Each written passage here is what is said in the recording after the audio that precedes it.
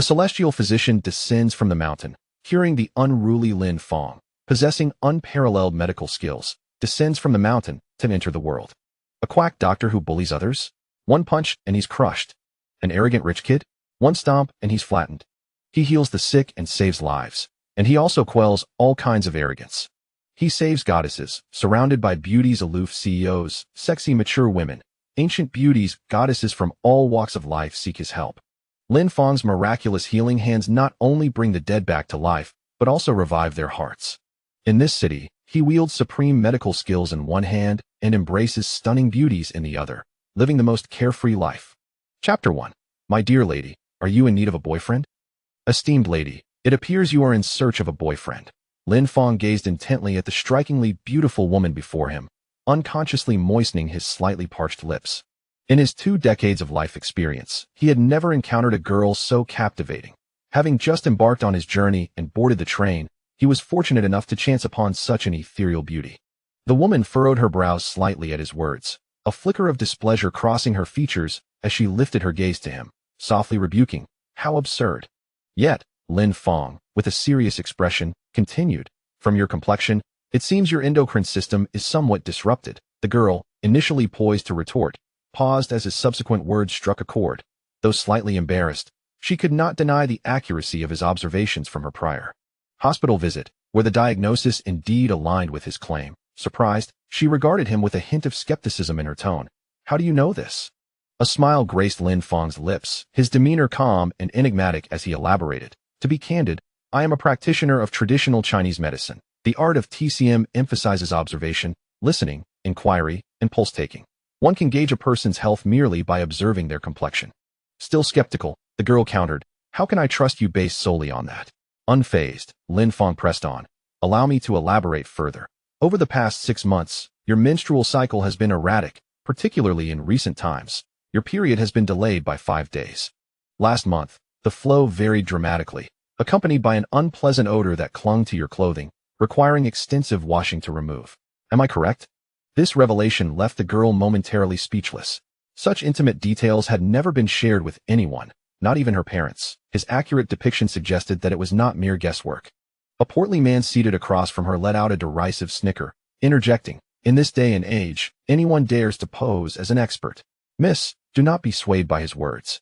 However, the girl paid no heed to the man's mockery, her eyes fixed intently on Lin Fang as she asked, her surprise barely concealed, You are absolutely right.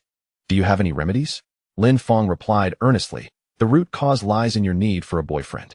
The balance of yin and yang within the human body is essential. At your age, a prolonged lack of yang energy can lead to disruptions in the physiological system."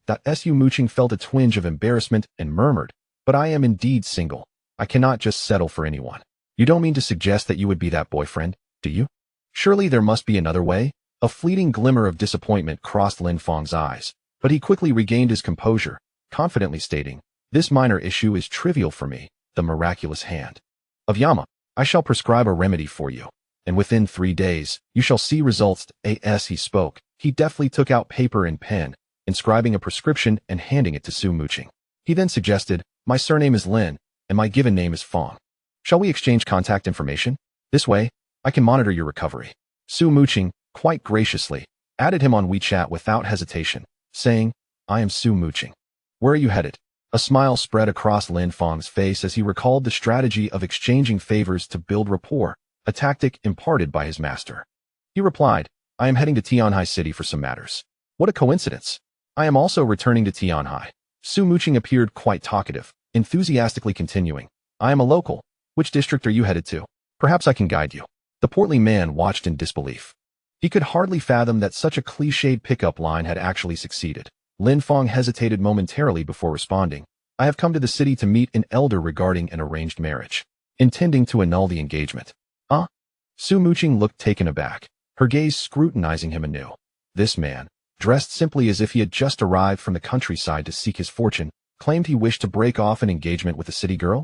She could not help but inquire, "What prompted you to consider annulling the engagement? Do you not fancy city girls?" Lin Fang turned to her, smiling as he replied, "Not at all. City girls are often fair and graceful. Who wouldn't be fond of that? However, this engagement was arranged by my grandfather's generation, And I do not even know what my fiancée looks like now, that if she has changed over the years, I would surely be the subject of ridicule back home. Su Muqing cast him a disdainful glance, scoffing, "You have quite high standards. There are millions of single men in the country, and finding a wife is no easy feat. Securing a city girl is even more challenging. Be careful not to be too picky, or you may end up a bachelor." Lin Fang's eyes brightened, as if awakened to a new realization. "You are right. In my village, there are over 80 bachelors still unwed. I was once a village doctor, earning a decent income with subsidies, but my parents insisted that I would never find a wife in the village, and they forced me to leave. Very well, I shall meet this woman. If she proves unsuitable, I can still annul the engagement." He then inquired, "Being a local, do you know the way to Jiangbei New District?" "No." 008. Su Muqing frowned slightly. That was a renowned, affluent residential area in Tianhai City. With a hint of skepticism, she asked, "Are you sure it is Jiangbei New District?" "No." 008. Lin Fang retrieved an old envelope from his bag, pulling out a yellowed piece of paper and flipping it over to confirm, responding with certainty, "Indeed, it is Jiangbei New District, number 008. As Su Muqing's gaze inadvertently swept over the front of the paper, she spotted a childhood photograph of her cousin, along with her name and their grandfather's name. She was instantly taken aback. Your fiancée is Lu Niancy." Lin Fang nodded affirmatively. "Indeed, the marriage document states Lu Niancy. Do you know her? What is she like now?" Su Muqing was momentarily speechless, her emotions in turmoil. She vaguely remembered that her cousin had indeed been betrothed long ago, but her family had never mentioned it in recent years. To encounter this so-called fiancé on the train today was utterly unexpected. The twists of fate in this world are truly astonishing. It is worth noting that her cousin is now a leading figure in Tianhai's business community, not only stunningly beautiful, but also possessing remarkable intelligence that transformed her family's small business into a prominent enterprise within the city. Given her current status and strong-willed nature, if she were compelled to fulfill this engagement, it would likely become a source of mockery among the upper echelons of society. Taking a deep breath to steady herself, she calmly replied, "I do know her, and I can take you to find her." The most prudent course of action was to ensure he was settled before promptly informing her cousin's family to strategize, thus maintaining control of the situation to prevent it from spiraling out of hand. Lin Fang was elated. "That is wonderful. I was concerned about being lost in an unfamiliar place." At that moment, the train's intercom crackled to life. "Attention, passengers. We have a pregnant woman in car 7 showing signs of imminent labor and urgently require medical assistance. Repeat, car 7. Lin Fang immediately stood up, ready to leave. "Where are you going?" Su Muqing quickly stopped him. "I am going to see if I can assist," Lin Fang stated as he made his way to the connecting door of the carriage. "That involves delivering a baby. Do you have experience?" "Rest assured, I have assisted Aunt Zhang in delivering calves, and I have helped the village party secretary Cao give birth several times as well." Su Muqing was left speechless. How could delivering livestock be compared to aiding in human childbirth? The pressing concern was to ensure that he could safely meet his cousin. No mishap could be allowed to befall this pivotal figure along the way. "There must be professional doctors on the bus," she insisted, firmly grasping Lin Fang's sleeve. "Your experience is limited. It would be wiser to let those more skilled handle this." Lin Fang gently brushed her hand aside, his tone resolute. "You may question my background, but you must not doubt my medical skills. I cannot stand by and let someone die." With that, he strode purposefully toward car number 7. After a moment's hesitation, Su Muqing followed suit. At the entrance of car number 7, the train attendants were directing the passengers. To protect the privacy of the mother, the other travelers had been temporarily relocated to adjacent compartments, leaving only a few female attendants to assist. "I'm sorry, but you cannot enter here," one of the attendants said, raising a hand to block them. "I am a doctor." Lin Fang immediately asserted his identity. "Allow me to assess the situation." Upon receiving permission, the two entered the compartment. They found several attendants holding bedsheets, forming a makeshift delivery room, within which muffled groans could be heard. An elderly doctor, wearing glasses, was commanding the rescue efforts, and the atmosphere was palpably tense. Half an hour passed, yet the cries of a newborn were still absent, replaced instead by the anxious dialogue of the medical staff. "The mother has lost consciousness again. If this continues, quick, use adrenaline. The pelvis is not dilating sufficiently, and there are signs of severe hemorrhaging. Blood pressure is continuing to drop. Has the family arrived? A decision must be made immediately." Su Muqing seized a nurse who had just exited the room. "Which doctor is in charge inside?" "It's Professor Huang Lied, a renowned Western medicine expert from Tianhai City." The nurse wiped the sweat from her brow. However, the situation is not optimistic. Professor Huang said we must choose between saving the mother or the child. But Professor Huang is a distinguished expert. Su Muqing breathed a sigh of relief. With him here, it should be fine, right? The nurse shook her head.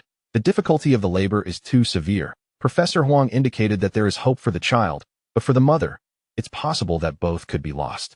However, the husband insists on saving the mother.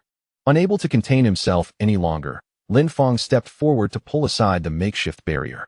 Let me in to take a look. Are you a doctor? The nurse questioned, eyeing him quizzically. Yes, I am a practitioner of traditional Chinese medicine, Lin Fang replied solemnly. Yet, I have assisted in many complicated deliveries, including those of livestock in my village. The principles are fundamentally the same. Chapter 2. Assisting in the delivery of cattle. The doctor's lips twitched, and several strands of black lines appeared on his forehead. How dare he bring up his experience with delivering livestock?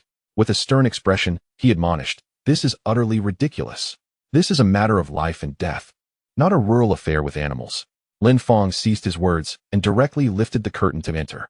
There, he beheld 7 or 8 medical personnel encircling the delivery bed, while an elderly doctor with graying hair was directing the rescue efforts. The parturient lay unconscious, devoid of color, and the sheets beneath her were soaked with blood. Let me take over. Lin Fang extracted an antiquated needle pouch from his pocket, retrieving 3 silver needles as fine as a hair. Stop. A young nurse with round glasses immediately blocked his path, her gaze fixed warily on the silver needles. Who are you? Who permitted you to enter? Lin Fang scanned the crowd, his gaze unwavering. You are at your wit's end. I possess a method to ensure the safety of both mother and child. Preposterous. The elderly doctor erupted in fury, his white eyebrows trembling with anger. The mother is in an improper position, her pelvis is narrow, and now she is hemorrhaging. There is no way she can deliver naturally under these conditions.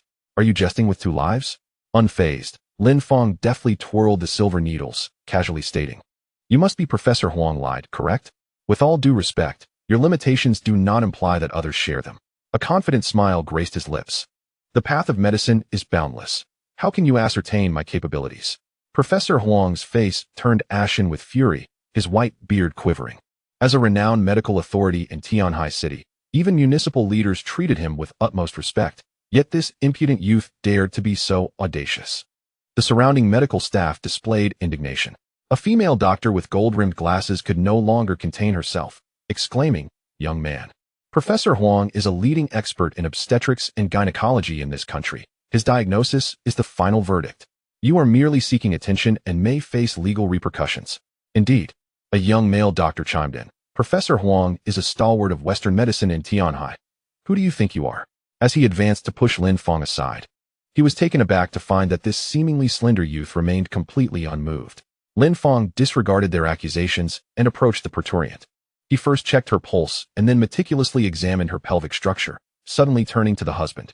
Has your wife ever sustained a severe injury to her hips? Moreover, do the women in her family generally possess petite physiques, making pregnancy difficult and requiring prolonged medication? His words left the attending doctors exchanging perplexed glances. However, the husband's eyes widened in disbelief, his voice trembling. How do you know? She did indeed injure her pelvis 5 years ago, but after treatment, she recovered. We have spent 3 years preparing for this child. By the end of his statement, this 7-foot-tall man had tears welling in his eyes. The entire room fell silent. Even Professor Huang stared in astonishment, his lips quivering. Could this young man truly possess such insight merely through pulse diagnosis? Lin Fang paid no heed to their reactions and fixed his determined gaze on the husband. Given their current medical capabilities, they are indeed helpless. However, if you trust me, I am willing to attempt it. The husband clenched his fists, his nails digging into his palms as he gazed at his wife's pallid face, ultimately nodding gravely. I beg of you. Lin Fang took a deep breath, and his demeanor transformed dramatically. With graceful precision, he manipulated the silver needles, each one striking the acupuncture points with a fluidity akin to flowing water. Each needle punctured precisely, the tips vibrating as though infused with life. Suddenly, the parturient let out a cry of pain and slowly opened her eyes. The medical staff gasped in astonishment. They had exhausted all means to rouse her. Yet this young man had achieved it with mere silver needles. Prepare for a cesarean section. I require an assistant. Lin Fang stated without lifting his gaze. I will assist. A middle-aged female doctor stepped forward briskly. I have worked in obstetrics and gynecology for 20 years. In a shocking display, Lin Fang employed the silver needles as a scalpel. making a precise incision in the praetorian's abdomen. With every layer he penetrated, he inserted additional needles at corresponding acupuncture points. It seemed as if an enigmatic connection existed among the needles, with faint streams of energy visibly circulating between them, safeguarding the mother's vital nerves. At that moment, Lin Fang emanated an aura that demanded reverence, transforming into someone almost unrecognizable. A solemn atmosphere enveloped the carriage, leaving everyone speechless at the extraordinary scene before them. Using silver needles in place of a surgical knife was unprecedented. Professor Huang adjusted his slipping glasses, his eyes glimmering with a mix of astonishment and doubt. As a leading authority in Western medicine, he had engaged with traditional medicine but had never witnessed such an exquisite technique. Perhaps a master of traditional medicine could unravel its intricacies. A sharp, piercing cry of a newborn shattered the silence. The bloodied infant was carefully cradled. Beads of sweat formed on Lin Fang's forehead, yet his voice remained steady. Hand the child to you. I must focus all my efforts on preserving the mother's life. Is that acceptable? Rest assured. The middle-aged female doctor promptly took the infant, expertly clearing its airway. Lin Fang took a deep breath. 3 silver needles glinting coldly between his fingers. He clasped his hands together, and an invisible flow of energy subtly formed around him. After 10 seconds, he flicked his wrist, and the 3 needles shot forth like meteors, accurately piercing the praetorian's acupuncture points. Is this the fabled Yin-Yang 9 needles? Professor Huang suddenly exclaimed, his voice trembling. A young doctor beside him inquired, Professor Huang, do you understand traditional medicine? Professor Huang, agitated, replied, when I visited the legendary traditional medicine master, Zhou Lao. He mentioned this long-lost ancient acupuncture technique. It requires the mobilization of internal energy. Ordinary practitioners, even if they know the technique, cannot execute it. As he spoke, his gaze toward Lin Fang filled with awe. Who was this young man? The medical staff exchanged glances, their hearts racing at the revelation. Who could have anticipated that such a hidden medical genius resided on this ordinary train? Professor Huang's perception of Lin Fang had undergone a profound transformation. The earlier disdain had vanished, replaced by an unmistakable sense of shock and admiration. The wound cannot be sutured. There are no medical suturing materials on the train. The obstetrician expressed with difficulty. Lin Fang did not lift his gaze. Attendant, please inquire among the passengers if anyone possesses a sewing kit. But ordinary sewing thread does not meet medical standards. The doctor hesitated. I once stitched a wound on an old yellow cow in the village using hemp thread. Lin Fang continued his work, urgency overriding any concerns. The onlookers could only smile wryly at the absurdity. How did this miraculous healer's experiences always seem to involve livestock? Soon, the attendant returned with a sterilized needle and thread. Lin Fang took the materials, and with deft movements, he meticulously sutured the wound, crafting even and precise stitches that rivaled those of a professional surgeon. I want to see the baby. The praetorian weakly opened her eyes, tears cascading down her pale cheeks.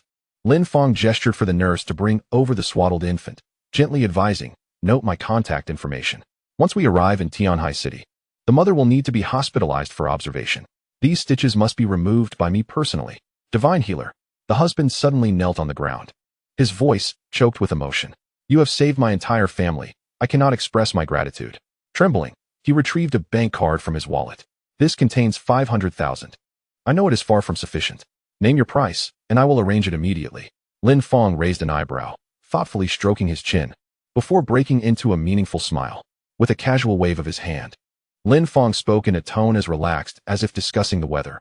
I only charged Aunt Zhang's sheep in the village 150 for the delivery, so 200 will suffice. 200? The husband of the parturient froze, his hands suspended in midair, his eyes wide with disbelief. Gasps of astonishment arose from those around. The fees of this miraculous doctor seemed utterly outrageous.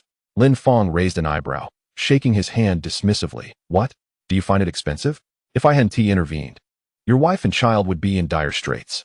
The man hurriedly pulled out $200 bills from his wallet and presented a gilded business card, exclaiming, Doctor, this is my contact information. Should you encounter any trouble in Tianhai City, feel free to reach out. He patted his chest in assurance, albeit modestly, claiming he could resolve most issues, though not all. Lin Fang pocketed the cash with nonchalance and scoffed at the business card. Is this all?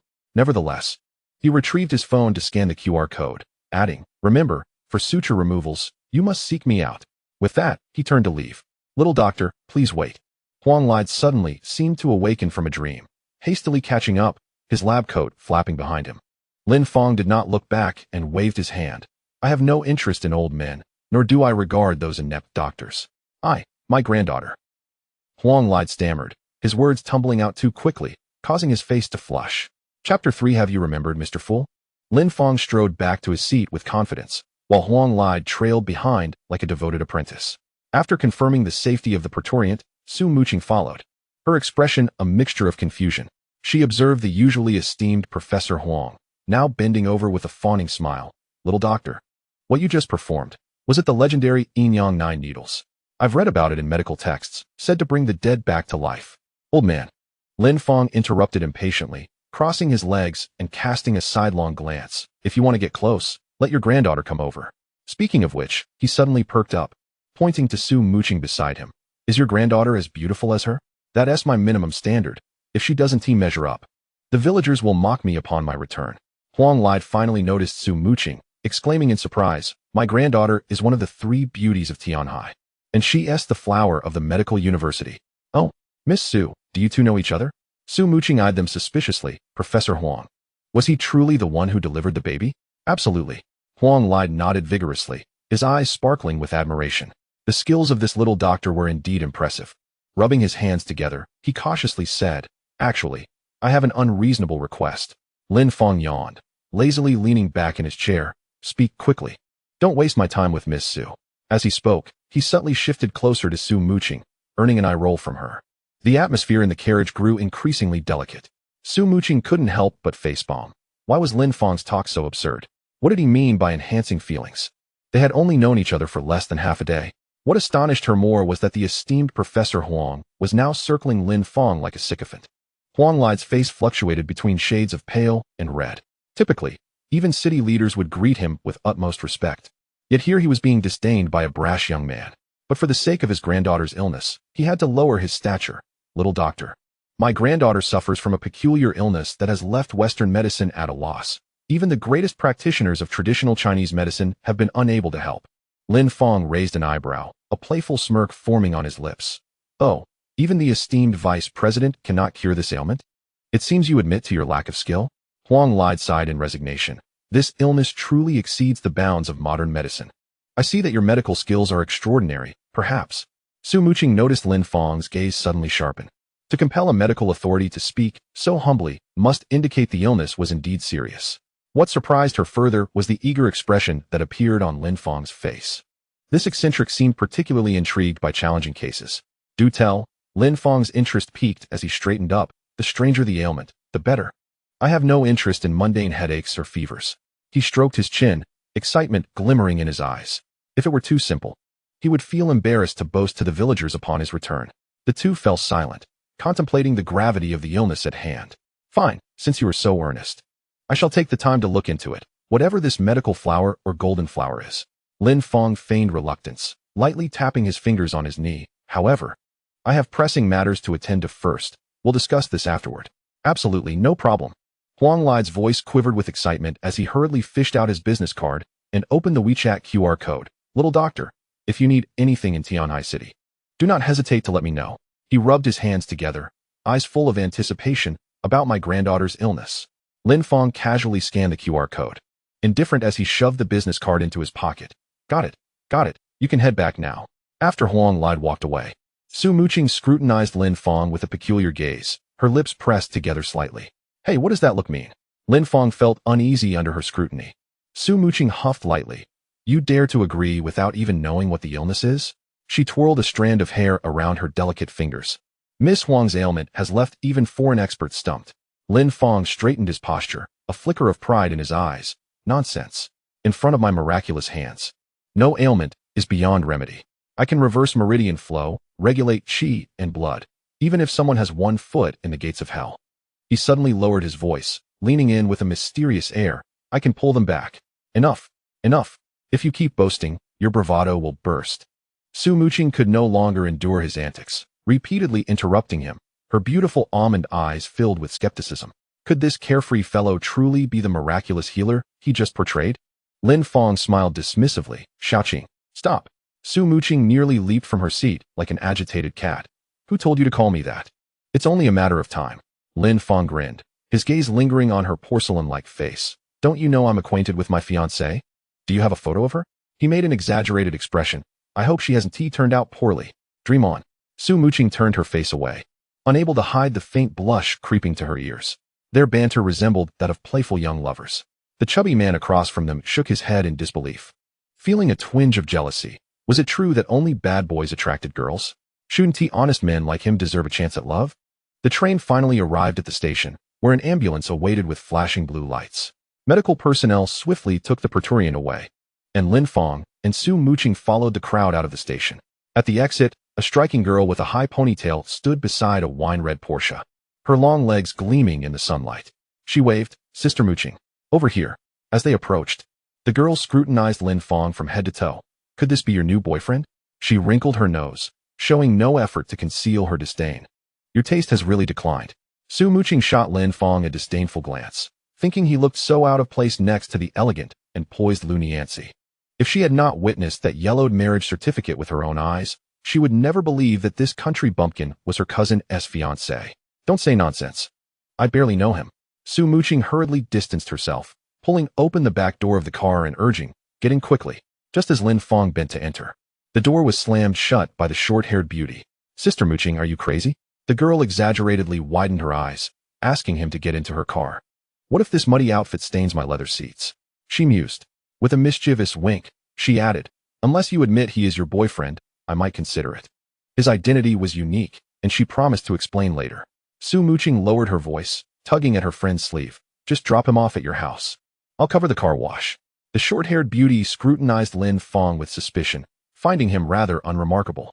"Hey, what's your name?" Lin Fang straightened his posture, exuding pride as he replied, "I am Lin Fang, known in the martial world as the Master of Craft." "Uft, what a ridiculous nickname." The girl interrupted without hesitation, covering her mouth as she laughed. "I think simpleton suits you better. It's much more down to earth." Coughing, Su Muqing nearly choked on her own saliva, wondering if this girl realized that the person before her might very well be her future brother-in-law. Lin Fang nonchalantly waved his hand. "There's already someone in our village called Simpleton. That fellow is as strong as an ox." With a smile, he inquired, "May I ask the name of this beautiful young lady?" The girl proudly lifted her chin like a peacock displaying its feathers. "I am Lu Nianting, the second daughter of the Lu family, beloved by all in Tianhai City. Remember that, Mr. Simpleton." Chapter 4. This marriage cannot be withdrawn. The silver-gray Porsche slowly rolled into the garden of a European-style villa. Lin Fang, like an inquisitive child, gazed around, suddenly furrowing his brow at the distant mountains. The house is well built, but alas, it falls victim to the flying blade killing, and the family's decline is only a matter of time. Country bumpkin. What are you mumbling about? Lu Nianting raised her chin in pride. Are you stunned by our family's luxury? She affectionately linked arms with Su Muqing. Come on. Let me show you around. As they walked across the meticulously trimmed lawn, the servants greeted Lu Nianting. Good day, second Miss Lu. However, upon seeing Lin Fang, who trailed behind in a faded plaid shirt, their expressions turned to surprise, whispering among themselves. Where did this person come from? Why does he dress like a laborer? Is he here to seek connections? Ever since the young lady built the company, we've seen many like him. Meanwhile, at the third-floor window of the villa, a woman in a beige loungewear observed the scene with a cold gaze. Her slender fingers caressed the rim of her teacup, cascading black hair resting on her shoulders, her exquisite oval face reflecting disdain. Though she wore simple cotton slippers, her long, graceful legs and shapely figure exuded an innate nobility. Could it be that I am betrothed to him? Lu Nianzi's crimson lips parted, her voice tinged with displeasure. She narrowed her alluring peach blossom eyes, her gaze sharp enough to strip Lin Fang of his humble attire. An aura of chilling aloofness surrounded her, akin to a proud plum blossom blooming in winter. This was Lin Fang's fiancée, Lu Nianzi. What was destined to come had indeed arrived. She murmured softly, her lips pressed into a straight line. In the hall downstairs, the trio entered to find a well-dressed, middle-aged man leisurely savoring tea. Upon their arrival, he slowly raised his head, his gaze locking onto Lin Fang like a hawk. "Dad." Lu Nianting skipped over, affectionately linking her arm with her father's, and gestured towards Lin Fang. "This is a friend brought by Muqing. I wonder what she was thinking. To have met someone like this country bumpkin." Lu Dingwa stood up, and Su Muqing quickly bowed. "Hello, Uncle Lu. You must be Lin Fang." Lu Dingwa ignored his daughter's teasing and approached Lin Fang directly. "Disciple of old Master Guan?" Lin Fang raised an eyebrow. "Indeed, that is I? And you are?" "I am Nianzi's father," Lu Dingwa stated flatly, his tone carrying an undeniable authority. Lin Fang's eyes brightened, and he immediately performed a deep bow. "Greetings, esteemed father-in-law. Your humble son-in-law pays his respects." Lu Dinghua's expression darkened as he raised his hand to halt. "Hold on. This is not the old society anymore. Childhood betrothals are no longer binding." He scrutinized Lin Fang's simple attire, his tone softening slightly. "Though my father did indeed have an agreement with old Master Guan, both elders have since passed. Out of respect for your master's kindness to my father, I might allow you to enter, but regarding this matter of engagement..." He paused meaningfully. His demeanor turned serious as he fixed his piercing gaze on Lin Fang. "Marriage today emphasizes freedom of choice. While social standing is indeed important, the most crucial factor is mutual affection. If my daughter likes you, I wouldn't oppose merely because of your rural background. However, if she does not wish for this, I will not force her due to a piece of paper." Lu Nianting, standing nearby, was left speechless, her delicate face etched with disbelief. She abruptly tugged at her father's sleeve, her voice rising an octave. "Dad, you can't be serious about having me marry this country bumpkin." She stomped her foot in frustration. "I'd rather become a nun than marry him."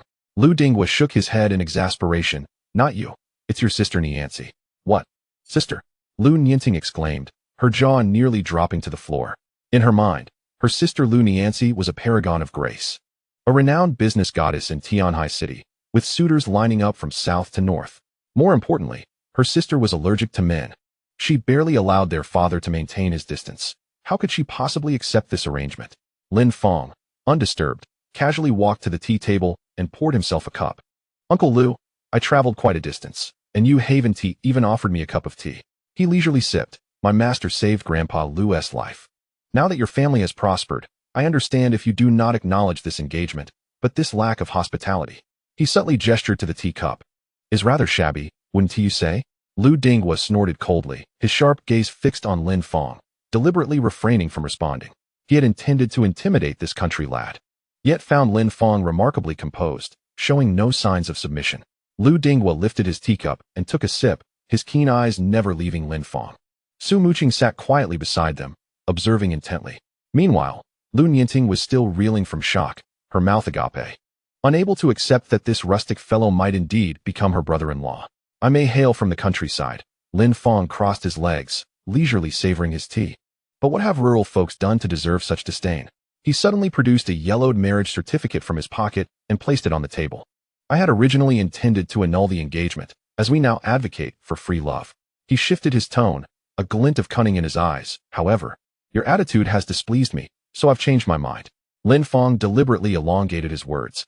"I've heard the Lu family has been quite prosperous in Tianhai City, placing great importance on reputation. Tell me, what would it mean if word got out that the Lu family, ungrateful and disdainful of a disciple who saved their ancestor, turned away a mere country boy? You." Lu Dinghua's face turned a shade of iron, the teacup in his hand crashing onto the table. He had never expected that this seemingly simple rural youth could articulate such sharp words, cornering him into a moral dilemma in mere moments. Lu Nianting finally snapped back to reality, her anger boiling over. "Dad, he is clearly threatening us." She glared at Lin Fang. "How do you think you're worthy of my sister?" Lin Fang nonchalantly refilled his cup, a faint smile playing on his lips. "Whether I am worthy or not, that is for your sister to decide." He cast a pointed glance upstairs. "I assent that right, Miss Lu?" The Lu family had been flourishing in Tianhai City. Even powerful figures in politics and business had to show them respect, yet here was a country youth treating them with such disdain. This infuriated Lu Dinghua, making his temples throb. He never anticipated that a rural man could possess such audacity. A cool voice descended from the spiral staircase. Everyone turned their gaze to see Lu Niancy gracefully descending. With each step she took, her elongated legs subtly revealed beneath the silk loungewear, and her exquisitely beautiful face betrayed no flicker of emotion. Just as her sister, Lu Nianting, was about to speak, she was silenced by a mere glance from Lu Niancy. Lu Niancy's gaze remained fixed on Lin Fang, with increasing disdain evident in her eyes at the audacity of this rustic man who dared to boldly appraise her figure, his eyes darting with a roguish glint, even audibly swallowing his desire. Indeed, Lin Fang was utterly entranced at that moment. The woman before him shone brighter than any star on television. Her skin was as pale as snow, her features painted with elegance, and even the simplest loungewear draped upon her seemed to exude an air of nobility. Her cool demeanor resembled that of an ethereal being. Yet she possessed an undeniable aura of power that made even Lu Dinghua unconsciously hold his breath. This marriage must not be retracted. No, absolutely not. Lin Fang resolved silently, determined to take this celestial beauty as his bride, for simply gazing at her delicate profile and graceful figure sent his heart racing. Sensing his fervent gaze, Lu Nianxi's brows knitted together, her eyes growing colder. I can acknowledge the marriage contract and agree to marry you, but with a condition. What is it, dear wife? Lin Fang inquired, his face lighting up with a grin, his eyes narrowing with delight. The living room fell into an immediate silence. As if a pin could be heard dropping, Lu Dinghua nearly dropped his teacup in shock, while Lu Nianting exaggeratedly feigned a gagging expression. Su Muqing sighed, resting her forehead in her hand, contemplating the audacity of this man. However, the three soon regained their composure, for they understood Lu Nianxi all too well. This heiress of the Lu family, who was allergic to men, would surely propose a condition that would send this country bumpkin running. Lu Nianting eagerly anticipated Lin Fang's embarrassment. Chapter 5. The most annoying thing during dinner is being disturbed. You should undergo a sex change. Lu Nianxi spoke calmly, her gaze carrying a hint of mockery. Seemingly relishing his impending reaction, Lin Fang rubbed his ears, thinking he must have misheard. What? I said, Lu Nianxi enunciated deliberately, I detest men. If you truly wish to marry me, go to the hospital and undergo surgery to become a woman. Lin Fang was momentarily speechless, a multitude of thoughts racing through his mind. He had heard of same-sex relationships, but he never imagined his fiancée would be one of them. Such a divine beauty. And yet she had no interest in men? Do you prefer women? Lin Fang stammered, attempting to discern any trace of jest in her expression. Lu Nianxi's demeanor remained unchanged, merely raising an eyebrow slightly. Beside them, Su Muqing nodded resignedly, affirming the truth of the situation. Lin Fang gulped down a mouthful of tea, trying to steady his nerves, the scalding liquid registering little on his senses. After a moment, he suddenly broke into a grin. That's fine, I can straighten you out. He stood, his gaze fixed intently on Lu Nianxi. The wife I, Lin Fang, have chosen will not escape. Even if she is a woman, she shall not compete with me. Lu Nianxi gracefully approached the sofa, lightly discarding the remark. Do not advise others to be virtuous if you have not experienced their suffering. She lifted her teacup, her red lips delicately touching the rim. You do not even know why I loathe men, so do not speak recklessly. Lu Nianting dashed in front of Lin Fang, hands on hips, like an irate kitten. Even if you could cure my sister's aversion to men, you are unworthy of her. Suitors for my sister line up from East City to West City, all of them scions of prestigious families. What gives a rustic fool like you the right? As she spoke, she abruptly reached for the marriage contract in his hand, but Lin Fang deftly sidestepped her grasp. Lu Nianting stomped her foot in frustration. Lin Fang leisurely returned the contract to his canvas bag. Whether I am worthy or not, we shall see. He turned to leave, pausing momentarily at the door. By the way, your family is in for a rough time. You might end up in ruin. He retrieved a red sachet embroidered with a bagua pattern from his bag and placed it on the coffee table before Lu Nianxi. Carry this with you. It may save your life. I would not want my bride-to-be to encounter any misfortune. Lu Dinghua shot up, his face darkening. Lin Fang, are the skills your master taught you meant for cursing others? Lin Fang walked out without looking back, disregarding him entirely. In just a brief observation, he had discerned who held the power in this household. Lu Dinghua's standing was likely inferior to that of the Persian cat his daughter kept. Lu Nianting angrily grabbed the sachet, ready to toss it into the trash. What a piece of junk. Wait. Su Muqing quickly intervened, lowering her voice. Have you forgotten his prowess in saving lives on the train? This might actually be useful.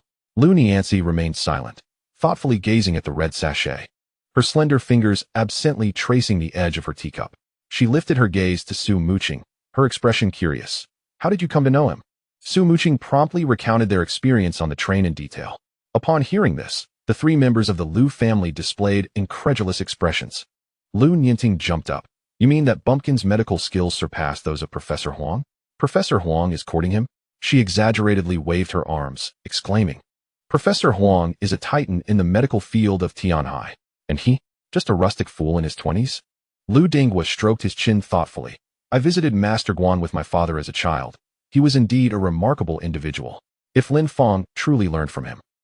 Dad, Lu Nianting interrupted angrily. What era are we in? Do you still believe in such nonsense? Traditional medicine is just some roots and bark. Fortune-telling is nothing but superstition. The previously silent Lu Nianxi suddenly spoke.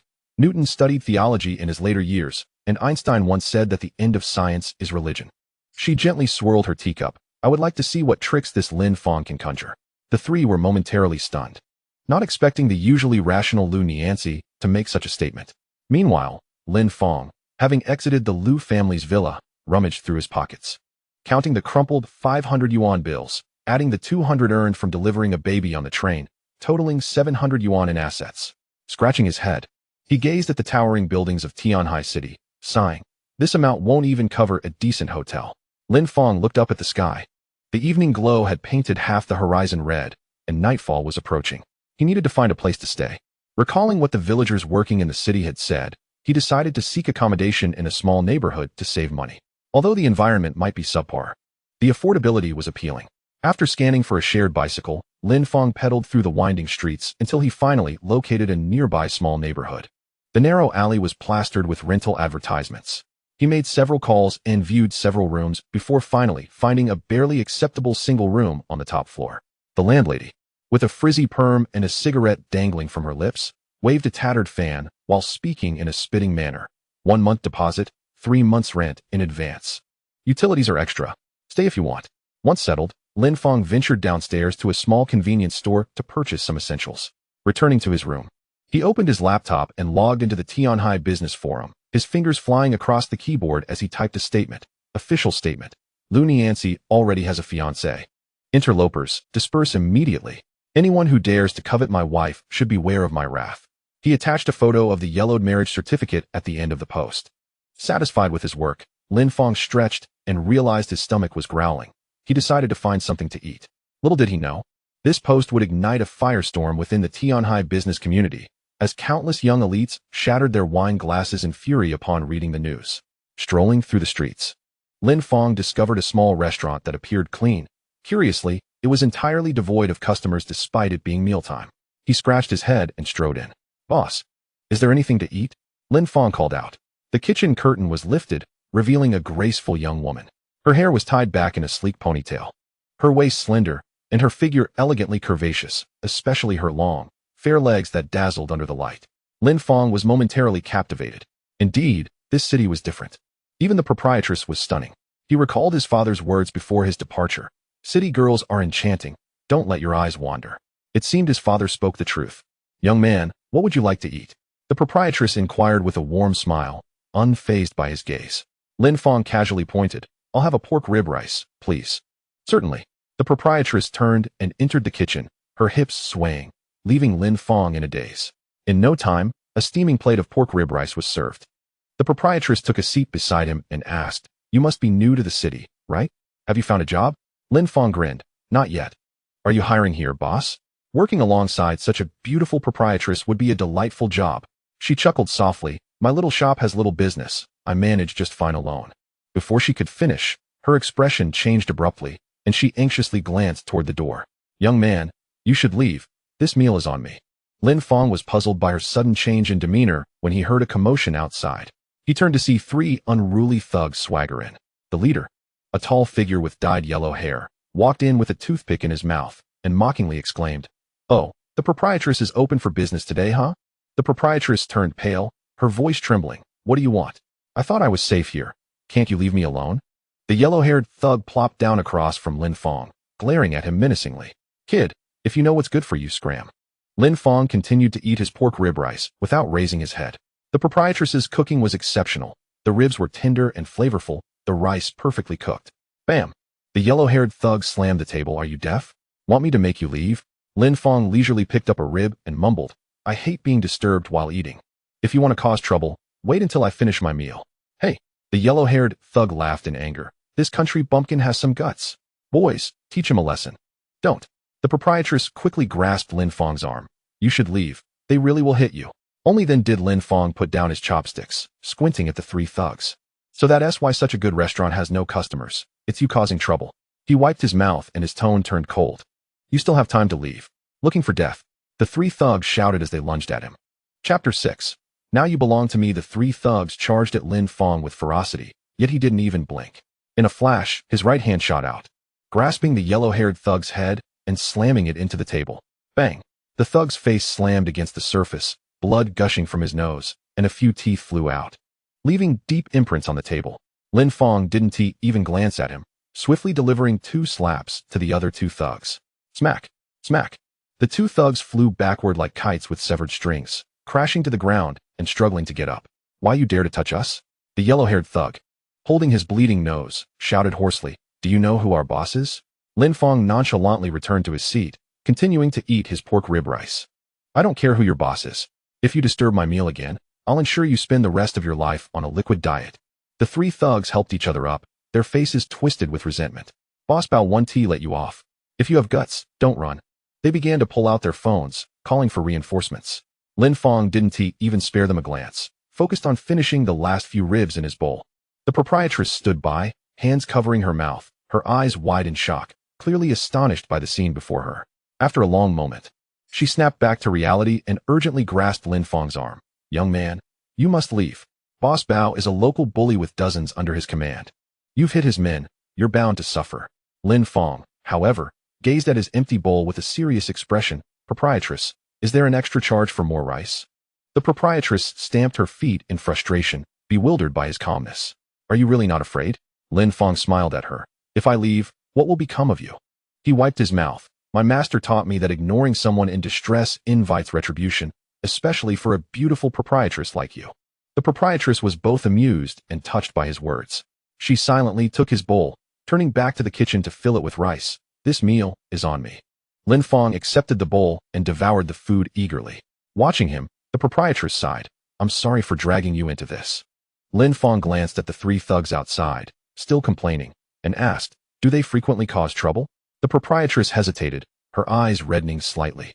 It's my fault for offending Lu Hu. She bit her lip. If it weren't for my inability to have children, it wouldn't have happened. When Lu Hu pursued me, I told him I couldn't conceive. He said he didn't mind, but just before our engagement, he insisted. Her voice grew softer. My family is strict, insisting we wait until marriage, but on the day of our engagement, he publicly humiliated me, calling me a barren hen. I was left embarrassed in front of all my relatives and friends. He became a laughingstock in Tianhai City, and our engagement was called off. Lin Fang furrowed his brow. I'm a doctor. Would you like me to take a look? The proprietress was momentarily taken aback, then smiled bitterly. Young man, I've seen countless doctors, and it's been of no use. If you're just trying to take advantage, you can be straightforward. She self-deprecatingly gathered her hair. I suppose it's not bad that someone like you finds me attractive. Lin Fang chuckled. No wonder my master said it's easy to woo young girls with a piece of candy, but mature women are harder to please. Even money may not suffice. Suddenly, he grasped the proprietress's wrist. To his surprise, she didn't pull away. Moments later, he released her hand. You have severe coldness in the uterus and blocked fallopian tubes. That's why you're infertile. Why you can really diagnose. The proprietress exclaimed, her eyes wide in disbelief. You can tell just by feeling my pulse. Lin Fang raised his chin with pride. I am a master healer. There is no ailment I cannot cure. He smiled knowingly. What surprises me more is that you're still a virgin. That's quite a revelation. The proprietress's face flushed slightly, but a glimmer of excitement flickered in her eyes. If you can really cure me, I'll agree to any conditions.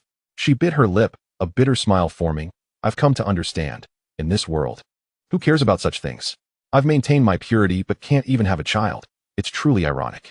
Lin Fang's eyes lit up. Really? But you'll have to settle for second place. The position of the first wife is taken. You already have a fiancé? The proprietress asked, surprised. Yes. It's an arranged engagement. Lin Fang recalled Lu Nianxi's cold beauty and couldn't help but smile. The proprietress observed his expression and teased, You must be quite pleased. She must be a stunning beauty. Of course. Lin Fang puffed out his chest. I have high standards when it comes to choosing a wife. He became serious. I can truly cure your ailment. Do you have a quiet place here? I can give you a few acupuncture treatments. Before he could finish, the shop door was suddenly kicked open. A burly bald man, his face adorned with excess flesh, stormed in with over 20 thugs, causing the landlady's complexion to turn as pale as a ghost. Lulu Bao. Lin Fang rose leisurely, shielding the landlady behind him. Do not fear, for you are now under my protection. He narrowed his eyes, assessing the intruders, his tone suddenly chilling. Whoever dares to harm you shall regret ever being born. The landlady gazed at the imposing figure before her, a wave of warmth washing over her. It had been a long time since she felt the sensation of being defended, especially since that farcical engagement party 3 years prior. Lin Fang strode towards Lu Bao, tilting his head as he scrutinized the hefty bald man. So you are the infamous Bao, here to stir up trouble? Lu Bao sneered, advancing menacingly with a steel pipe in hand.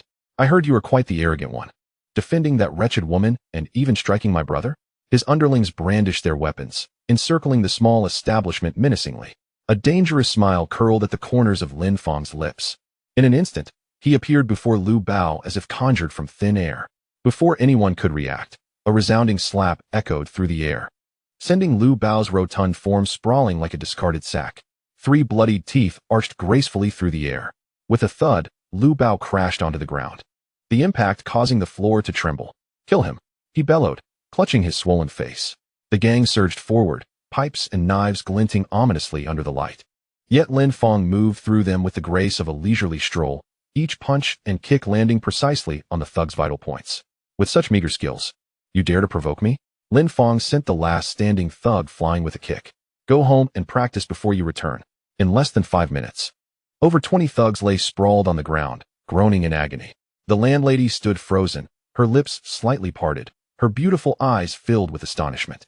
His prowess surpassed even that of action stars in films. She watched the figure amidst the fallen thugs, though clad in a humble checkered shirt. He shone brighter than any knight in her eyes.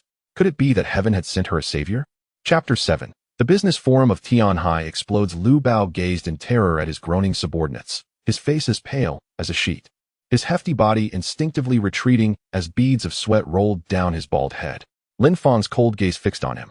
"I care not whether you are a leopard or a sickly cat. In my presence, you will behave." He advanced step by step.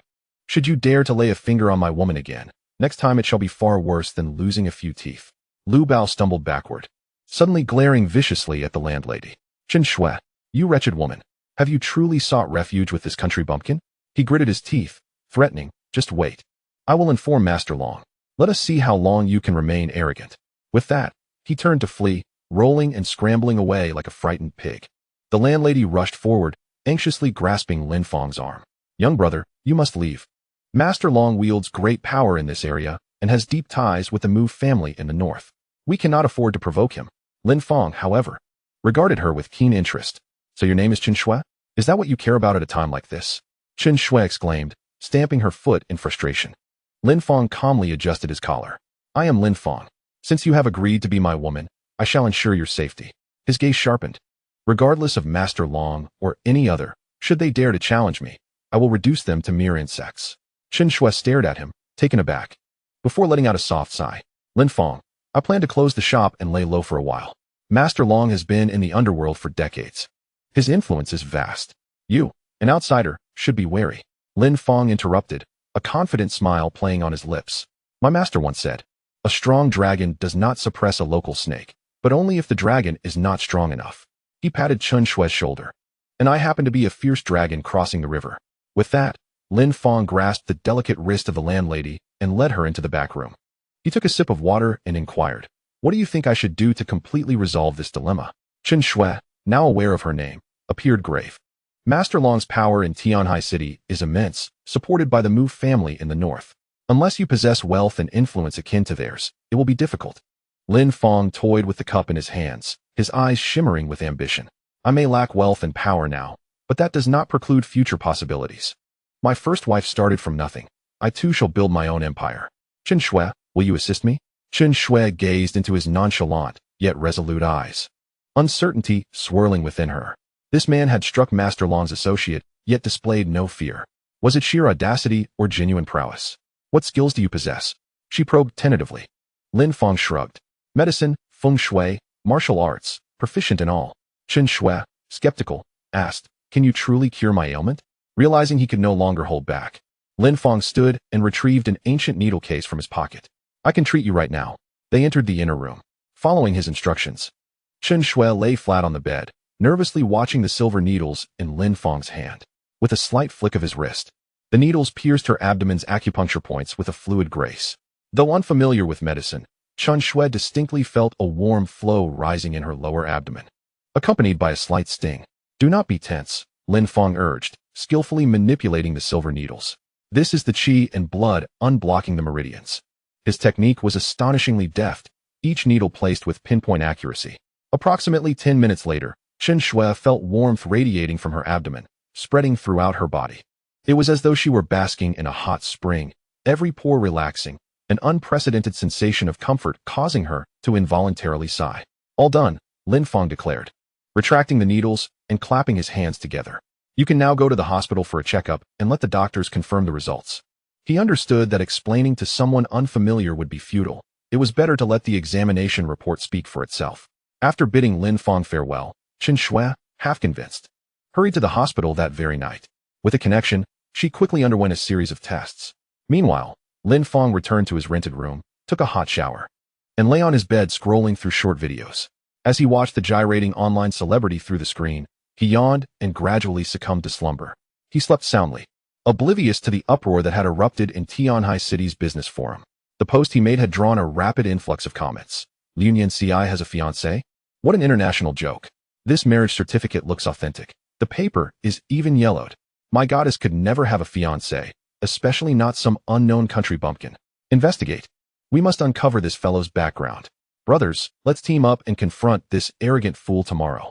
The comment section was rife with lamentations, as countless young talents pounded their chests in frustration. Some declared intentions to challenge Lin Fang to a duel, others vowed to uncover his secrets, and many directly sought verification from Lin Yanci. This tranquil night would inevitably leave many men in Tianhai City tossing and turning in their sleep. Within the Liu family villa, Liu Nianting stomped her feet in anger, barging into her sister's room, phone in hand. Sister, that bumpkin actually posted our engagement online. She gritted her teeth. I thought he was just a simpleton from the countryside, but he is clearly quite cunning. If anyone discovers his true background, you will become the laughingstock of Tianhai City. Liu Yanci, however, did not even glance up from her phone.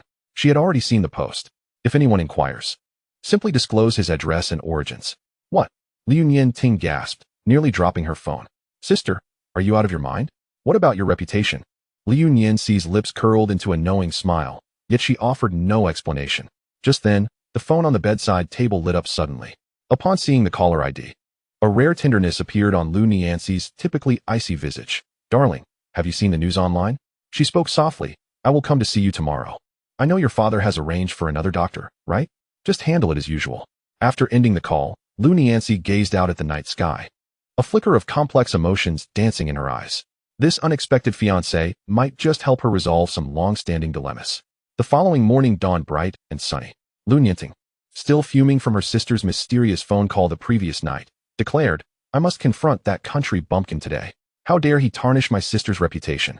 Meanwhile, Lin Fang had just finished his morning routine and was humming a tune as he descended the stairs in search of breakfast. To his surprise, although Chen Shui's small eatery did not serve breakfast, she was waiting eagerly at the door, scanning the street.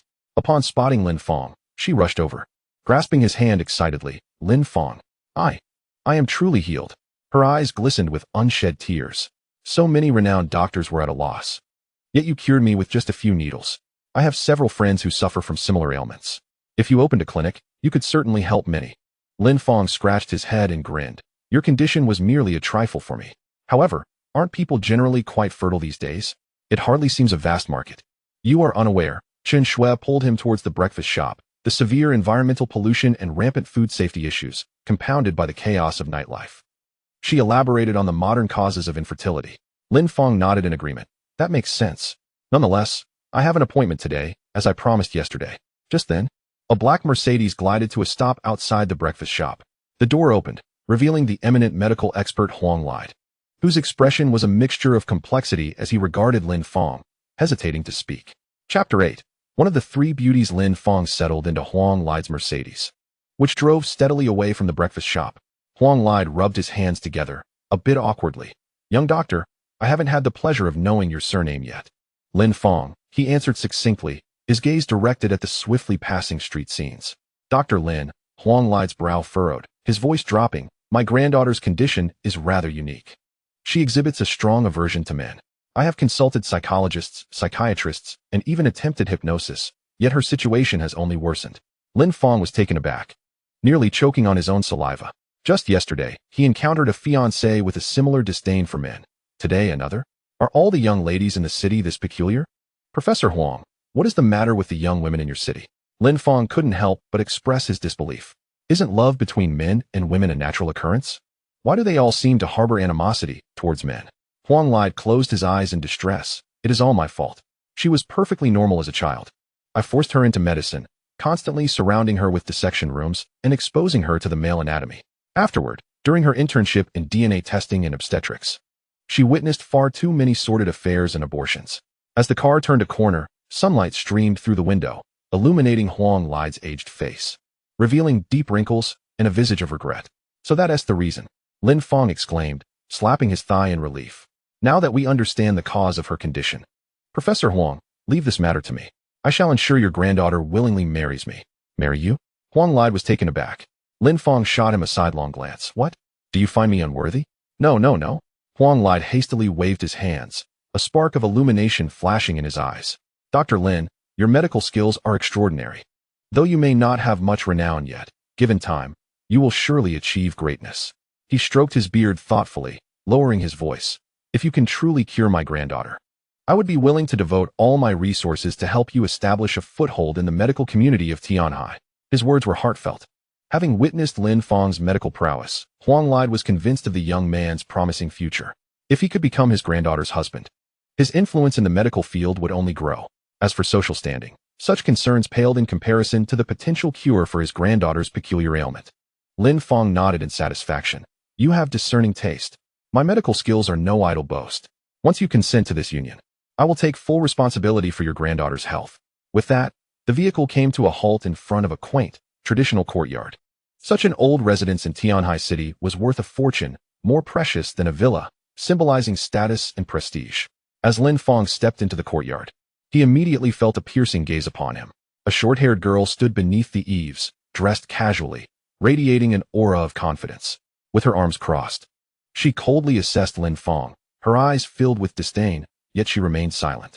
Huang Li looked at his granddaughter and gently introduced, Yuan. This is Dr. Lin Fang, a highly skilled physician. Yuan shot Lin Fang a frigid glance, her contempt almost palpable. Grandpa, I've told you I am not ill. She irritably raked her fingers through her short hair and turned to leave. However, Lin Fang regarded the girl with keen interest.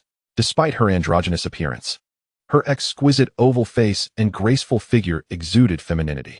Particularly, her long, shapely legs were distinct even beneath her casual trousers. Oh, no doubt she is the beauty of the medical academy, Lin Fang mused, stroking his chin. With such proportions, you must regularly engage in fitness. And your abs must be quite impressive. Vulgar. Yuan's face turned a deep shade of anger as she stormed into the house, not even glancing back. Huang Li rubbed his forehead in exasperation, pondering how this young doctor had immediately walked into trouble. Lin Fang, however, remained unperturbed, following with a confident smile. Yuan. I understand your situation. It is not a significant issue. Be quiet. Yuan spun around abruptly, her eyes nearly blazing with fury. Who permitted you to call me that? Stay away from me. All men are worthless creatures, driven solely by their lower instincts. Lin Fang, unfazed, chuckled. I comprehend your sentiments. Therein lies the root of your condition. He stepped closer, extending his hand. However, a same-sex inclination is indeed a psychological hurdle. If I am not mistaken, you likely assume the male role, correct? Allow me to take your pulse.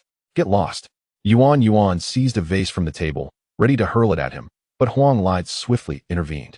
Lin Fang, however, maintained his cheerful demeanor, as if he had anticipated such a response.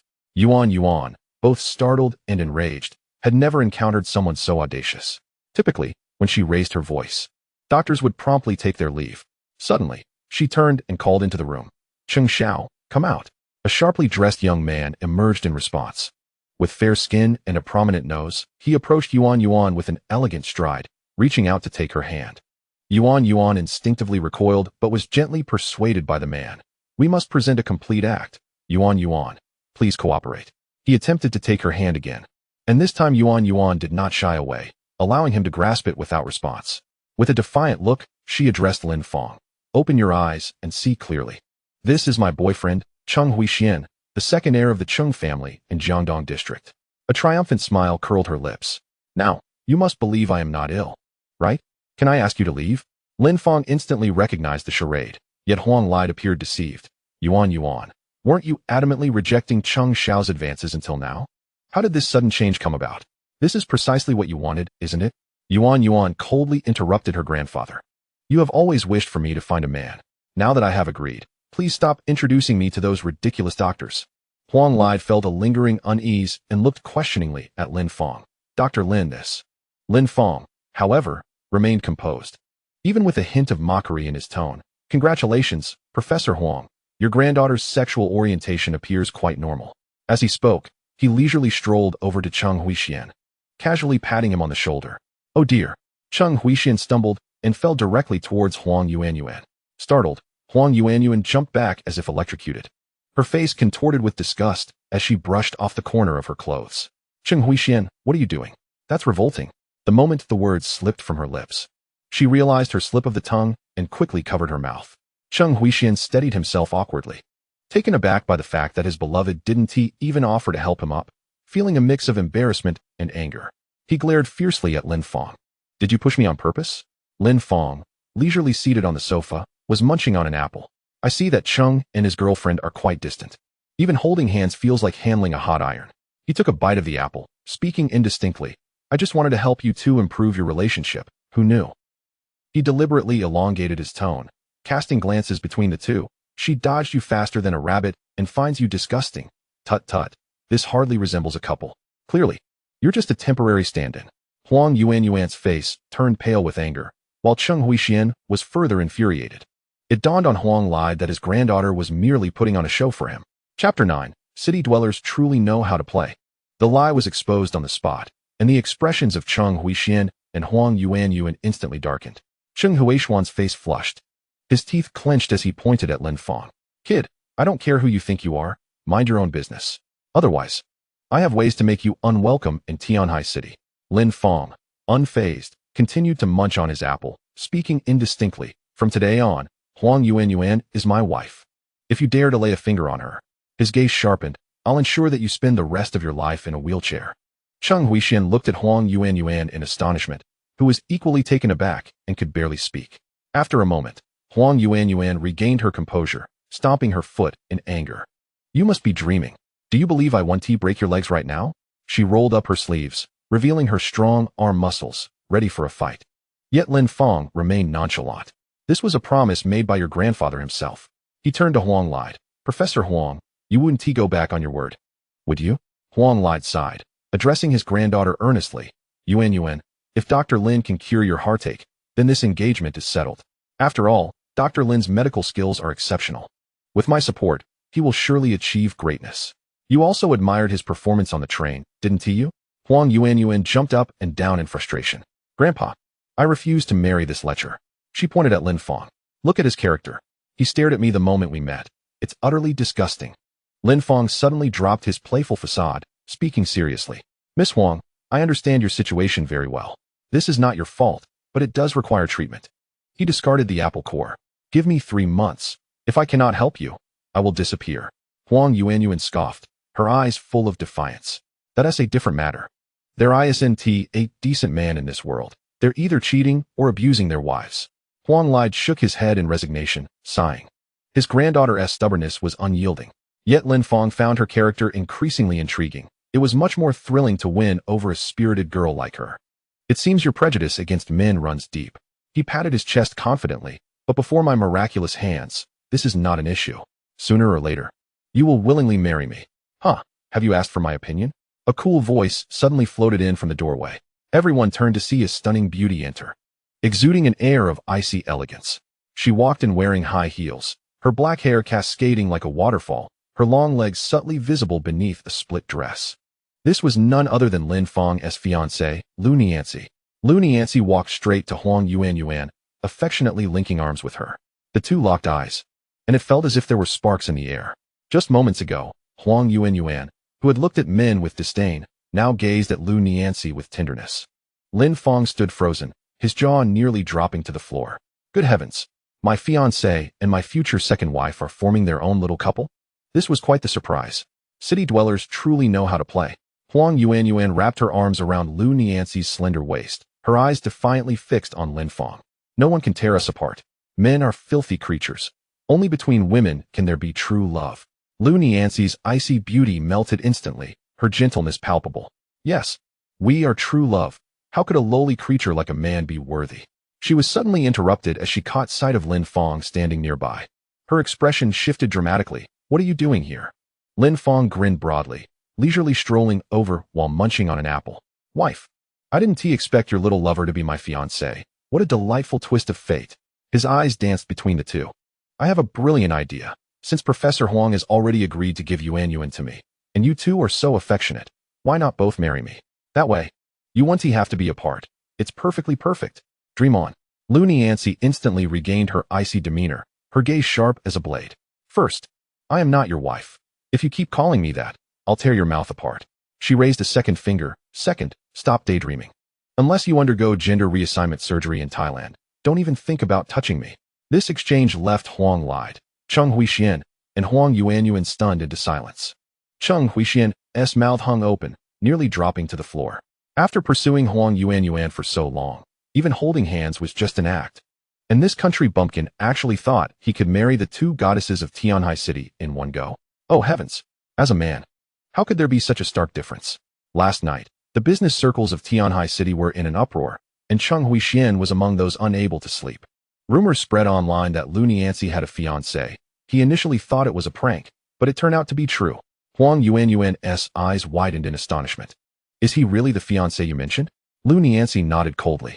Don't worry, I love you. She turned to Lin Fang, her eyes filled with disdain. Do you think a post can force me to comply? How naive. She tugged Huang Yuanyuan into the house. Ignore this toad. Seeing this, Cheng Huixian hurriedly followed, throwing Lin Fang a fierce glare as he left. Only Huang lied and Lin Fang remained in the courtyard. Huang lied cautiously asked, Dr. Lin, is Lin Fang truly your fiancé? Lin Fang picked up another apple to munch on. What? Doesn't she seem like one? Do you also look down on us country folk? No. Huang lied quickly waved his hands. Every family has rural origins if you trace back 3 generations. He hesitated, unsure if he should voice his thoughts. Then, perhaps I shouldn't say it. Then don't. Lin Fang took a big bite of the apple. Huang lied was momentarily stunned, but he steeled himself to say, I just wanted to mention that social standing is indeed important. Since you are new here, why not consider a position in the traditional Chinese medicine department of our hospital? With your skills, you would quickly make a name for yourself. Before he could finish, Lin Fang suddenly stood up, brushing off the apple crumbs from his pants. Professor Huang, I appreciate your kindness, but a mysterious smile crossed his face. I have my own plans. Just wait for the wedding invitation in 3 months. Lin Fang waved his hand dismissively, wearing a playful smirk. Work for someone else? Not a chance. I despise being controlled. I want to share my hard-earned money with the hospital. Huang lied was left speechless, bewildered by how difficult it was to communicate with this young man. He patiently inquired, then what are your plans? Lin Fang finished his last bite of apple, his eyes suddenly brightening. I have thought of a way to cure your granddaughter, but I need your assistance. Say it. I will cooperate fully. Huang lied leaned in eagerly. What does your granddaughter currently do? She is the deputy chief physician at our hospital. That is perfect. Lin Fang clapped his thigh. She has been disillusioned with men. To heal her, I must conquer her in her area of expertise. He crossed his legs and declared, I wish to open a clinic. Assist me in securing a license. As for the funds, I shall owe you for now, and will repay you once I have healed a few patients. Huang lied listened in confusion. I understand your desire to establish a clinic, but what does this have to do with my granddaughter's ailment? Suddenly, a piercing scream erupted from within the house, followed by a fierce argument. Lin Fang's expression shifted dramatically as he dashed outside. Bang! He forcefully kicked open the door, bellowing, Who dares to lay a hand on my wife? Chapter 10. From now on, we are family. Why should I be your shield, yet receive nothing in return? Cheng Huixian suddenly erupted, yanking Huang Yuanyuan's wrist, his other hand reaching for her collar. Huang Yuanyuan struggled desperately, despite her regular workouts. She was no match for a man's brute strength. In terror, she screamed, prompting Lin Fang to rush forward, gripping Cheng Huixian's arm tightly. Stop! Get away! Cheng Huixian forcefully shoved her, causing Lin Fang's head to collide painfully with the coffee table, leaving her dazed and unable to rise. How pretentious! Cheng Huixian snarled, gripping Huang Yuanyuan's chin. Your grandfather would rather betroth you to a country bumpkin than allow me to touch you? Before he could finish, a sharp cry escaped his lips. Ah! You dare to bite me? Slap! A resounding slap sent Huang Yuanyuan staggering onto the sofa. She quickly grabbed a cushion to shield herself, her eyes wide with fear. Help! Grandfather, save me! Cheng Huixian had completely lost his sanity, his eyes filled with a frenzied desire, lunging at the helpless Huang Yuanyuan like a beast. Bang! The door was kicked open, and a figure charged in like a lightning bolt, seizing Cheng Huixian by the collar and tossing him aside, as if he were a mere piece of refuse. With a thud, Cheng Huixian's robust frame crashed against the wardrobe. causing it to tremble violently. Dare to touch my wife? You are courting death. Lin Fang's fury was palpable.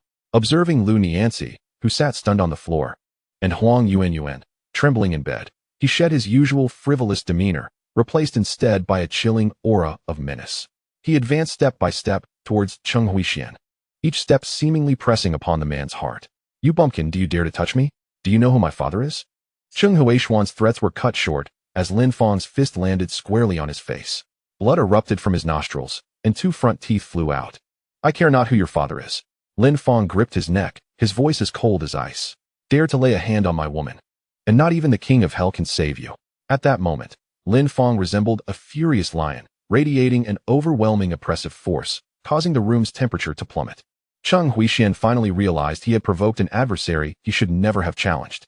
Lu Nianzi, Huang Lide, and Huang Yuanyuan were taken aback, never expecting this seemingly carefree young man to unleash such ruthless determination. Cheng Huixian, pale with fear, stammered, I am the second young master of the Cheng family in Jiangdong district. Crack. The sharp sound of bones breaking echoed as Cheng Huixuan's left leg twisted at an unnatural angle. Yet Lin Fang showed no signs of relenting, seizing his collar with his right fist poised to strike. If that punch landed, Cheng Huixian would likely spend the rest of his life in a wheelchair. Stop. Please stop. Huang Lide rushed forward, desperately clutching Lin Fang's fist. Lin, he is the second young master of the Cheng family. You cannot harm him. Lin Fang's eyes glinted dangerously. I care not who he is. Dare to touch my woman, and even the king of hell will not intervene. Huang Lide was in a cold sweat. I understand your anger, and I too would relish the opportunity to teach him a lesson. However, you have already broken his leg. If this escalates. He lowered his voice. You have just arrived in Tianhai. Your foundation is still fragile, and the Cheng family is powerful. We cannot afford to provoke them. Lin Fang gradually calmed, turning to Lu Nianzi and Huang Yuanyuan. The 2 girls had transitioned from fear to shock, while Cheng Huixian lay quaking on the ground, his pants wet with fear. Consider yourself fortunate. Lin Fang released his fist, coldly stating, should I see you near them again, it will not be merely a leg that you lose. Get out. Cheng Huixian, as if granted a reprieve, scurried away, crawling and not daring to utter a word. Huang Lide finally exhaled, wiping the cold sweat from his forehead. Lin Fang turned to check on Lu Nianzi, but as soon as she saw him approach, she instinctively took 2 steps back, her eyes filled with suspicion. I wish to examine your injuries, Lin Fang said gently. Lu Nianzi glanced at Huang Lide, who was soothing Huang Yuanyuan, and kept her lips pursed in silence. Lin Fang cautiously brushed aside the stray hair from her forehead, a delicate fragrance wafting into his nostrils, compelling him to inhale deeply. How indecent. Lu Nianzi, feeling embarrassed and angry, attempted to push him away, but found him as immovable as a mountain. Lin Fang grinned. It's nothing, just a minor scrape. He then took a few steps back, maintaining a respectful distance. At that moment, Huang Lide approached, supporting the still shaken Huang Yuanyuan. Lin, we are immensely grateful for your assistance. Yuanyuan, express your thanks to Lin. Huang Yuanyuan, head down, murmured, thank you. Meanwhile, Lu Nianzi remained silent. Her disdain for men only deepened by Cheng Huixuan's outrageous behavior. Lin Fang sighed inwardly, realizing that it would be increasingly difficult to win them over. With a nonchalant wave of his hand, Lin Fang remarked, Isn't it only natural to protect one's wife? Enough. Huang Yuanyuan's expression turned icy. Though you saved us, we are still strangers. Name your price, and I shall pay it. Ah, Yuanyuan, discussing money is so disheartening, Lin Fang replied with a playful smile. After all, we are family now, what is mine is yours. He pulled out his phone, saying, if you truly wish to thank me, just add me on WeChat. And promise not to delete me. Though Huang Yuanyuan looked disapproving, she reluctantly agreed, acknowledging that he had indeed saved her. Lin Fang, satisfied, pocketed his phone and turned to Lu Nianzi. And you? What about you? Don't even think about it. Lu Nianzi decisively rejected him. Not a problem, Lin Fang replied. Unperturbed. After all, you are inseparable. Adding either of you would suffice. Suddenly, he became serious. Remember, trouble is brewing. Keep the talisman I give you close at hand. With that, he turned to leave. Lu Nianzi instinctively touched the talisman in her pocket, recalling her cousin Su Muqing and her father's repeated warnings about the elder's formidable powers. She would have discarded it long ago had it not been for their insistence. Huang Lide hurried after Lin Fang. Lin, I will expedite arrangements for the clinic. Where are you headed now? I need to check on the condition of that woman who gave birth yesterday. Which hospital is she in? At Tianhai First Hospital. Huang Lide's eyes lit up. Just in time. Yuan needs to head to the hospital for work. She can give you a ride. Huang lied, turned to his granddaughter, Yuan. Aren't you heading to the hospital? Why not take Lin along? Huang Yuan bit her lip in silence for a moment, ultimately refraining from refusal. Though she generally despised men, her principled nature made it difficult to deny a small request from her savior. Lin Fang unceremoniously took a seat in the passenger's side, eyeing Huang Yuan's well-defined arm muscles with interest. With such impressive muscle tone, you must work out regularly. How could you possibly have been subdued by that useless man? Huang Yuan gripped the steering wheel tightly, remaining silent. See, women still need men to protect them, Lin Fang rambled on. From now on, I will shield you. No one will dare to bully you, or I shall make them unrecognizable. Squeal. Huang Yuan abruptly pressed the accelerator, causing the car to surge forward. She rolled her eyes. You've stirred up a hornet's nest by hitting Cheng Huixian today. He is nicknamed the Mad Dog of Jiangdong, and he will undoubtedly seek ruthless revenge. She coldly added, Don't expect me to help you. At most, I might consider assisting you in collecting your remains after you are dismembered. Chapter 11, Mu Fantian. The helmsman of the Mu family after parting ways at the hospital entrance, Lin Fang hurried towards the obstetrics department. As soon as he exited the elevator, he spotted the anxious husband of a patient, Mr. Mu, pacing back and forth in the corridor. Little divine doctor, you finally arrived, Mr. Mu exclaimed, rushing towards him. Sweat beading on his forehead, Lin Fang furrowed his brow and asked, How is your wife? Very critical. She is currently undergoing emergency treatment, Mr. Mu replied, rubbing his hands nervously. The hospital specialist said the stitches you applied did not meet medical standards and were removed for restitching this morning. That person must be out of his mind. Lin Fang's expression changed dramatically as he quickened his pace towards the operating room. I clearly instructed that only I should remove those stitches. Hurry, lead the way. If we delay any longer, your wife may lose her life, and the child will be left without a mother. Mr. Mu turned pale at his words and hurriedly guided him. Upon reaching the operating room, they saw several nurses anxiously standing guard. A bespectacled attending physician approached swiftly, holding a document. Mr. Mu, your wife's condition is critical. You need to sign this liability waiver immediately before we can proceed with the final rescue efforts. Mr. Mu's face turned ashen as he glared at the physician, shouting, What are you saying? My wife was perfectly fine. Now that there's a problem, you want to shirk responsibility? Do you believe I can make sure you see no more sunrises? You incompetent doctor. The doctor lowered his head, trembling as he replied, Mr. Mu, we don't wish for this either, but the stitches on your wife do not meet medical standards and could lead to infection. Slap. A resounding slap landed on the doctor's face. Mr. Mu furiously declared, Wu Dezhong, if anything happens to my wife, your entire family will pay for it. After taking so much money from me, this is how you handle things? Get out of my way. Wu Dezhong, the hospital's chief surgeon, usually commanded respect even from the director, but at this moment, he could only cover his face in silence. Before him stood Mu Fantian, the leader of the Mu family in North Tianhai City, a formidable figure in both business and the underworld. When he said he would ensure someone paid, he could accomplish it without a trace. Wu Dezhong had intended to curry favor with the Mu family, but ended up making a grave mistake. The surrounding medical staff kept their heads down, not daring to breathe. Mu Fantian turned to Lin Fang, his eyes filled with desperation. Understanding the urgency, Lin Fang strode toward the operating room, commanding, Open the door. A nurse hurriedly blocked his path, exclaiming, Stop. Who are you? No one can enter the operating room without permission. Lin Fang's voice turned icy. What else could I possibly do? You incompetent doctors are being overly clever. If you don't open the door immediately, it will truly be too late. The nurse looked him up and down, disdainfully saying, Who do you think you are? Professor Wu is our hospital's top specialist, a renowned authority in obstetrics, and he is at a loss. You, a mere novice, think you can show off in front of Mr. Mu?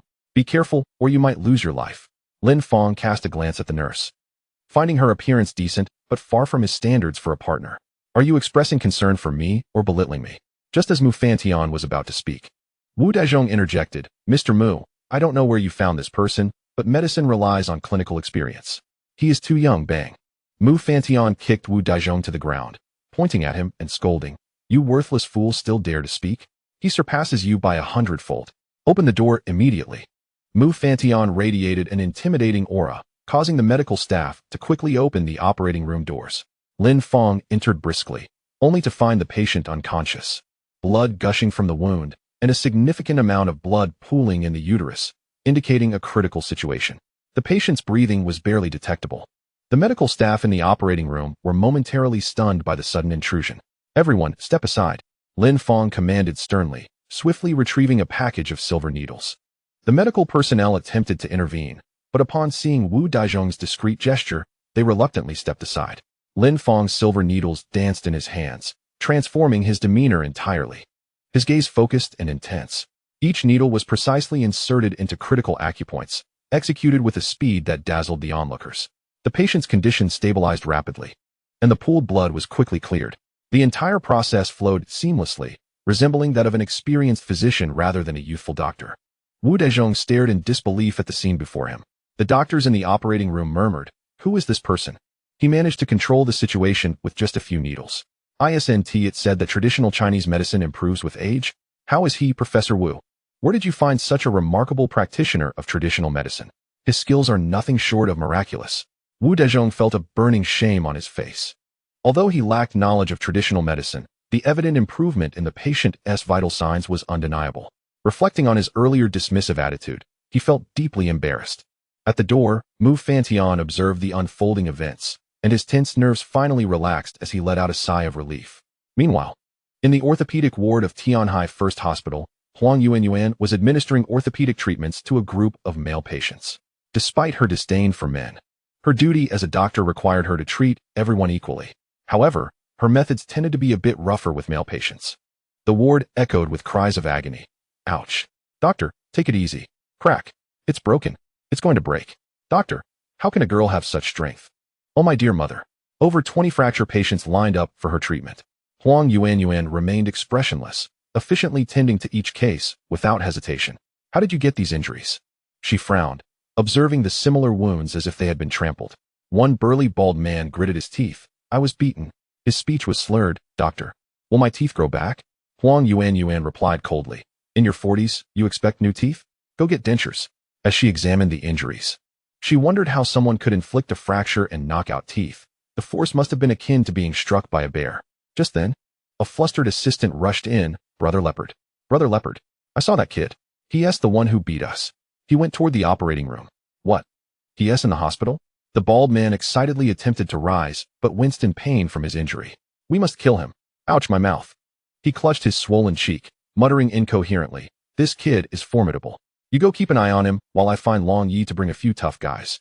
Today, it's either him lying due." The comment section was inundated at an astonishing rate. "Wow. Cheng Xiao personally posted. It seems to be true.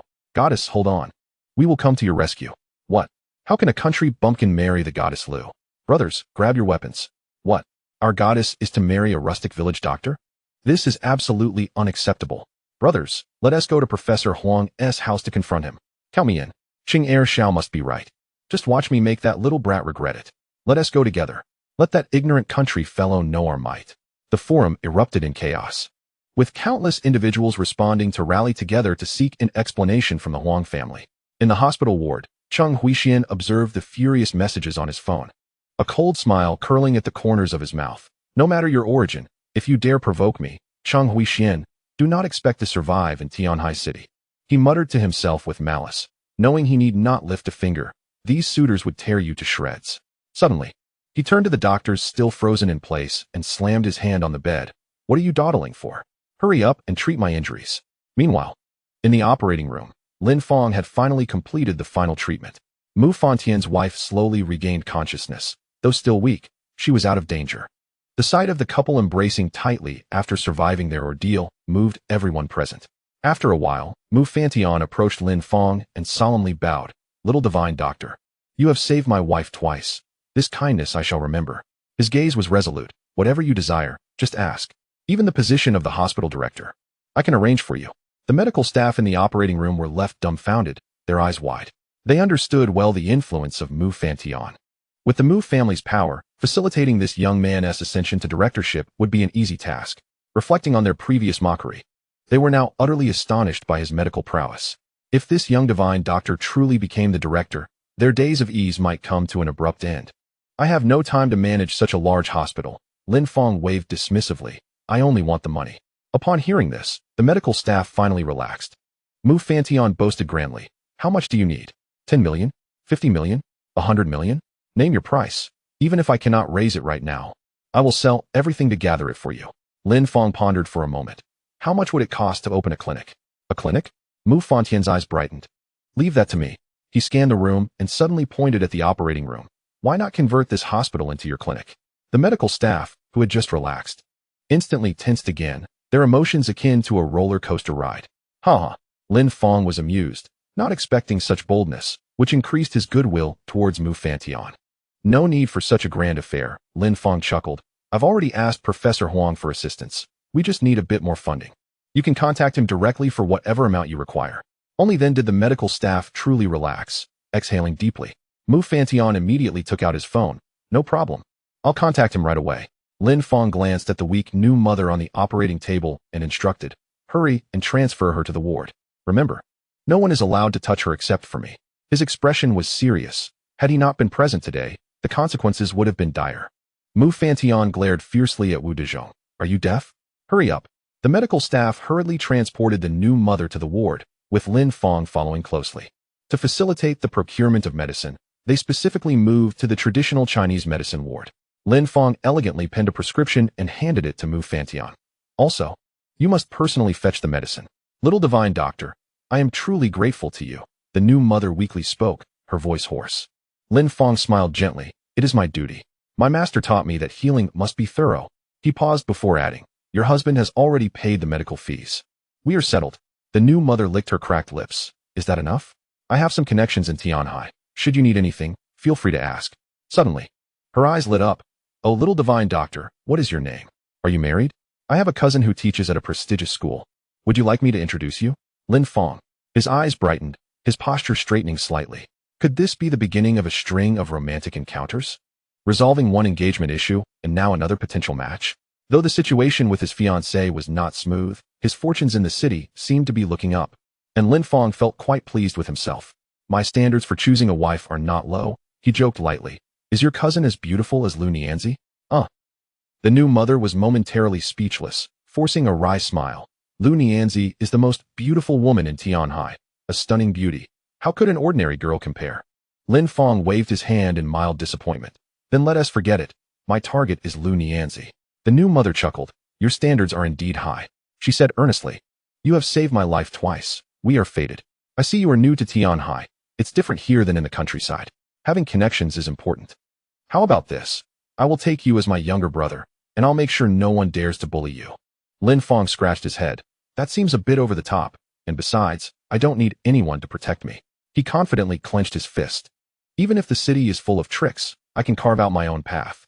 The new mother laughed helplessly. Whether you accept it or not, from now on, I am your sister. By the way, I haven't introduced myself yet. My name is Qi Yanran. Just then, a commotion erupted at the entrance of the ward. Over 20 injured individuals bandaged from head to toe blocked the doorway, each sporting bruised faces yet glaring menacingly at Lin Fang, as if they wished to devour him whole. It's him. We finally found him. A burly man, his face wrapped in bandages, forced his way through the crowd. It was the previously taught lessons recipient, Brother Leopard. He grimaced in pain, speaking with a slurred voice. You little brat. Where a look of schadenfreude spread across the faces of the onlookers, as if they could already envision Lin Fang being beaten to the ground. Yet, Lin Fang stood up unhurriedly, surveying the newcomers. Indeed, the man named Iron Eagle exuded a lethal aura unlike any other, his gaze piercing enough to penetrate the soul. However, as a healer, Lin Fang keenly noticed a slight limp in Iron Eagle's left leg, a clear sign of past injury. No wonder he dared to confront me. He must have enlisted a formidable opponent. Lin Fang flexed his wrist, a smile curling at the corners of his mouth. Eager to witness the prowess that these city dwellers so proudly touted. He felt no fear. After years of training under his master, he had acquired extraordinary skills. His master once remarked that in this mundane city, those capable of harming him were few and far between. Yet, he had also cautioned that fists should not be used to provoke trouble, nor should they ever harm the innocent. For those who cultivate their path, strength should be wielded solely for the protection of what is dear. However, should anyone dare to provoke him, there was no need for trepidation. If he encountered an insurmountable challenge, his master would undoubtedly come to his aid. The man before him, known as Iron Eagle, was no ordinary figure. He radiated a bloody aura, and his eyes hinted at a history of violence, suggesting he had taken many lives. Such a person certainly deserved a proper lesson. Shaolin. Shaolin. A weak voice called from behind. Lin Fang turned to see Qi Yanran, expecting her to be frightened, but instead found her remarkably composed. Lin, step aside. I need a clear view of that man. Her voice, though soft, was resolute. Lin Fang was puzzled but obliged, shifting aside. Qi Yinran squinted, scrutinizing Iron Eagle's appearance. Despite his intimidating presence, she showed no sign of fear. Lin, help me sit up. Sister Qi, given your condition, perhaps you should rest. Lin Fang expressed his concern. Yet Qi Yinran stubbornly insisted on rising, prompting Lin Fang to carefully assist her into a sitting position against the headboard. She adjusted her hospital gown, her gaze sharp as she fixed it on Iron Eagle. At that moment, Iron Eagle had approached closer. Iron Eagle, do you still recognize me? Qi Yinran's voice was not loud, yet it carried an undeniable authority. The once fierce Iron Eagle was taken aback, carefully examining the woman in the hospital bed, his expression shifting drastically as his arrogance vanished without a trace. You are Sister Qi? Did this young man harm you? His voice suddenly raised, his murderous intent flaring anew, causing the temperature in the room to drop several degrees. Lin Fang was bewildered. He had not anticipated that these two were acquainted, and their relationship seemed significant. You're mistaken. He is my savior. Without him, I would have. Qi Yinran hurriedly clarified. Iron Eagle immediately softened, concern etching his features. Sister Qi, what happened? Are you seriously injured? Qi Yinran feebly shook her head. Thanks to Dr. Lin's miraculous skills, I am well. What is the situation? Did Lord Long send you? Iron Eagle nodded, glancing at Lin Fang. Lu Bao and his gang were beaten.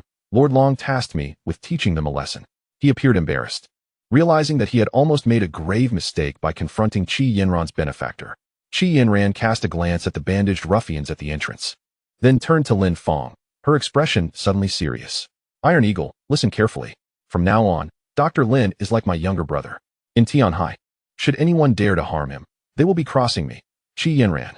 Iron Eagle immediately straightened, his demeanor respectful. Sister Qi's command is duly noted. But how should I explain this to Lord Long? Just then, a booming voice echoed from the corridor, resonating in everyone's ears. If Lord Long inquires, have him come directly to me. Mu Fantian strode into the room with purpose. He had just gone to fetch medicine when he heard from the nurse that someone was blocking the ward. He rushed back, without even collecting the medication, having overheard the previous exchange. Upon hearing this, Lu Bao and the others were left speechless. They could not fathom encountering Mu Fantian here. Nor did they realize that the woman lying in the bed was his wife. Mumu, what are you doing here? Lu Bao stammered, cold sweat beading on his forehead.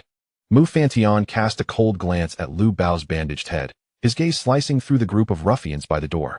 Suddenly, he lifted his leg and delivered a powerful kick to Lu Bao's abdomen, sending him flying. I recognize you, a mere dog at Lord Long's side. Mu Fantian's voice was frigid. Your brother is still working as a security captain at my company, correct? Go back and tell Lord Long that Lin Fang is my brother. Should anyone dare to touch him, I will ensure their disappearance from this earth, including Lord Long himself.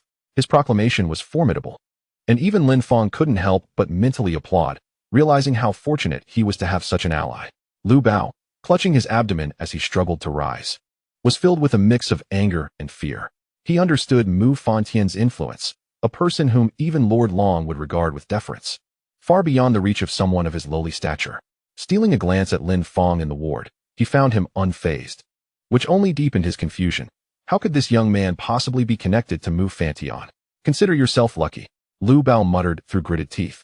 But he knew Mu Fantian couldn't possibly guard him 24/7. We'll see, he commanded, leading his defeated gang away in disgrace.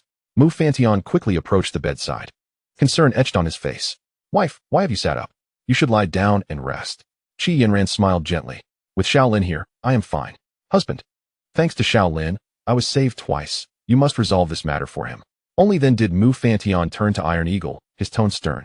Iron Eagle, do you remember what I told you before? As a man, you must discern right from wrong. You are from the Special Forces. And when I entrusted you to Lord Long, I specifically warned you to steer clear of such vices.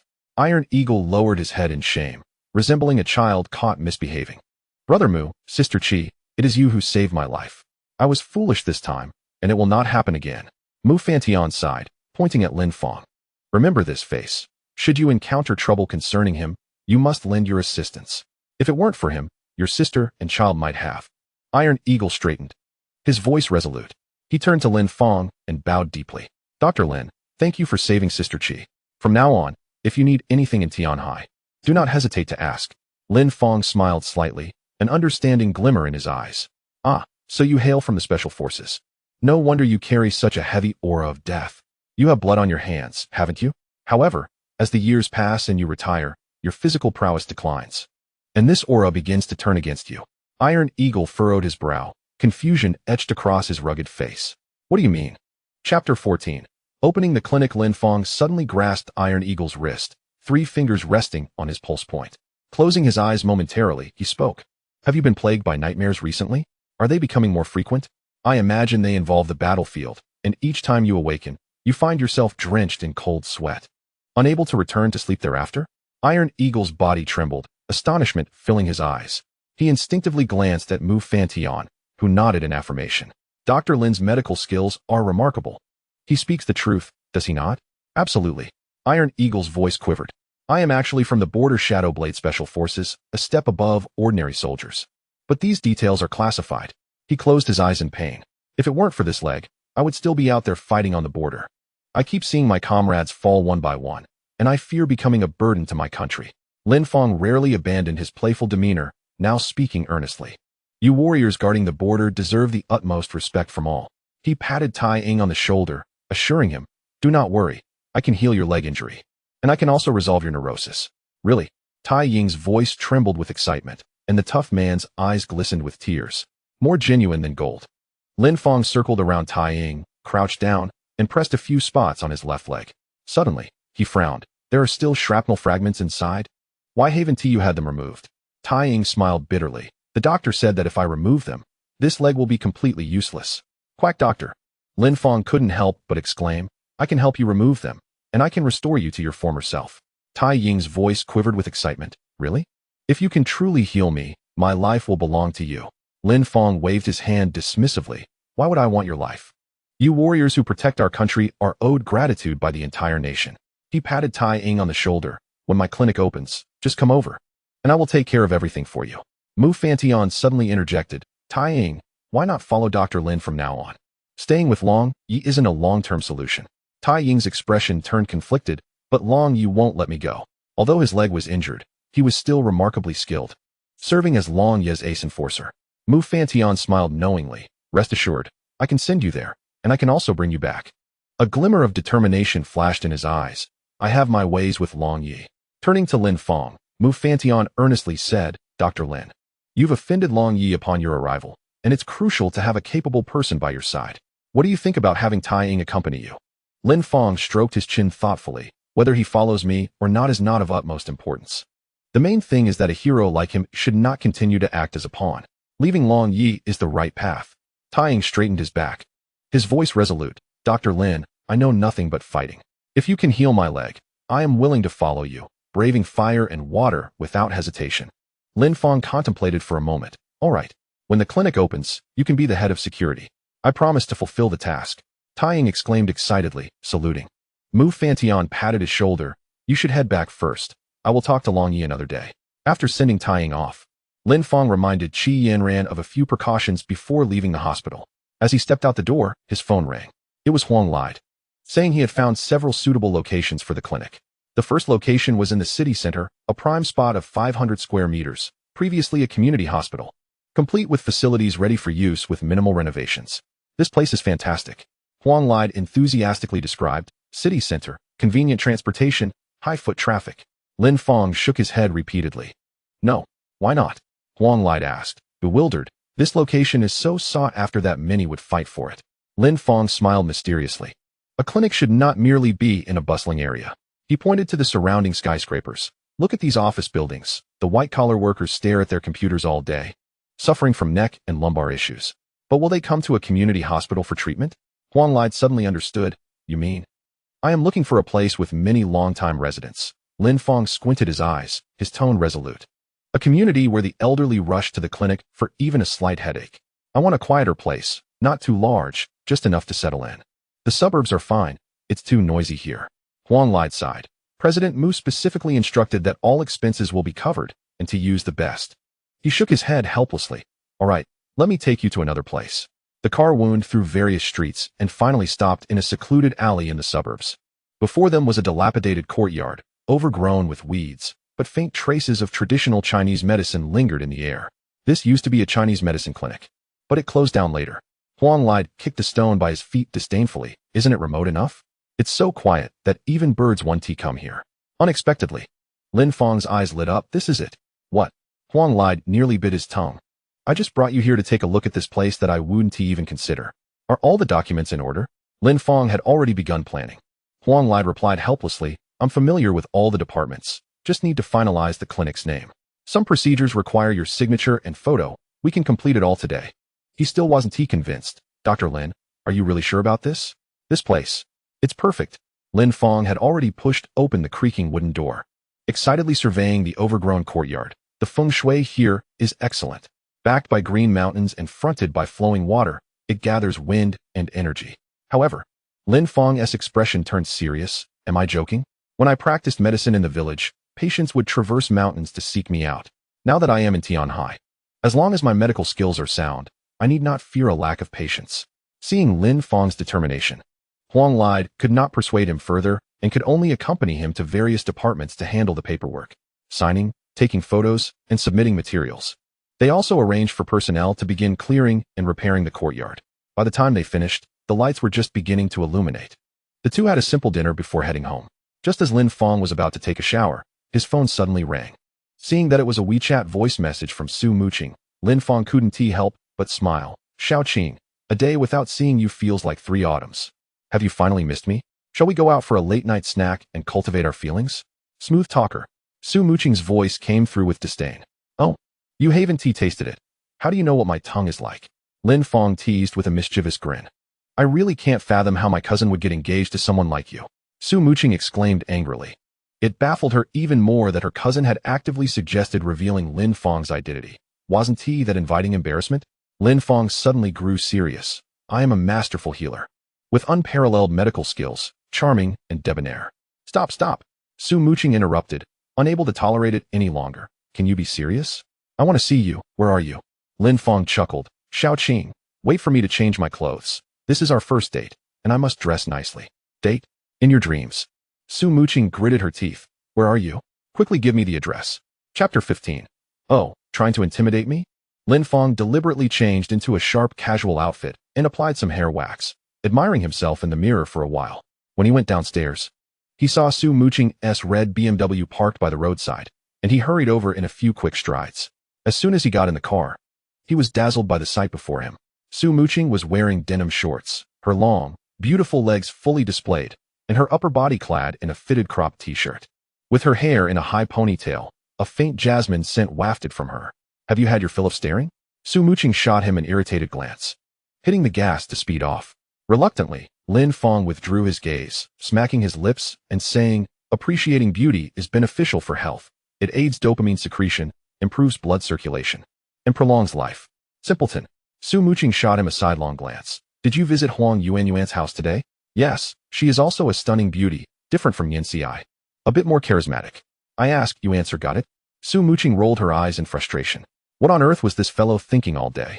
If she hadn't witnessed his remarkable ability to save lives with her own eyes, she would hardly believe that this scatterbrained individual could possess such extraordinary skills. Are you aware of it? Lin Fang suddenly inquired with a hint of mystery. Of what? About the relationship between Yanci and Huang Yuanyuan. Lin Fang said, his face alight with yearning. But I don't mind. The thought of the 3 of us living together is quite enticing. Let me repeat myself. Answer my questions directly without rambling. Su Muqing gritted her teeth and pressed the accelerator, the car darting forward like a bolt from the blue. Before long, they arrived at the parking lot of a stylish bar. Upon entering, they were greeted by soft lighting and a hush of low conversations. On stage, a band sang a melancholic folk song. The tower ultimately misleads youth. Freedom brings chaos to the remaining life. You and I met not before the mountain. May we not encounter again behind it. The melody resonated with a subtle sorrow. They found a table by the window, where Lu Nianting was animatedly conversing with a group of friends, laughter and clinking glasses filling the air. Shall you, leave this matter to me, a burly man boasted, thumping his chest. I will ensure that country bumpkin loses face and never bothers your sister again. He then downed a full glass of liquor in one gulp. Lu Nianting quickly restrained his glass. Take it easy. Don't let it interfere with the main business. The burly man waved dismissively. You know my tolerance, don't you? He laughed heartily. In front of me, liquor is like the ocean. As long as the snowflakes don't fall, I won't falter. Seeing this, Su Muqing sighed in exasperation, rubbing her temples. She cast a furtive glance at Lin Fang, who was keenly observing Lun Yinting's table with an amused smile. Appearing utterly unconcerned about the impending trouble, Lun Yinting noticed and raised her voice. Tonight, he must make a fool of himself. They are here. Everyone, get ready. As Lin Fang and Su Muqing approached side by side, they indeed appeared to be a charming couple. Yinting? Lin Fang exclaimed in shock, turning to Su Muqing. Didn't we agree to go on a date? Why are there so many third wheels? Su Muqing shot him a glare. Who said we were on a date? These are all friends of mine and my cousin. You should at least make their acquaintance. She added meaningfully, tonight, you must drink freely. Lin Fang inwardly lamented. He had specifically used the most expensive hair gel and donned his finest attire, eagerly anticipating a romantic evening, only to find himself amidst a gathering with ulterior motives. 5 burly men, 5 fashionably dressed women, and a fiercely opposed sister-in-law, Lun Yinting. This gathering looked anything but friendly. A trap, Lin Fang warned himself. Deciding to observe the situation quietly, the leading burly man stood up first, extending his calloused hand with a disingenuous smile. Ah, so you must be Yinting's brother-in-law? I heard country folk are both unsophisticated and unattractive, but you don't seem too bad. Lin Fang maintained his composure, grasping the man's hand. Aside from not being as fair-skinned as you city folk, I suppose I'm not lacking in other respects. Suddenly, the burly man's grip tightened like a vice. A surge of brute force aimed at crushing Lin Fang's hand. Ah, trying to intimidate me? Lin Fang scoffed inwardly. Strength alone won't suffice. He subtly exerted pressure, countering the man's force.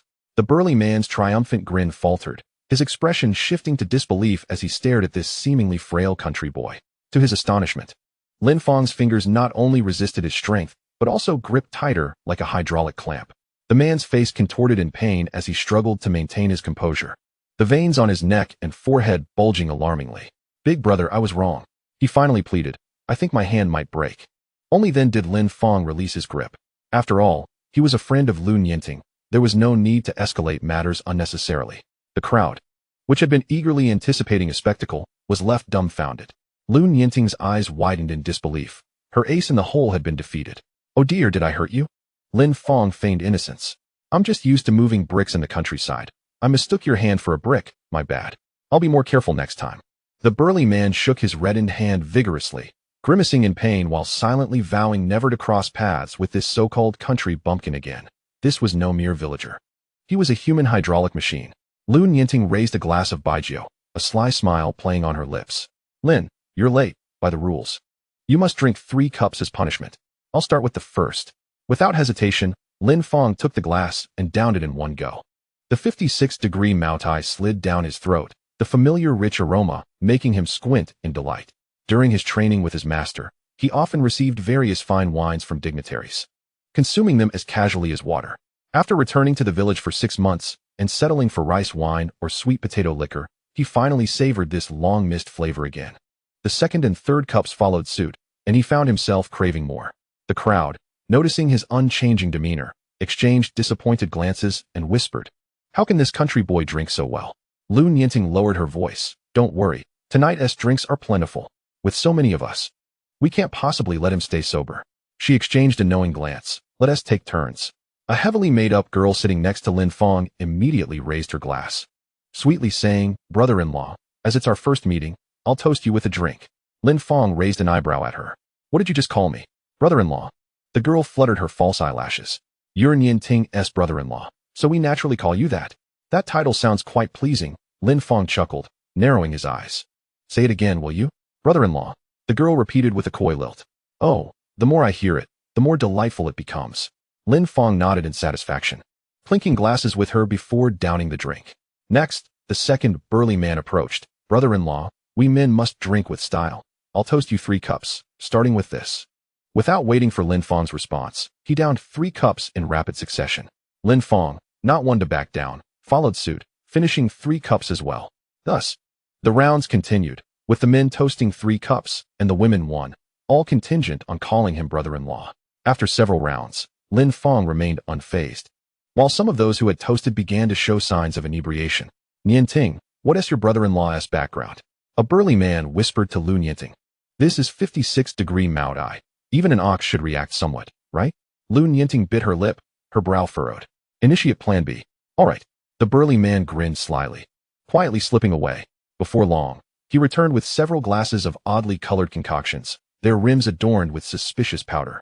Chapter 16. Specially crafted spirits. The burly man stealthily approached the bar, lowering his voice to ask, "Manager who? Is the stuff I requested ready?" Manager who glanced at their table, a knowing smile spreading across his face. "Sue, are you planning something significant tonight? I have a rare Balanvoda here, 88 degrees. Ranked among the top 10 spirits in the world. One sip, and even an elephant would topple over. Are you sure you want it?" "That's exactly what I want," Sue declared decisively. "Bring it on." Manager who signaled to the waiter and leaned closer to Sue, saying, "The two professional contestants you asked me to find have arrived. They are notorious for being insatiable drinkers. Even the strongest man would struggle to get out of bed after a night with them. With such potent liquor flowing, will they still be of any use?" Sue revealed a sinister smile. "Even if he is thoroughly intoxicated, we will carry him to bed. As long as we capture the moment in photographs. His mobility is of no consequence."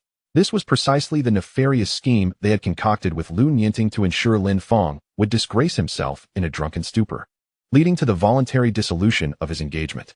As they spoke, 8 heavily made up and scantily clad girls swayed their hips toward them, adorned in ultra-short skirts. Their alluring figures captivated attention as they walked. "Su Gu," the leading girl called out in a flirtatious tone, "who is tonight's target?" She wrapped her arm around Su Wei's, her body sinuous against him, intentionally brushing against his arm.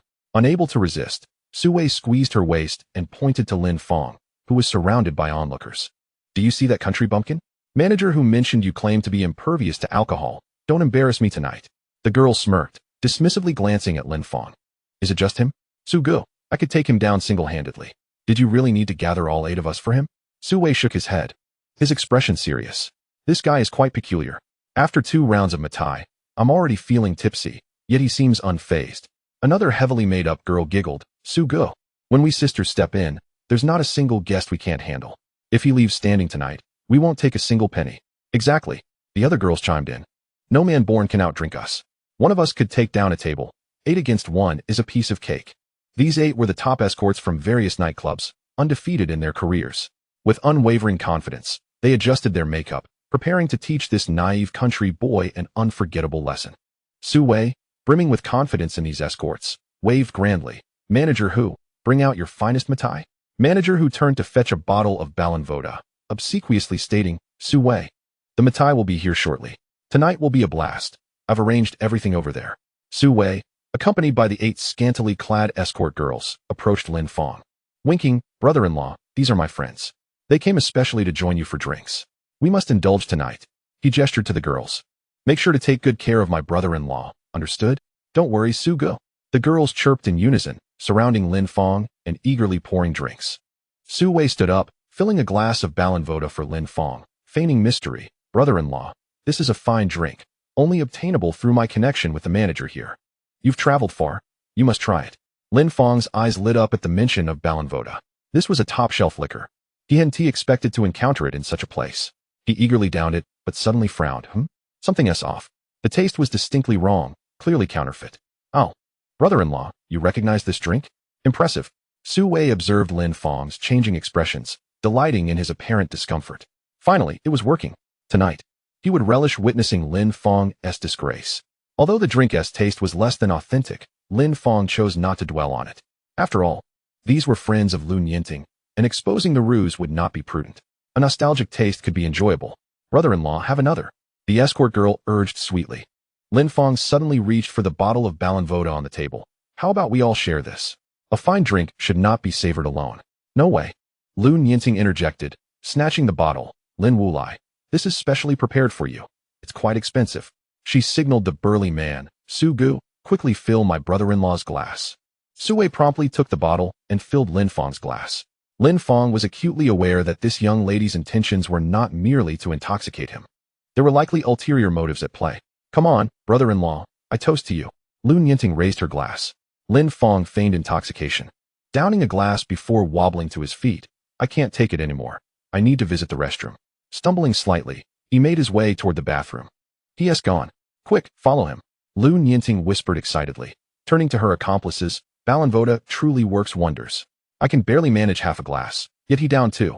Without this drink, our plan would have fallen apart tonight." Su Muqing suddenly felt a twinge of guilt. "Nianting, are Are we going too far? Getting him drunk is one thing. But, Yinjia. Lun Yinting firmly grasped her shoulder, stating seriously, cousin said, when undertaking a task, one must be ruthless and steady. We must ensure he is utterly disgraced. Only then will he relent. She emphasized, this is all for my cousin. Su Muqing hesitated, ultimately falling silent. Meanwhile, Lin Fang was being followed into the bathroom. Su Muqing wrestled with her conscience. Although she felt Lin Fang was unworthy of her cousin, employing such underhanded tactics felt excessive. Lun Yinting turned to the 8 escort girls, instructing, when he returns, make sure to pour it on thick. In the bathroom, Lin Fang retrieved silver needles from his pocket, gently piercing a few acupoints. A smirk crept across his lips, thinking to intoxicate the master of the underworld? How naive. After feigning retching sounds in the stall to create a facade, Lin Fang emerged and splashed water on his face. Passing by the bar, he suddenly halted. Hey there. Could I borrow a spot to mix a drink? The bartender eyed him skeptically. You know how to mix drinks? Lin Fang glanced over at Lun Yinting's table. Offering a mysterious smile, I know a bit. Once granted permission, he stepped behind the bar. With his expertise in pharmacology, Lin Fang was well versed in the alcohol's various concentrations. He grabbed a large bucket and began concocting a special mixed drink. The bartender watched, utterly bewildered, unable to grasp his technique. Done. Lin Fang triumphantly carried the large bucket of his special brew back to the booth, a glint of cunning in his eyes. You think you can get me drunk? Let us see who falls first. He murmured to himself. I'm curious to see what tricks you have up your sleeve. This seemingly ordinary drink concealed an intricate secret. Lin Fang had expertly crafted a concoction that would intoxicate quickly without causing harm. He was eager to uncover the true intentions of this group. Chapter 17. Let us go on a date. Come. Tonight, we won't leave until we're drunk. Lin Fang boisterously placed the barrel on the table, grinning. This is the bartender's signature drink. Let me fill your glasses. He deftly poured for everyone, taking the lead in downing his drink. Others, seeing this, felt compelled to join in, raising their glasses. Why is it sweet? Someone questioned, looking at Lin Fang. He smiled enigmatically, continuing to refill their glasses. Seeing this, Lun Yinting's lips curled into a satisfied smile. It seemed this fellow was nearing his limit, resorting to sweet liquor as a ruse. At that moment, the person who had followed Lin Fang to the restroom quietly returned to her seat, whispering in her ear, I heard him retching uncontrollably in the stall. He is probably on the verge of collapse. Wonderful. As Lun Yinting's eyes sparkled, she signaled to the 8 accompanying hostesses, urging them to continue pouring drinks. For the next hour, the hostesses took turns, incessantly drawing from the barrels of liquor. Su Wei's was specifically tasked with pouring Balanvoda for Lin Fang. Gradually, Su Wei and the others began to babble incoherently, their gazes becoming vacant, yet they mechanically continued to encourage drinking. Lin Fang feigned drunkenness, unsteadily pouring drinks for everyone, particularly attending to Lun Yinting and the 8 hostesses. A subtle smile played at the corners of his mouth as he mused to himself. The real show has only just begun. The special concoction Lin Fang had prepared was sweet on the palate, but after 2 hours, its after effects would surge like a tidal wave, its potency rivaling that of Balanvoda. After several rounds, Su Wei and the others were already swaying, while Lun Yinting stumbled about, muttering about teaching Lin Fang a lesson. The only sober individual in the room was Su Muqing, who had not touched a drop of alcohol. Observing the supposedly invincible hostesses succumbing one by one to drunkenness. While Lin Fang remained in a state of mild inebriation, Su Muqing began to sense something amiss. I can't take it anymore. You're the first to have me completely inebriated, declared the first hostess, collapsing onto the sofa. Lin Fang pretended to shake her awake. Don't sleep. Keep drinking. No, I give up, came the response as the 8 hostesses fell one after another. Su Muqing fixed her gaze on Lin Fang, questioning, did you tamper with the drinks? What a baseless accusation. Lin Fang feigned drunkenness. I'm about to reach my limit too. Stop pretending. Su Muqing suddenly raised her voice, her eyes glinting with sharpness. Your tolerance exceeds our expectations. It seems you have seen through our plan. Taking a deep breath, she demanded, now tell me, what exactly do you intend to do? Lin Fang dropped his pretense of drunkenness, a knowing smile curling at his lips. I merely wish to see what tricks you are up to. He shook the empty barrel. Now, it's my turn to make a move. Get him. We must ensure Lin Fang is utterly disgraced. Lun Yinting suddenly stood up, leaning against the wall and shouting, Muqing, quickly follow the plan and send him to the ladies' room.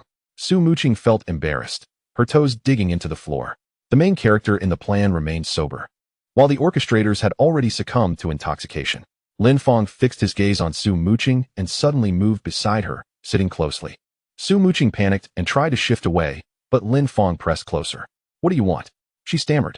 Lin Fang's gaze roamed over her form, his hand unexpectedly resting on her thigh as he grinned mischievously. Were you planning to get me drunk and then hand me over to the ladies?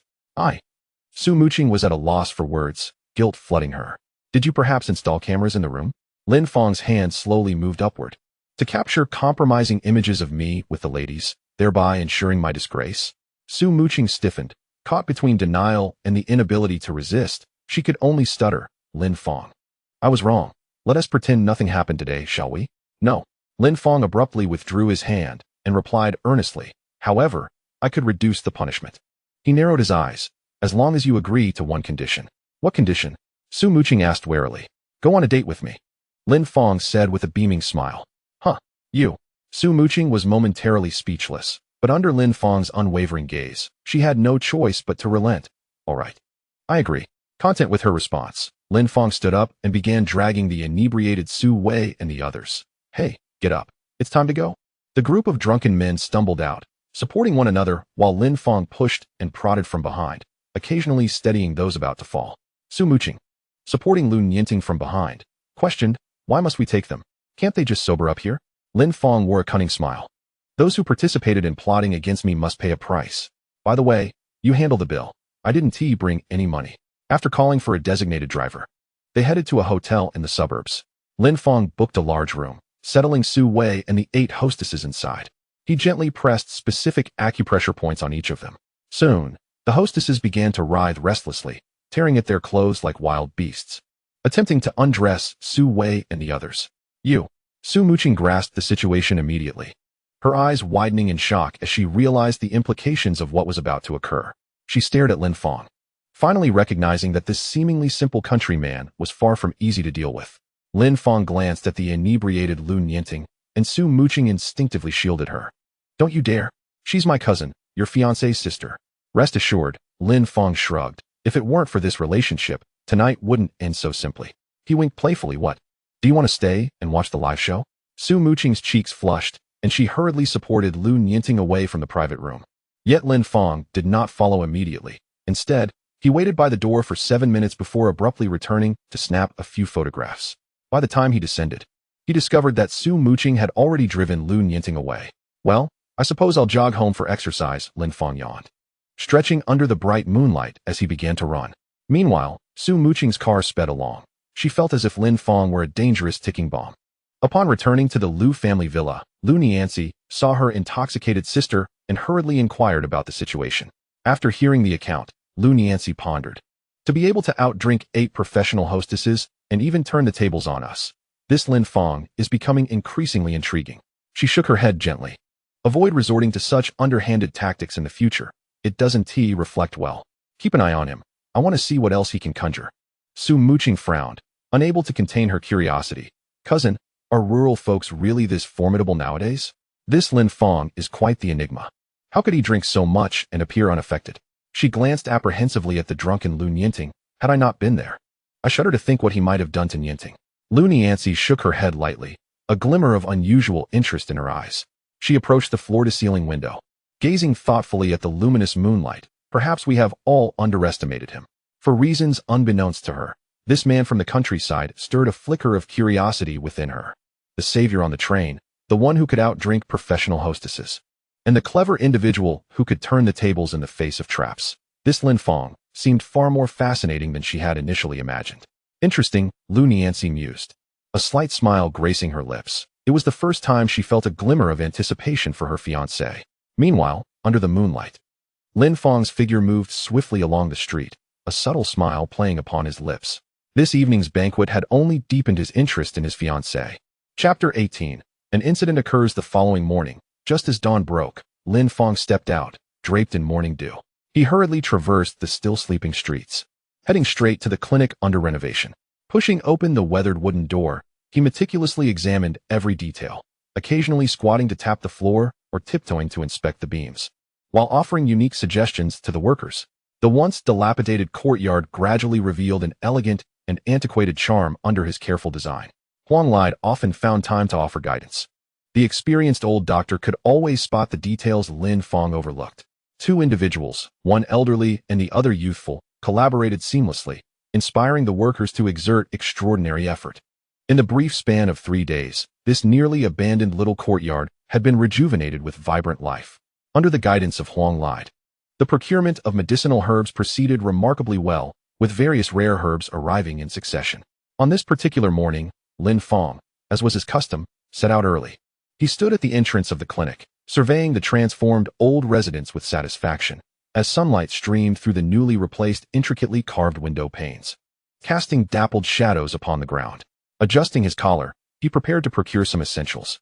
Not far off, two disreputable youths crouched in a corner, their sinister gazes fixated on his retreating figure.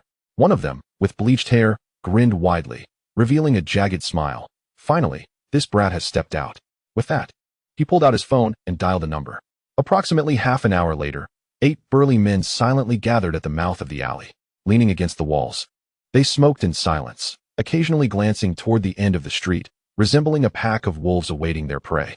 Around 10 in the morning, Chen Shui arrived at her small restaurant as usual. Just as she produced her keys, she was suddenly shoved with brute force into the establishment. The 8 muscular men filed in, led by a scarred-faced individual who swiftly locked the door behind them. Before Chen Shui could even call for help, she was forcefully pinned against a greasy dining table. "Where's that little brat of yours?" A burly middle-aged man snarled, tugging at her long hair, compelling her to lift her face. He raised his hand and delivered a resounding slap, leaving a vivid red mark on Chen Shui's fair cheek.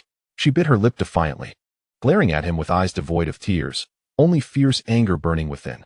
"Lu Hu, haven't you tormented me enough? Why must you go to such extremes?" Lu Bao's older brother had come in person to capture Chen Shui. This man was robust, sporting a buzz cut and a square face with fierce eyes. His thick fingers clutched Chen Shui's hair tightly, dragging her toward the van as he cursed. "I heard you used to act all high and mighty, insisting on formal marriage to be with someone?" He let out a derisive laugh, spitting as he continued. "And now you've stooped so low as to get involved with some rural poor boy? Can't you hold back your thirst? That lad has some guts, daring to touch my brother and even strike Dragon Yesman." He spat on the ground. "This isn't over." Chen Shui was roughly shoved into the van, the door slamming shut with a loud bang. The neighbors hid within their shops, peering through glass windows, yet none dared to speak. These were Dragon Yesmen, and no one wished to invite trouble upon themselves. Once the vehicle drove away, a few elderly neighbors gathered together, whispering and shaking their heads with dismay. Meanwhile, Lin Fang was engrossed in his work at the clinic. He carefully adjusted the position of the medicine cabinet, occasionally lifting a herb to his nose for a whiff, his face reflecting satisfaction. A faint herbal fragrance lingered in the pristine clinic, evoking a long-lost sense of anticipation within him. What does lineage matter? Lin Fang mused silently while polishing the rosewood examination table. "I, Lin Fang, shall carve out my own destiny in this city with my own hands." The visage of Lu Nianxi, a breathtaking beauty, floated before his mind, causing his lips to curve upwards. "One day, I shall proudly bring you into my home." Just as he was lost in thought, the image of Huang Yuan, another exquisite beauty, flashed before him. The alternating presence of these two stunning women left Lin Fang momentarily dazed. "Dr. Lin, how about some freshly made dumplings?" A booming voice interrupted his reverie. Looking up, he was surprised to see the chubby young man he had encountered on the train. As fate would have it, this rotund fellow turned out to be a distant cousin of the owner of the neighboring small restaurant. In the days that followed, Wang Junyi frequently visited the clinic. Having witnessed Lin Fang's skills on the train and hearing of his association with renowned physician Huang Lide, he had developed immense admiration for the young doctor. Even more astonishing was the revelation that Lin Fang was betrothed to Lu Nianxi, a well-known beauty in Tianhai City. Each time he thought of this, envy filled Wang Junyi's round face. He was portly, and as he walked, his body jiggled, yet he was restless. Although he had only been around for a few days, he had already gathered all the neighborhood gossip. He relished the opportunity to sidle up to Lin Fang, sharing various tidbits of news with an air of mystery. "Dr. Lin, try these dumplings while they're hot." Wang Junyi placed the food container on the table, his eyes darting around. "I have some fresh news for you." Lin Fang accepted the food container, teasingly replying, "Aren't you supposed to be helping at the restaurant instead of slacking off?" Wang Junyi rubbed his chubby hands together, lowering his voice. "There are fewer customers now. Last night was quite lively. A man came to Widow Wang's house, and I overheard everything from my hiding spot." At this point, he suddenly fell silent, a flush creeping onto his plump cheeks. Lin Fang raised an eyebrow. "I see you have an interest in Widow Wang. Would you like me to play matchmaker?" Oh my, Dr. Lin. Wang Jinyi stomped his feet in embarrassment, the flesh on his face shaking. I was just passing by. Lin Fang scrutinized him seriously. Actually, your features are quite decent. If you could shed some weight, you'd undoubtedly be a handsome young man. At that point, it wouldn't just be Widow Wang. The ladies on the street would likely line up to pursue you. Is that for real? Wang Junyi, skeptical, touched his double chin. But I've been chubby since childhood. I gain weight just drinking water. How am I supposed to lose it? He lamented, pinching the flesh on his belly. Yet a flicker of hopeful light shone in his eyes. Come help me out here. It's a perfect opportunity to get some exercise. Lin Fang pointed to a half-height water tank in the corner, a subtle smile gracing his lips. Move it over to the wall. Wang Junyi wiped the sweat from his forehead, waddling over. He wrapped his arms around the edge of the tank, turning red from the effort, struggling mightily to shift the heavy tank a few inches. When he finally returned to Lin Fang, panting heavily, he suddenly felt something was amiss, squinting suspiciously. Dr. Lin, you aren't planning to use me as free labor, are you? Lin Fang chuckled, patting his sweaty shoulder. What are you talking about? I'm doing this for your own good. Engaging in physical labor is the most effective way to lose weight. Just as he spoke, Lin Fang's phone rang unexpectedly. The caller ID displayed Chun Shue's name. As he answered, a gruff male voice came through the receiver. Are you the one involved with this little woman?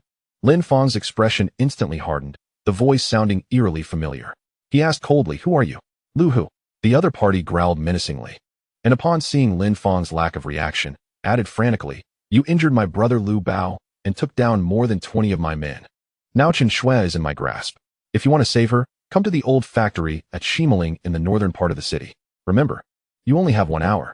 The voice on the other end erupted into a sinister laugh. If you dare to be late, my brothers are looking forward to entertaining her. Lin Fang clenched his phone tightly, his knuckles turning white. Taking a deep breath, he suppressed the raging anger within him. Although Chen Shui had not yet officially entered his life, in his heart, she was already family. Anyone who dared to harm her would pay dearly. Ending the call, Lin Fang wasted no time in grabbing his coat and bolting outside. Wang Junyi called after him, yet he didn't turn back, his figure quickly disappearing at the alley's mouth. Dr. Lin, where are you headed? Huang lied, carrying a box of medicinal herbs, entered the clinic, intending to check on the renovation progress. However, he saw Lin Fang rushing out with a pale face and quickly stopped him to inquire. Lin Fang, his footsteps unyielding, replied coldly, Lu Hu has kidnapped my person. I must rescue them. Huang Li's expression changed dramatically upon hearing this. Lu Hu. He is one of Mu Fontian's subordinates. Lin Fang offered no further explanation and pushed open the door, charging outside. Huang Li watched his retreating figure and hurriedly took out his phone to call Mu Fantian. Located in the outskirts of Tianhai City, Shimeling was a desolate area. Upon hearing the destination, the taxi driver immediately raised the fare to 3 digits. Without hesitation, Lin Fang tossed a stack of cash, and the car sped toward its destination. When the vehicle halted in a barren area, a dilapidated factory came into view. The walls, mottled with age, were entwined with vines, and a few crooked trees stood forlornly nearby. Several rough-looking young men were squatting at the entrance, smoking, and upon seeing Lin Fang disembark, they immediately wore malicious grins. Lin Fang's sharp gaze scanned the surroundings, confirming there were no ambushes hidden within the trees. Just then, the factory door creaked open, and a dozen thugs poured out. Leading them was Lu Bao, who bore a disheveled appearance, his head wrapped in bandages, swaying as he walked like a defeated rooster. Kid, you didn't call the police, did you? Lu Bao sneered, eyeing Lin Fang with disdain. Lin Fang stepped forward with steady determination, asserting, dealing with you ruffians, one is sufficient. The police would only hinder me. Lu Bao erupted into laughter, his jowls quaking. In Tianhai City, those who dare to challenge us are long gone.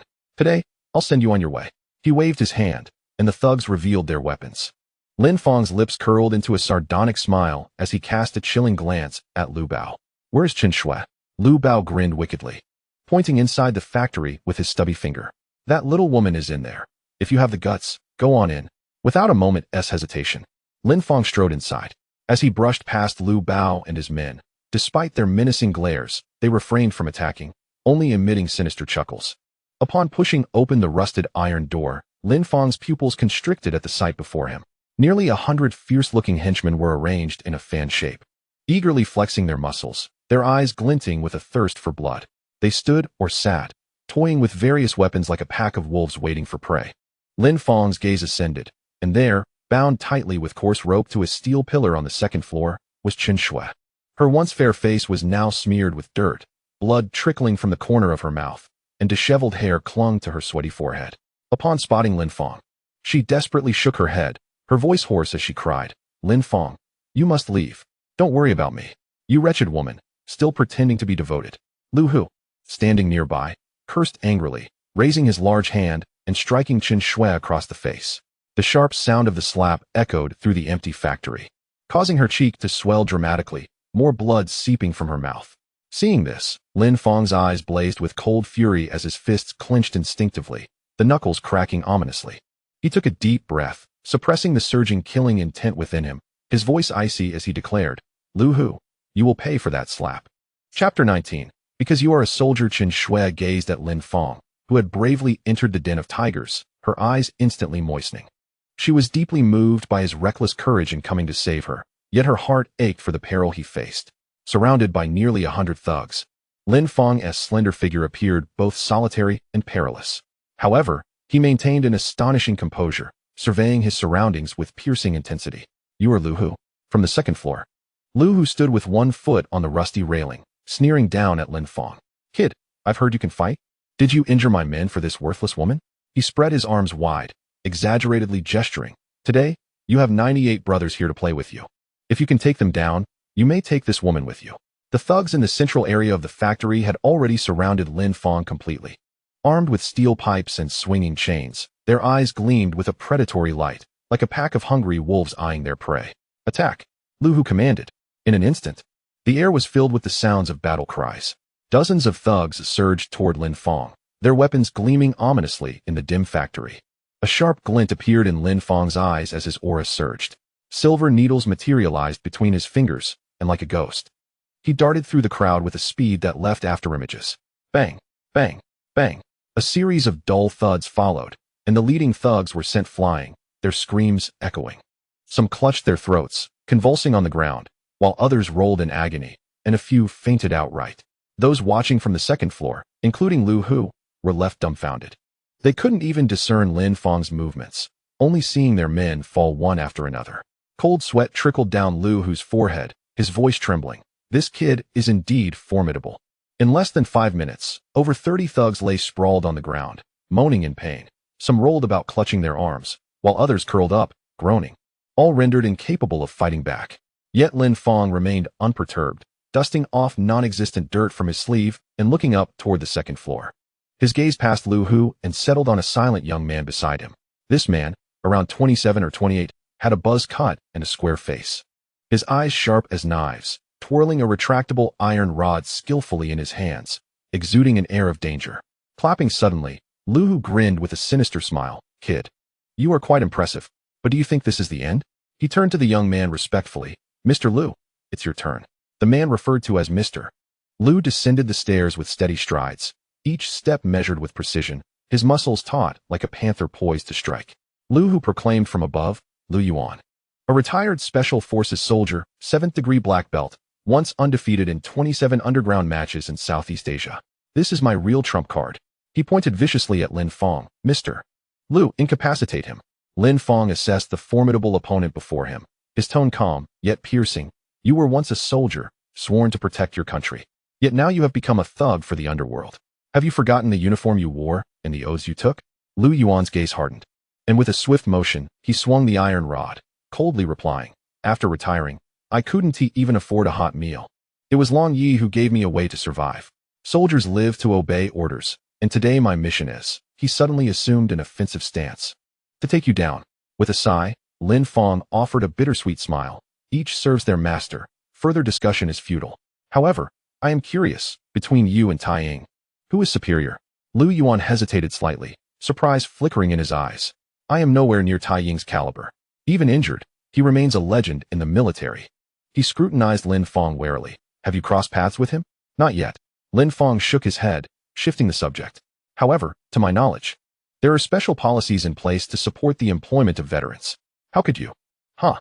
Lu Yuan scoffed, his knuckles turning white as he clenched his fists. "Become a security guard? Work as a forest ranger? That meager salary wouldn't even cover medical expenses." His gaze sharpened. "What Dragon Yi offers is tenfold, 100-fold reward." Lin Fang fell silent. He had always held a profound respect for soldiers, those who bled and toiled on the front lines to safeguard the nation. He never imagined that upon retiring, they would find themselves in such dire straits. Let us get started. Lu Yuan suddenly roared, his aura exploding with intensity. His right fist launched forward like a cannonball, the air howling as it trembled in response. With a powerful push from his legs, the concrete floor cracked beneath him, and he lunged forward like a fierce tiger descending a mountain. Lin Fang's eyes sharpened, his internal energy swirling as he met the charge head-on. He tightened his grip, ready to confront it with sheer strength. Bang! The moment their fists collided, a deep thud echoed. The two remained locked in a stalemate, the surrounding air seemingly frozen. Suddenly, a sharp crack rang out, piercing through the silence of the factory. The onlookers held their breath, wide-eyed, fixated on the two men in the center. The atmosphere felt as if it had solidified, leaving only the sound of their heavy breathing. Crack! Following that sharp sound, commotion erupted among the crowd. A bone broke. That kid's hand must be shattered.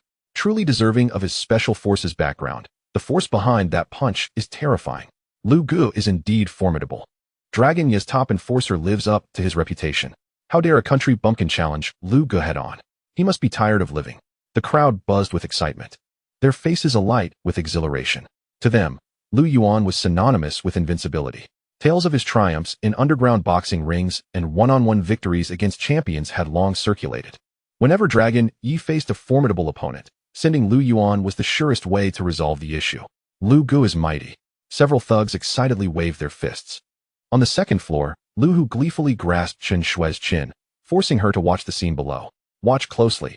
Your little lover is about to become a cripple. For the rest of his life, he won't even be able to lift chopsticks. Will you still follow him? Tears streamed down Chen Shui's filthy cheeks. Her voice trembled as she pleaded, Lu Hu, isn't it enough that you've ruined my reputation? Why must you go to such extremes? This is our grudge. It has nothing to do with him. Let him go. Her nails dug deep into her palms, yet she felt no pain. The figure standing below, once so strong, now appeared utterly helpless in her eyes. Lu Hu's cruel smile widened, his fingers tightening on her chin. Beg me, kneel and beg me, and perhaps I'll spare him. Chen Shui's tears flowed like pearls from a broken string as she struggled, her voice hoarse. I beg you, please let him go. Let all the blame fall on me. He knows nothing. Ha ha. Lu Hu suddenly burst into laughter, shoving her aside, and turning to shout down to the floor, Lu Yuan, take that kid out. But his laughter was abruptly cut short. In the center of the arena, Lu Yuan's expression turned ashen, veins bulging on his forehead as beads of sweat rolled down his cheeks. His right arm twisted at an unnatural angle, a gruesome piece of bone protruding from his elbow, blood streaming down his arm. Lu Yuan could no longer suppress a heart-wrenching scream. The sound acted like a bucket of ice water, extinguishing the excitement of everyone present. Lu Hu stared, eyes wide in disbelief. The thugs, who had just been cheering, now stood frozen in shock and fear. In that fleeting moment, Lin Fang's figure vanished from sight. The next second, he appeared before Lu Yuan, lightly striking his chest with his palm. Slap! A soft sound echoed, and Lu Yuan flew backward like a broken kite, crashing heavily against a concrete pillar. Blood trickled from the corner of his mouth, his chest visibly caved in. Yet he managed to lift his head, his eyes reflecting gratitude. Thank you for showing mercy. This once dominant underground boxing champion now comprehended the vast chasm between himself and the young man before him. The strength behind that palm strike was something Lu Yuan understood better than anyone. Had Lin Fang unleashed his full power, it was likely his heart would have been shattered. Now slumped in the corner, he gazed at the upright silhouette, a whirlwind of complex emotions swirling within him. Astonishment at the opponent's strength, yet grateful for his restraint. Because you are a soldier, Lin Fang remarked softly, his gaze shifting toward the staircase leading to the second floor. The thugs surrounding him, brandishing steel pipes and knives, continued to feign bravado, yet their eyes were filled with trepidation. Their hands trembled slightly around their weapons, unconsciously retreating step by step. Stop him. Quickly block him. Lu Hu screamed frantically, veins bulging on his forehead. He stumbled back a few steps, almost tripping over his own feet. Dozens of thugs stood their ground at the staircase.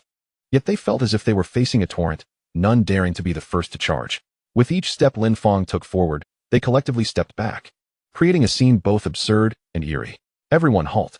A deep, powerful voice suddenly resonated from the entrance of the factory. This voice carried the weight of time, commanding automatic compliance from all present. Everyone turned to see a robust, bald elder leaning on a dragon-headed cane.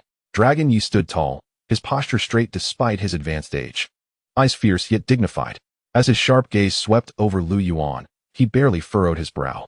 Standing beside the elder was Mu Fantian, a renowned business magnate from Tianhai City. Dragon Yi.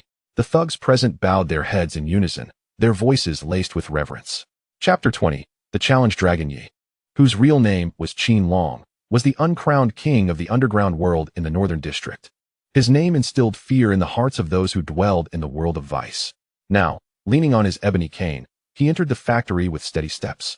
Though he was over 60, his posture remained erect, and his gaze was piercing. Seeing the moaning thugs and the severely injured Lu Yuan, Dragon Yi did not even furrow his brow. He lifted his head slightly, his eagle-like eyes locking onto the second floor, each step measured and powerful. Mu Fantian followed closely behind. As he surveyed the scene, his gaze fell upon Lin Fang, a flicker of surprise crossing his features. Lu, who scrambled down from the second floor, beads of sweat dotting his forehead. Dragon Yi. Mr. Mu. Dragon Yi began to speak, his voice low yet filled with authority. Lu Hu, I have heard of your dealings with that girl. A grown man resorting to such despicable tactics against a woman. Aren't you ashamed? Lu Hu gritted his teeth, the flesh on his face twitching. Dragon Yi, because of this woman, I am now ridiculed wherever I go. If I don't vent this frustration, how can I continue to survive in this world? Dragon Yi narrowed his eyes, lightly tapping his cane on the ground. I am speaking to you calmly, and yet you dare to act defiantly? Lu Hu instantly resembled a deflated balloon, retracting his neck and repeatedly gesturing in refusal. I dare not. Lord Long, please do not misunderstand. Then will you not release her? Lord Long's voice suddenly escalated by an octave. Despite the unwillingness etched on his face, Lu Hu dared not disobey and could only cast a glance towards the upper floor. Lin Fang dashed up the stairs in a single bound, meticulously untying the ropes binding Chen Shui. As she weakly collapsed, Lin Fang steadied her, assisting her down the staircase with care. Chen Shui's pale visage bore traces of tears, yet her gaze towards Lin Fang was imbued with a complex array of emotions. Shuijie, it's all right now. I am here, Lin Fang softly reassured her. Unable to contain her emotions any longer, Chen Shui threw herself into Lin Fang's embrace, weeping uncontrollably. Her tears soaked Lin Fang's clothing, her frail shoulders trembling incessantly. Lin Fang, thank you, truly thank you. Lin Fang gently patted her back, his touch as tender as one might offer to a frightened creature. Let us go downstairs. Mu Fantian swiftly ascended the stairs to assist. When the trio finally stood before Qin Long, the undisputed king of the northern underworld, he scrutinized Lin Fang with a piercing gaze. What do we call this young brother? Qin Long's voice was deep and resonant, imbued with the authority of one accustomed to power. Lin Fang, he replied with neither deference nor arrogance. Qin Long turned to Mu Fantian, a knowing smile gracing his lips. Mr. Mu, have I not granted you sufficient favor? Mu Fantian inclined his head slightly. Thank you, Lord Long, for your generosity. We shall take our leave now. Wait. Qin Long suddenly raised his voice, striking the ground heavily with his cane. Mr. Mu, have you not always desired to reclaim the Iron Eagle? I can release her, but should you not demonstrate some sincerity? Mu Fantian's brow furrowed. What sincerity does Lord Long desire? Qin Long surveyed the wailing subordinates strewn about, a cold smirk playing on his lips. Your young brother Lin Fang possesses extraordinary skills. Having injured so many of my men, even Lu Yuan could not contend with him. How shall we account for this? Mu Fantian's gaze turned icy. Qin Long, we have collaborated for many years, but do not forget your standing. He stepped forward, his voice laced with warning. There are others in Tianhai City capable of such deeds. And you are not the sole player. What? Do you expect me to cover medical expenses? Mu Fantian scoffed, his eyes sharp as blades. Qin Long fell silent momentarily, his hawk-like gaze sweeping over Lin Fang. Ultimately, he tempered his imposing demeanor and spoke slowly. Mr. Mu, you possess great wealth and power, and could easily replace this old man. However, he abruptly shifted his tone. I see that this young brother possesses remarkable abilities. Shall we wager? Let him compete against my man, and if he wins, you take the Iron Eagle. If he loses, this matter is settled. The king of the northern underworld calculated his options. He feared offending Mu Fantian, yet sought to appease his subordinates. More crucially, Mu Fantian had repeatedly expressed the desire to take the Iron Eagle, a situation that sat uneasily with him. The Iron Eagle was a figure so formidable that even a warrior like Lu Yuan acknowledged his prowess, having saved Qin Long's life amidst gunfire. Such an ace, he could not afford to relinquish lightly. Mu Fantian chuckled derisively. Qin Long, you indeed had some prowess in your youth. Yet now, he appraised the older man's slightly stooped figure. You, who cannot even surpass Lu Yuan, wish to humiliate yourself further? Ha ha. Qin Long suddenly roared with laughter, a glint of cunning in his mirth. Mr. Mu, you jest. Of course, this old body will not take to the field myself. He paused meaningfully. I have my arrangements. Finding someone. Mu Fantian's eyes turned cold. At that moment, Lin Fang, who had remained silent, suddenly chuckled softly. Lord Long, I accept your wager. He stepped forward, his gaze fierce and unwavering. However, I have a condition. Qin Long narrowed his sharp eyes, the wrinkles on his face deepening. Oh, pray tell, what is your condition? Lin Fang's eyes flashed like lightning, pointing towards Lu who lurking in the corner. You may send any man to battle, but should I win, I demand a leg from him. He gestured towards the overweight man. Lu whose face drained of color, beads of sweat rolling down his forehead. He stumbled to Qin Long's side, grasping the master's sleeve with a chubby hand. Lord Long, I have been loyal to you for so many years. I may lack achievements, but have endured hardships. You cannot. Qin Long's brow knitted tightly, casting a searching glance toward Mu Fantian for counsel. Mu Fantian, equally astonished, had initially planned to refuse the contest. Even if Qin Long did not acquiesce, he had myriad ways to reclaim the Iron Eagle. Yet Lin Fang's sudden stipulation left him perplexed. When their eyes met, Lin Fang subtly nodded. After a brief contemplation, Mu Fantian stated firmly, what he means is what I mean. Excellent. Qin Long suddenly slammed his hand down, his cane striking the ground with authority. Should you win, I shall personally break Lu Hu's leg. However, he shifted his tone. The time is set for half a month from now, at this very location. Half a month? Lin Fang raised an eyebrow. Why not now? Qin Long stroked his grizzled beard, a glint of mischief in his eyes. Did I say now? At present. The Iron Eagle is our bargaining chip and cannot enter the fray. As for Lu Yuan, he glanced at the warrior still leaning against the wall, panting. He has already been bested by you. Mentioning the Iron Eagle, a complex expression flickered across Qin Long's face. When Mu Fantian, a disabled veteran, first presented the Iron Eagle to him, he was filled with skepticism.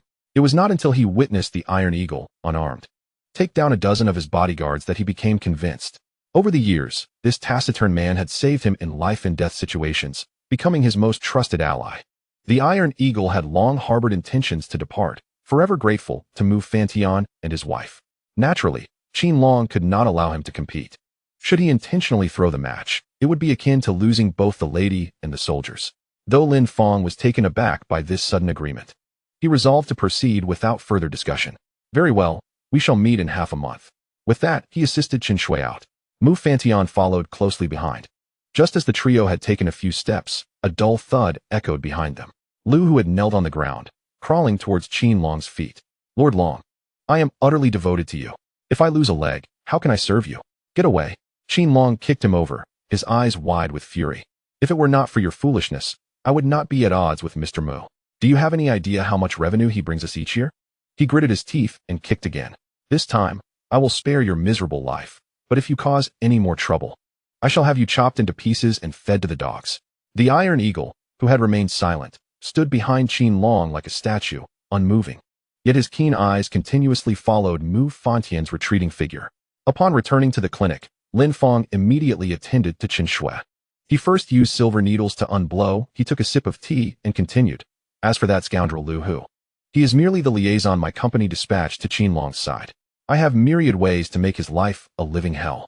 Lin Fang lifted the celadon teacup, gently dispersing the tea leaves floating on the surface, a subtle smile gracing his lips.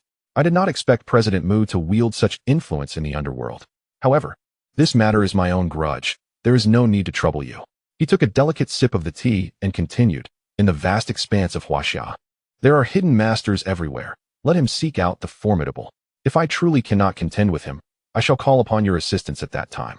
Lin Fang was acutely aware that debts of gratitude are the hardest to repay, and he preferred to resolve matters on his own whenever possible. Mu Fantian caressed the teacup, pondering for a moment. Very well. However, given Qin Long's nature, the individuals he summons will certainly not be ordinary. They will at least be of the caliber of Iron Eagle. His expression turning grave, he cautioned, if you truly find yourself at a disadvantage, remember that preserving your life is paramount. Surrendering is not a sign of shame. I shall find a way to restore your honor in due time. Thank you for your concern. Lin Fang set down the teacup, shifting the topic. Tomorrow, the clinic will open. Will President Mu be free to attend? This. Mu Fantian's face showed hesitation. Tomorrow I happen to have a signing ceremony for a 100 billion project. That's quite all right. Lin Fang chuckled, waving his hand dismissively. I merely asked out of curiosity. Your career is of utmost importance. He rose to refill Mu Fontien's tea, his movements fluid and graceful. The opening of the clinic is merely a formality. I appreciate your kind intentions. Chapter 21. I intend to be brazen. What can you do about it today? Lin Yuan Traditional Chinese Medicine Clinic officially opens its doors to patrons. As dawn broke, Lin Fang arrived at the clinic, stepping through the morning dew. As the sole physician currently at the clinic, he personally ignited the bright red firecrackers at the entrance. The crackling sounds startled the entire street. Several wild dogs scampered away with their tails between their legs, while neighbors peered out to see what was happening. Once the smoke cleared, Lin Fang arranged a redwood consultation table in the courtyard, neatly displaying several rows of silver needles. A conspicuous notice was affixed outside the door: new clinic opening. Free consultations on the first day, with a 90% discount on medicine. He settled into a grand armchair, lightly tapping the table with his fingers, eagerly awaiting the arrival of his first patient. Sunlight filtered through the old locust tree in the courtyard, casting mottled shadows on the ground. An hour passed, and apart from a few inquisitive stray cats, no one had come to seek treatment. Strange, Lin Fang mused, stroking his chin, when suddenly he heard a rustling noise at the entrance. A round head peeked through the crack of the door, and Lin Fang's eyes brightened, a smile unconsciously curling at the corners of his mouth. He could almost envision his miraculous hand sign hanging throughout Tianhai City, picturing the bustling scene outside Lin Yuan Traditional Chinese Medicine Clinic. With his medical skills, how could he not gain widespread recognition? Wealth would flow in, allowing him to stand shoulder to shoulder with the Liu family. However, upon seeing the visitor clearly, Lin Fang's smile froze instantly. Why is it you fat fool? His expectations collapsed at once. Wang Junyi waddled into the courtyard, his eyes squinting with laughter. Dr. Lin, it seems you won't be getting any patients today. Lin Fang grabbed a broom from the corner and swung it at him. You cursed harbinger. To say such ominous words on the very first day of opening. Do you seek a beating? Wang Junyi deftly caught the broom, carefully setting it aside, and waved his hand from the threshold. Come look, and you will understand that I am not speaking in vain. Skeptically, Lin Fang approached the entrance. There, at the mouth of the alley, a few burly men were menacingly blocking the path of passers-by. Commanding them from the center was none other than Lu Nianxi's sister. Lu Nianting, what are you staring at? Get lost. The leader, Su Wei, bellowed, causing an elderly woman who intended to seek treatment to turn and flee. Lu Nianting, hands on her hips, arrogantly declared, Lin Fang, you dare to mock me and bully my friends? Today, I will make it impossible for you to move an inch in Tianhai, blocking your income. Let us see how you flaunt yourself. She turned to her bodyguards, commanding, Su Wei, seal off this alley. Not even an ant is to be let through. Rest assured, miss. Su Wei thumped his chest in assurance. Witnessing this scene, Lin Fang felt a mix of amusement and despair. He should have anticipated that with Lu Nianting's vengeful disposition, she would not let him off easily. Clearly, she had been waiting for the perfect moment to strike. Just then, Lu Nianting turned and locked eyes with Lin Fang, who stood at the clinic's entrance. She paused momentarily, then flashed a sly smile, defiantly raising her chin. Oh, if it isn't the illustrious Dr. Lin. I heard your clinic is opening, so I specially brought people to support you. Lu Nianting approached with a lively gait, clasping her hands in front of her, a mischievous grin adorning her face. Congratulations, congratulations. May your grand opening be a resounding success, and may you soon achieve greatness and marry my sister. As Lin Fang drew closer, he recognized familiar faces from their previous encounter at the lounge, causing him to frown. What is this act you are putting on? Su Wei suddenly stood up, his robust figure looming like a small mountain, eyes blazing with fire. Brother-in-law, we are here to help you attract business. Indeed, brother-in-law, we specially came to support you. The others chimed in, their faces adorned with insidious smiles.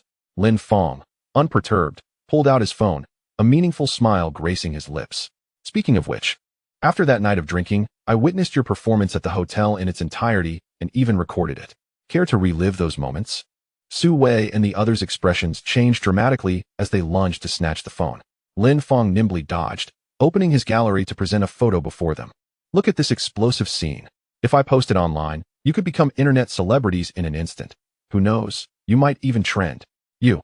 Lu Nianting's face turned crimson upon seeing the photo, covering her eyes with her hands while scolding, vulgar, shameless. Su Wei and the others were incensed, charging at Lin Fang like a pack of enraged bulls. Get that phone. Su Wei yelled, exasperated. Lin Fang took a few steps back, leisurely shaking his phone. Save your energy. I already uploaded it to the cloud, so you can't delete it.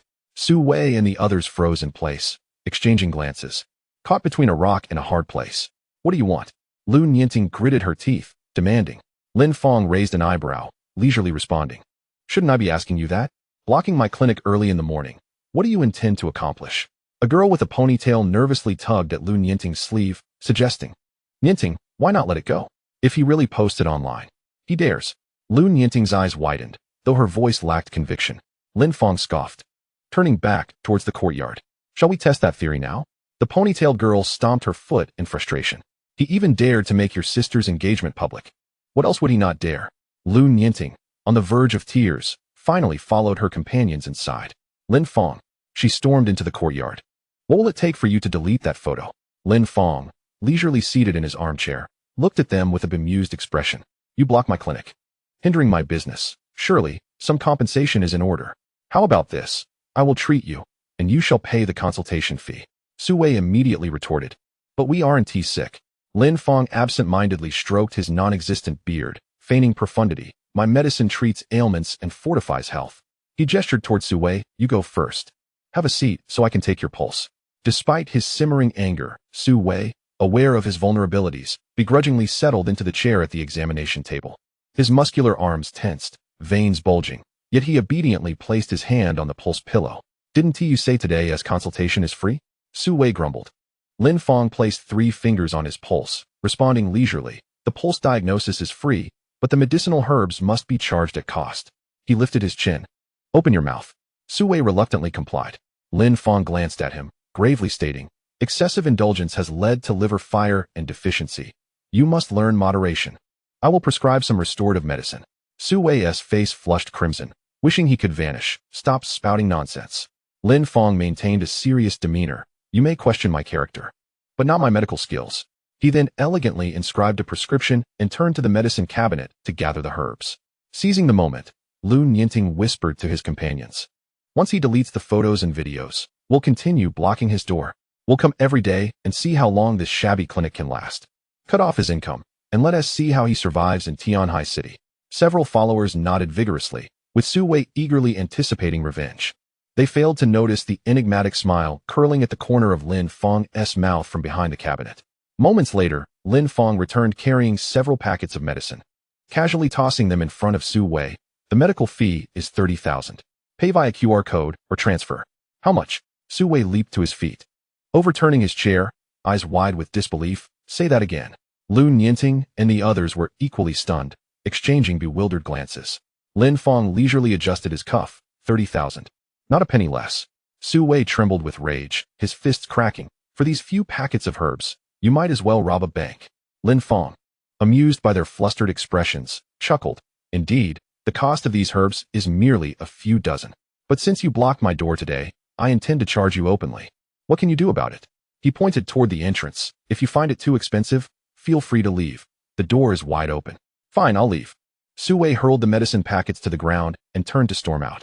Lin Fang stretched lazily, deliberately muttering to himself. Oh dear. Since I have some time on my hands, I might as well post a few photos online to gauge the reaction. I wonder how everyone will respond. Su Wei's steps immediately halted. He slowly turned around, forcing a smile even more pained than a frown, bending to pick up the medicine packets. Lin Go. I was just joking. 30,000, right? I'll pay now. Lin Fang nodded with satisfaction, beckoning to the others. Next. Just then, Wang Jun rushed in, panting. Dr. Lin. Trouble. Someone is blocking the alley again. Lin Fang's expression turned icy as he glanced at Su Wei and his group. It's not us. Truly not us. Su Wei and his companions hastily waved their hands, shaking their heads vigorously. Lun Yinting, in a panic, stamped her foot. All our people are right here. Chapter 22. I shall graciously accept the gifts brought. Not only was Lin Fang perplexed, but Lun Yinting and her entourage exchanged confused looks, clearly equally bewildered. Lun Yinting quickly lifted her skirt and hurried to the alley to check the situation. Inside the clinic, Lin Fang remained composed, signaling the next patient to sit. He placed his fingers on the patient's pulse, frowning slightly. There is excessive dampness, fluid accumulation in the lungs. Do you often find it hard to breathe at night? The young man's eyes widened. Initially suspecting the doctor was a charlatan, he was astonished that Lin Fang could pinpoint his hidden ailment. How do you know? Isn't it obvious? Lin Fang shot him a disdainful glance. Do you think I'm here performing for entertainment? He swiftly scribbled a prescription and turned to gather the medicine. 3 days worth, and I guarantee you'll be well. 25,000. Pay via QR code or transfer. Although the young man winced at the amount, he obediently paid. Thus, Lin Fang attended to each patient in turn, leaving only Lu Nianting still standing aside. Hey, I'm not sick. Lu Nianting crossed her arms, looking disdainful. I get checked at a top-tier hospital every month. You can't intimidate me with photos. Lin Fang's lips curled into a teasing smile. You are the mastermind. They are merely accomplices. If you do not cooperate, he waved his phone. Their photos will still appear online. You. Lu Nianting was furious, stamping her feet, but under the pleading gazes of her companions, she reluctantly sat down. Placing her wrist on the pulse pillow, Lin Fang's fingers made contact, but his gaze was drawn to the space between her eyebrows. There, dark energy swirled ominously, tinged with a foreboding crimson. This was not a mere medical diagnosis, but a divination technique. Your liver fire is too strong, Lin Fang said gravely. Have you been plagued by nightmares recently? Awakening in a cold sweat at night? He paused, his tone suddenly serious, if I'm not mistaken. Your dreams involve misfortunes befalling your family? Lu Nianting's face turned ashen, her once defiant gaze flickering with fear.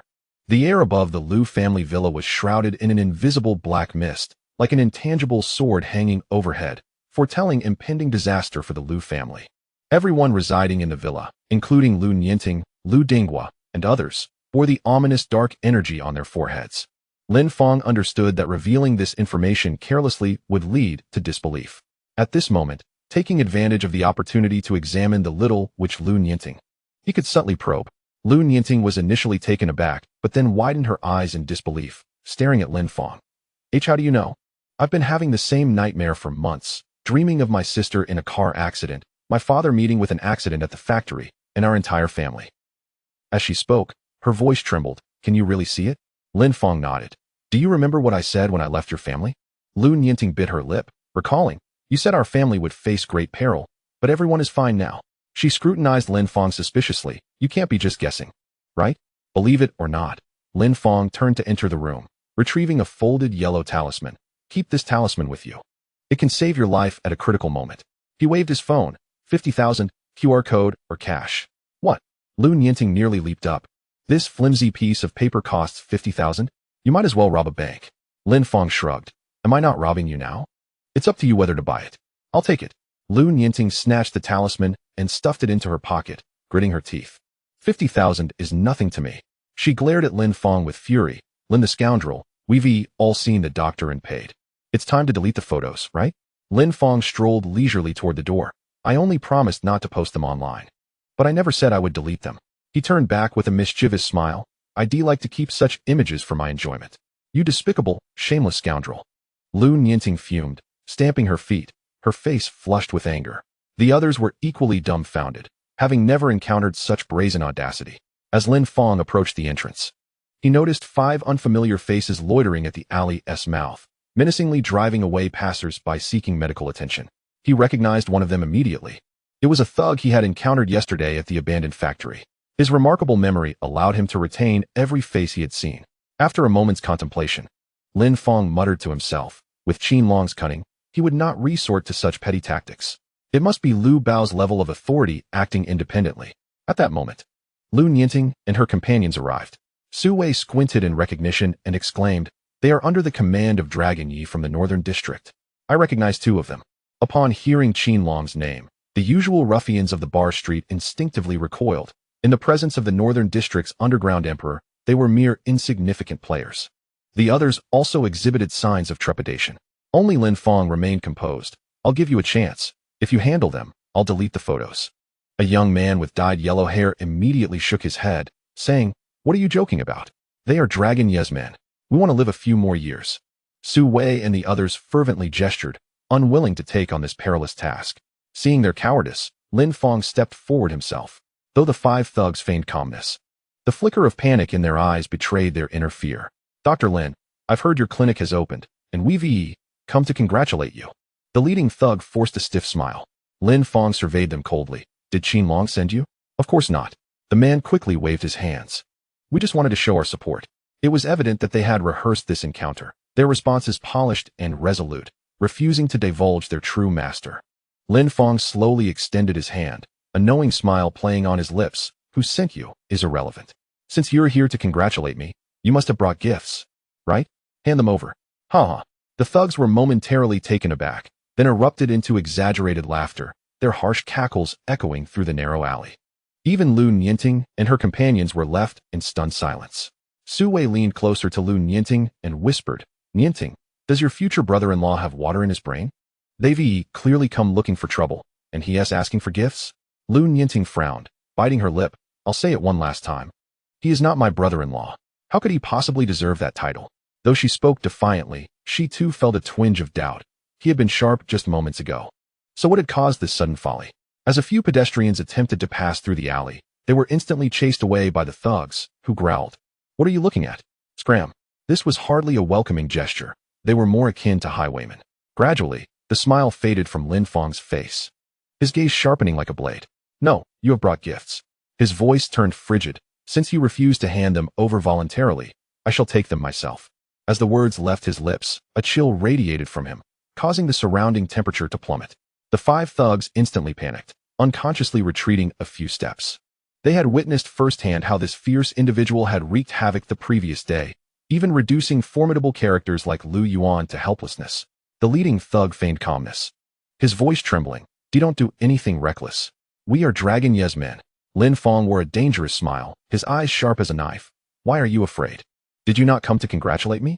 He advanced slowly, each step exuding an oppressive aura. I suspect you did not come alone today. No matter. I will graciously accept the gifts you brought.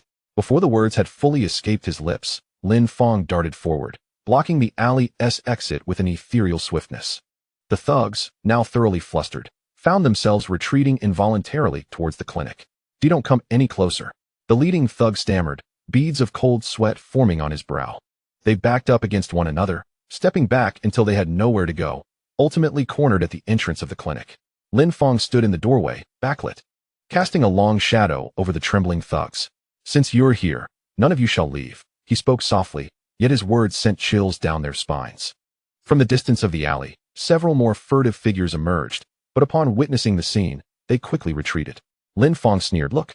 It seems more people have come to deliver gifts. Chapter 23. Unconventional tactics. Lu Nianting and her companions were utterly bewildered, unable to fathom Lin Fang's intentions. Fearing entanglement, they hastily concealed themselves in a corner of the courtyard, watching anxiously.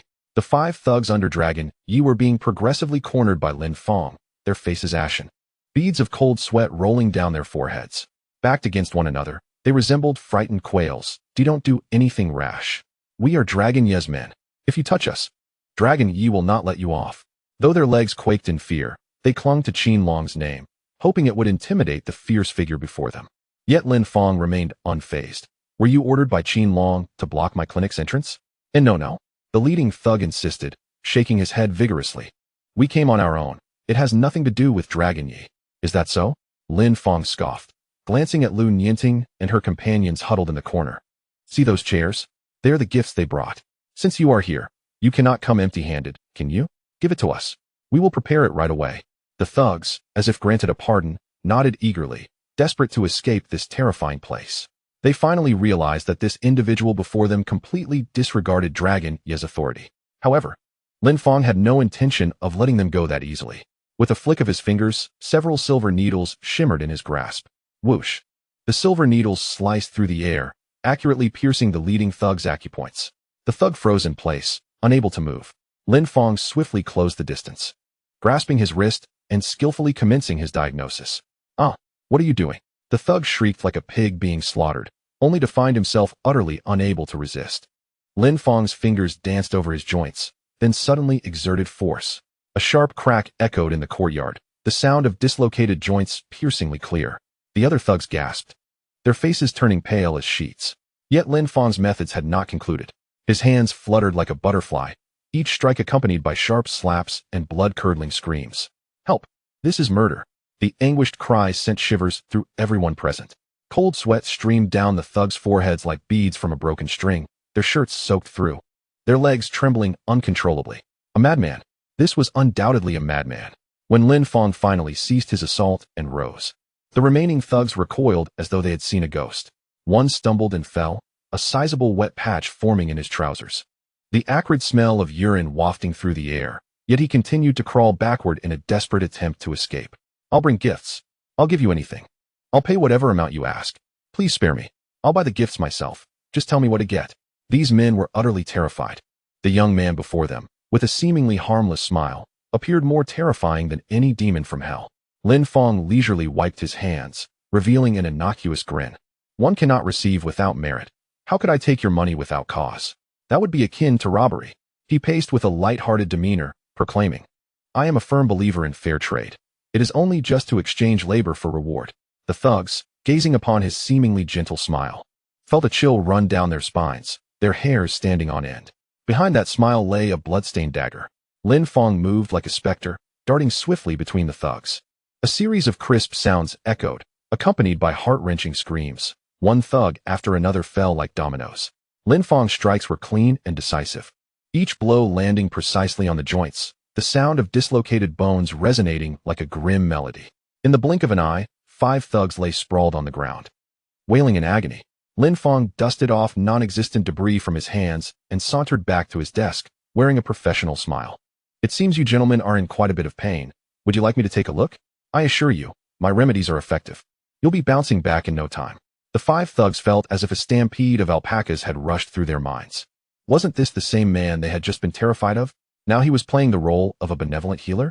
In a shadowy corner, Lu Nianting and her companions watched in disbelief. Nianting, your brother-in-law's tactics are absolutely phenomenal. Su Wei whispered. It appears he has shown us some mercy. Another girl chimed in. But why don't these men dare to retaliate? Lin Fang feigned a sigh. Alas, it seems their injuries are too severe, they can hardly move. He suddenly turned to Su Wei and the others. What are you all waiting for? Is there no shred of compassion in you? Can't you see the wounded cannot even stand? Hurry and bring them over. He narrowed his eyes, his tone growing ominously dangerous. Or do you wish to join them on the ground? Su Wei and his companions jumped, hastily scrambling to lift the 5 wounded to the examination table. They had no desire to experience such special treatment. Lin Fang pretended to examine their injuries, occasionally emitting exaggerated sighs and offering theatrical commentary. TSK, TSK, TSK. The force was too brutal. Here, and oh, these few places are fractured. His brow furrowed, feigning distress.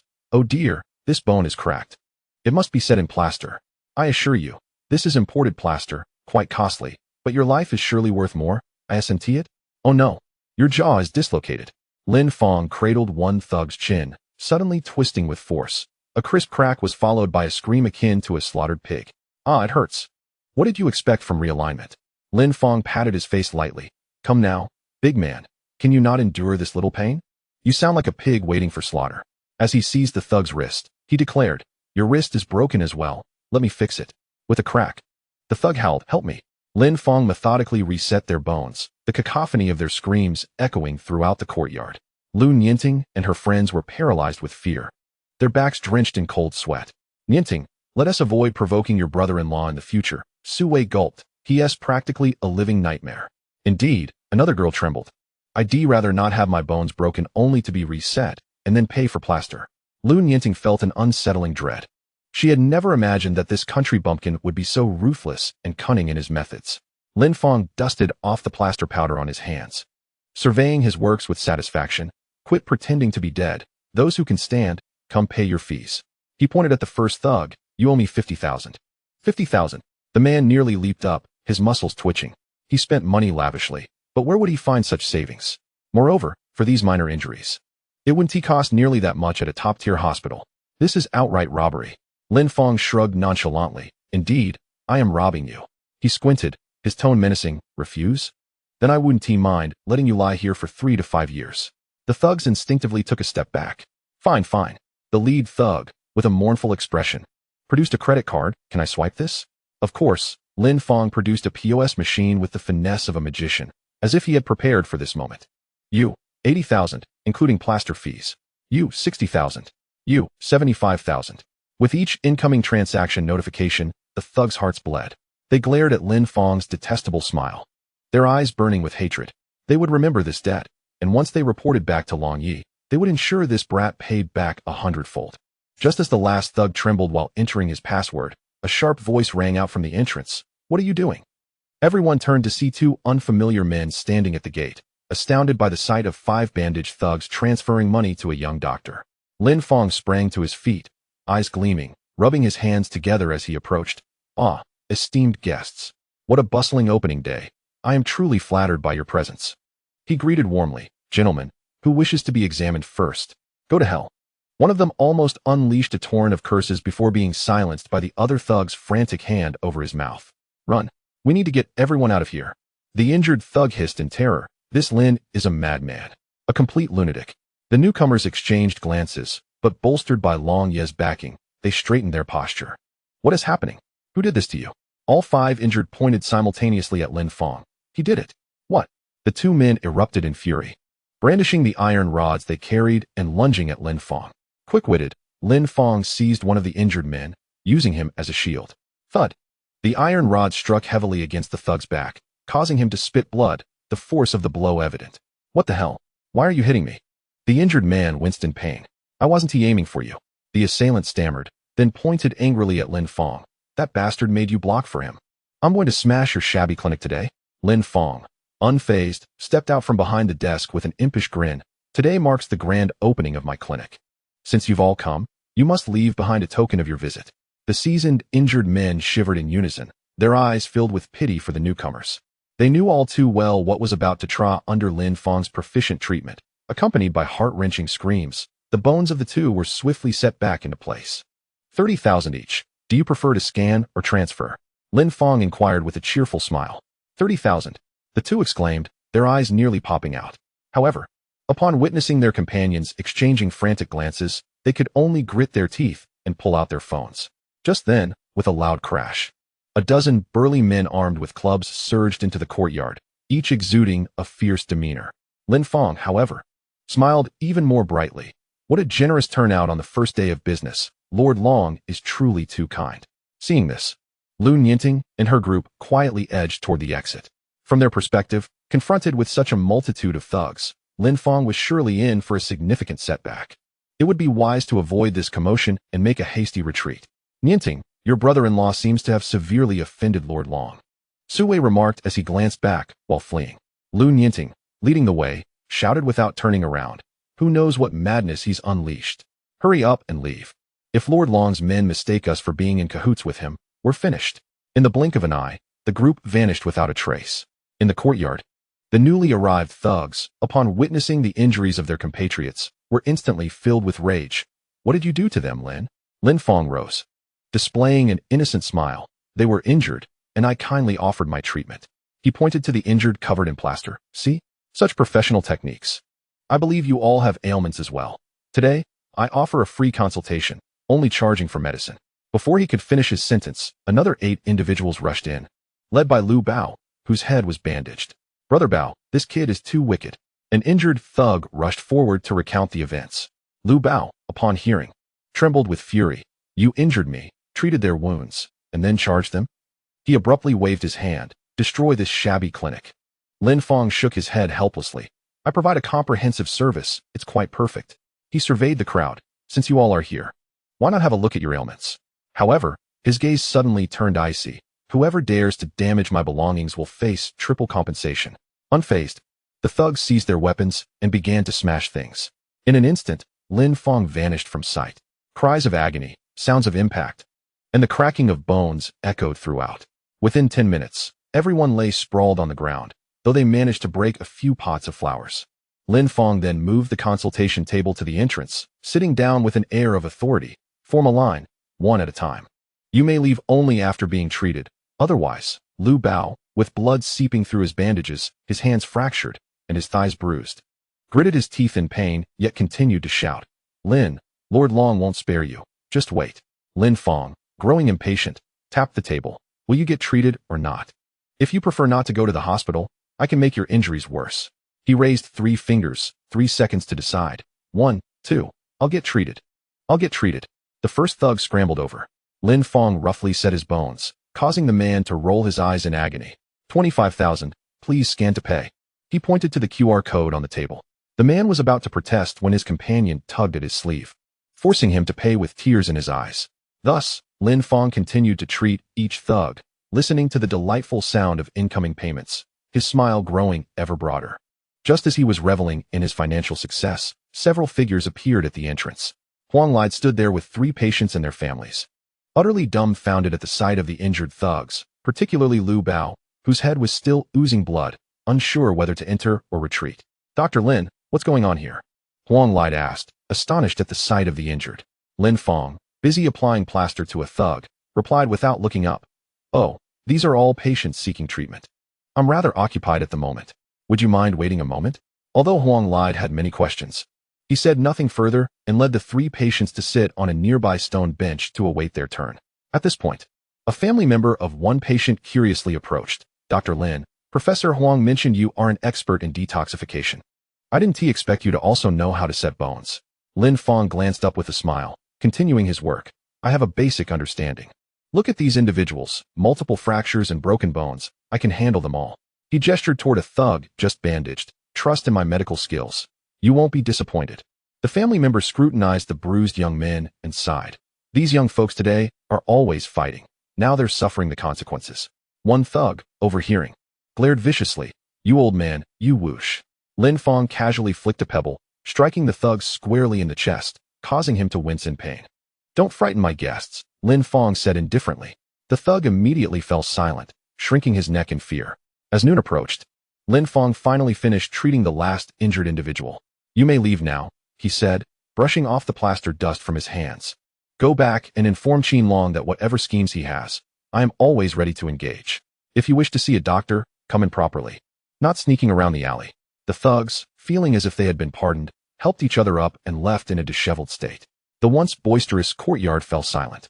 Huang Lide approached with the 3 patients, his brow furrowed. "Dr. Lin, what was that about?" Lin Fang wiped his hands and smiled. "Oh, it's nothing. Lord Long sent people to support my clinic's opening, and it turned out quite well." At that moment, Chun Shui timidly emerged from the inner room. She had long been awakened by the commotion outside, but refrained from showing herself upon seeing Lord Long's men.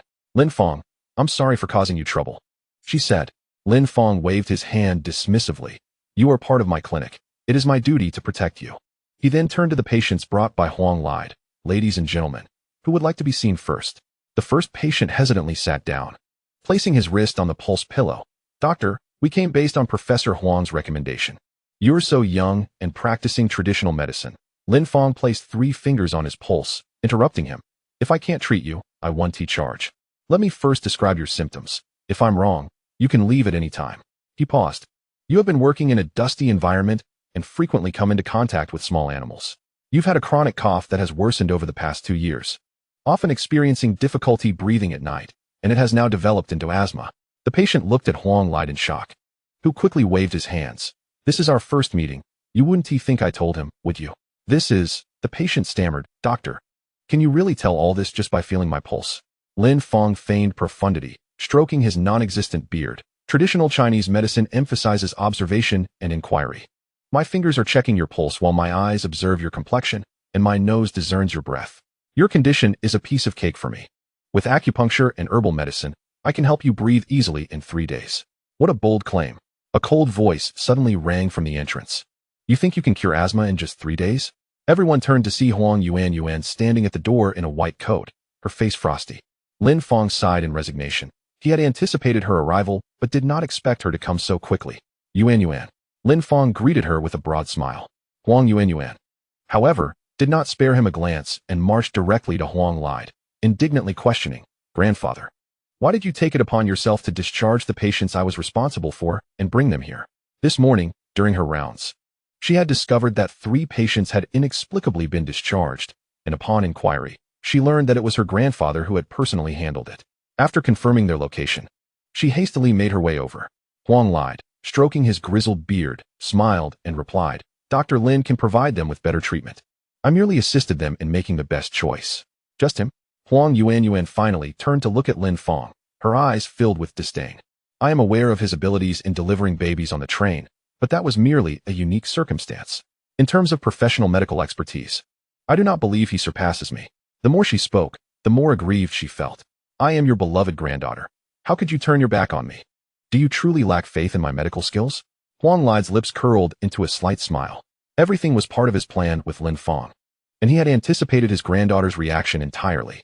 Oh, Huang lied, feigned surprise. So you believe you are superior to Dr. Lin? Absolutely, Huang Yuan declared emphatically.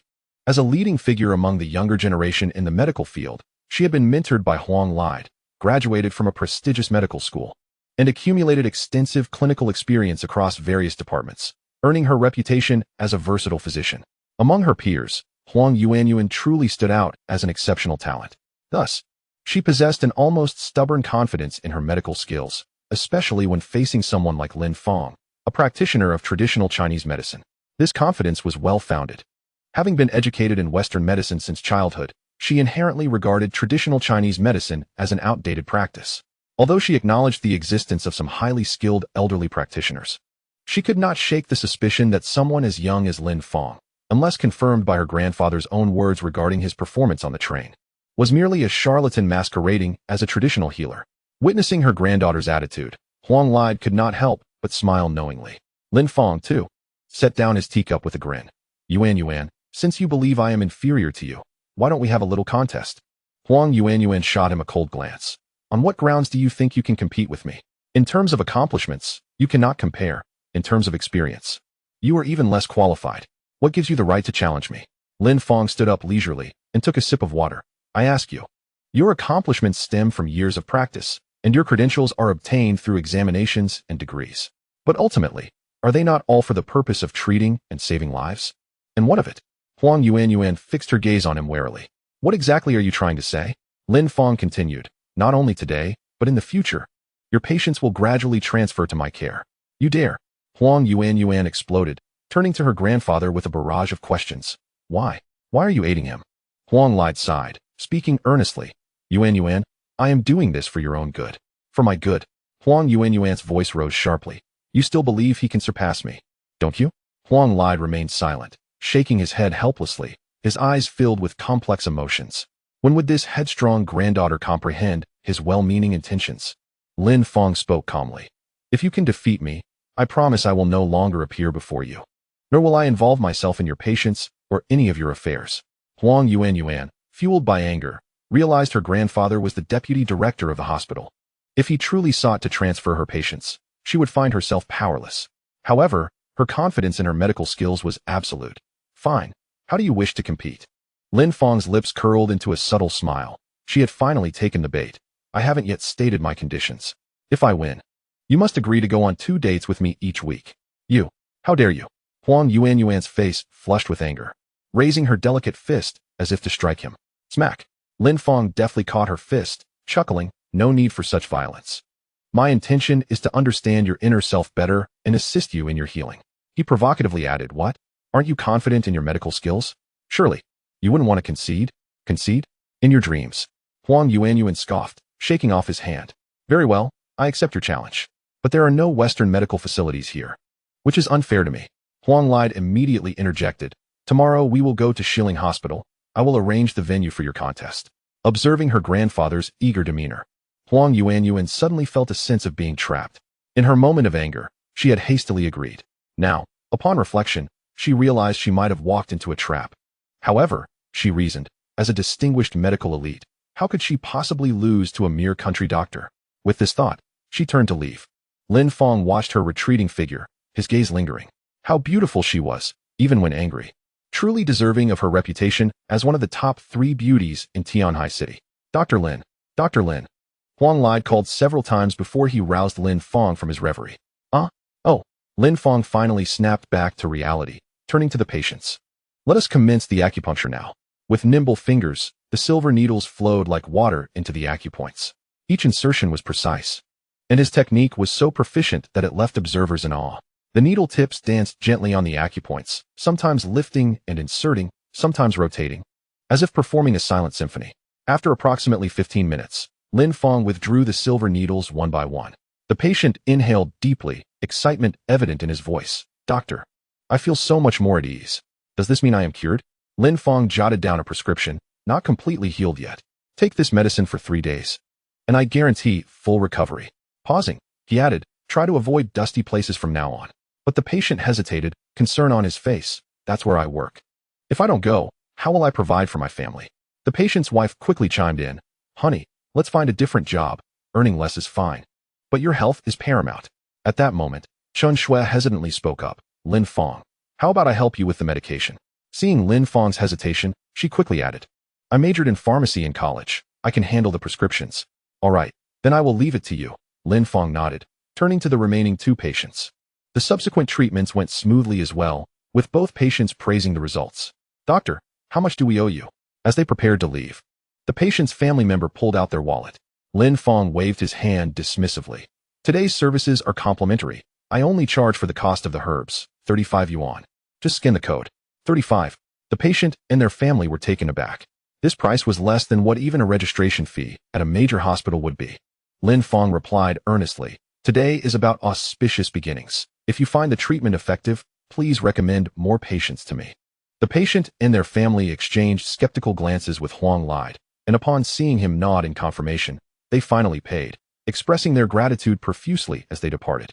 Huang lied accompanied them as they left. About half an hour later, the sound of high heels echoed outside the clinic. A woman clad in a dark green qipao gracefully entered, holding a slender cigarette between her fingers. She moved with an alluring elegance, her red high heels tapping a delightful rhythm on the floor. Which one of you is Dr. Lin Fang? She exhaled a puff of smoke. Her voice languid, yet laced with a hint of seduction. Lin Fang stood up and asked, are you here to seek medical treatment? The woman surveyed the quaint new clinic, her gaze finally settling on Lin Fang. Is it true that you can heal? I am a doctor. Of course I can, Lin Fang replied, gesturing towards the examination table. Please have a seat, and allow me to take your pulse. The woman walked over and sat down, resting her wrist on the pulse pillow. Yet her eyes continued to wander. Dr. Lin, do you know Chen Shui? Lin Fang raised an eyebrow and called out, Sister Shui, could you come out for a moment? Chapter 26. The best is yet to come. Upon returning home, Lun Yinting hurriedly sought out her sister and found Su mooching in the living room. Grabbing a cup from the coffee table, she took a large gulp and exclaimed, Sister, you wouldn't believe how outrageous Lin Fang was today. He actually took down all of Long Ye's men, then treated their injuries and charged them. How audacious. Lun Yancy maintained her aloof demeanor, casting a cool glance at her sister. Why don't you tell me how you and your dubious friends were extorted by him? Lun Yinting's eyes widened. Sister, you already knew? Su Mooching smiled softly. Your sister has had people keeping an eye on him. She knows more about his every move than you do. Lun Yinting suddenly realized her sister had not been indifferent to the marriage arrangement, but had been discreetly monitoring the actions of that country bumpkin. Su Mooching continued. You can check the local forum of Tianhai City. Many netizens have been clamoring to settle scores with Lin Fang. Now, Cheng Huixian has personally taken charge of organizing efforts. And your sister has already revealed the address of Lin Yuan Traditional Chinese Medicine Clinic. The best is yet to come. Lun Yinting quickly pulled out her phone and opened the largest local forum in Tianhai City. The homepage was filled with posts condemning Lin Fang, with the comments section brimming with outrage. Drive this country bumpkin out of Tianhai, smash his shabby clinic. How dare he lay claim to our goddess? A country bumpkin thinks he can climb the social ladder? Let us follow young Master Cheng and tear down his sign, ensuring he can never show his face in Tianhai again. Where are the brothers? Young Master Cheng said to gather on Qingyang Road. How many have arrived?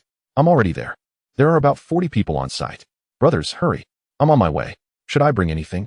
We're all civilized people. We're just going for treatment. What do we need to bring? The forums in Tianhai City buzzed with fervent discussions against Lin Fang. Netizens were feverishly organizing efforts aimed at Lin Yuan Traditional Chinese Medicine Clinic. Lun Yinting felt a surge of adrenaline and leapt up. I want to go too. How can I miss out on such excitement? Lun Yancy calmly sipped her tea. Why the rush? This is just the beginning. The best is yet to come. Is there more? Lun Yinting's eyes lit up, eager to lean closer to her sister. Sister, please tell me. Lun Yancy remained composed, elegantly placing her teacup down, causing her impatient sister to stomp her feet in frustration. Su Mooching, noticing her sister's eagerness, chuckled. Cheng Huixian has already contacted several renowned Chinese medicine practitioners in Tianhai City, preparing to thoroughly defeat Lin Fang in medical skill.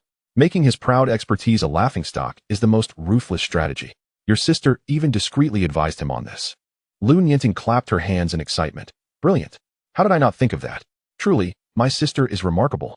Suddenly recalling something, she leaned in to ask. By the way, sister, have you been having nightmares lately? Lun Yancy's usually serene expression finally showed a hint of fluctuation. Her delicate fingers brushed over her right eye. My right eyelid has been twitching severely. I have a foreboding feeling something is about to happen. I often wake up at night and can't fall back asleep. She grasped her sister's hand. You should go out less during this time and pay attention to your safety. Sister. Lu Nianting's eyes widened. Did you dream about a car accident involving our family? Lu Nianxi looked surprised. You dreamed that too? Upon receiving a nod from her sister, Lu Nianting's brow furrowed. Could it be that the scoundrel Lin spoke the truth? What is going on? She recalled Lin Fang accurately describing her dream earlier that day at the clinic, causing a chill to run down her spine. Meanwhile, Lin Fang remained oblivious to the online turmoil, focused intently on diagnosing the graceful woman in a qipao before him. The pulse beneath his fingers had already revealed her condition. At that moment, Chen Shui hurried out from the inner room, her eyes lighting up upon seeing the woman in the qipao. Sister Yakin, what brings you here? Lin Fang raised an eyebrow, looking between the two. Do you know each other? Chen Shui quickly explained. Sister Yakin was my senior in college and has always looked after me. Although we took different paths in life, our bond remained strong. She lowered her voice. I mentioned knowing some friends struggling with infertility, and Sister Yakin is one of them. Xin Yakin stood up and immediately noticed the bruises on Chen Shui's face, her heart aching as she cupped her face gently. Qing'er, what happened to your face? Chen Shui instinctively covered her cheek. It was that scoundrel Lu Hu, but thankfully Lin Fang saved me, or else. Her voice trailed off. Xin Yakin's eyes flashed with concern as she lightly caressed Chen Shui's bruise, then turned to Lin Fang with seriousness. Dr. Lin, Qing'er is like my own sister. I will remember this kindness. Lin Fang smiled. Miss Shen, please turn around and take a few steps for me. Huh. Xin Yakin was momentarily taken aback. I'm examining your condition, Lin Fang clarified. Oh, Xin Yakin elegantly spun around and took a few steps in a graceful catwalk. Lin Fang observed her lithe figure. Compared to Chen Shui's youthful innocence, this Miss Shen exuded a mature charm, every gesture and smile radiating an air of sophistication born from experience. Please have a seat. Lin Fang gestured for her to return to the examination chair. Xin Yakin slowly sat down, placing her slender wrist back on the pulse pillow. Lin Fang spoke calmly. You have experienced 3 miscarriages, one of which resulted in an incomplete expulsion necessitating a curettage. Additionally, you have been on long-term contraceptive medication. A flicker of surprise crossed Xin Yakin's eyes, yet she displayed no typical embarrassment common among women. Years spent in nightlife had accustomed her to such discussions. She was astonished that this young doctor could see through her past so effortlessly. Dr. Lin, you truly live up to your reputation, she remarked as she lit a slender cigarette, taking a deep drag. Amidst the swirling smoke, a bittersweet smile formed on her lips. For someone from a humble background like mine, it's impossible to establish oneself in Tianhai without resorting to certain means. After 12 years of hard work, I finally acquired a house, a car, and savings. Yet when I wished to retire, I realized I was no longer in control. She flicked the ash from her cigarette and continued, now I seek nothing more than to have my own child. However, the doctor has told me my uterine lining is too thin, and even if I conceive, I cannot maintain the pregnancy. Coupled with long-term medication, the chances of becoming pregnant are nearly impossible. She looked up at Lin Fang. If you can help my sister conceive, do I still have hope? Lin Fang, aware that she must have consulted numerous esteemed physicians, replied, coincidentally, I can not only help you conceive but also ensure a safe delivery. However, the condition is that from now on, you must follow my guidance and refrain from reckless behavior. As he spoke, he reached out and took her cigarette, extinguishing it. No smoking or drinking during the preparation for pregnancy. After a brief pause, he inquired, by the way, has a father been chosen for the child? Xin Yakin waved her hand dismissively. It's not difficult to find a 2-legged man. The challenge lies in locating a 3-legged frog. I will select a donor with superior genes for the child. She gazed intently into Lin Fang's eyes. It's not that I distrust you, but I have traversed the capital and even abroad, yet no remedy has worked. Do you truly possess the confidence to succeed? Lin Fang produced his silver needles, confidence shimmering in his eyes. In my hands, there has never been an ailment that cannot be cured, merely patients who do not adhere to medical advice. If you strictly follow my regimen, you shall conceive within 4 months. Is that true? Xin Yakin exclaimed, her fingers trembling with excitement, her voice rising an octave. Dr. Lin, if you can indeed cure me, I will introduce you to more patients. I know many sisters with similar issues, all of whom are financially capable. Suddenly, she remembered something and pulled out a black card from her exquisitely crafted handbag. This is the diamond membership card for Tianhai International Club. Consider it a token of our first meeting. Your future expenses there will be covered. Lin Fang chuckled and waved his hand. Healing is my duty, but... He shifted his tone. Since you are so sincere, perhaps you could assist me. I hear you are acquainted with numerous media friends? Xin Yakin smiled knowingly, her lips parting slightly. Dr. Lin, are you suggesting? Chapter 27. The enthusiastic fans of Lu Nianci Lin Fang meticulously administered the acupuncture, eliminating the residual toxins from her body. Xin Yakin cooperated fully, not even furrowing her brow. After the treatment, Lin Fang prescribed a regimen to restore her health, advising her to take the medication on schedule in return for regular checkups. Thank you so much, Dr. Lin. Xin Yakin expressed her gratitude, retrieving a gilded business card from her exquisite leather handbag. This is my contact information. Feel free to reach out if you need assistance. I will certainly lend my support within my capabilities. Chen Shui brought in a glass of warm water. Sister Yakin, you will surely fulfill your wish and have your own child. Shun Yakin affectionately linked arms with Chen Shui. Xiao Shui, you have been entangled by that scoundrel Lu Hu. Why not come with me? I can protect you. Sister, you know. Chen Shui gently shook her head. I am not suited for the life you lead. I prefer tranquility. This was not the first time Xin Yakin had made this suggestion. Though she held considerable influence in certain circles of Tianhai City, it was still insufficient to provide complete protection for Chen Shui. Keeping her close was the safest option, yet she was always politely declined. Xin Yakin turned her attention back to Lin Fang. Dr. Lin, I heard from Xiao Shui that you offended Long Yi on her behalf. And even Mu Fantian came to your aid? It seems you have quite the standing. She chuckled meaningfully. Although Xiao Shui is a few years older than you, she remains untouched. She is studying pharmacy at school and could assist you at your clinic. Xiao Shui, perhaps it's time to close that little restaurant of yours. Xin Yakin gently patted Chen Shui's hand. Staying here to help Dr. Lin would be far better. If you ever need money, do not hesitate to tell your sister. Chen Shui glanced at Lin Fang, her eyes questioning. Although Lin Fang had jokingly suggested she become his little wife, she knew it was merely jest. Lin Fang stood up.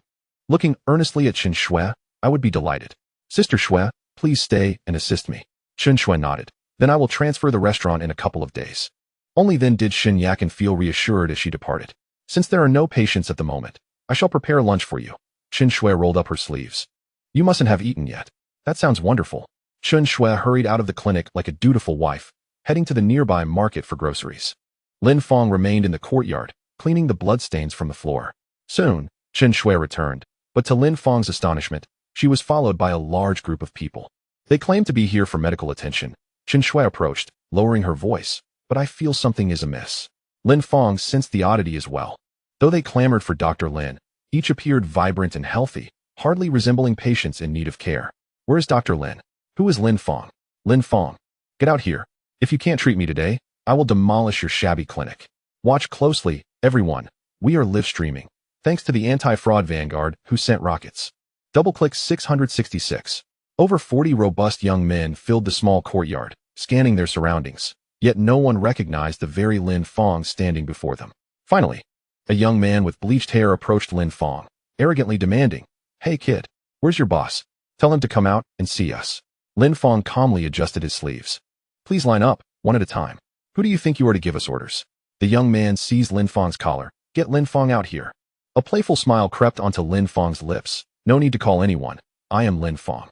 He surveyed the group, noticing their hostility, yet recognizing they did not resemble Long Yi's subordinates. On the very first day of business, such chaos was indeed lively. What? You are Lin Fang. The words landed like a stone in a still pond, instantly stirring a tempest. Over 40 pairs of hostile eyes locked onto Lin Fang, quickly encircling him. The crowd parted, making way for a young man dressed in a tailored suit, who approached with a confident stride. Cheng Huixian, the well-known heir of the Cheng family in Tianhai City. Cheng Huixian scrutinized Lin Fang and suddenly raised his voice. Everyone, behold. This is Lu Nianci's fiancé, Lin Fang. His declaration sent the crowd into an uproar, as if a hornet's nest had been disturbed, igniting a flurry of discussions. Get him out of Tianhai. We cannot allow him to tarnish our goddess. Clearly, he is a country bumpkin, with dark skin and a lewd grin. What makes him worthy of Lu Nianci? He should leave Tianhai City at once. At that moment, a bespectacled young man stepped forward to mediate. Everyone, calm down. Remember why we are here. We are here for medical treatment. Yes, we are civilized people. Another young influencer with a selfie stick chimed in. Dr. Lin, if you fail to treat us, do not blame us for being uncivilized. He waved his phone. This is a live broadcast. The viewers from Tianhai City are watching. If your skills are lacking, you might as well pack up and leave. The atmosphere became increasingly charged, with various threats echoing. Chen Shui stood anxiously to the side, her fingers entwined. Meanwhile, Lin Fang wore a knowing smile. It turned out this group was merely fervent fans of Lu Nianci, Nothing to fret about. Live streaming? What a fortuitous opportunity. Lin Fang's eyes sparkled, a knowing smile gracing his lips. I was just lamenting my lack of funds for advertising, and here you are, a welcome gift. Observing the agitated crowd, he spoke with calm assurance. As a physician, I am committed to treating each patient with diligence. Please line up in an orderly fashion. His gaze shifted to Cheng Huixian as he raised his voice deliberately. Qing Xiao, why not come first? It appears your injury has yet to heal properly. Cheng Huishuan's expression darkened instantly.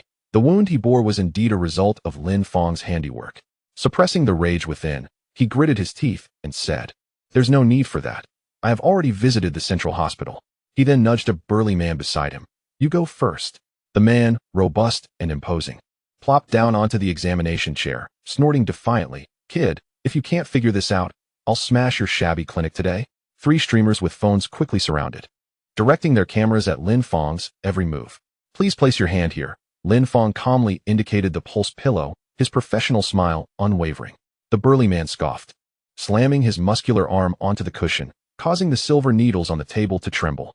Lin Fang placed 3 fingers on the man's pulse, and suddenly, his expression changed dramatically. He sprang to his feet, exclaiming, "This is serious. You have a life-threatening illness." The abrupt turn of events startled the man, who froze for a few seconds before erupting in anger. "You're talking nonsense. I'm perfectly healthy. If you keep babbling, I'll smash you." Lin Fang, however, suddenly grinned. "Just a joke. You're too easy to scare. It's rather dull." Standing nearby, Cheng Huixian rolled his eyes, inwardly cursing. What a charlatan. Trying to frighten whom? I specifically brought a healthy person for a diagnosis. If you can't discern anything, I'll ensure your reputation is ruined. The burly man deliberately adopted a fierce expression. "You little brat. Do you even know how to diagnose?" "I have a pain in my groin." Lin Fang glanced down, feigning surprise. "So serious? It's affecting your groin?" He shook his head gravely. "You might not have many days left." "You." The burly man was enraged, his face turning red as he raised his fist to strike. Lin Fang was quick, gripping his wrist. "Hold on, I'm being serious." Lowering his voice, he continued, "You indeed have an ailment. Let me explain." Chapter 28. Zhou Lao's grandson, did you drink quite a bit last night? Did you vomit? And was there blood in your vomit? Lin Fang fixed his gaze on the man, his tone certain. The burly man was visibly taken aback. He had indeed been drunkenly coerced by a barmaid last night and had vomited heavily, vaguely remembering some blood in the mess. But he hadn't thought much of it. He was astonished that this young doctor had seen through him. "Are you following me?" The burly man stammered. Lin Fang did not respond, but merely curved his lips slightly, pressing his fingers gently on the man's upper abdomen. "Ah, it hurts." The man instinctively recoiled. Lin Fang met his gaze. "Your stomach is in serious trouble. The stomach wall is as thin as paper. This shouldn't be your first time vomiting blood after drinking, right?" He applied more pressure. "And your liver? Do you often feel bitter in your mouth? When I press here, do you feel nauseous?" The burly man was completely stunned. Indeed, he had recently felt a persistent bitterness in his mouth, as if he were sucking on a bitter herb. Now, with this pressure, his stomach churned violently. More alarmingly, the color of his urine had darkened, resembling strong tea. "How do you know?" His voice began to tremble. Lin Fang continued, "Do you often feel weak and lack energy for anything?" The man's complexion grew increasingly grim. He had experienced these symptoms, but had never taken them seriously. Now, as Lin Fang articulated them, he felt his legs weaken and cold sweat bead on his forehead. Panic-stricken, the burly man stammered, "Dr. Lin, am I really going to die?" His companions exchanged worried glances. This was entirely unexpected. Cheng Huixian's face turned ashen with anger. This was not the script he had anticipated. "Nonsense." Cheng Huixian barked. "Don't think that just because you have a clinic, you can pose as a divine doctor. Stop with the scare tactics." Lin Fang leisurely sipped his tea. "What I said is the truth. Whether you believe it or not is up to you. You're free to leave at any time." Before Cheng Huixian could retort, the burly man shouted impatiently, "Doctor, you're spot on. I feel weak all over and nauseous. I did vomit blood last night. Please help me." "Shut up." Cheng Huixian shouted furiously. "You're built like an ox. You hardly look like you're dying. Don't let him scare you." He turned to the back of the crowd and called out, "Zhou Xiao? Zhou Xiao? Come here and take a look."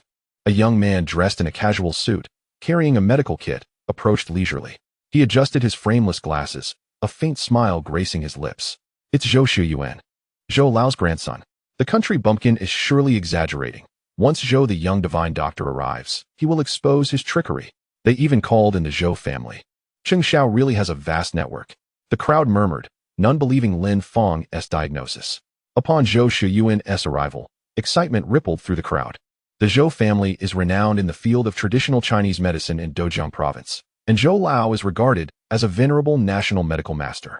As a rising star of the younger generation, Zhou Shuyuan, despite his youth, had already garnered a modest reputation, earning the title of Young Divine Doctor. Cheng Huixian smugly proclaimed. Lin, do you think we would let you speak nonsense here? Do you really think nobody understands medicine? He stood tall. Let me formally introduce, this is Zhou Lao's legitimate grandson, known as the Young Divine Doctor. Today he will publicly expose your deception. Hearing this introduction, Zhou Shuyuan's face displayed a hint of pride. He looked down at Lin Fang. I don't know where you came from, but in Tianhai City. If you dare misdiagnose for profit, he snorted. I, Zhou Shuyuan, will be the first to oppose you. Lin Fang remained unfazed, sipping his tea. Whatever divine title you bear, the true skill lies in curing diseases. He cast a meaningful glance at Zhou Shuyuan. It's truly laughable if one claims to be a divine doctor, yet is merely a quack. Zhou Shuyuan's expression darkened as he retrieved a diagnostic kit, signaling for the burly man to extend his hand for examination. The crowd held its breath, their gazes fixated on Zhou Shuyuan's facial expressions. As he pressed various spots on the man's abdomen, the latter groaned in agony. Ah, it hurts. What about here? Be gentle. The onlookers watched tensely as Zhou Shuyuan's face grew increasingly grim. Finally, he asked, did he mention those symptoms? Do you actually experience them? The burly man nodded repeatedly, beads of sweat forming on his forehead. Zhou Shuyuan sighed heavily. His diagnosis is correct. Your stomach and liver are indeed in serious trouble, if not treated promptly. He paused. You might not survive beyond 3 months. What? The burly man felt as if struck by lightning, his legs nearly giving way beneath him. This conclusion detonated like a bomb, creating a stir among the crowd. Everyone turned to Lin Fang, still composed, their faces filled with disbelief. Can he really diagnose? If even Zhou the Young Divine Doctor says so, it must be true. Weren't we told that this country bumpkin was a fraud? How could this? The crowd exchanged glances, utterly unable to accept the reality before them. They initially came with the intent to disrupt, but unexpectedly became witnesses to Lin Fang's remarkable medical skills. With a sudden thud, the burly man collapsed to his knees, repeatedly bowing to Lin Fang, exclaiming, Dr. Lin, no, Divine Physician Lin, please, save me. I do not wish to die. This unforeseen twist left everyone astounded. They had come to create chaos, yet now they were witnessing the miraculous abilities of Lin Fang firsthand. Just as Lin Fang was about to speak, a young man rushed to the consultation table, placing his hand on the pulse pillow, saying, Divine Physician Lin, I too have the symptoms you just described. Please, take a look at me. Cheng Huixian stood in shock, trembling with anger. How had his meticulously planned disruption turned into a free clinic for Lin Fang? Don't rush, one at a time, Lin Fang said with a smile, please form a line. Those who had previously exuded aggression were now as wilted as frostbitten eggplants. They exchanged confused glances, struggling to comprehend how the situation had changed so drastically. Lin Fang gestured to the treatment bed beside him. You lie down first. I will administer acupuncture. The burly man complied immediately, as if he had received an imperial decree, abandoning all remnants of his earlier arrogance. Cheng Huishuan's mind buzzed, unable to process the turn of events. He pulled Zhou Shuyuan aside into a corner, hissing through gritted teeth. Zhou Shuyuan, what are you playing at? I invited you to undermine him, yet you ended up supporting him instead? Zhou Shuyuan feigned innocence, shrugging. Cheng, his diagnosis is indeed accurate. I can't just lie with my eyes wide open. Are you lacking in common sense? Cheng Huishuan's temples throbbed with fury. This is being broadcast live across the internet. Your words are just free advertising for him. He threatened. Don't think I won't act against you just because you are Zhou Lao's grandson. From now on, whatever he says, you must contradict him. Do you understand? Chapter 29. I think little quack suits him better. Ah, I feel so much better. I'm full of energy. The burly man leaped off the treatment bed, excitedly moving his arms.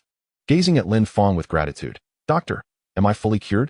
Lin Fang's lips curled slightly. With my intervention, ailments are naturally resolved. Remember, refrain from alcohol for a month and maintain emotional stability. He pointed to the QR code on the table. Today, in celebration of opening, I waive the consultation fee and only charge for medicine, with a discount of 200. Just scan to pay. Without hesitation, the burly man pulled out his phone and quickly scanned to pay. Among the crowd, someone couldn't help but question, Ehu, you're really cured? You're not just a plant, are you? Plant your grandfather. The burly man bellowed. I came here with you all, and now you doubt me? Let me tell you, Dr. Lin is a true divine healer. He saved my life. Silence. Cheng Huixian barked, and the burly man immediately fell silent. Cheng approached the consultation table with a dark expression. It's just a minor issue, a blind cat stumbling upon a dead rat. He glared fiercely at Lin Fang, country bumpkin. Don't think you can establish yourself in Tianhai City like this. If anything goes wrong, I'll make you regret it. Afterward, he selected the most robust-looking man from the crowd, commanding, "You, come here and let him take a look." The man strode forward. Placing his sturdy arm heavily on the pulse pillow, Lin Fang rested 3 fingers on the man's pulse, and after a moment, raised an eyebrow. "Your health seems generally sound. But," he intentionally lowered his voice, "young man, you must learn moderation. Don't spend all day playing with 5-fingered girls. Your kidney energy is somewhat depleted. I'll prescribe you some medicine for adjustment. If you can't help it, find a proper girlfriend." "You." The burly man's face turned crimson, his fists cracking with tension. Humiliated in front of so many, he was furious, raising his fist to smash the consultation table. Lin Fang was quick to catch his wrist. "This table is made of Hainan yellow pear wood. If you break it, you'll owe me 30,000. Lin Fang released his grip, smirking, "If you have the money, feel free to smash it." The burly man's fist hung in the air, hesitating before reluctantly retracting it. Cheng Huixian, with a sullen face, gave Zhou Shuyuan a look. Zhou Shuyuan, unwillingly, approached and pretended to check the pulse. He knew full well that the man had no issues other than kidney deficiency, but under Cheng Huixian's scrutiny, he had no choice but to say, "The situation is dire. It's not just simple kidney deficiency. Your kidneys have developed stones, and if left untreated, it could lead to kidney failure, even." He paused dramatically. "It has already affected your fertility." "What?" The burly man gaped, his face paling instantly. "Zhou.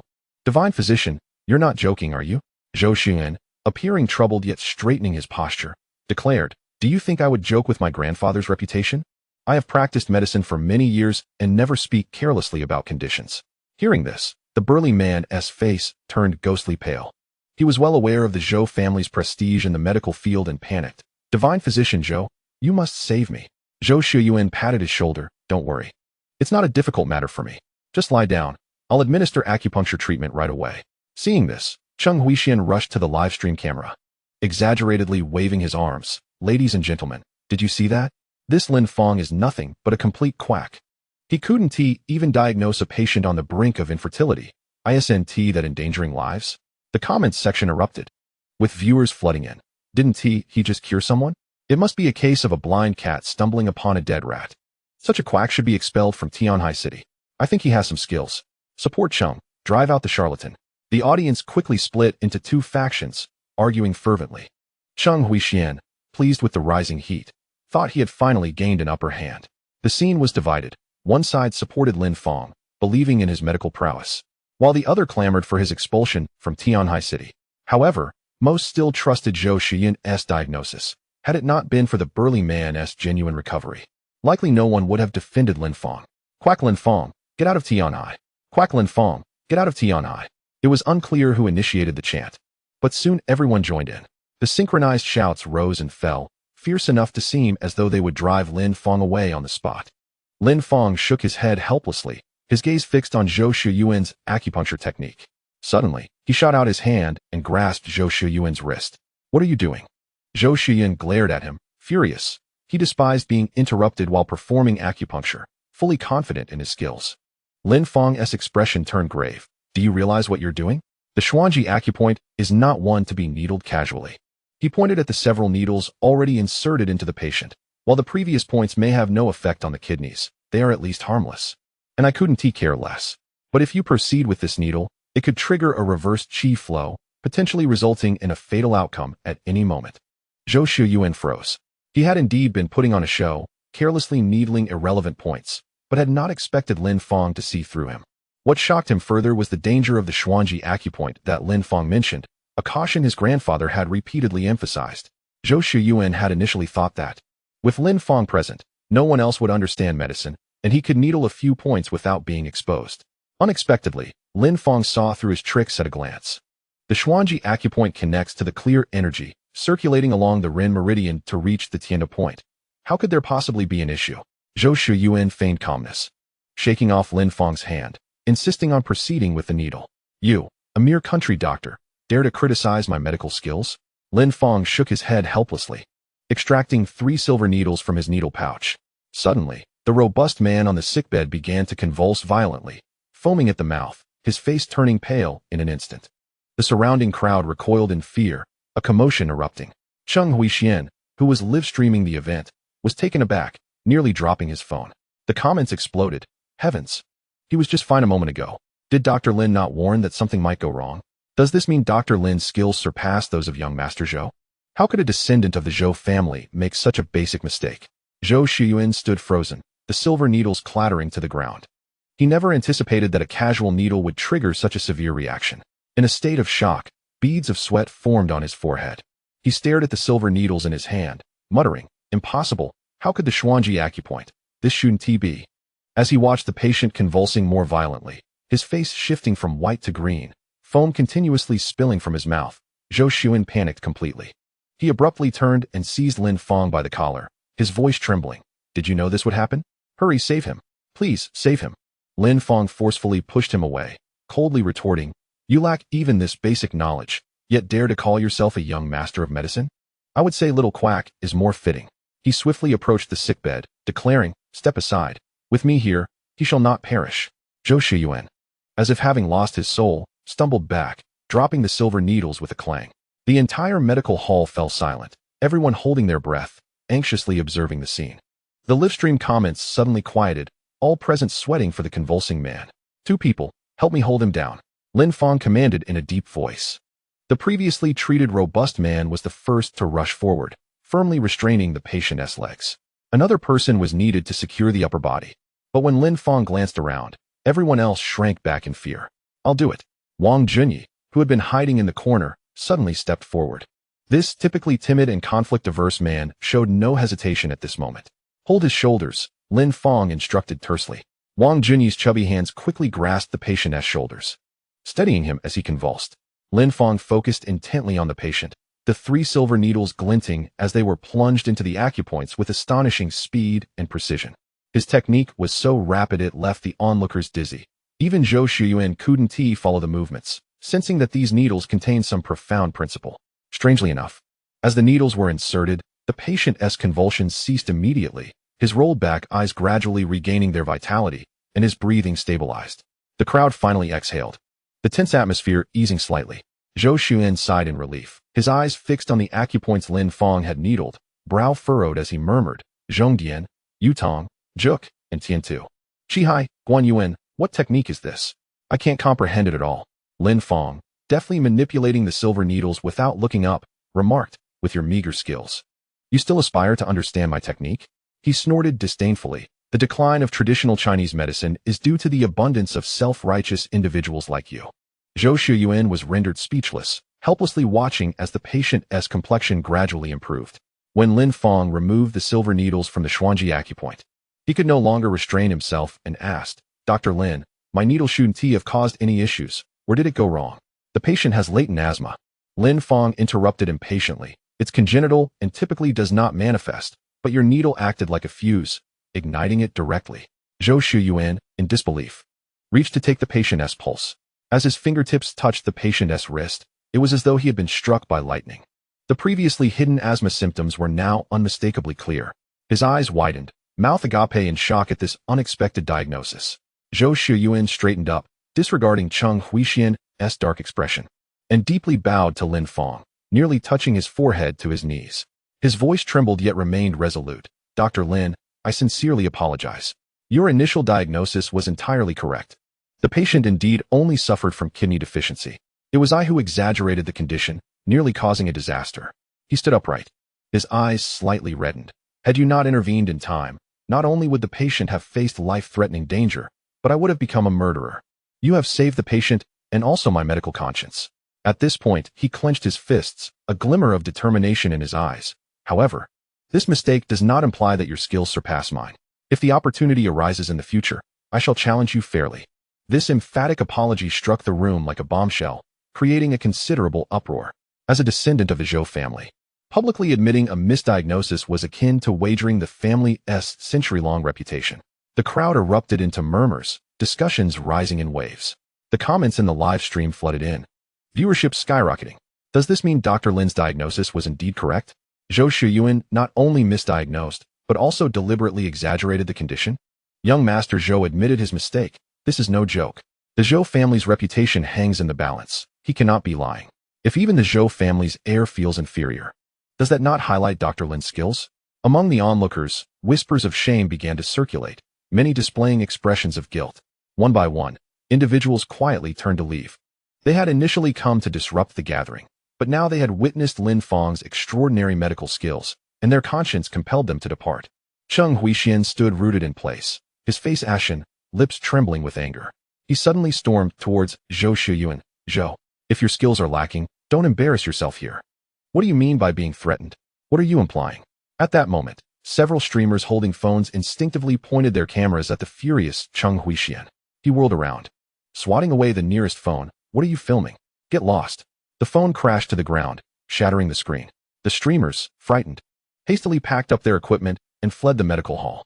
Zhou Shuyuan, unafraid, met Cheng Huishuan's gaze with determination. Isn't that the truth? I admit. I do not wish to see Lu Nianci marry a country doctor.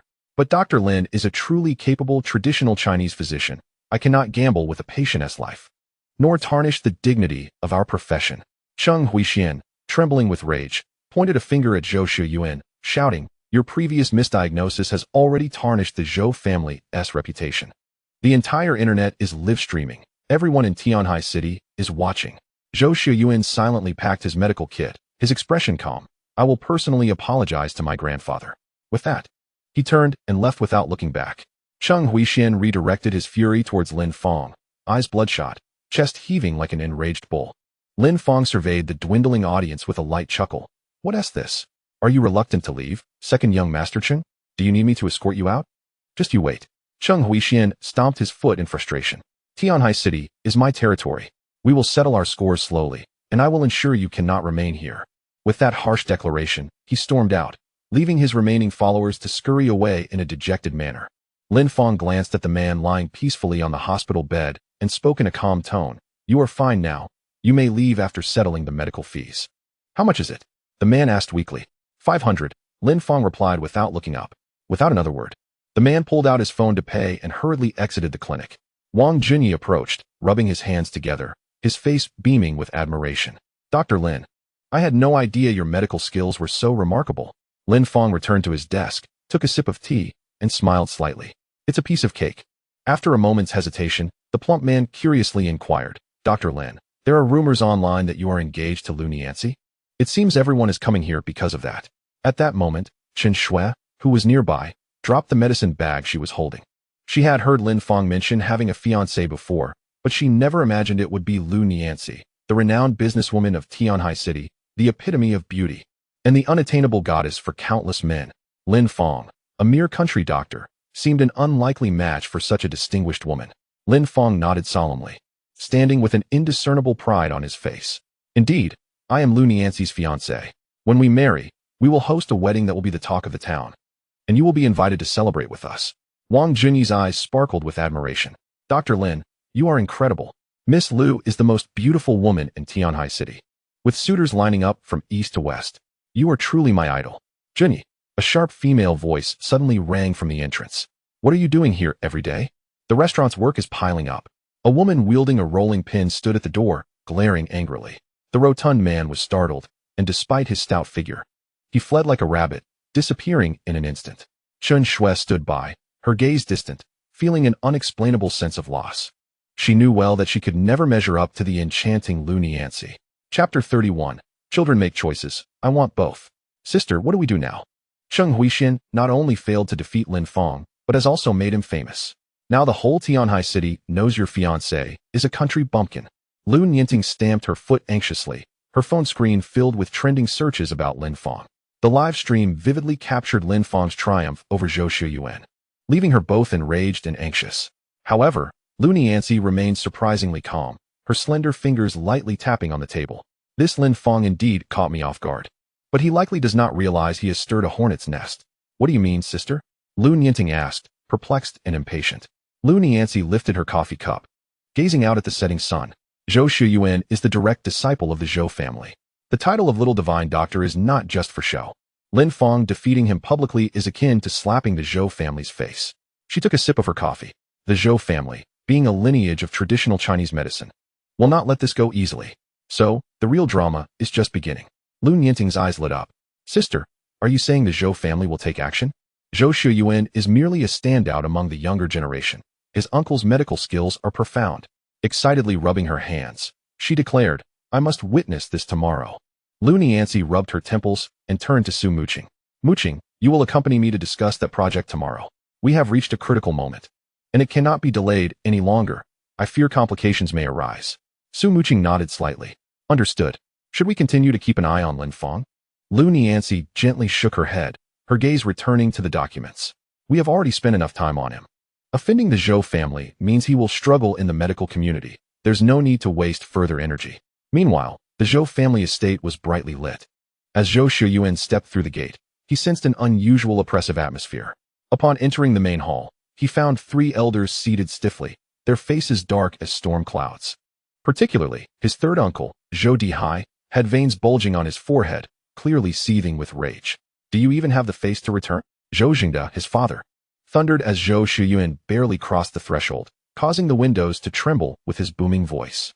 The entire hall fell silent, with even the sound of breathing clearly audible. Zhou Shuyuan steeled himself and stepped forward, speaking softly, Dad, Uncle, third uncle you all know? Zhou Jingda's eyes widened in disbelief as he glared at his son. The entire city is buzzing, claiming that our Zhou family's little divine doctor lost to a country bumpkin. The online world is rife with doubts about our Zhou family's medical skills. He paced back and forth in fury. How many times have I told you? Think thrice before acting. Don't associate with those spoiled brats. Yet you refuse to listen. Zhou Shuyuan attempted to defend himself. Dad, I was forced. I was just. Still trying to argue.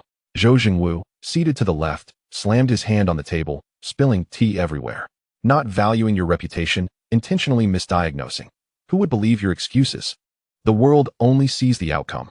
What is more foolish is that you admitted it publicly. He took a sip of tea, a trace of concealed satisfaction appearing on his lips. I propose we strip him of his qualifications as the family heir. Infighting among prominent families has never ceased. As the eldest son, Zhou Jingwu had once lost to his second brother, Zhou Zhengda, in the contest for the family headship, leaving a lingering resentment. Now, seeing his brother's son, Zhou Shuyuan, stumble, he felt a hidden joy. Zhou Zhengda glanced at his elder brother, maintaining his composure as he remarked, Brother, our immediate priority is to restore the Zhou family's dignity and preserve our century-old reputation in medicine. Standing below, Zhou Shuyuan quickly asserted, This matter arose because of me, and I will challenge Lin Fang again in an honorable match. I refuse to believe my medical skills are truly inferior to his. Humph. Zhou Jingwu sneered. You have already lost once, allowing the entire city to know our Zhou family is outdone by a country doctor. Must you lose face again? He narrowed his eyes, his tone laced with sarcasm. Another loss, and our Zhou family's prestigious name will be thoroughly tarnished by you. Seated at the head, Zhou Jingda turned his gaze towards his third brother, Zhou Zhengwei, and gravely said, Old three, speak up. Among our generation, your medical skills are the most refined. Zhou Zhengwei leisurely sipped his tea, his gaze lingering on Zhou Shuyuan for a moment. This matter is neither trivial nor major. After all, Shuyuan only represents the younger generation. There is no need for excessive concern. He set down his teacup, shifting the conversation. However, this cannot simply be overlooked. Since he caused this mess, let him reflect at home. As for restoring our dignity, he cast a significant glance at Zhou Jingwu. Why not let your children handle it? Zhou Jingwu immediately slammed the table, exclaiming, It's settled. My underachieving sons will surely seek justice for the Zhou family. As a venerable family in the field of traditional Chinese medicine, the Zhou family's foundation was solid, and one misstep by Zhou Shuyuan would not shake their roots. Furthermore, with the esteemed traditional Chinese medicine practitioner, Zhou Jinghong, presiding over the establishment, the Zhou family's illustrious reputation continues to shine brightly. Meanwhile, Lin Fang was busy organizing the medicine cabinet in the clinic, entirely oblivious to the fact that he had attracted the attention of Tianhai City's most renowned family of traditional Chinese medicine. As he arranged the medicinal herbs, he said to Qin Shui, Sister Shui, business is quite good on our opening day. Let us go. I'll treat you to dinner. Qin Shui hesitated for a moment. Lin Fang, a few of my girlfriends have invited me out tonight. Would you like to join? Seeing Lin Fang's reluctance, she quickly added, They are all good friends. Perhaps they can help introduce you to some patients. Besides, I feel a bit scared coming back alone. All right then, Lin Fang finally agreed, nodding. The two locked the clinic's door and hailed a taxi. The vehicle stopped in front of a lavishly decorated restaurant, where neon lights flickered in the night, illuminating the entire building with a golden glow. Let us head to the second-floor restaurant for a bite first, and we can sing later. It's still early. Chen Shui expertly led Lin Fang to the second-floor buffet. A cornucopia of delectable dishes filled the long table, and Lin Fang headed straight for the seafood and meat sections. His plate piled high with oysters, steak, and lamb. Why are you only taking meat dishes? Chen Shui asked curiously, holding a vegetable salad. Aren't you going to eat some greens? Lin Fang swallowed an oyster and mumbled, greens are cheap and take up space. Seafood and beef are where the real value lies. Chen Shui couldn't help but laugh, sipping her juice. I heard you made over $1 million today. Is it really necessary to be so frugal? Absolutely necessary. Lin Fang replied earnestly. In our village, so many bachelors remain single because they can't save enough for a bride. City girls are even more precious. You should indulge in more meat as well. As he spoke, he reached for some abalone. Wait, I'll get you some. Chen Shui smiled, her eyes twinkling. Why are you so amusing? Don't you already have a fiancé? Who? Lu Niancy, of course. The engagement has been announced. Chen Shui lowered her voice suddenly. But I heard she is fond of Huang Yuan. Are you planning to give up? Lin Fang blinked, a mischievous grin spreading across his face. Only children make choices. I want both. Chen Shui nearly choked on her drink. She placed a piece of grilled lamb chop onto Lin Fang's plate and casually inquired, what if you added one more? Before she could finish, a harsh voice pierced through from behind. Oh, isn't this the shameless girl with her little white-faced boy? Chen Shui trembled, her chopsticks clattering to the table. She slowly turned her head, her face paling instantly. Lu Hu? What are you doing here? Lu Hu stood nearby with a few lackeys, a bandage wrapped around his head and a sinister smile on his face. He swayed his wine glass, sauntering toward them. What is this? You think this place is only for you? The previously cheerful atmosphere shattered in an instant. Lu Hu, with an overly made-up woman clinging to his arm, swaggered over. What? Is this restaurant your family's? Just because you can come, I can't? Lin Fang set down his lobster, his gaze turning icy. Chen Shui quickly pressed his arm, whispering, Ignore him. Let us eat. We paid to be here. Lin Fang picked up his chopsticks again, deliberately raising his voice. Why hurry to leave? I haven't even eaten my fill yet. He picked up a piece of salmon sashimi, since he doesn't want to see us. Let us see who leaves first. Chen Shui burst into laughter at his words. You're quite entertaining. Lin Fang winked at her. He recalled his master's teaching. To deal with ruffians, one must be even more shameless, and to confront the strong, one must be even tougher, thus winning the psychological battle. Strangely, Lu Hu did not continue to provoke them, merely shooting them a few venomous glances before taking his leave with his companion. Half an hour later, Lin Fang continued to feast, his plate stacked high with food. Slow down, Chen Shui said, bemused, watching him devour his meal. It's not like anyone is competing with you. You're eating as if you haven't had a meal in days. Lin Fang let out a satisfied burp, rubbing his round belly. I'm so full. This meal was truly worth it. Chen Shui glanced at her watch. How about a drink to digest? It's still too early to go. Meanwhile, in the executive office on the top floor of the restaurant, Lu Hu lounged in a leather sofa, his legs crossed. You say that Chen Shui is still a virgin? The general manager, Wang Tianhao, gazed at him with a glint of greed in his eyes, unconsciously licking his lips. Lu Hu pounded his chest in assurance. Absolutely. She met that country bumpkin only a few days ago. With her temperament, she surely hasn't allowed him to have his way. He leaned closer, lowering his voice. Tonight is the perfect opportunity. Wang Tianhao swallowed hard, his hand trembling slightly as he lifted his coffee cup. A virgin in her 30s possesses the allure of a mature woman while still retaining the innocence of youth. He squinted his eyes. I'll have someone keep watch on their booth. Suddenly, he cast a meaningful glance at Lu Hu. After all, she was once your fiancée. Can you truly bear to let her go? Lu Hu's expression darkened instantly, his fists cracking ominously. Fiancée? Huh. Just a worthless girl who can't even lay eggs. He gritted his teeth.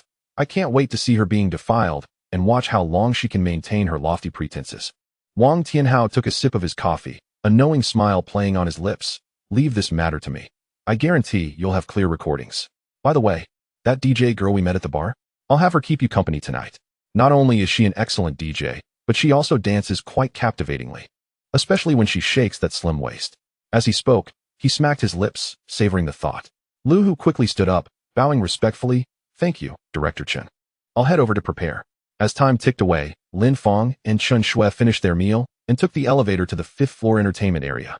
The entire floor was adorned extravagantly, with crystal chandeliers illuminating the corridor. Upon exiting the elevator, although he and Suya were ostensibly a couple, his feelings for her were rather shallow. Their relationship was merely a fleeting romance sparked in a bar, with Suya's performance in bed rendering him reluctant to let go. In contrast, Chen Shui was different. She embodied purity and innocence, qualities that had become almost extinct in this restless society. He hurried to catch up, feigning nonchalance as he inquired, "Xiaoxue, who is this friend of yours? Care to introduce him to everyone?" Not only was Li Yang curious, but the others in the private room also cast inquisitive glances. After all, it was Chen Shui's first time bringing a man to their gathering in several years. Li Yang pressed the pause button and handed her the microphone. Eager to hear the gossip, Chen Shui felt somewhat uncomfortable under the scrutiny of her friends. She glanced at Lin Fang beside her, then surveyed the familiar faces in the room before clearing her throat and saying, "This is my current boss, Lin Fang. I intend to assist him at his newly opened clinic, and I won't be running my own shop anymore." "Your boss?" The group exchanged skeptical looks, their faces reflecting disbelief. Chen Shui was no longer the naive girl she once was, having gone through so much. How could she casually bring a man to meet her friends on a whim? Clearly, no one believed her simple explanation. They exchanged knowing glances, each wondering if this man was likely Chen Shui's benefactor or perhaps a mere gigolo, living off her generosity in running the clinic. However, no one voiced their suspicions, maintaining smiles that hinted at unspoken understanding. Oblivious to her friend's thoughts, Chen Shui enthusiastically introduced, "Lin Fang, these are my dearest sisters. Though we all lead our own lives now and don't meet often, our bond remains strong." She pointed to a fashionable girl beside her. "This is Suya, and her boyfriend Li Yang is next to her. Tonight's gathering is hosted by Li Yang, so let us be sure to give him our thanks." Lin Fang casually surveyed the group, displaying no signs of discomfort under their scrutinizing gazes. His lips curved into a gentle smile. "Hello everyone. I run a traditional Chinese medicine clinic at 129 Dongpa Street, Lin Yuan Clinic. You are all welcome to come for health consultations." He paused before adding, "Of course. Even if you're well, you can come for tea. It's all about wellness and health." His words prompted a few girls to stifle their laughter, one dramatically patting her male companion on the shoulder. "Did you hear that? I'll take you to get your pulse checked sometime." Li Yang casually picked up the microphone, twirling it in his hand, and elongating his tones said, "Oh Xiaoxue, where did you find this gem? We came here to sing, and he is already marketing his business as soon as he walks in. What's next? Hoping we all fall ill." Lin Fang's smile remained, but his gaze had turned slightly cold. Since entering, he had noticed how Li Yang's eyes constantly lingered on Chen Shui, a calculating look that, no matter how well concealed, could not escape Lin Fang's keen perception. "Everyone gets sick from time to time. It's the nature of life," Lin Fang replied unhurriedly. "Especially for someone like you, who stays up late and drinks often. If you don't start taking care of yourself, it won't be long before you regret it." Li Yang's expression darkened instantly, and he stepped forward, gripping the microphone tightly enough to make it creak. "Who do you think you are? If it weren't for Xiaoxue, I'd have you thrown out right now." Chapter 33. The clown. The air in the private room became tense, as if even the music had turned jarring. Li Yang's aggressive stance left everyone breathless. At that moment, a stylishly dressed girl with short hair quickly approached, snatching the microphone to defuse the situation. "Oh come on. Xiaoxue rarely brings friends out to play. Mr. Li, let us be magnanimous here," she said, casting a glance at Lin Fang. "He is new, so he might not be aware of the nuances." Li Yang scoffed, reluctantly unclenching his fist and returning to Suya's side, where he pulled her close, his gaze still fixated on Chen Shui. Were it not for the need to maintain his image in front of her, he would not have let the matter rest so easily. Noticing his stare, Suya leaned in to plant a kiss on his cheek and playfully said, "Darling, let it go for my sake. Xiaoxue is my best friend." She whispered a few words into Li Yang's ear, and a smug smile finally appeared on his face as his fingers began to wander restlessly around Suya's waist. In the dim lighting of the private room, their little gestures went unnoticed. As the music resumed, the atmosphere gradually brightened, and the group resumed drinking, singing, and playing dice, as if the earlier conflict had never occurred. Lin Fang and Chen Shui settled on a corner sofa, keeping a respectful distance from the others. The girl who had played peacemaker approached them with a drink in hand, her big eyes sparkling as she said, "Hey handsome, don't just sit there. Go pick a song to sing." Lin Fang smiled and shook his head. "I sing off-key. It's better to listen to you all." Suddenly, Chen Shui reached out. "May I borrow your phone?" "What's up?" Lin Fang asked, puzzled, but he handed it over nonetheless. "I want to see what kind of songs you listen to." Chen Shui skillfully unlocked the screen and browsed through his playlist, her brow furrowing slightly. "Why are all your songs so outdated? And there are so many obscure tracks. Oh, I've heard this one before. Her eyes lit up. Let us go with this one. I'll cue it up for you. She returned the phone to Lin Fang and hurried to the song selection area. Moments later, she rushed back. I cut in line for you. Your song is next. Before Lin Fang could respond, a girl with dyed red hair grabbed Chen Shue's arm. Xiaoxua. Don't just focus on your new friend. It's been ages since we gathered. Come play dice with us. The atmosphere on the other side of the room had reached a fever pitch. The sound of dice rattling in glasses filled the air, with the losers gulping down drinks. Laughter rising in waves. In this familiar gathering, everyone shed their usual facades and indulged freely. Lin Fang chose to remain an observer, quietly watching from the sidelines. After several rounds, Chen Shui had lost consecutively, having downed several drinks, her cheeks beginning to flush. Liang suddenly turned his attention to Lin Fang. A taunting smile on his face. Dr. Lin, Xiaoxua has lost several times now, and you're just going to sit there? Aren't you going to be the hero who saves the beauty? Lin Fang smiled slightly, taking the dice cup from Chen Shui's hands. Let me try my luck. He shook the cup gently, his movements appearing casual, yet imbued with focus. With a sharp sound, the dice cup landed firmly on the table, and the room fell silent. All eyes on the newcomer. Newcomer goes first. You call, Liang said, narrowing his eyes. Lin Fang gestured with his hand, declaring, 9 once. Everyone present was taken aback. A girl with purple hair couldn't help but caution, Dr. Lin. Once you call, you can't change it. We're playing with 6 people. ISNT calling 9 one's a bit too risky? Lin Fang wore a puzzled expression, chuckling awkwardly. Can I call again? Dream on. Liang slammed the table, interjecting. Newcomers should pay their dues. 1 drink for a lesson learned. He shook his glass with glee. But since you're so considerate, I'll let you take a second chance. Just as Chen Shui was about to speak, Lin Fang preempted her. 1 drink is certainly not enough to show sincerity. Since you can counterattack, I shall not hold back. He stared at Liang, declaring, I counterattack. Liang raised an eyebrow, intrigued. Oh, this is interesting. Then I shall counterattack in return. I counter again. I counter again. The two engaged in a back and forth, neither willing to yield. Their companions were left dumbfounded, not expecting this seemingly gentle doctor to be so resolute. The dice cup lay quietly on the table, yet the atmosphere in the private room had become tense, akin to drawn swords. They had exchanged counterattacks over a dozen rounds, and the drinks on the table continued to accumulate. With each counter, an additional cup was added, and the total amount of alcohol was now sufficient to incapacitate a bull. Liang slammed the table, excitement sparkling in his eyes. Interesting. I counter again. He tossed his hair back, wearing an expression of assured victory. 6 people, 9 ones? Unless the sun rises in the west. Lin Fang was about to continue when Chen Shui hurriedly pressed down on his wrist. That's enough. Let us open the cup. Her voice was laced with evident concern. The room fell silent, the tension palpable as everyone held their breath, waiting for the first dice cup to be unveiled. Huh, not a single one. Liang nearly leaped from his seat, unable to conceal his smugness. I told you so. The second cup was opened, still empty. 22 cups, kid. Liang counted on his fingers, eyes gleaming with triumph. You'd better not try to weasel out of this. The third cup finally revealed a single red dot. Liang shrugged dismissively. Just one? Far from enough. Lin Fang maintained his composure, a subtle smile playing at the corners of his mouth. Such trivial tricks were beneath him. Even his master could not outplay him, and this self-conceited fellow was hardly a challenge. He gently tapped the last dice cup, casting a meaningful glance at Liang. Lin Fang chuckled inwardly. Dealing with this novice was akin to a cat playing with a mouse. He recalled his master's social gatherings, where seasoned foxes from the political and business realms played dice with unmatched skill. Sometimes, when his master struggled, he had to step in to regain face. The Liang before him was hardly even a beginner. Another dice cup was lifted, and indeed another red dot appeared. Just 2 ones. Liang shook his head in triumph, eager to unveil his own cup. Watch this. He exclaimed dramatically. Only 1. A total of just 3 ones. Can you conjure anything from that? He thumped the table, confidence radiating from him. 23 cups, not a drop less. If you dare to weasel out, his threat trailed off. But its implication was clear. The atmosphere in the private room shifted subtly. Some began to shake their heads and sigh. The youth just can't keep their composure. Consider it tuition. He'll learn to be smarter next time. Xiao Shui, take him out more often to toughen up. Almost everyone had concluded that the victor was decided, and some had even turned to fetch drinks. No one felt the need to continue watching, as the remaining dice were insufficient. Chen Shui, nervous and sweating, grasped her drink. I'll drink for him.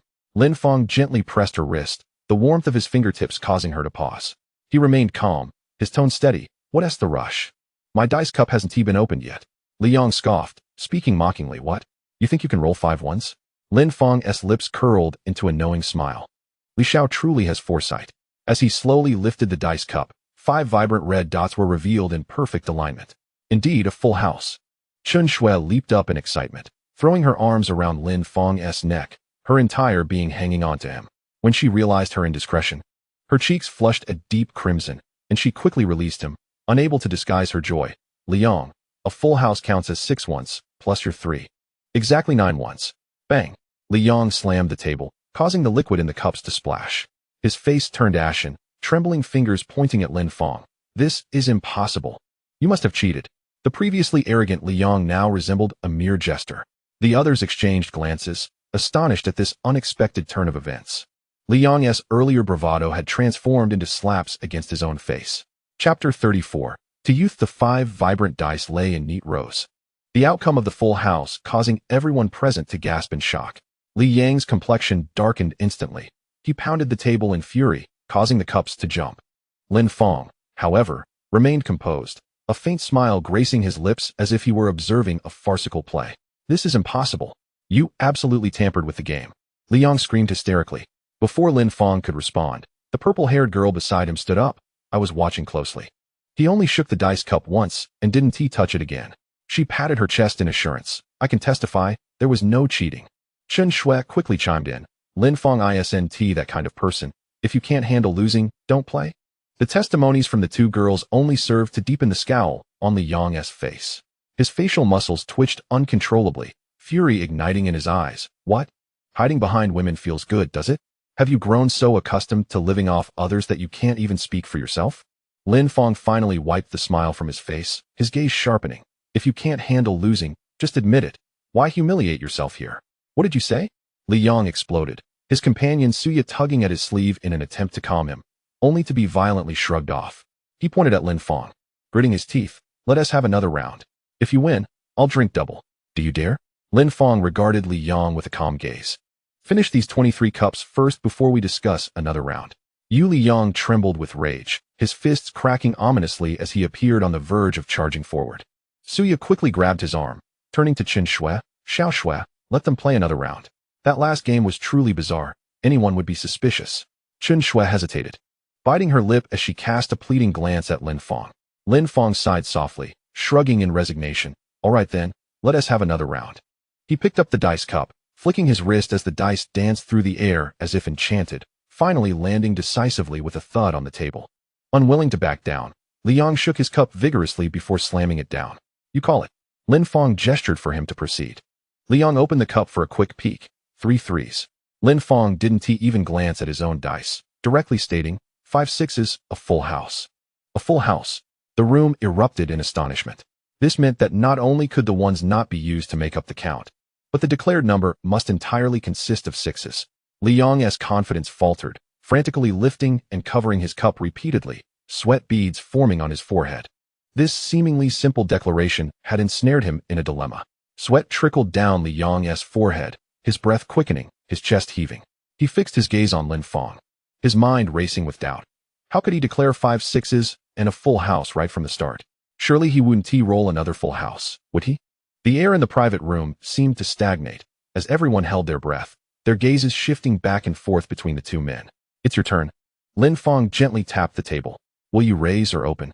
Li Yong wiped the sweat from his brow, stealing a glance at his dice, which revealed only a single 6. He clenched his jaw, thinking that the opponent could not possibly know his score, and steeled himself to declare, 6 sixes, I call bluff. Open. Lin Fang responded without hesitation, lifting the dice cup to reveal none. Li Yong leaped to his feet, overturning his own cup in rage. Are you messing with me? Lin Fang remained unfazed. Isn't psychological warfare a fundamental aspect of this game? Can't you handle the loss? Damn, I'm done. Li Yong, fuming in embarrassment, swept the other players' dice cups to the floor and dragged Suya toward the exit. Hey, we haven't even had our drinks yet. Lin Fang shouted after him. As he watched Li Yong storm out without a backward glance, he turned to Chun Shui. Is your friend always this uncouth? If it weren't for your sake, suddenly, a thought struck him, and his expression changed. Wait, he wouldn't be trying to skip out on the bill, would he? I didn't bring that much money. Chun Shui couldn't help but chuckle, two rosy blushes blooming on her cheeks, making her look particularly enchanting under the dim lights of the room.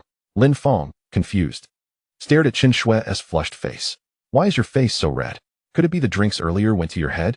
A bespectacled boy leaned in, lowering his voice. Li Yang was really riled up. He dragged Suya to the restroom to cool off. They often do this. Xiao Shui gets shy and feels embarrassed when she hears about it. Lin Fang's eyes widened in realization. Those with girlfriends are indeed different. When angered, they simply whisk their partners away to resolve matters. Just imagining that scenario was exhilarating enough. Dr. Lin, your song is up. A girl with a ponytail thrust the microphone into his hand. The large screen displayed a familiar music video, the prelude softly playing. It was a melancholic love song, with lyrics that read, "You are the dream I both cherish and fear, while I am but a person you can take or leave." Lin Fang's deep, magnetic voice resonated in the room, pure and bright, carrying a hint of weariness. The others had resumed shaking the dice, the sound of them clinking in their glasses ringing clear. Suddenly, someone interrupted. Dr. Lin is singing. Who turned on the original track? We can't hear him. The short-haired girl who had just requested the song quickly explained, I didn't turn on the original. This is just the instrumental. What you're hearing is Dr. Lin singing. The questioner appeared taken aback, eyes wide. Oh my, this is incredible. I thought it was a professional singer. What is the name of this song? The room gradually fell silent, everyone pausing their actions, involuntarily gazing at the lyrics on the screen. Lin Fang's voice echoed in the space, clear yet gravelly, each word seemingly resonating within the hearts of those present. To youth, someone quietly responded. Lin Fang was entirely immersed in the music, utterly oblivious to the fact that everyone had halted their activities, all intently listening to his performance. As the final note lingered in the air, he set down the microphone, only to discover that everyone was staring at him, particularly the girls, their eyes sparkling like stars, reminiscent of fans encountering their idol. Dr. Lin, your singing is too professional. A girl in a pink dress couldn't help but approach. Have you studied music? Does youth refer to your first love? Lin Fang chuckled. This isn't a song I wrote. Youth is merely a concept, unrelated to my personal experiences. Another girl with wavy hair stepped closer, scrutinizing him. Dr. Lin, just how many hidden talents do you possess? You handle dice so well, and your singing is so professional. You truly are a versatile god. She winked mischievously. If Xiao Shui ever treats you poorly, remember to come find me. Lin Fang could only shake his head in resignation, feeling his singing was rather average. Just then, the door to the private room swung open forcefully. Li Yang stumbled in, dragging Suya along. Suya's hair was disheveled, her eyes red-rimmed, tears still streaking down her face. Li Yang looked even worse, with a bruise on his cheekbone, his shirt wrinkled, and water stains on his collar, radiating uncontainable fury. Lin Fang leaned closer to Chen Shui, lowering his voice. Are your friends always this intense? They look like they've been in a fight. Chen Shui's expression changed dramatically as she rushed to support Suya. Xiaoya, what happened? Suya sobbed. Someone was harassing me in the restroom and said they'd bring people to retaliate. We need to leave. Li Yang seized the microphone, his voice laced with aggression. Leave? I want to see if he dares to come. He gritted his teeth. That bastard actually asked Xiaoya how much for the night. I'd be letting myself down if I didn't punch him. It turned out that while they were in the restroom together, someone had begun pounding on the door. Ignoring it, they finished their moment, only to find the man making unwanted advances towards Suya and speaking disrespectfully. Fueled by pent-up rage, Li Yang didn't hesitate to throw a punch. Chapter 35. Confrontation in the opulent Emperor's Hall. A middle-aged man with a face full of bruises stormed in angrily. Without a word, he snatched the microphone from the singer's hand, roughly pressing the pause button, and shouted at the manager seated at the head of the table. Manager Wang, look at my face. I was assaulted on your turf. You must give me an explanation.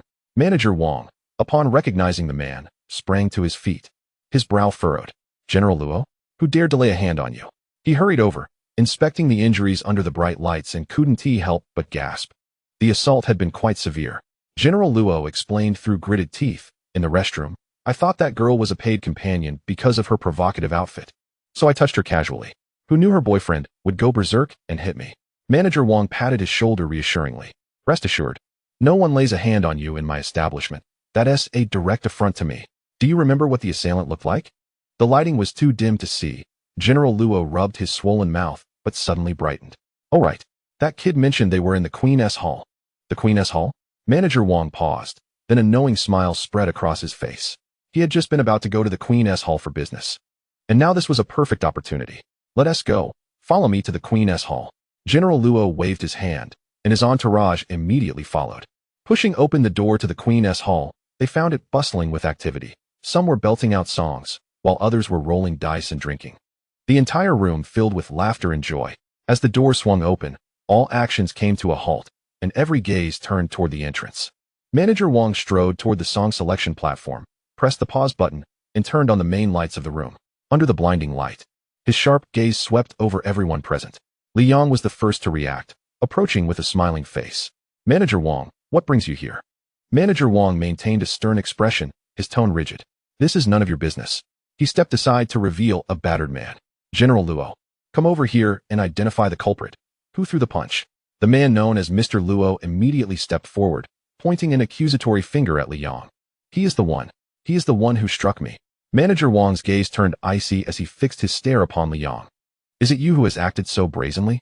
The atmosphere in the private room became tense. As the crowd realized that the individual Li Yang had assaulted was not someone to be trifled with, and he had come with a formidable backing, Li Yang's expression shifted. But he stood his ground, retorting, he groped my girlfriend's backside. Am I wrong for retaliating? Mr. Luo's lecherous gaze drifted past Li Yang to rest upon Suya, who was behind him. You two were so loud in the restroom. I thought she was a prostitute. Who would have guessed she was your girlfriend? I misjudged her capacity to be so uninhibited without professional training. Suddenly, Suya burst into tears, her shoulders trembling. Li Yang clenched his fists, fury igniting in his eyes. Li Yang, dare to make a move. Manager Wang barked, positioning himself between the two parties. Don't presume that just because you are the son of Li Dahong, you can wreak havoc on my territory. You have assaulted my esteemed guest. How do you plan to settle this? Li Yang squared his shoulders, trying to maintain his composure. Manager Wang, since you know who my father is, why not let this matter rest? Manager Wang scoffed. Your father's small factories and modest fortune mean nothing in front of Mr. Luo, whose wealth exceeds $1 billion. Even if your father were here, he would have to apologize. Li Yang's face drained of color, realizing the magnitude of his opponent's influence. No wonder Manager Wang had personally accompanied him. How do you propose to resolve this? Li Yang's bravado visibly faltered. Mr. Luo narrowed his eyes, first pointing at the still sobbing Suya, then at Chen Shui, who stood to the side. I want both of them to accompany me tonight. You. Li Yang trembled with rage. It was humiliating to show weakness before everyone, but Mr. Luo's connections were profound, and Manager Wang was a figure who navigated both the legitimate and the underworld. If this escalated, even his father could not protect him. Manager Wang's cold gaze swept across the room, finally settling on Chen Shui, a sinister smile curling his lips. Since this matter arose from women, let us resolve it with women. I shan't make it difficult for you. We all understand the rules of a night out. He licked his lips. Let us take good care of them tonight. By morning, this issue will be a thing of the past. He fixed an intense gaze on Chen Shui, extending his pudgy finger. You come here. You will accompany me tonight. Chen Shui's face turned pale with fear. She instinctively clutched Lin Fang's arm, her nails digging into his flesh. Lin Fang, who had been lounging lazily on the sofa, observing the chaos with indifference, suddenly found himself unwilling to tolerate the encroachment upon Chen Shui. She is mine, he stated slowly, his tone as calm as if discussing the weather. No one is allowed to lay a finger on her. Manager Wang narrowed his eyes, sizing up this audacious youth. Who do you think you are? Lin Fang. Lin Fang. Manager Wang scoffed. I've never heard of you. If you don't recognize the situation, none of you will leave here on your feet today. He signaled to one of his lackeys, who swiftly exited. Within a minute, a dozen security guards clad in black uniforms filed in, blocking the doorway. Each one was broad-shouldered and fierce-looking, clearly not to be trifled with.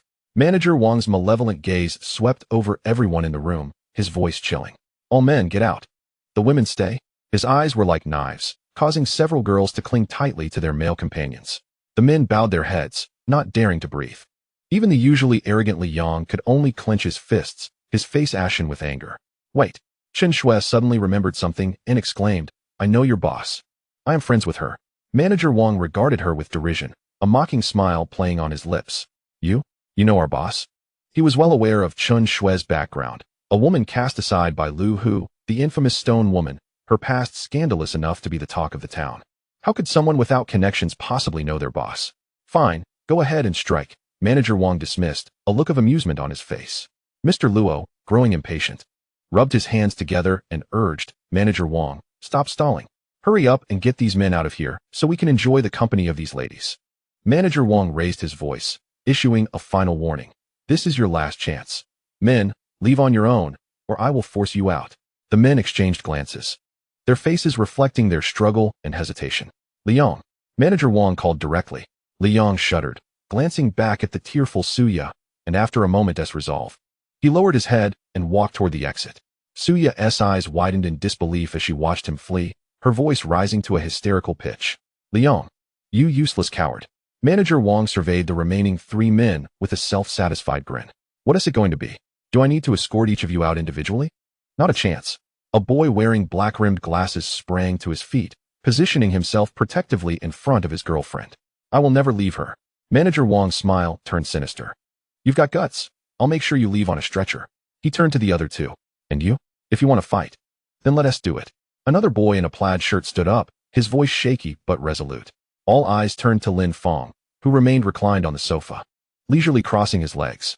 I'm curious to see how you plan to make me leave horizontally. Manager Wang's expression darkened, and he gestured sharply. Get them. Beat them to a pulp. I will take responsibility for any fallout. A swarm of security guards surged forward, their fists cracking ominously, just as Lin Fang prepared to rise. A sharp female voice rang out from the doorway, cutting through the chaos. Stop right there. The atmosphere in the private room instantly froze, every movement halted. The piercing voice pierced the air, momentarily halting the tense standoff. Everyone turned to the source of the sound, and there they saw a woman clad in a deep purple qipao gracefully approach. She walked in high heels, her hips swaying, each step radiating an undeniable aura. Her exquisitely crafted face bore no trace of a smile, her piercing gaze cutting through the crowd before finally landing on Manager Wang. Yakin! Chen Shui cried out, as if seeing a savior, her previously tense body finally relaxing a bit. Lin Fang was also taken aback, suddenly recalling the business card he had received earlier. This woman was the head of the establishment, Shen Yakin. Shen Yakin walked directly towards Chen Shui, nodding slightly at Lin Fang along the way as a form of greeting. She halted before Manager Wang, her voice as cold as ice. Manager Wang, I require an explanation. Beads of sweat formed on Manager Wang's forehead. He had not anticipated the arrival of this powerful figure. Mr. Luo, they assaulted my esteemed guest first, he quickly asserted, pulling the bruised Mr. Luo to bear witness. Mr. Luo immediately jumped in, pointing to his swollen face. You are the boss? I was assaulted in your establishment. Is it unreasonable for me to demand an explanation? Shen Yakin's sharp gaze swept over the crowd, ultimately resting upon Suya. Pray, elucidate what transpired, she commanded. Grasping at a lifeline, Suya hastily responded, He was inappropriate with me, even inquiring about my price. It is a blatant insult. Shen Yakin turned her fierce gaze towards General Manager Luo, demanding, Is her account accurate? Luo stammered in his defense, I saw her with a man in the restroom, and presumed she was one of those individuals who engage in such activities. In an instant, Shen Yakin's demeanor turned frigid as she directed her ire towards Manager Wang. Following the last incident, President Mu issued a strict prohibition against any form of illicit dealings. As a manager, not only did you fail to intervene, but you also condoned the guest's misbehavior?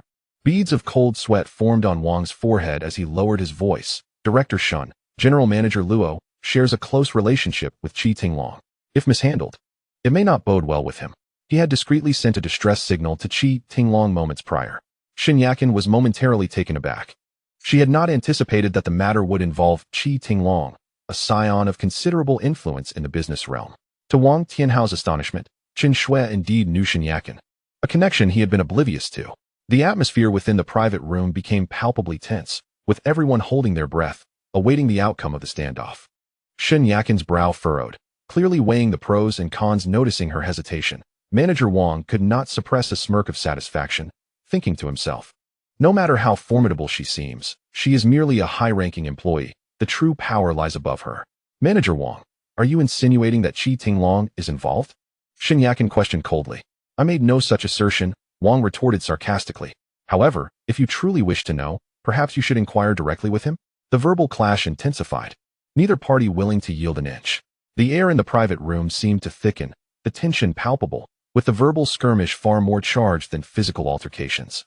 Lin Fang leaned closer to Chen Shui, whispering, What is the background of this Qi Tinglong? Chen Shui replied in a hushed tone, Although Yakin is the head of TV, the actual enterprise belongs to the Mu family. She can make decisions in normal circumstances, but matters involving the Mu family complicate things. She paused, adding, Qi Tinglong is President Mu's brother-in-law. and it is said he has long held animosity towards Yakin, even attempting to take advantage of her status. Lin Fang recalled Shun Yakin's earlier remarks about having built her empire from scratch in Tianhai, yet still being constrained by powerful forces. It appeared this was what she meant by being unable to act freely. What is President Mu's full name? Lin Fang continued his inquiry. Mu Fantian. Chen Shui replied without hesitation. He is the patriarch of the Mu family in the northern district, a figure of immense influence in Tianhai. Lin Fang raised an eyebrow, a hint of amusement playing on his lips. What a coincidence! What coincidence? Chen Shui asked, puzzled. Isn't Qi Tinglong's sister named Qi Yanran? Lin Fang inquired. How do you know that? Chen Shui's eyes widened in surprise. Lin Fang smirked and confidently approached the arguing pair. Have you two finished your quarrel? Your bickering is deafening. He interjected. He strode directly to Manager Wang, his gaze piercing. Do you know who Chen Shui is? Manager Wang was momentarily taken aback, then scoffed dismissively. Isn't she just the woman who was dumped by Lu Hu? What remarkable background could she possibly possess? A sharp slap echoed throughout the private room, leaving everyone stunned, including Shin Yakin. Manager Wang clutched his stinging cheek, momentarily dazed. Lin Fang glared coldly at him. She is mine. Do you think someone like you has the right to harbor intentions toward her? He scoffed. You wish to play the game of power? Let us see how formidable Qi Tinglong truly is. Manager Wang finally regained his composure, seething with rage, and swung his fist at Lin Fang. Swiftly, Lin Fang seized his wrist and delivered a powerful punch to his chest. The impact resounded, accompanied by the unmistakable crack of bones. Wang doubled over, his face instantly paling. A trickle of blood seeping from his lips, perspiration beading on his forehead. Why are you all just standing there? Get him. Manager Wang gasped, his voice trembling with pain. Shun Yakin stepped forward, her fierce gaze sweeping over the restless security personnel. I dare anyone to move. The guards froze, exchanging uncertain glances. After all, Shin Yakin was the true authority at TV, and they dared not defy her commands. Manager Wang, supported by two subordinates, struggled to regain his footing. Wiping the blood from the corner of his mouth, he glared at Lin Fang before turning back to Shin Yakin. Do you think that having Shin Yakin's protection means you are safe? She is merely a high-ranking employee. The true power lies with the Mu family. Before he could finish speaking, Lin Fang struck again. Another resounding slap echoed as he struck Wang's other cheek, the force so great that it nearly sent him toppling over. Had he not been supported, both sides of his face swelled, resembling a pair of dumplings. You are mistaken. Lin Fang looked down at Manager Wang with an air of indifference, as though discussing the weather. My actions towards you are independent of her presence. Even in her absence, you would still receive this beating. He leisurely adjusted his cuffs. Truth be told, I had no intention of involving myself in Li Yang's cowardly affairs. Someone who resorts to cheating at dice is beneath my notice. Suddenly, Lin Fang leaned in, gripping Manager Wang's collar. But you made the gravest error in targeting Chen Shui. His gaze turned icy. Remember, my actions were not to defend that spineless fool, but purely because you dared to touch someone you ought not to. Moreover, Lin Fang released his grip, disdainfully wiping his fingers. I cannot abide those who flaunt their power through others. Do you think you are someone of significance simply because you have connections? At that moment, Manager Wang's phone rang. Trembling, he glanced at the screen, and suddenly erupted into manic laughter. Ha! So, Lin Fang, you wish to emulate the heroes of television saving the damsel in distress? His laughter grew increasingly deranged. Today, none of you shall leave here unscathed. I will not hesitate to break your limbs, and if I do, I, Wang Tianhao, will cease to bear the Lin surname. Before he finished, Lin Fang kicked out with ferocious force. The impact was such that even the two guards supporting Wang stumbled backward, the three of them crashing against the wall. Our Lin family has no room for scoundrels like you, Lin Fang declared coldly. You are not even worthy to carry my shoes. Chapter 37. Wouldn't it be a disservice to your expectations if I didn't strike you? Lin Fang's sudden aggression rendered the private room silent. Not only had he struck someone, but he did so while berating him, his ferocity intimidating everyone present. Shin Yakin was taken aback. She had intended to quell the situation using her status and authority, never anticipating that Lin Fang would take matters into his own hands. A girl could not help but whisper a question. Chen Shui herself was taken aback, yet a warm current surged within her. He was merely a doctor from the countryside, striving to make a living in the city, having just opened a small clinic. This cannot be true, another girl exclaimed, her eyes wide. If he were just an ordinary rural doctor, how could he dare to confront Manager Wang? Knowing that Qi Tinglong was coming, he remained so defiant. Chen Shui pressed her lips together, choosing not to elaborate, yet ripples of emotion stirred within her. Ah, what a lively scene. A languid voice suddenly echoed from the doorway. The crowd turned to see a man in his 30s leaning against the door frame, his meticulously slicked back hair and polished shoes glinting under the light. A roguish smile playing on his lips, though his gaze held an air of danger. Brother Qi, you have finally arrived. General Manager Zhang rushed towards him like a man seeing salvation, his face bruised and battered, a sight that was particularly conspicuous. The newcomer was Qi Tinglong, who nonchalantly glanced at General Manager Zhang, a smirk of amusement curling his lips. Oh, General Manager Zhang, did I not instruct Manager Wang to treat you well? How did you end up in this state? His gaze fell to the bloodied Manager Wang sprawled on the floor, and he feigned surprise, raising an eyebrow. Manager Wang, what performance are you putting on here? Why are you bleeding? Just a moment ago, Qi Tinglong had been jesting, yet suddenly his expression turned sharp. His piercing gaze directed at the man standing at the forefront, Lin Fang. Did you do this? Lin Fang, with his hands in his pockets, met his stare with unyielding composure. Indeed, it was I. What of it? Do you intend to defend him? I am ready at any moment. Qi Tinglong let out a cold laugh. Oh, quite audacious. Who gave you the courage? He shifted his gaze to Shen Yakin, his tone suddenly icy. Or is it that you have Shen Zong backing you? Lin Fang impatiently shook his head. Have you seen such a thing? Do you know how the villain typically meets their end? Villains perish from excessive verbosity. Qi Tinglong instinctively chimed in, a disdainful smirk still gracing his features. Before he could finish speaking, Lin Fang raised his hand and delivered a swift slap. The sound echoed sharply in the room. Caught off guard, Qi Tinglong was knocked off balance, his carefully styled hair becoming disheveled. Smack! After the resounding slap, Qi Tinglong lost his footing and fell onto Manager Wang. If you know that villains perish from excessive chatter, why continue rambling? Lin Fang flicked his hand dismissively, a look of disdain on his face. If you wish to fight, then fight. Why pretend to be profound? You, Qi Tinglong, clutching his stinging cheek, was utterly bewildered. He had never anticipated such a sudden assault.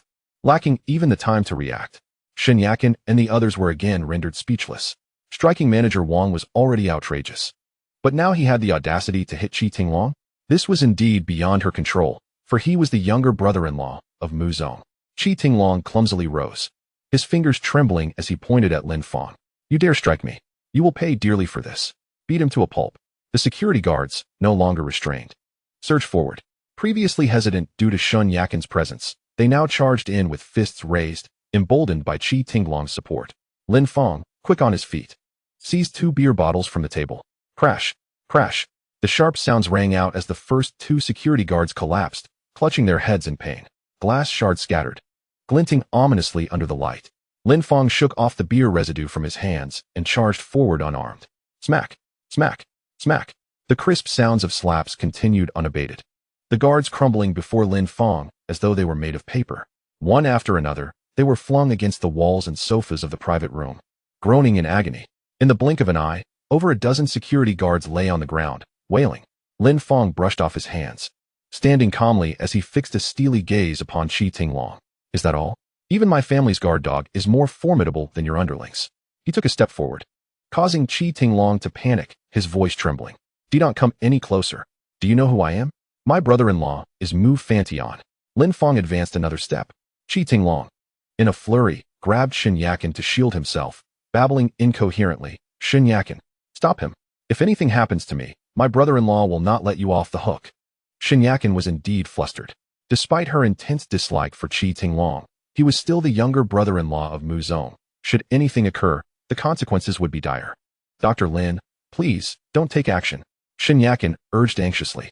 Lin Fang halted, coldly observing Qi Tinglong, who was hiding behind Shen Yakin. Seizing the moment, Qi Tinglong discreetly pulled out his phone, dialing a number, and suddenly began to wail, brother-in-law, I've been attacked. Right here at Yakin TV. That wretched Shen Yakin not only refused to help me, but colluded with outsiders to beat me. As he spoke, he exaggeratedly groaned. It hurts so much. Brother-in-law?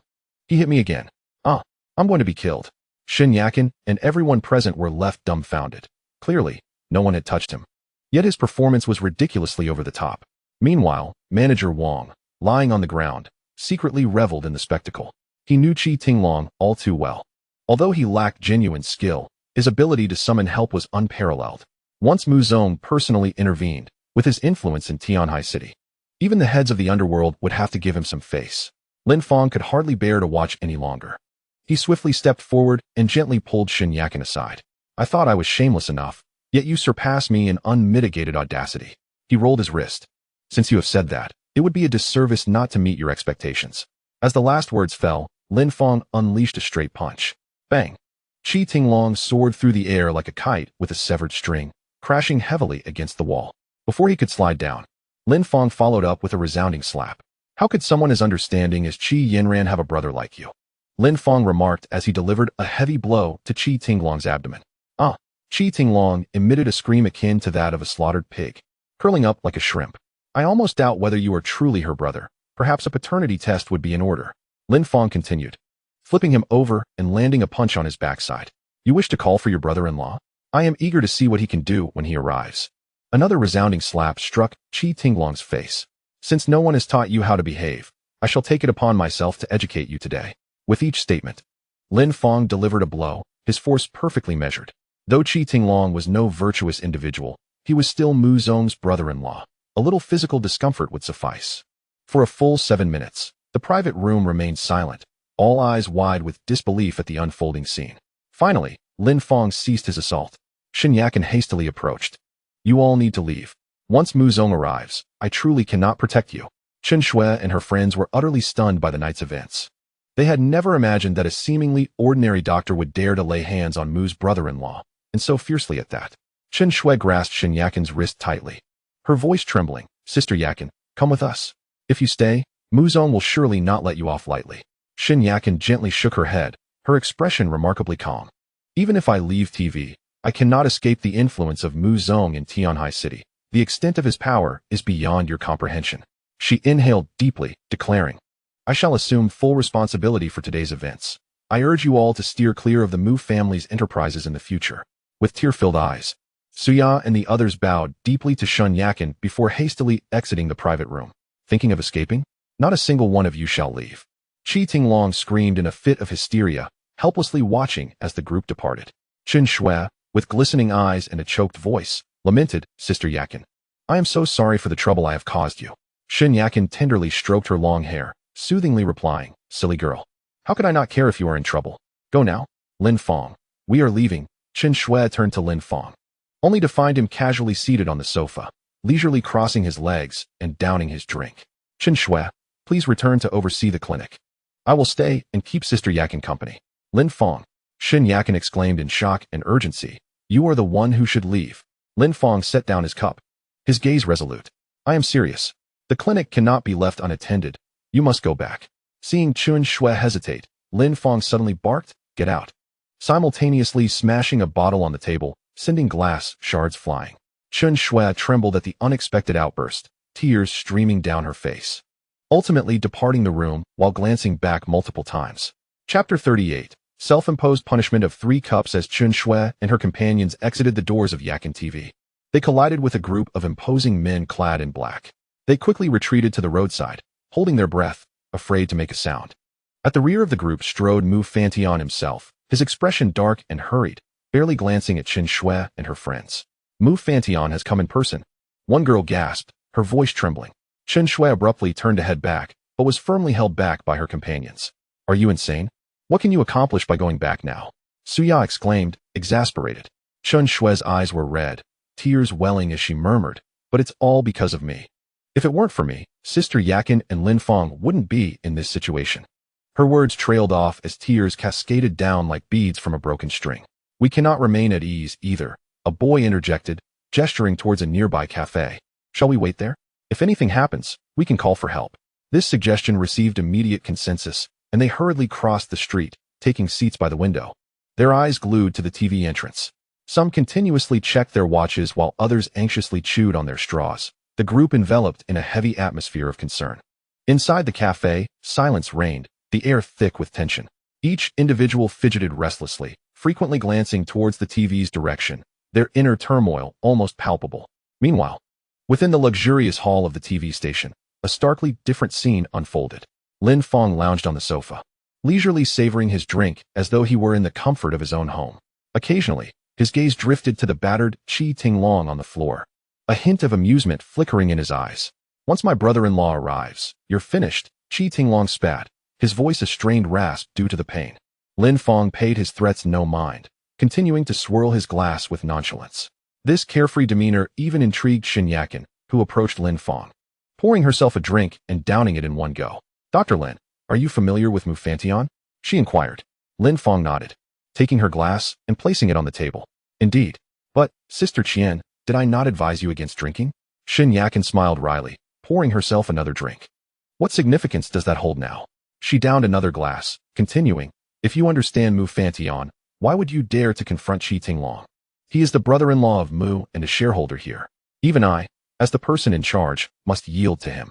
Her voice descended into a whisper, her gaze filled with profound resignation. Lin Fang observed the figure of Zhang Zong stealthily slipping out, yet remained unfazed, casually taking a bite of watermelon. "Sister Qian, the individuals I choose to protect are beyond the reach of Mufantian or anyone else. No one can touch them."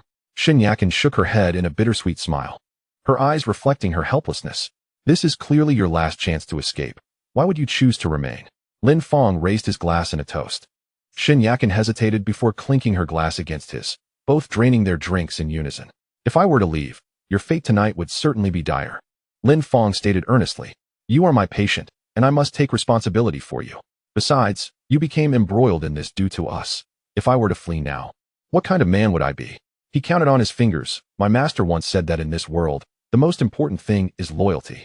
Money can be repaid, but debts of gratitude are harder to settle, especially those of personal favor. Once incurred, they must be repaid."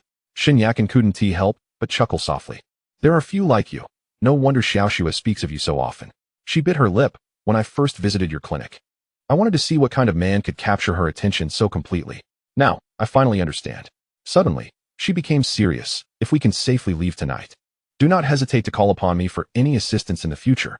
Just as the tension escalated, the door to the private room was flung open with great force. Over 20 robust men clad in black surged in, each movement swift and precise, their eyes sharp, their retractable batons glinting ominously under the light. They swiftly spread out, instantly securing every corner of the room. Xin Yakin leapt to her feet, instinctively clutching her glass tightly, her gaze fixed on the entrance. "Brother-in-law, it's my brother-in-law!" Qi Tinglong exclaimed, seizing the opportunity to rise from the floor, his voice laced with desperation. "If you don't come soon, they will beat me to death." At the entrance, a tall, imposing figure stepped in. Mufantian's expression was dark, exuding an overwhelming sense of pressure that stifled the air. The entire room seemed to freeze. Even the injured security guards held their breath, their eyes sparkling with excitement. Finally, their strongest ally had arrived. Xin Yakin inhaled deeply, and, in her high heels, swift the previously overwhelming aura dissipated in an instant, replaced by expressions of astonishment and deference. He opened his mouth, yet no words emerged. The scene before him suddenly appeared plausible, with so many individuals sprawled haphazardly on the ground. It was evident that the one who could stand against the multitude was far from an ordinary person. Moreover, this Dr. Lin had single-handedly infiltrated the lair of Qin Long, defeating dozens of skilled fighters on his own. "Are you saying that he defeated all these people?" Mufantian's voice was ominously low. Qi Tinglong nodded vigorously, like a chick pecking at grains. Yes, indeed it was him. "Brother-in-law, be cautious. This fellow possesses formidable skills. Let your subordinates take the lead." To everyone's surprise, Mufantian approached the coffee table, leisurely pouring himself a drink. "I shall drink a cup as a self-punishment. It is my lack of guidance," he said, downing it in one gulp. He poured another glass. "Another cup as penance for my brother-in-law's offense." The third glass was filled. "This one is an apology for allowing you to suffer grievances in my territory." As he lifted the fourth glass, Qi Tinglong could no longer contain himself. "Brother-in-law, why do you seem to be appeasing him?" Mufantian abruptly turned, his gaze icy enough to freeze one in place. Qi Tinglong recoiled, retreating several steps, as if he had been grasped by the throat. The entire private room fell silent, with everyone staring in disbelief at the unfolding scene. Xin Yakin was particularly astonished, covering her mouth. Was Mu Zong actually apologizing to a young man? Furthermore, the young man appeared utterly indifferent. Most perplexing was that Lin Fang had not uttered a word.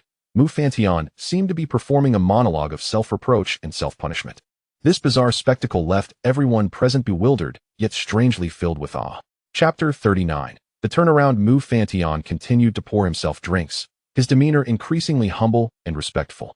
Lin Fang, however, remained silent, occasionally lifting his glass for a sip, his gaze indifferent as he observed everything.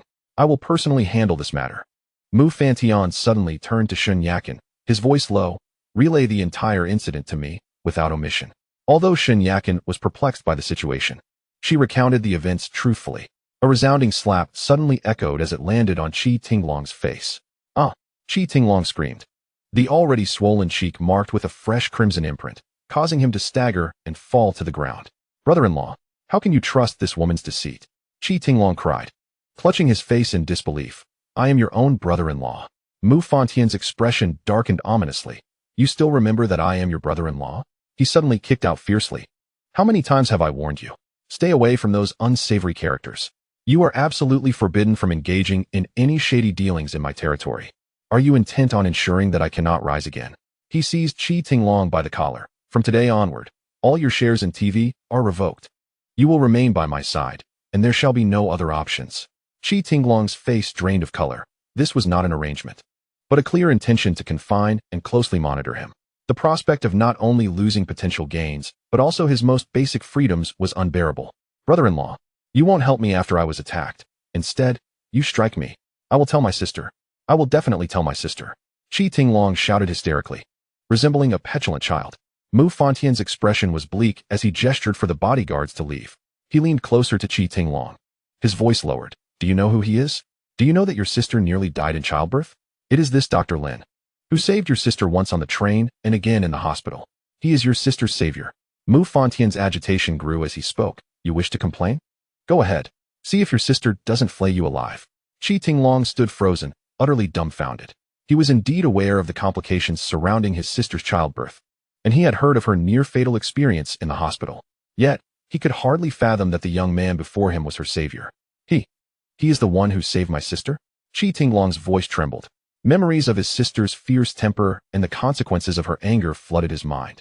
He knew all too well the repercussions of crossing her. Mu Fantian snorted coldly. Do you think I would jest about such matters? He turned to Lin Fang. Speaking with utmost respect, Dr. Lin, this rascal has offended you. You may deal with him as you see fit, so long as he is left with his life. I have no objections, even if he loses a limb. Qi Tinglong immediately turned pale, collapsing onto the ground. Manager Wang and the others were equally stunned, rendered speechless. They had anticipated witnessing Lin Fang being thoroughly humiliated by Mu Zong, yet the situation had flipped entirely. No one had foreseen the events unfolding in this manner. It surpassed all expectations. But this was merely the beginning, for Mu Fantian had yet to address the others. Lin Fang raised his glass, downing its contents, and said calmly, I have already taught him a lesson. The rest is up to you, Mu Zong. Although I am still new to this world, there are certain red lines that must never be crossed. I hope you will keep him in check. Mu Fantian nodded respectfully. Thank you, Dr. Lin, for your magnanimity. His gaze shifted to the ashen-faced Manager Wang and the others. And what about these individuals? Lin Fang glanced at the trembling Manager Wang and replied nonchalantly. For matters like this, I believe Sister Yakin knows better how to handle it than I do. Sister Yakin, what do you think? At that moment, Shen Yakin was still lost in shock, unable to regain her composure. She had never imagined that Lin Fang was Mu Zong's savior, and that he had saved her twice. This debt of gratitude would likely be impossible to repay in her lifetime. She had initially planned to plead with Mu Zong on Lin Fang's behalf, only to find that it was Lin Fang who had saved her. Manager Wang has openly violated the orders personally issued by Mu Zong and should be dismissed immediately. Shen Yakin regained her composure and stated firmly. The others merely followed orders. A deduction of their performance bonuses will suffice as punishment. Mu Fantian nodded in approval. Let it be as you say. He turned to Shen Yakin, his tone considerably softer. Yakin, I misunderstood you earlier. TV will still be under your management. I appreciate your hard work. Shen Yakin quickly waved her hands. Mu Zong, you flatter me. I owe my current position entirely to your support. Everything I have done is merely my duty. Her voice trembled slightly, clearly taken aback by the unexpected turn of events. Manager Wang, pale and trembling, crawled over and clutched at Mu Fantian's pant leg, his voice hoarse with desperation. Mu Zong, I realize my mistakes. I beg you for another chance. Mu Fantian kicked him away in disgust. You are mistaken. I do not intend to dismiss you. He looked down at Manager Wang, enunciating each word. I intend for you to be utterly unable to survive in Tianhai City. From today onward, no one will dare employ you here. Leave this city at once. These words struck like a bolt from the blue, causing Manager Wang to tremble violently. Suddenly, he coughed up blood and collapsed to the ground, unable to fathom how he had ended up in such dire straits, banished from Tianhai. Mu Fantian turned to Lin Fang. bowing respectfully. As for that Director Zhang, Lin Fang waved his hand dismissively, preparing to leave. He has nothing to do with me. You can handle it as you see fit. I understand. Mu Fantian inclined his head slightly. As Lin Fang reached the door, he suddenly recalled something and turned back to say, by the way, transfer your wife to my clinic. It will facilitate my checks. Did you not mention wanting a second child? I can assist with that. Really? As Mu Fanjian's eyes sparkled with excitement, his voice rose an octave. I will handle the discharge procedures right away. What is the rush at this late hour? Lin Fang replied, shaking his head in resignation. Let us discuss it tomorrow.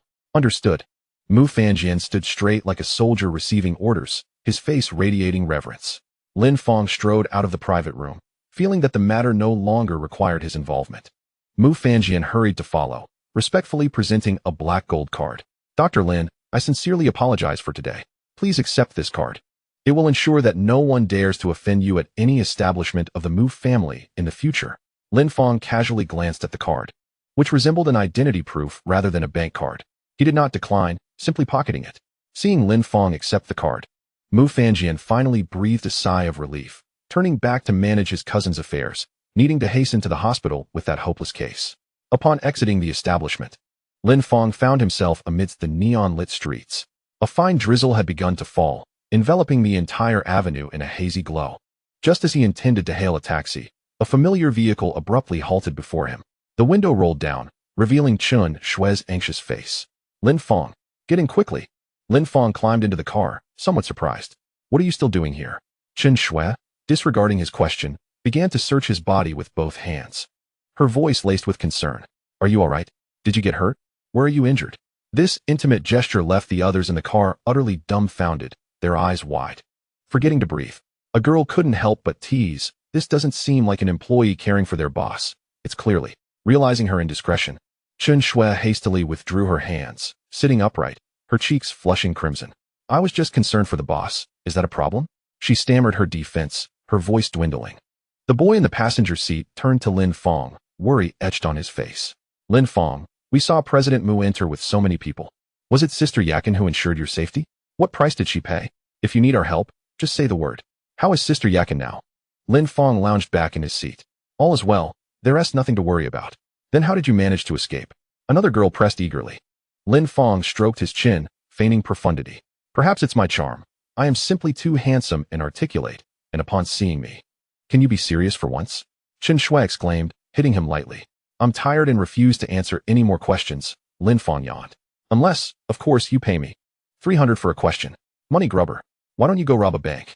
Many have been saying that to me today, Lin Fang chuckled, his eyes narrowing.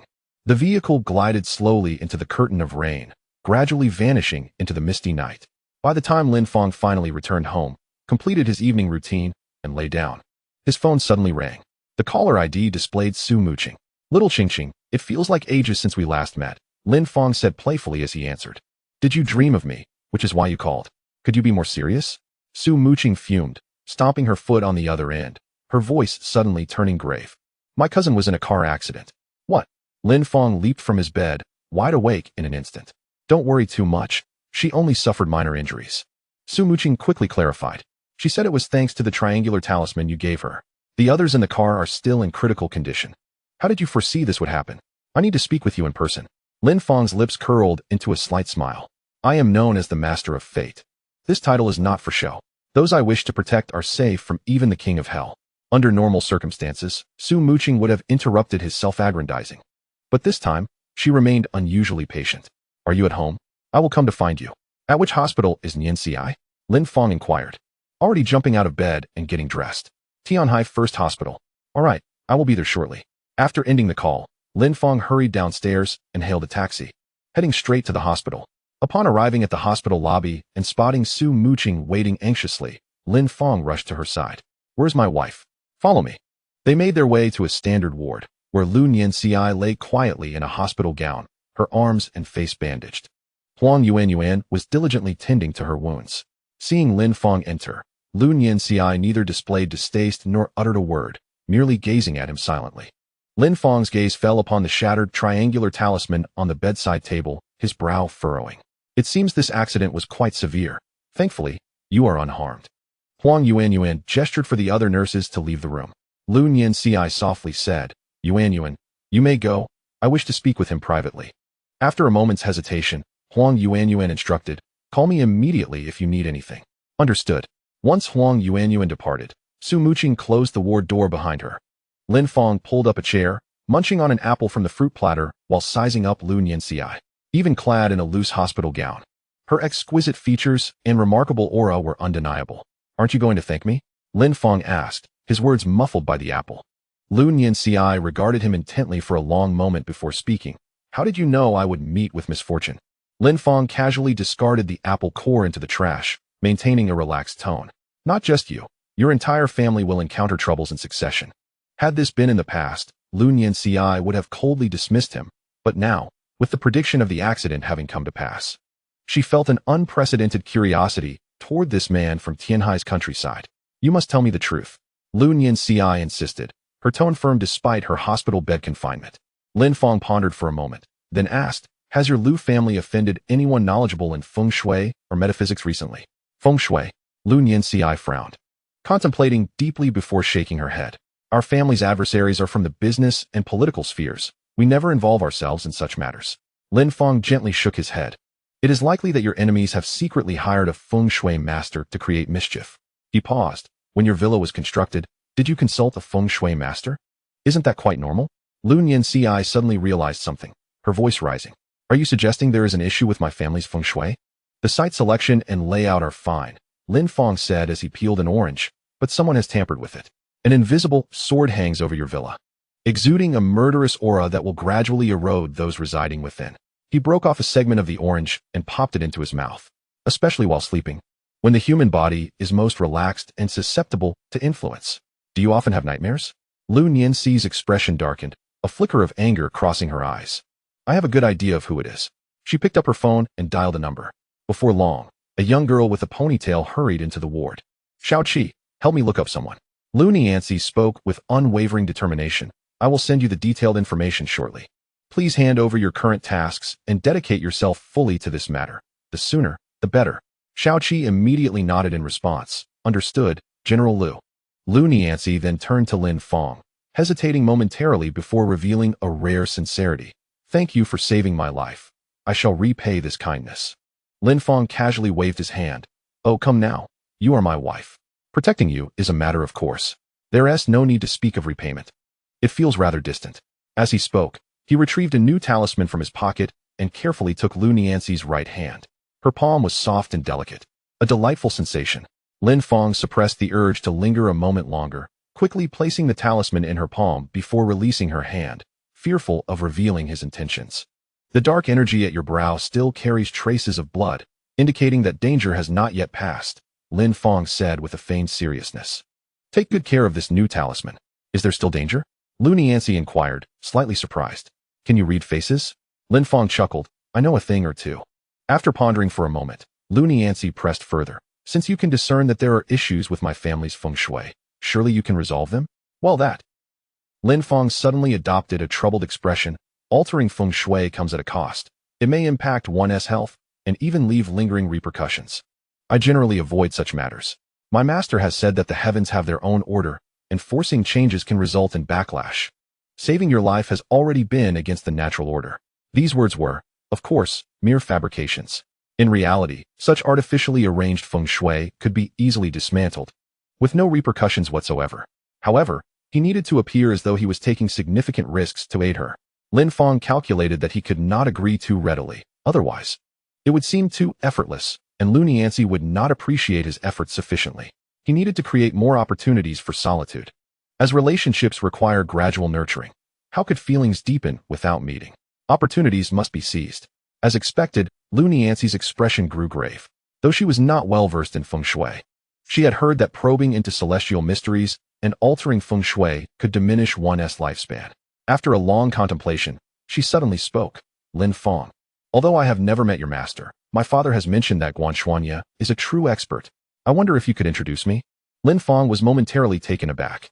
He had concocted numerous side effects with the intention of waiting for Lu Nianxi to beseech him for help, thereby creating more opportunities to be close to her. Who would have thought she would directly seek out his master? This was entirely unexpected. My master is elusive. He cannot be seen on a whim, Lin Fang quickly replied. and he has recently embarked on a journey.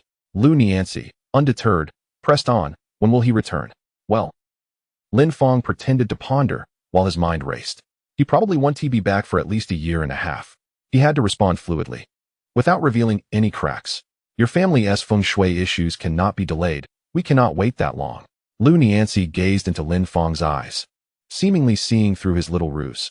Then tell me, where is your master now? I will go find him myself. I truly do not know. Lin Fang became anxious. He thought to himself, I have hinted so clearly. Why don't you just directly ask me for help? Seeing his expression, Lu Nianzi finally relented. All right. Then you can resolve the feng shui issue. What conditions do you want? Lin Fang's eyes lit up, and a smile involuntarily crept onto his face. Quite simple. You must marry me. Are you planning to go to Thailand? Lu Nianzi responded with an expressionless face. Go to Thailand for what? To undergo gender reassignment. Lu Nianzi replied earnestly. Otherwise, why would you propose such an impossible condition? Lin Fang found himself at a loss for words, sighing in resignation. Let us change the condition. He scratched his head, thinking this woman was quite difficult to deal with. It seemed a new strategy was necessary.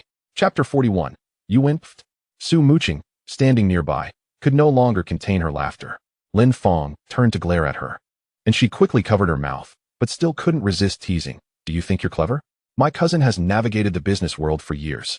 What tricks hasn't she seen? Do you think your little schemes can fool her? Lin Fang suddenly felt that a woman's intelligence was not always an asset. It appeared that persuading Lu Nianzi to change her orientation would be a long and arduous journey. At the very least, agree to let me treat you. Lin Fang settled for a secondary request. Yuan has already taken care of my wounds. Lu Nianzi replied nonchalantly. You know I'm not referring to external injuries. Lin Fang implied. Lu Nianzi understood his meaning but feigned ignorance. I am not ill. I am perfectly normal. In today's society, both heterosexual and homosexual orientations are completely acceptable. Lin Fang stood up and walked slowly to the window. Outside, a light rain fell, and the night sky was overcast, with occasional flashes of lightning in the distance. He sighed deeply, pretending to be profound. Since you are unwilling, then there is nothing I can do. This talisman can protect you once more, but if your family continues to reside in that villa, I fear.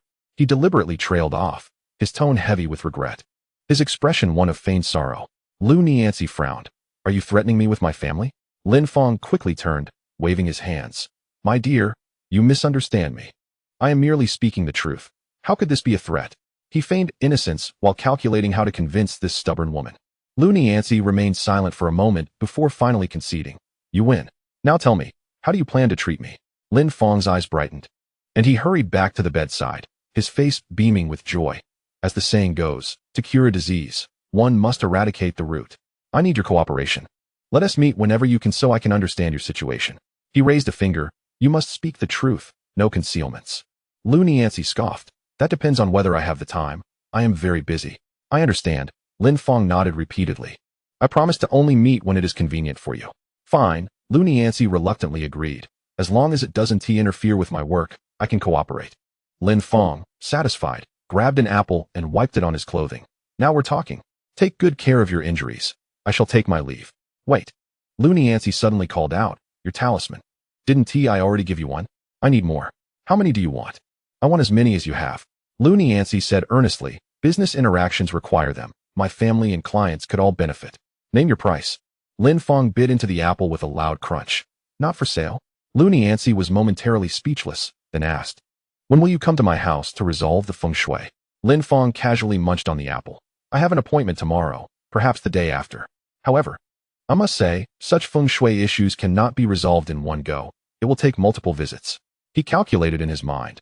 If it is resolved too quickly, it will seem too easy. What if Lu Nianzi changes her mind and refuses to cooperate with the treatment? It must be drawn out. Even if it is truly resolved, he must pretend it is not entirely so. Emotions, by their very nature, require time spent together to cultivate. Suddenly, Lin Fang recalled something. As both the homeowner and the one responsible for the location, it was imperative for him to be present while he deciphered the situation. That can be arranged, Lu Nianzi readily agreed. Stepping out of the hospital, Lin Fang's heart soared with joy. Since the moment he first set foot in the Lu family villa, he had been anticipating this opportunity. To alter Lu Nianzi's affections, he first needed to create chances for them to interact. In matters of the heart, one must forge conditions even when none exist. Just wait, my dear wife. Lin Fang declared to the night sky, raising his fist, "I will ensure you willingly fall in love with me." The following day, the sky remained overcast. With a persistent drizzle, Lin Fang received a phone call from Qi Yanran, who apologized for the events of the previous night. Lin Fang graciously reassured her that it was of no consequence. As he arrived at the clinic that morning, he noticed Qin Shui had been waiting at the entrance for quite some time. "Sister Shui, please prepare the medical kit. We are off to Tianhai Hospital to showcase our skills today," Lin Fang said while adjusting his collar. Qin Shui swiftly entered to gather the medical supplies. And just as they were about to leave, a frail old woman, leaning on a cane, approached the entrance, trembling. She held a faded umbrella, her complexion sallow, and she coughed intermittently. "Dr. Lin, are you going on a house call?" the elderly woman inquired weakly. Lin Fang quickly stepped forward to assist her. "Grandma, are you here to see me? I saw your report online yesterday. I heard you do not charge for consultations and offer medications at a discount. Is that true?" A glimmer of hope appeared on her wrinkled face. Lin Fang turned to Qin Shui, stating, "Let us assist Grandma inside for her consultation. But we have an appointment with Miss Huang coming up soon." Qin Shui hesitated. "Is there a doctor who would turn away a patient?" Lin Fang asserted firmly. "Grandma has come all this way. It is a testament to her trust in me." He took the old woman's umbrella, saying, "Let us go inside and examine you." They supported the elderly woman into the clinic. After a thorough examination, Lin Fang discovered several underlying age-related ailments.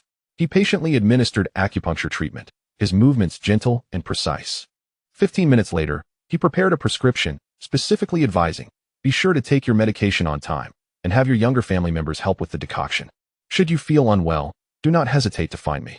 "Dr. Lin, I feel much better," the elderly woman remarked, moving her shoulders with gratitude, and suddenly grasped Lin Fang's hand. "Please don't rush off, there are others waiting." Lin Fang looked curiously towards the entrance, where several plainly dressed elderly men and women were queuing in the rain, each holding an umbrella. Most were advanced in age, some leaning on canes, others supporting one another. The elderly woman explained, "We all have our ailments, and the large hospitals are simply too expensive. Having lived this long, we consider ourselves fortunate." She trembled as she produced a document from her pocket. "I saw your report online yesterday, and my grandson looked into it. We learned that your treatments are affordable. We decided to come to you, and should anything go awry, we will not hold you accountable." Lin Fang took the document and was taken aback to find it was a medical liability waiver. It turned out that these elderly individuals had heard of his free consultations and discounted medications, yet worried about his medical skills. They had drafted a waiver before daring to seek his help. One by one, the elderly patients entered, presenting signed agreements. "Dr. Lin, please examine us as well. We will take responsibility for any outcomes." Qin Shui observed the packed clinic and quietly urged, "If we don't go to the hospital soon, it may be too late." Without hesitation, Lin Fang set down the medical kit. Caring for patients comes first. Qin Shui rushed forward to maintain order, just as 5 or 6 more plain-clothed elderly individuals entered. Before she could react, a dozen more patients arrived at the door. Soon, the clinic was overflowing with neighbors who had heard the news. Lin Fang diligently attended to each patient, unaware that midday had arrived. Wiping the sweat from his brow, he asked, "Qin Shui, how many more are outside?" Peering into the courtyard, Qin Shui lowered her voice. "At least 50 or 60 are still waiting." "That many?" Lin Fang was astonished. Most of these patients did not have complex ailments, but their sheer number was staggering. Originally, the free consultation and discounted medications were meant to be a first-day promotion, but seeing these financially constrained elderly individuals, he could not bring himself to revert to regular pricing. Just then, a loud shout erupted from outside. "Lin Fang, come out and face your death. Lin, if you have the guts, come out and accept the challenge." Lin Fang furrowed his brows. "Who is this?" Qin Shui's complexion changed dramatically, her voice trembling as she replied, "It's someone from the renowned Zhou family of traditional Chinese medicine." In the largest conference room of Tianhai Central Hospital, Professor Huang Lide was personally overseeing a medical skills contest. His prize student, Huang Yuan, was set to compete against Lin Fang from the Lin Yuan Traditional Chinese Medicine Clinic in a showdown between Eastern and Western medicine, with department heads and esteemed professors invited to observe. As the clock struck 11, the conference room was filled to capacity, yet Lin Fang was conspicuously absent. The waiting medical staff began to whisper among themselves, their murmurs growing increasingly restless. "Isn't there supposed to be a medical contest today? It's almost noon." And still no sign of it. A young intern complained quietly. The nurse beside him scoffed. That Chinese doctor probably heard he would be up against Dr. Huang and got scared. "Dr. Huang is the youngest attending physician at our hospital, and even some seasoned experts speak highly of her. Indeed, another doctor chimed in, Dr. Huang is also the granddaughter of Professor Huang. She ranks among the best in the younger generation of Western medicine. Who would dare challenge her? At that moment, a resident physician with black-rimmed glasses mysteriously interjected, Did you all miss yesterday's trending news? The one challenging Dr. Huang isn't a Westerner. He is a young Chinese medicine practitioner in his 20s. A Chinese doctor? The surrounding crowd gasped in unison. A young Chinese doctor? Could he be a descendant of the Zhou family? Someone wondered aloud. But wait, if the Zhou family is involved, this contest would have made waves in the medical community by now. The chatter grew louder, even drawing the attention of several elderly professors seated at the front, who began to glance at their watches with impatience. Professor Huang Lide found himself surrounded by a group of distinguished elderly professors, one of whom, leaning on a cane, furrowed his brow and inquired, Director Huang, who exactly is this challenger? They've kept us waiting all morning. These esteemed experts, accustomed to having patients wait for them, were now experiencing the frustration of waiting themselves. Huang Lide shared their concerns. He knew Lin Fang was not one to stand them up. Apologizing to the professors, he reached for his phone to call Lin Fang, only to find it unanswered. This only deepened his confusion, prompting him to dispatch someone to check on Lin Fang at the Lin Yuan Traditional Chinese Medicine Clinic. Ladies and gentlemen, please bear with us a moment longer, Huang Lide said apologetically, glancing at his granddaughter Huang Yuanyuan, who was visibly growing impatient as well. Shortly thereafter, the messenger returned with news. After understanding the situation, Huang Lide turned to the assembled crowd and said, I sincerely apologize. As you all saw from yesterday's livestream, Dr. Lin has gained a modest reputation in Tianhai. This morning, he originally intended to come to the hospital for a competition, but was unexpectedly detained by patients seeking consultations at the clinic. Currently, there are at least 100 patients queuing for treatment. As a doctor, saving lives is a sacred duty. Dr. Lin, embodying the essence of benevolence, could not bear to abandon his patients to rush over.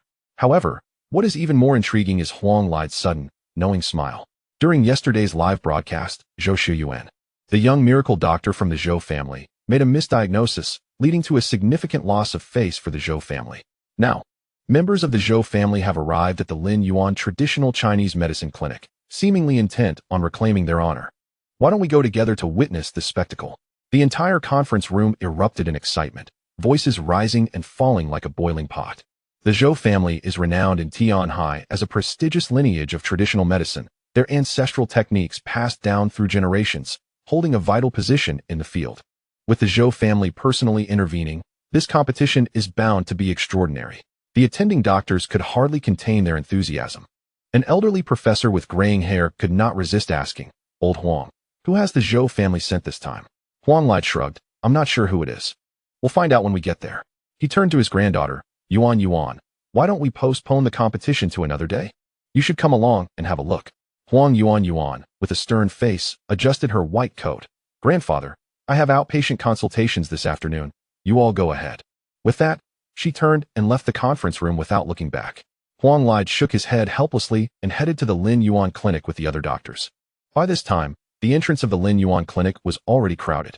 Aside from the elderly waiting for treatment, many curious neighbors had come to witness the commotion.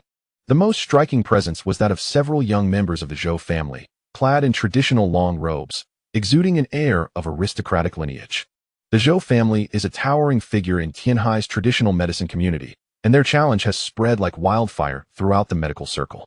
Numerous doctors from different hospitals, as well as colleagues from other clinics, have set aside their work to witness this rare medical duel. Every face was filled with anticipation, and the atmosphere buzzed with tension and excitement. The Zhou family is here in person. It seems the Lin Yuan clinic is bound to suffer humiliation. I doubt this clinic can last a week before closing down. A week? You overestimate this wild establishment. I wager 5 days. 5 days is generous. If they can survive today, I'll concede defeat. I bet they'll shut down by the end of today. These discussions came from doctors at other hospitals and clinics. As industry insiders, they are acutely aware of the Zhou family's esteemed status in traditional medicine. The Zhou family's medical expertise is widely recognized as top tier throughout Tianhai. This competition is sure to leave this inexperienced little clinic utterly embarrassed.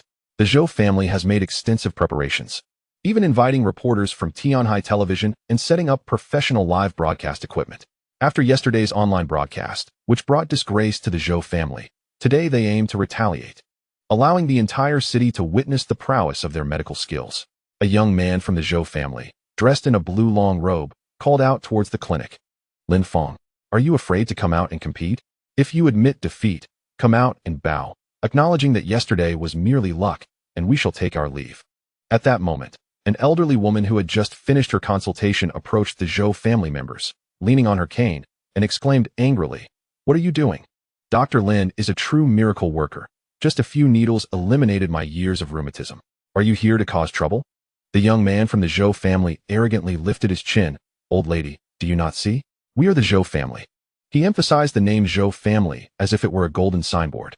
The old woman narrowed her eyes, surveying the well-dressed young men before her.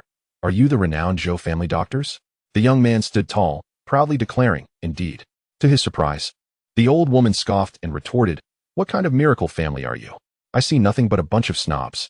When we poor folks come to your clinic, your doctors and nurses look down on us, speaking in a condescending tone, as if afraid we can't afford the consultation fee." As she spoke with increasing fervor, she struck the ground with her cane a few times. "Dr. Lin is different. He treats patients without hesitation, and if we lack funds, he allows us to pay later.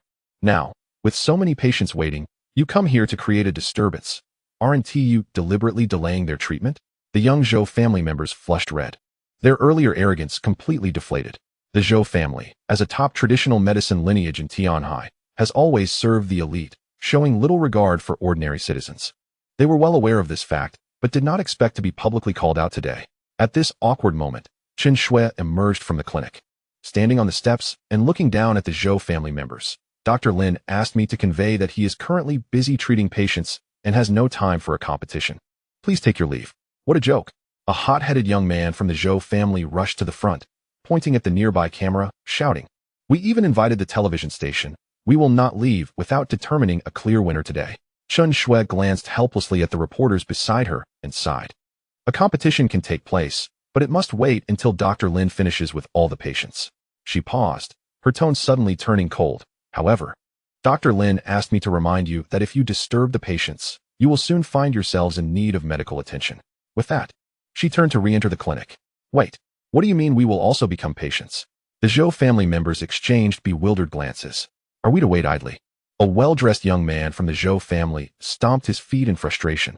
"Are we to squeeze in with these commoners and wait? Is this his way of treating guests?"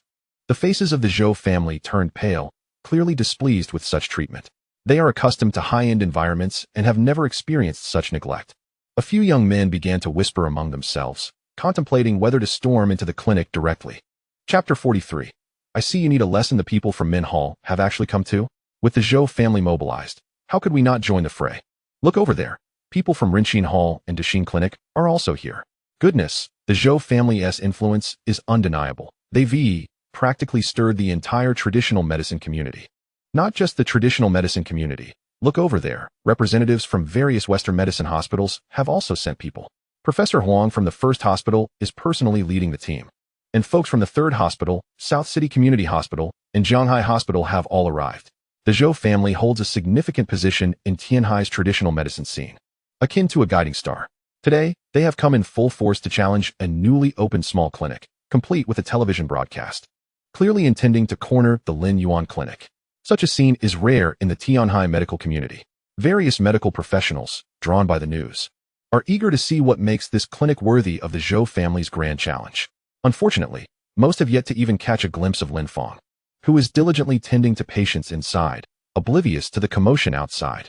"Lin Fang, it's quite the spectacle outside," Chen Shui quietly reminded him. "Experts from various clinics and hospitals are here, and the Zhou family even brought a television crew. They are clearly out to get you."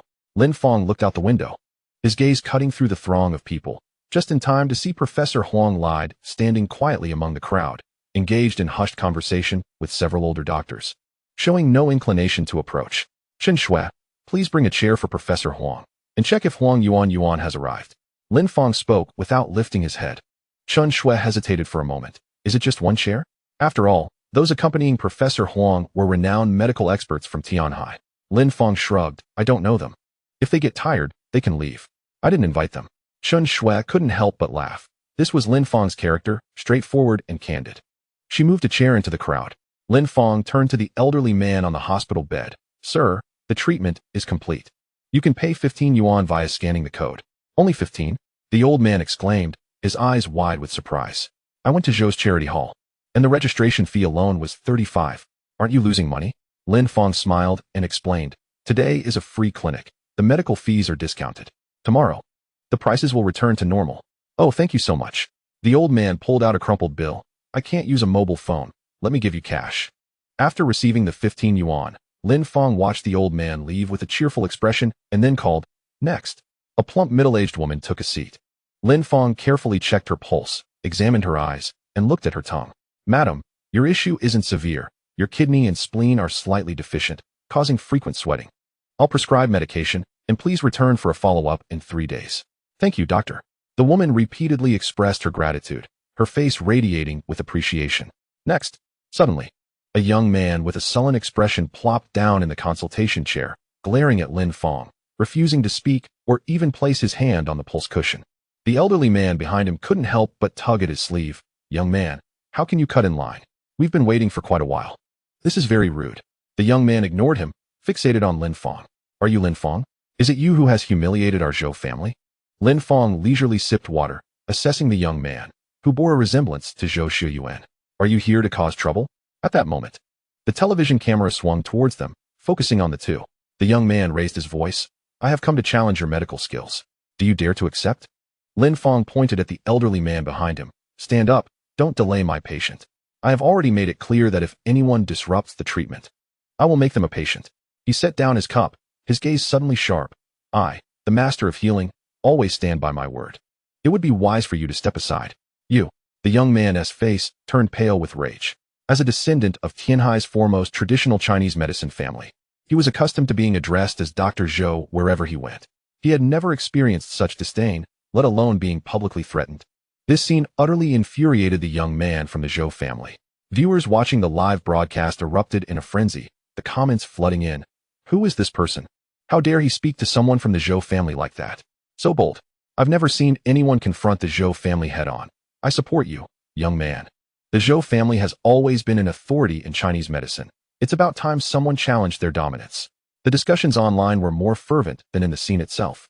The observing doctors held their breath, anticipating the unfolding drama. While the Zhou family was unlikely to resort to violence in public, a rift had undeniably formed. I won't. The young man from the Zhou family gritted his teeth, his attitude defiant. In front of so many eyes in the live camera, he could not show weakness. The dignity of the Zhou family was not to be trampled upon. Lin Fang sighed dramatically. Young man, why must you seek self-inflicted suffering? You are not even ill. Yet you insist on finding trouble.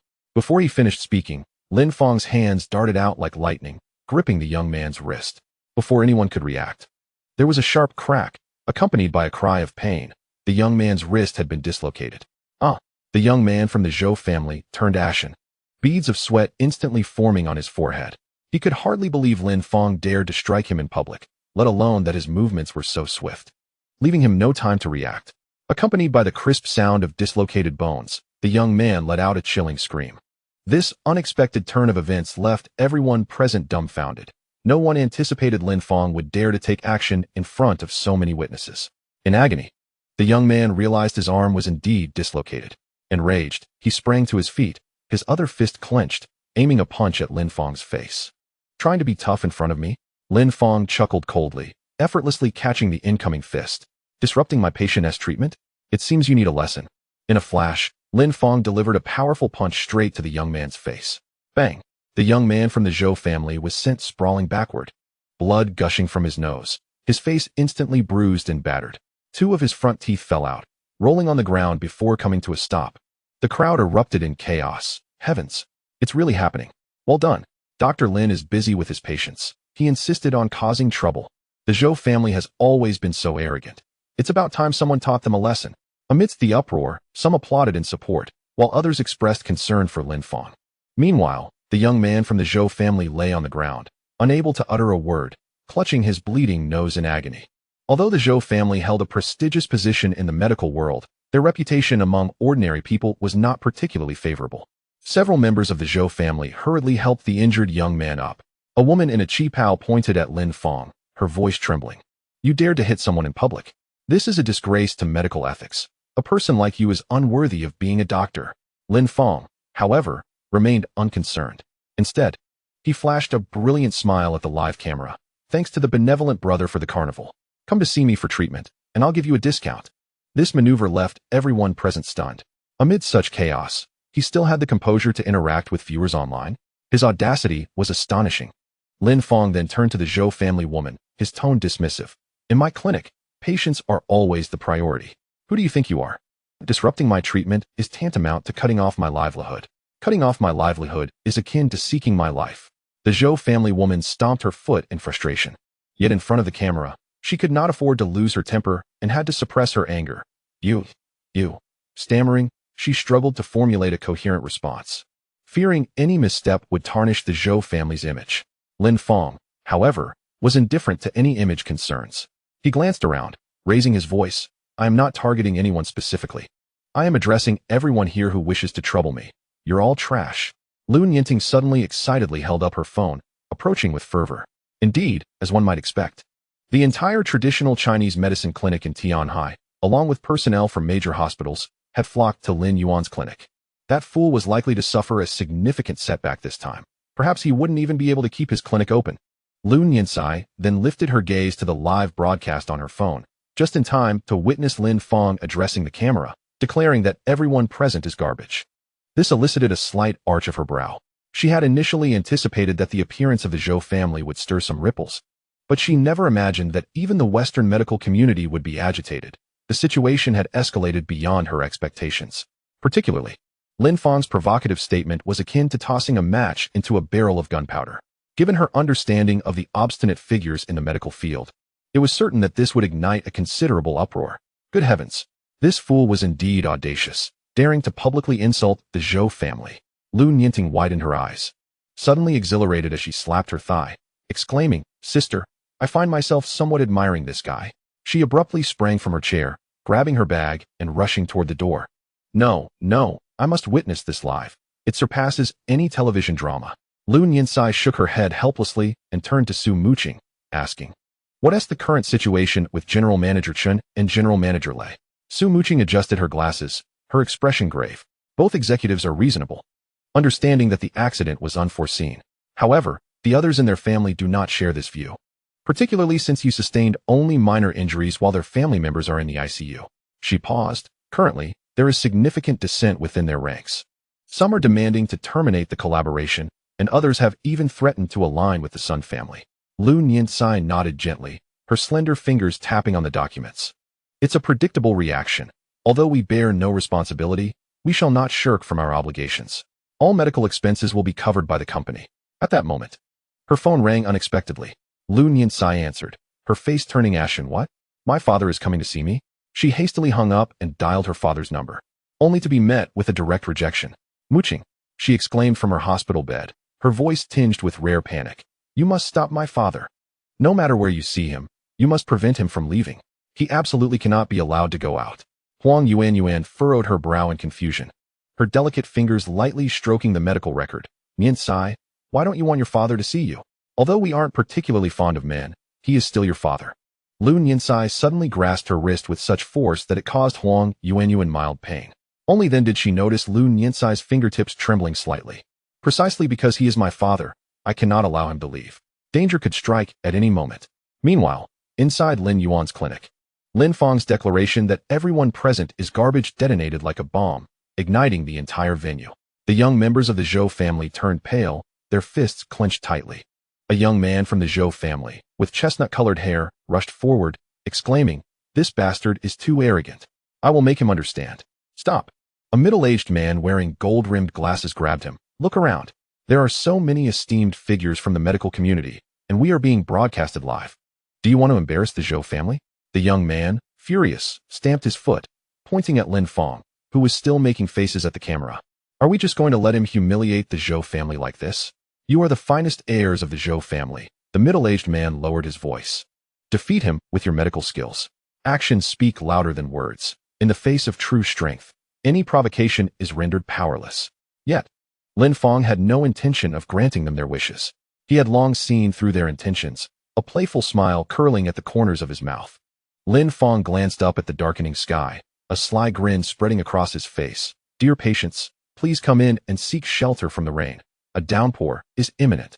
The onlookers finally noticed the ominous clouds overhead and hurriedly squeezed into the clinic. However, Lin Fang suddenly reached out, blocking a middle-aged man who was about to enter. "Are you here to seek treatment?" The man paused, adjusting his glasses. "I am Director Liu from Jiangdong Hospital." "Oh, you are not a patient," Lin Fang interrupted bluntly. "Our space is limited, and patients take precedence. If you are not here to seek treatment, please do not cause a disturbance. Hurry home."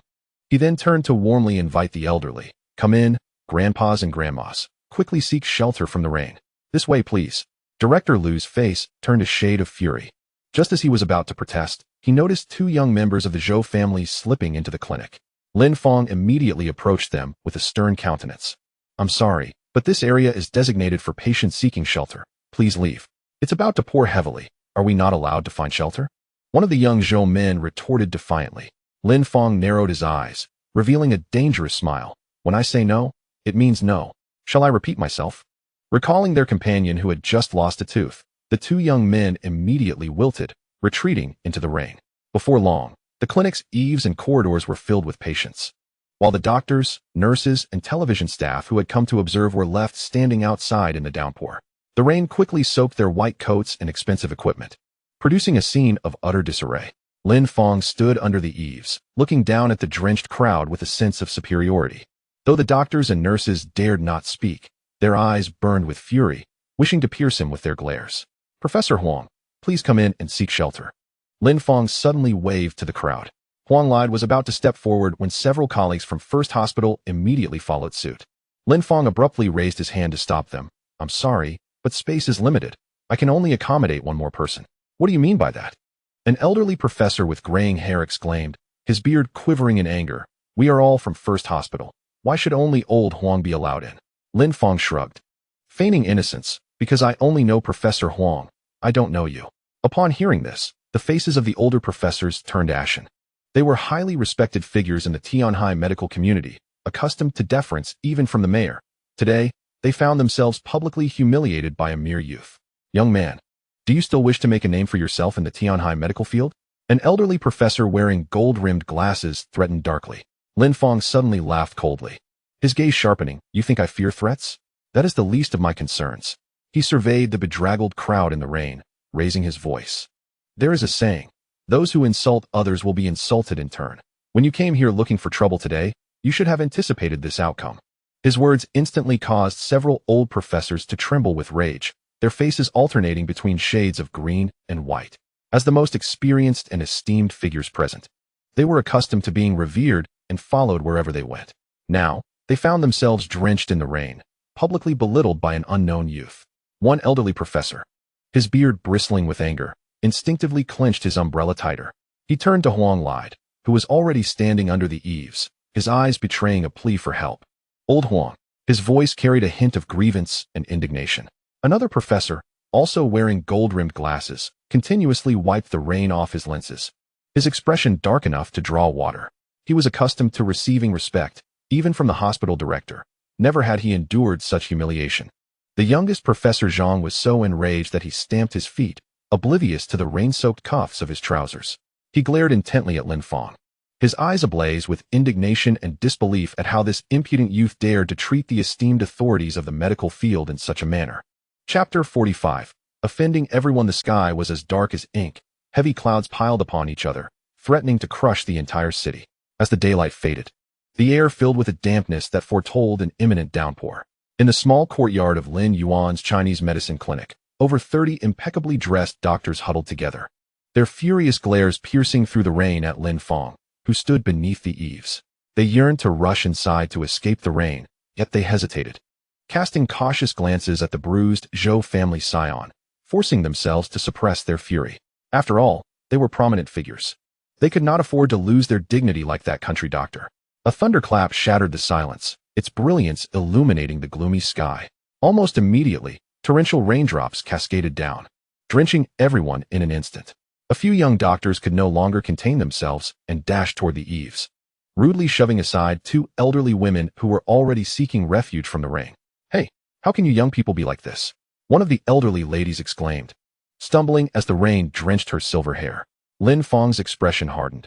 He swiftly surged forward, seizing the two young men as if they were mere chicks. and unceremoniously tossed them back into the downpour. Their screams echoed as they landed heavily in the muddy ground. "Come back, ladies."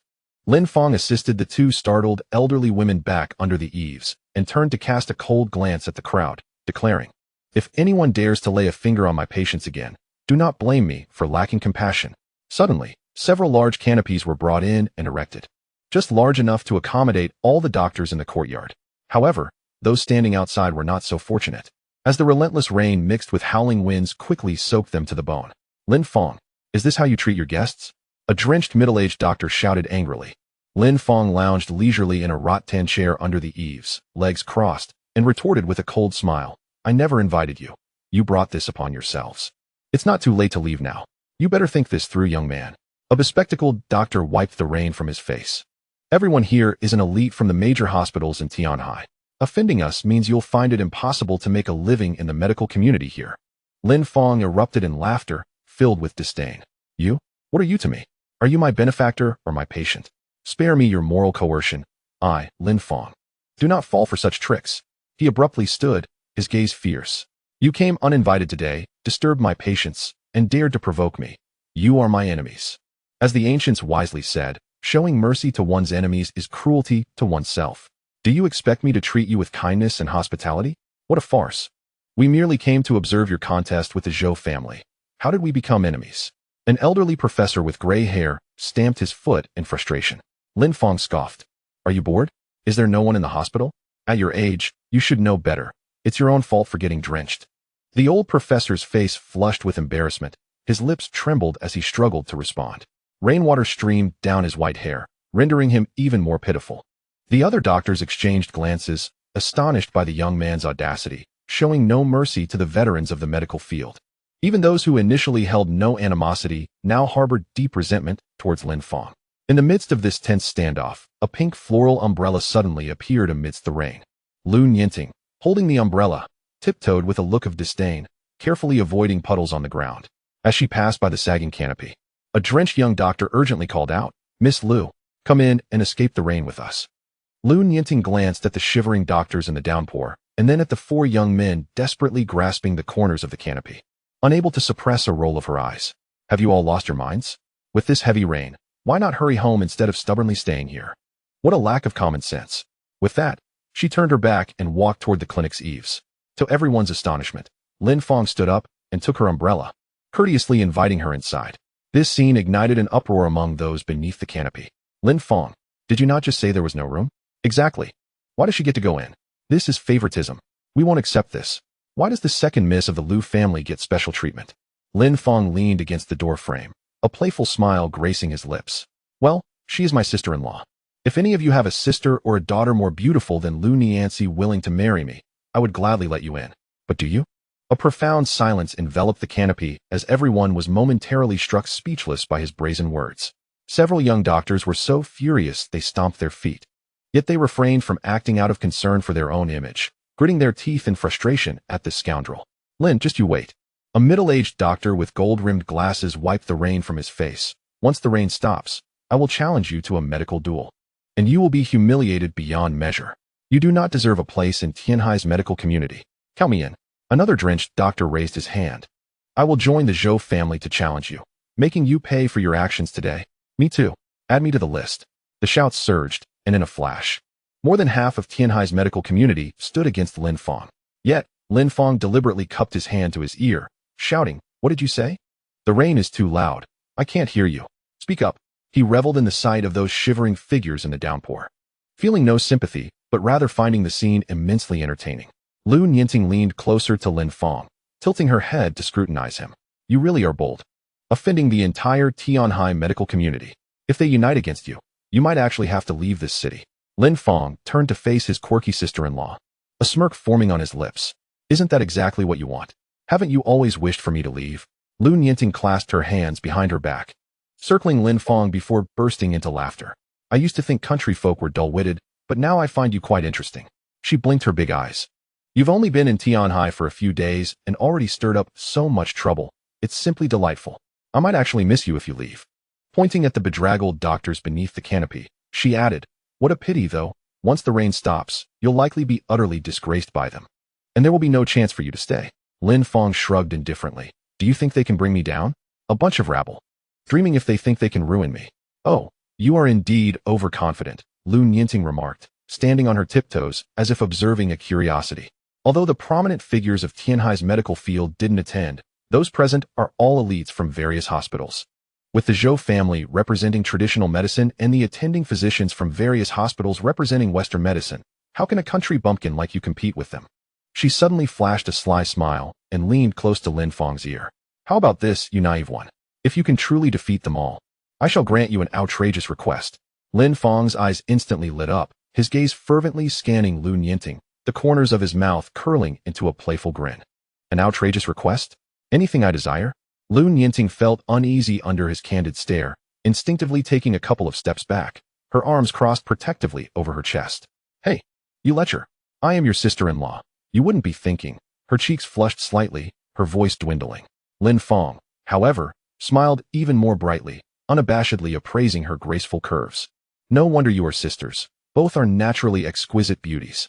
He deliberately elongated his tone. You must keep your word and grant me that outrageous request. Lun Yinting felt her ears burn under his gaze, stamping her foot in frustration. Don't be too excessive.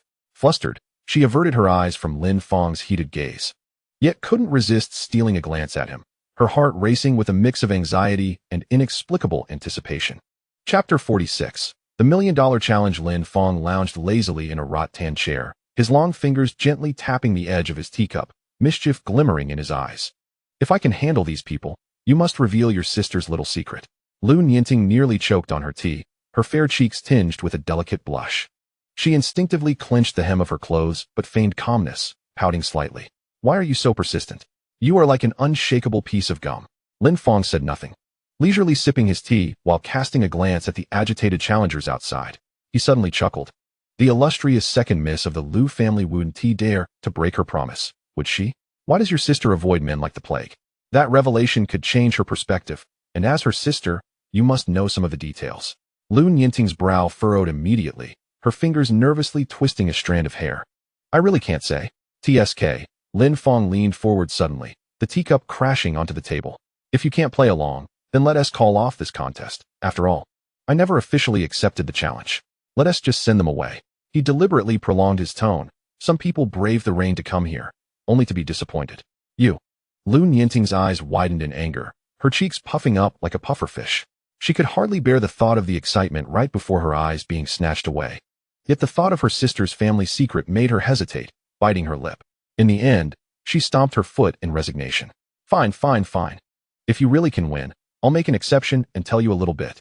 In Tianhai City, the rain poured down in torrents. Water droplets hanging from the eaves formed strings, splashing onto the ground. The crowd outside had long been soaked, their hair clinging to their foreheads, shirts plastered to their backs, and their shoes filled with water, each step accompanied by a squelching sound. Some could no longer endure it, grumbling as they left, feeling there was no need to suffer any longer since they were already drenched. Yet many others remained, their anger seeping deeper into their bones alongside the rain. They fixated on the calm man inside the pavilion, their gazes sharp as daggers, wishing to pounce on him and tear him apart. And Lin Fang? He sat cross-legged, lightly tapping his teacup with his fingertips, a faint smile gracing his lips as if the agitated crowd outside was merely an inconsequential backdrop. How arrogant. The tension in the venue had everyone trembling with rage, while viewers watching the live stream online were equally incensed. The Tianhai medical community has lost all face. A group of experts drenched like drowned rats? Has he gone mad? Once the rain stops, he'll be beaten to a pulp. Ha ha ha. Where did this lunatic come from? He dares to ignore even the television crew. Impressive. I've never seen such audacity. Is he planning to take on the entire Tianhai medical community? The barrage of comments flowed wildly, some filled with anger, others merely spectating, but all were certain this fellow was destined for disaster today. Finally, the rain ceased. The first to charge out was not from the Zhou family, but a young physician from Minhatang. He strode across the slick stone pavement, water splashing beneath his feet, confronting Lin Fang with a fierce demeanor, his finger nearly poking Lin Fang's nose. I want to challenge you in the art of medicine. Today, I will expose your true colors. His voice rose, dripping with unmasked disdain. I've heard you're just a country bumpkin, capable of treating only minor ailments. How dare you set up a practice in Tianhai with such meager skills? Lin Fang leisurely descended the steps, gazing up at the gradually clearing sky and inhaling deeply, completely disregarding the provocation. The air after the rain is truly refreshing. The young physician from Minhatang's face flushed with anger. He was a key talent cultivated by the clinic, somewhat well known among his peers. He had never been so openly disregarded. Hey, I'm talking to you. His voice pitched higher. Are you deaf? Lin Fang finally turned his attention to the crowd, feigning fear as he shrank back slightly. Oh dear. The looks you all have. Are you planning to eat me alive? Suddenly, he grinned widely. You are all respectable individuals. You must mind your image. Unlike me, a mere country bumpkin who has nothing to lose. His gaze swept through the crowd, pausing on an elderly gentleman with white hair. This esteemed elder manages his expressions impeccably. Just look at that kind visage, clearly an old hand. You. The old professor from Tianhai First Hospital was so incensed that his beard trembled, but due to his status, he could not explode in anger, only swallowing his fury. Lin Fang paid no mind to the old professor's reaction, turning back to the young physician from Minhatang and raising an eyebrow. In ancient times, duels required a title. What era do you think we are in? How do you not know such basic protocol? He spread his hands. The art of medicine has been passed down for millennia. Surely there are rules. The young physician from Minhatang's lips quivered with rage, his face reddening as he declared, Minhatang, Zhao Mingchuan, practicing medicine for 12 years. He emphasized the years, as if that alone could intimidate Lin Fang. Lin Fang scrutinized him, suddenly bursting into laughter. Oh, you look only about 25 or 26. 12 years ago. You were still in diapers, weren't you? He clapped his hands dramatically. But, alas, you still fall short compared to me. With that, he turned to glance towards the clinic's entrance. Look at all these neighbors waiting for treatment. Why should I waste my time playing with you? There needs to be some incentive. Zhao Mingchuan was momentarily at a loss for words, stammering without a coherent reply. Just then, a young man wearing gold-rimmed glasses emerged from the crowd, leisurely adjusting his spectacles. I heard that Dr. Lin charged quite a sum for his consultations yesterday. Since you love money so much, why not wager instead? Hey, watch your words. Lin Fang raised a finger and shook it. That was a reasonable fee. What's wrong with charging a bit for the hard work of healing? He turned to Zhao Mingchuan, raising an eyebrow. So, how much do you wish to bet? A smug smile crept onto Zhao Mingchuan's lips, thinking that this country bumpkin had surely never dealt with significant sums. 50,000. He elongated the tone, eagerly anticipating Lin Fang's humiliation. To his surprise, Lin Fang's eyes widened in exaggerated shock. Zhao Mingchuan, sensing his triumph, arrogantly surveyed the clinic. If you can't come up with the money, you can settle your debts with the herbs and equipment here. He deliberately raised his voice, ensuring everyone around could hear him clearly. Lu Nianting had unknowingly taken her place beside Lin Fang, idly toying with a strand of hair, a subtle smile gracing her lips. Lin Fang cast her a sidelong glance before dramatically sighing towards Zhao Mingchuan. Oh, is it true that city dwellers are now so destitute?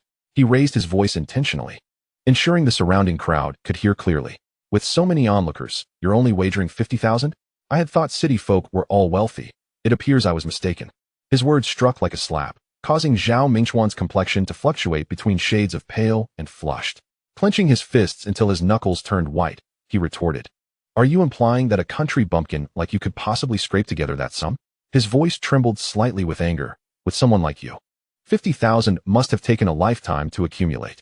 Lin Fang leaned in closer, fixing him with a gaze that was both sarcastic and amused. Should I thank you for your concern then? Before Zhao could respond, he straightened up abruptly, raising a finger. Let me set the stakes. 1 million. A hush fell over the crowd. Zhao Mingchuan's pupils constricted, his mouth agape yet silent. Gasps echoed among the spectators, with a few young doctors involuntarily retreating a step. Lu Nianting couldn't help but laugh softly, intrigued by the astonished expressions around her. She noted the beads of sweat forming on Zhao Mingchuan's forehead, his Adam's apple bobbing nervously. What's the matter? Lin Fang tilted his head, feigning innocence. Surely a physician of Mingatang's stature can produce 1 million without issue? He dragged out the last word, taunting. Or are you afraid? Zhao Mingchuan's back was drenched with sweat. That 1 million represented all his savings. Yet, the derisive demeanor of Lin Fang and the scrutinizing gazes from the crowd ignited his wounded pride. His fists clenched tightly, nails digging into his palms. He inhaled deeply, his chest heaving. This was his entire fortune. But then he recalled that he was the most promising young physician at Mingatang. How could he possibly lose to a rural simpleton? Fine, 1 million it is. The words escaped him through gritted teeth, trembling with resolve. Lin Fang's face lit up with delight as he called into the clinic. Shuejia, bring me my sandalwood medicine chest. He turned back to Lu Nianting and winked, And don't forget to write my bank account number in large letters on the wall. Such a substantial sum cannot be transferred via mobile. The crowd erupted in excitement. A young doctor with bleached hair mockingly remarked, "What a show-off. Soon you'll be left with nothing but your underwear." "Indeed," chimed in a female doctor in a white coat. "Mingatang's medical skills are among the finest in Tianhai, and Dr. Zhao is a leading talent of his generation."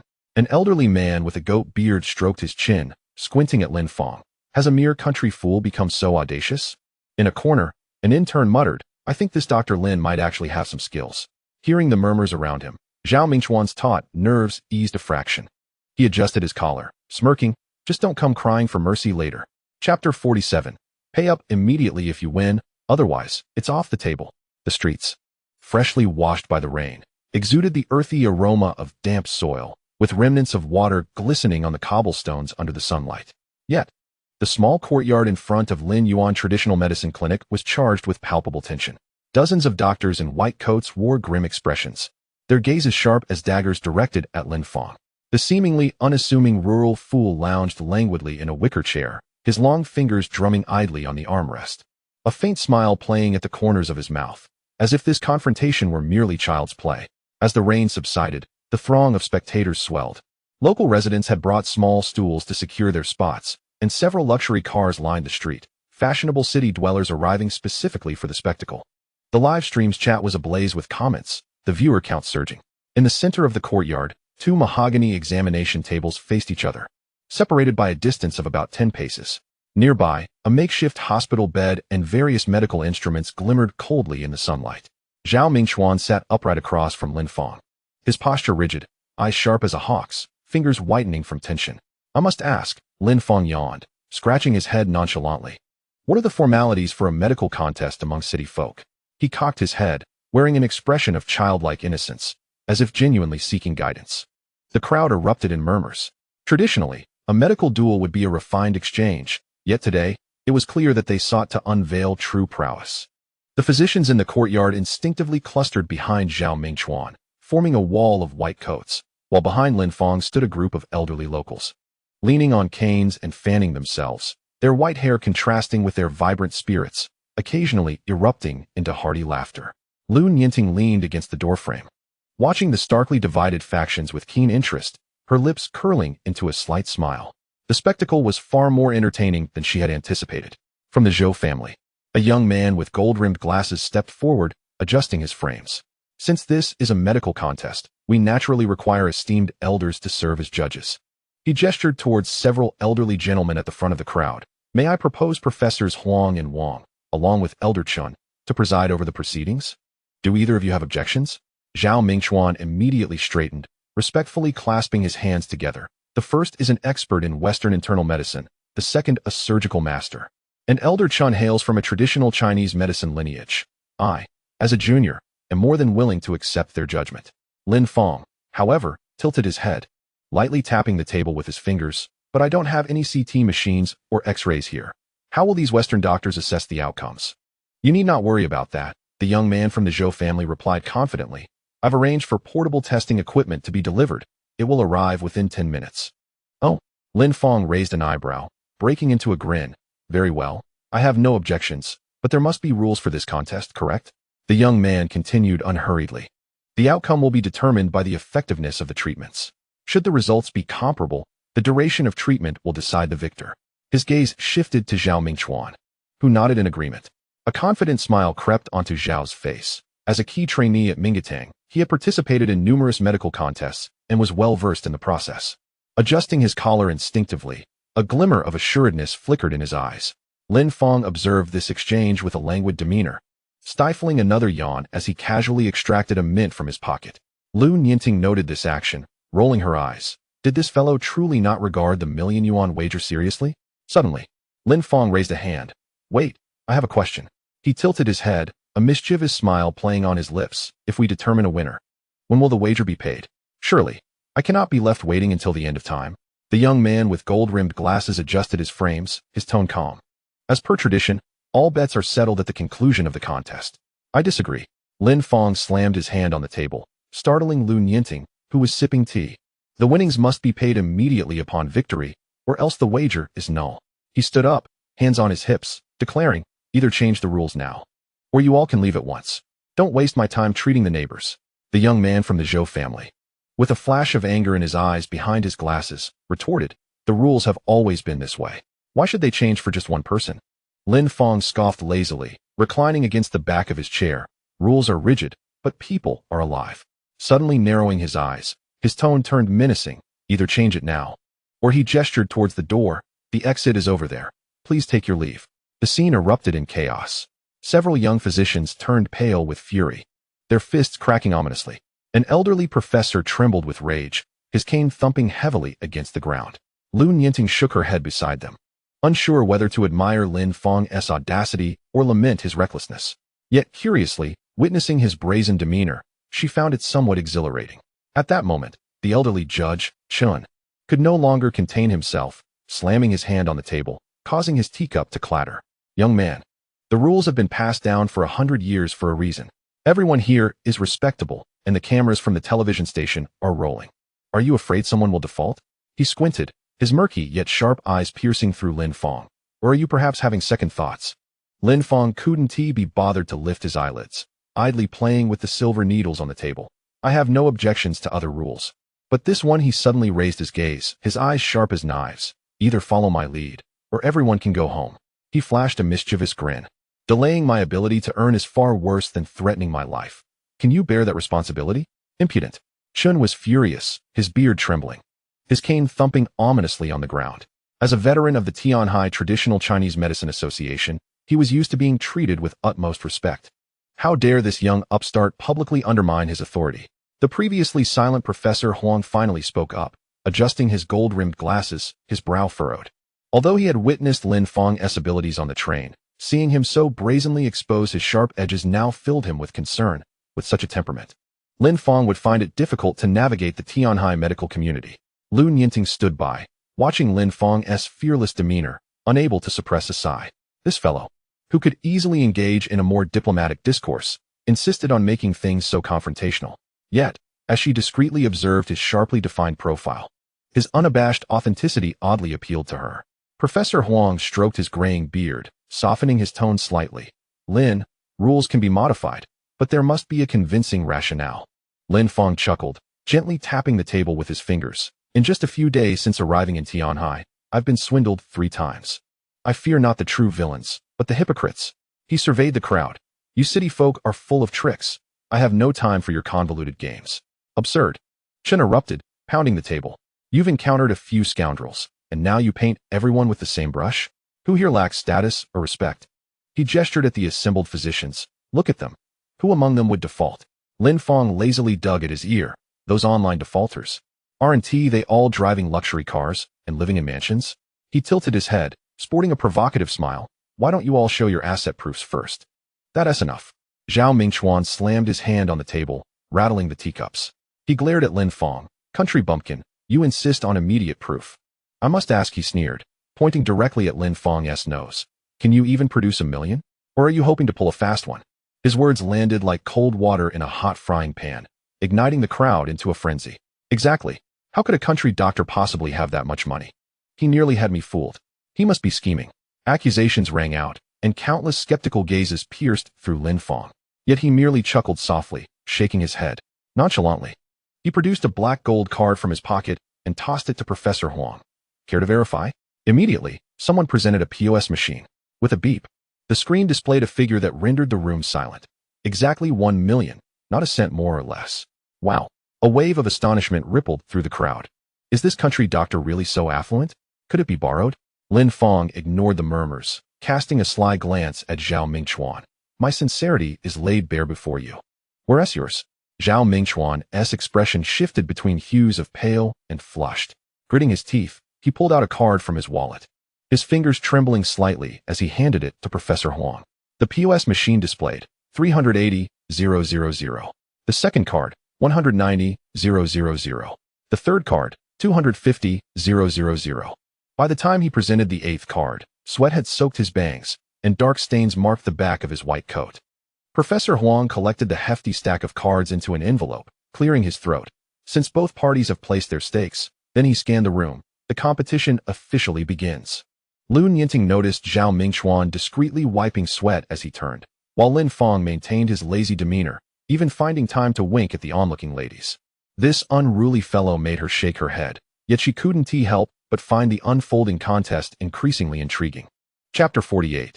This is impossible. The three judges meticulously selected candidates from the waiting senior citizens, ultimately choosing two ants with similar symptoms.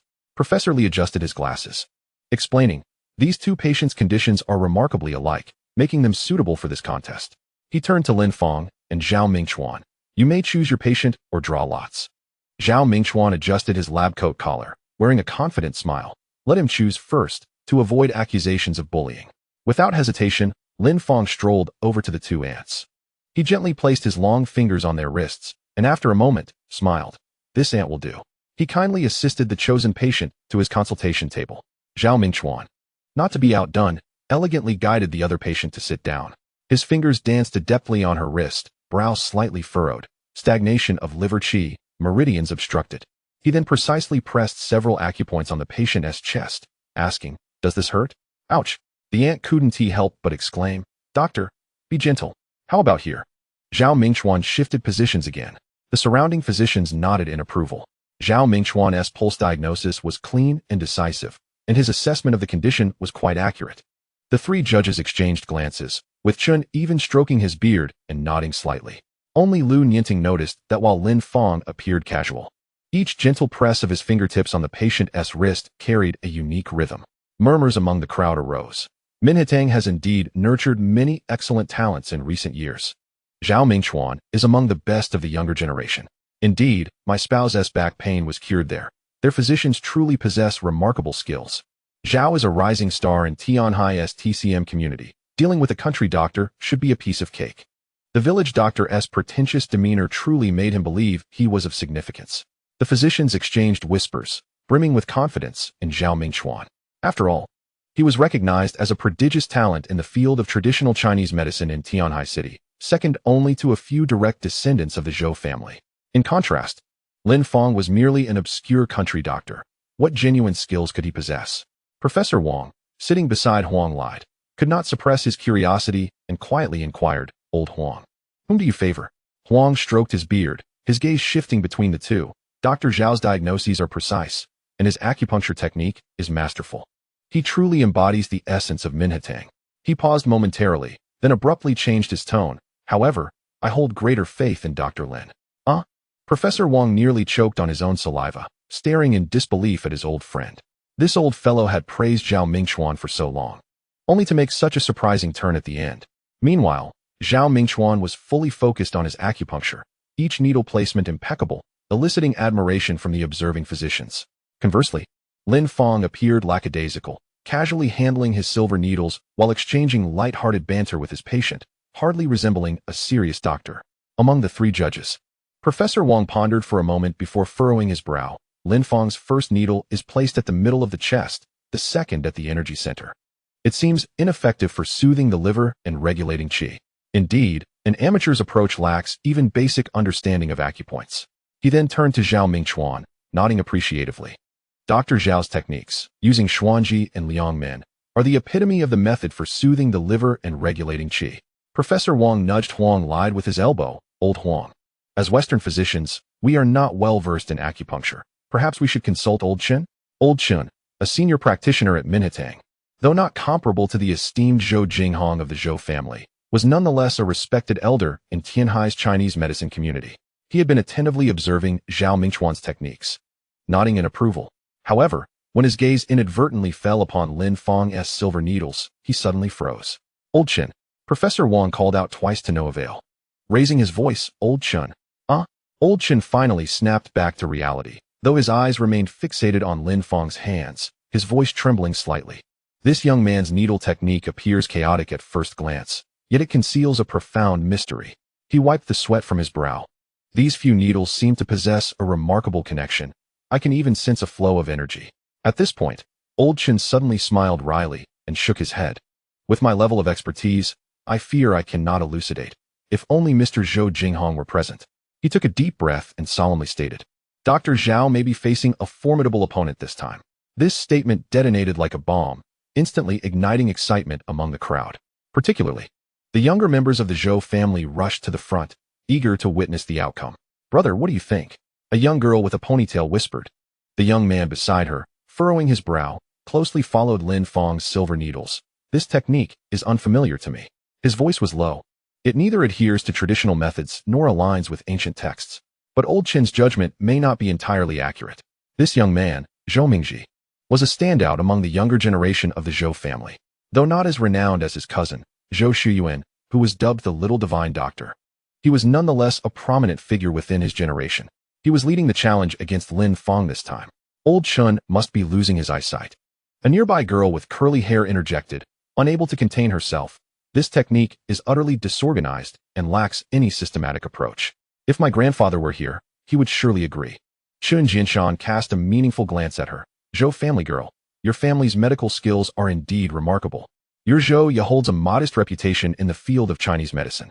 Yet, it appears." He shook his head. "You cannot even comprehend this little nuance. What a hollow reputation you possess." He gestured towards Lin Fang's patient. "If you doubt it, feel free to take the pulse." Zhou Ye scoffed and strode over to the patient. Her slender fingers rested on the patient's wrist. Her once disdainful expression suddenly froze. Her pupils dilated. Her lips trembled involuntarily. And the arrogance on her face was gradually replaced by astonishment. The other members of the Zhou family gathered around, visibly intrigued. Zhou Mingji quickly approached and whispered, "Xiaoya, what is going on?" Zhou Ye slowly withdrew her hand, her voice quivering. This is impossible. "Xiaoya, what is the matter?" Zhou Mingji pressed urgently. But Zhou Ye remained lost in shock. He raised his voice, "Xiaoya, speak up." Only then did Zhou Ye come to her senses, though her eyes still reflected her disbelief. "Brother, the patient's liver qi stagnation has been completely relieved." Her fingers trembled slightly. Moreover, the entire meridian system is recovering with astonishing speed. It seems as if something is flowing between those silver needles. Zhou Mingji was bewildered and was about to check the pulse himself when he was suddenly interrupted by a wave of cheers. "Dr. Zhao has completed his treatment. He is already ahead in time. If the treatment effects are comparable, then Dr. Zhao is the victor." Zhou Mingji, unable to continue checking the pulse, quickly made his way towards Zhao Mingchuan. The surrounding crowd surged forward as well. Chen Shui quietly moved closer to Lin Fang, lowering her voice. "Hey, they've finished over there." Lin Fang, however, did not lift his eyelids, remaining focused on his silver needles. "Oh, it's fine. Let him revel for a moment. The efficacy of treatment is the ultimate truth." With his limited skills, he disdainfully scoffed. "Even with another 100 or 80 years of practice, he could never surpass me." Chapter 49. The argument. Lin Fang was wholly absorbed in manipulating the silver needles, his long fingers gliding over the acupoints of the patient, as if the entire world had narrowed down to this singular individual. Even as cheers erupted from the opposite side, he did not so much as glance up. Lu Nianting stood nearby, arms crossed, deliberately elongating her tone. "Hey, Lin Fang, Zhao Mingchuan is already finished over there." She tilted her head, revealing a mischievous smile. "Looks like your million is going down the drain. The esteemed Dr. Lin, are you about to go bankrupt?" With that, she skipped over to join the cheering crowd. The three judges also moved to evaluate Zhao Mingchuan's treatment results. Dr. Zhao's techniques are indeed emblematic of Minhatang. This method combined with the prescription will lead to recovery within 3 days at most. "Dr. Zhao, do you take apprentices? I wish to become your disciple." Praise cascaded like a chorus. Some deliberately raised their voices. "Look at that countryside bumpkin, dawdling about. He can't even compare to Dr. Zhao." Zhao Mingchuan wore a humble smile, repeatedly saying "too kind," yet his inner pride was unmistakable. He discreetly glanced at Lin Fang, who was still immersed in his treatment, his lips involuntarily curling upward. This million, it seemed, was almost a sure thing. The three judges began to meticulously examine the condition of Zhao Mingchuan's patient. Wang Pingwei adjusted his gold-rimmed glasses, scrutinizing the data on the monitor, nodding in satisfaction. All indicators show improvement. Achieving such results in such a short time is indeed remarkable. Huang Lai leaned in closer to view the display screen. Liver function indicators have significantly improved. Indeed, he is a young physician cultivated by Minhatang. He patted Zhao Mingchuan on the shoulder. "Young man, your future is limitless." However, Chun Jinshan, the judge specializing in traditional Chinese medicine, remained silent, his brow furrowed. The crowd gazed at him in confusion, and a flicker of unease crossed Zhao Mingchuan's face as he feigned calmness and inquired, "Old Chun, do you think it's acceptable?"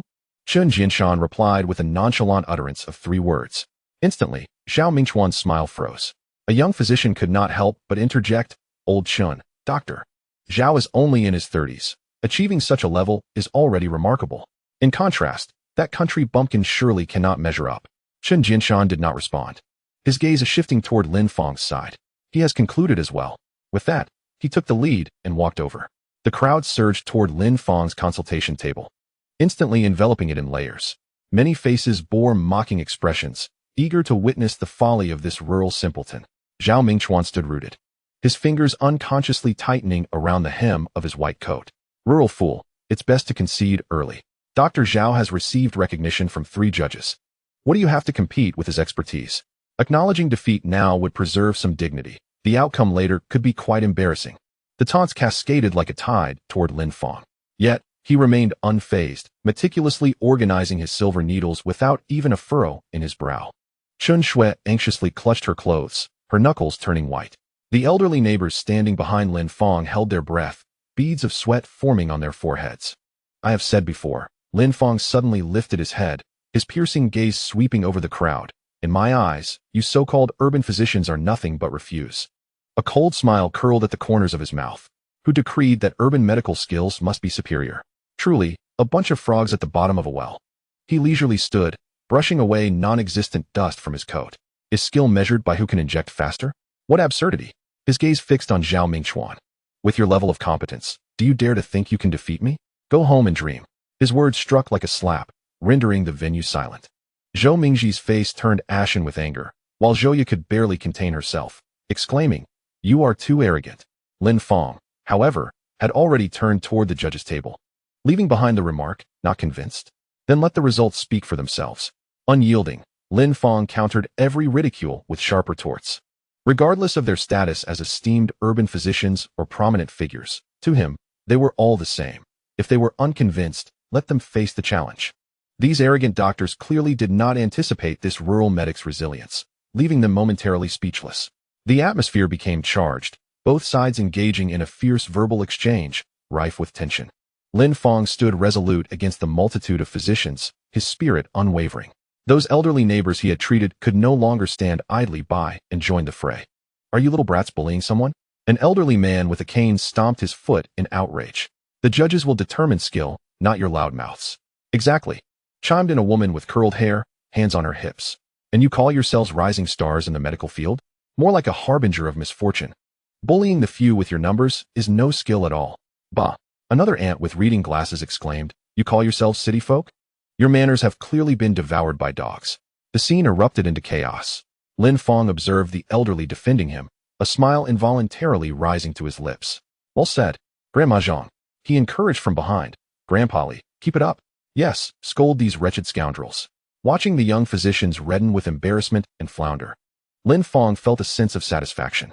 He leaned back in his chair, nearly pulling out sunflower seeds to munch on. Huang Lide watched Lin Fang stirring the pot with exasperation, shaking his head with a wry smile. This lad truly relished the spectacle. The elderly neighbors were seasoned veterans in verbal duels, their sharp tongues capable of reviving the dead. The young physicians had never encountered such an onslaught. They retreated in disarray, some even shrinking back discreetly. What kind of decorum is this? A young physician's face flushed crimson, yet he found himself unable to interject. A female reporter from the television station raised her microphone, bewildered. Are we here to broadcast a medical competition or a shouting match? The photographer adjusted his lens with a wry smile. Earlier, when it rained, they all held their poses. Now, they seemed to have discarded their images entirely. Indeed, when men cause a ruckus, women have no part to play. The female reporter muttered quietly, suddenly widening her eyes at the soaring viewership numbers on her screen. Wait, why is the audience count skyrocketing? Comments flooded the screen. Ha, let us get it on. The antes are on fire. This is better than a drama. Unexpectedly, this unforeseen verbal battle had propelled the live broadcast's popularity to new heights. Huang Lide sighed, pressing his forehead in frustration, yet caught sight of Lin Fang winking mischievously at him.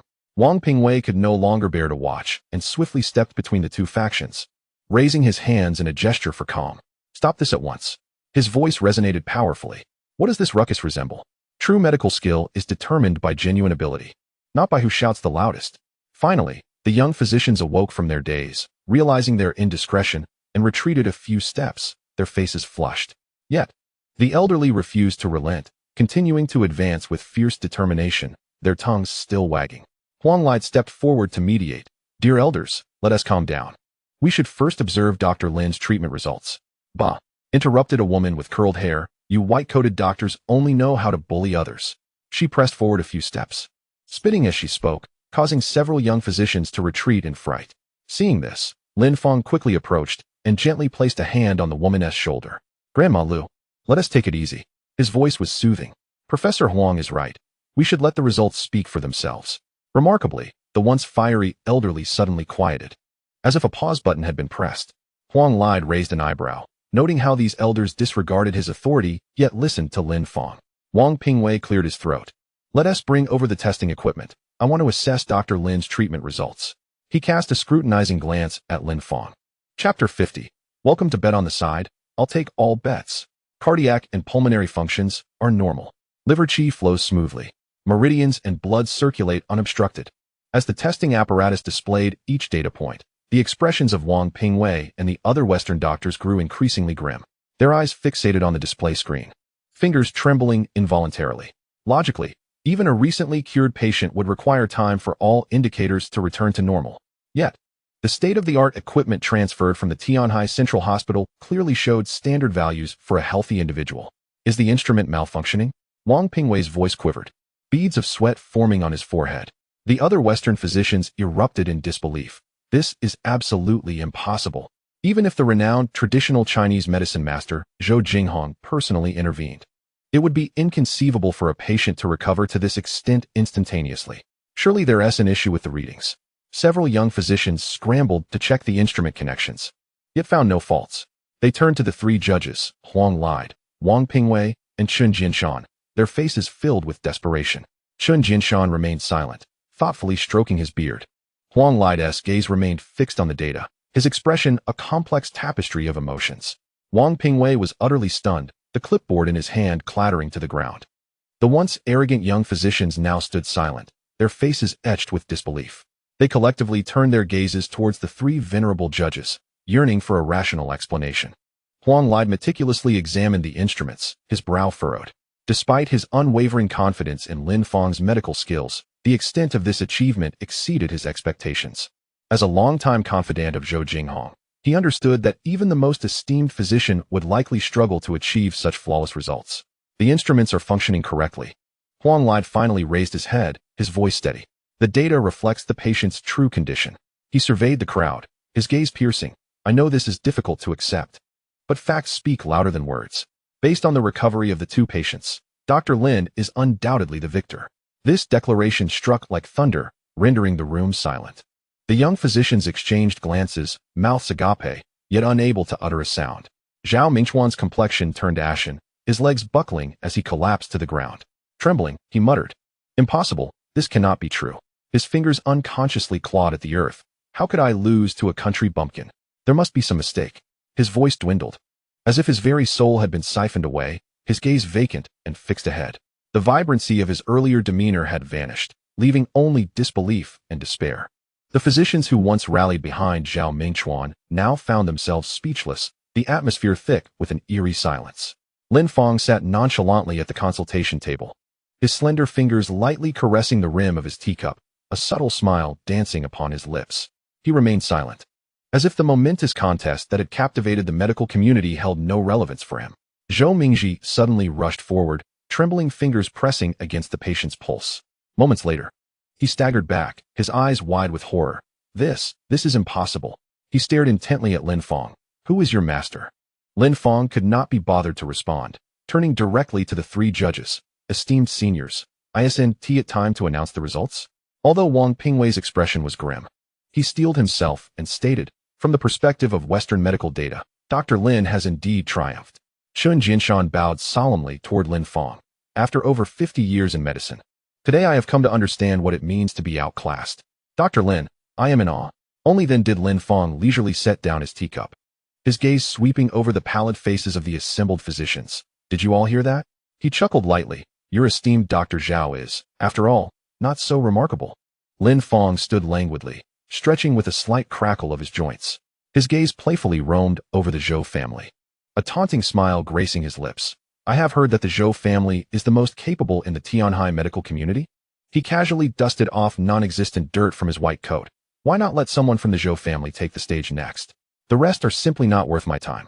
He elongated his words. It truly is a sight to behold. With a flirtatious glance at the crowd, he added, feel free to place your bets. I'll accept them all. After all, he patted the clinic sign. Though it is a modest business, the expenses are substantial. His boastful words ignited an uproar. The young physicians trembled with rage, some clenching their fists tightly. How arrogant. We are the elites of the Tianhai medical community. How dare a country bumpkin be so brazen? Zhou Mingji's face turned a deep shade of anger, his eyes nearly ablaze behind his glasses. Zhouya stomped her foot in fury, her meticulously crafted makeup failing to mask her contorted expression. The courtyard echoed with the grinding of teeth, akin to a pack of hungry wolves sharpening their fangs. I will take the next match. A young girl with a high ponytail suddenly surged from the crowd, clad in athletic attire, her eyes ablaze with defiance. Chun Lingling strode boldly to the center of the arena, glaring at Lin Fang. It was merely luck. I refuse to believe that a simpleton from the countryside possesses any real skill. A young man from the Zhou family hurriedly stepped forward to restrain her. Don't be impulsive. This man is likely more formidable than he seems. Let go of me. Chun Lingling defiantly shook off his hand. The Tianhai medical community is not to be trifled with. Today, I will vindicate our traditional medicine. Chun Jinshan rushed forward, grasping his granddaughter's wrist. Lingling, do not act recklessly. He lowered his voice. You are no match for him.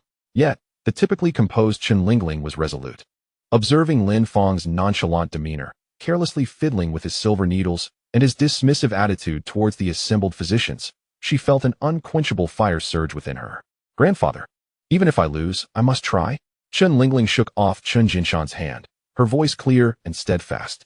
She fixed her determined gaze on Lin Fang, her eyes shimmering with defiance. You often say that the essence of traditional medicine lies in practice, and the opportunity is now before us. Her fingers gripped her clothing tightly, knuckles whitening. He continues to belittle us and insult the Tianhai medical community. I cannot swallow this indignity. Lin Fang raised an eyebrow in surprise. This seemingly demure young girl possessed quite a bit of spirit. He couldn't help but admire her resolve, finding her fiery determination far superior to the timidity exhibited by the men around her. Chun Jinshan sighed, lowering his voice. Child, his technique earlier was no mere fluke. In all my years of practice, I have never witnessed such exquisite needlework. He shook his head with a rueful smile. Even if I were to compete, I might not surpass him. Chun Lingling's eyes widened, her lips slightly parted. Her grandfather, a respected figure in Tianhai's medical community, had never bestowed such high praise upon another. Is he truly that formidable? Her voice unconsciously softened. Chun Jinshan pulled his granddaughter back a few steps. This matter does not concern our ranks in Tang, so let us not interfere. At that moment, a young man from the Zhou family stepped forward, adjusting his gold-rimmed glasses. Elder Chun is correct. This is a private matter between the Zhou family and Dr. Lin. He fixed his gaze on Lin Fang, his voice steady. Dr. Lin, I Zhou Yikong formally challenge you.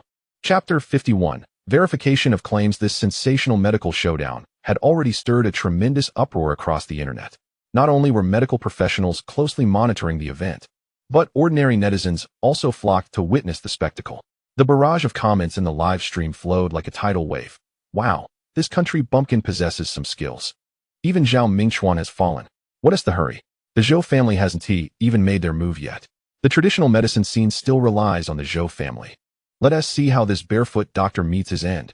A particularly striking golden comment stood out. I'm hailing a cab right now. This is more thrilling than watching a football match. The comment section erupted. Brothers, let us form a group. I'll change my clothes and join you.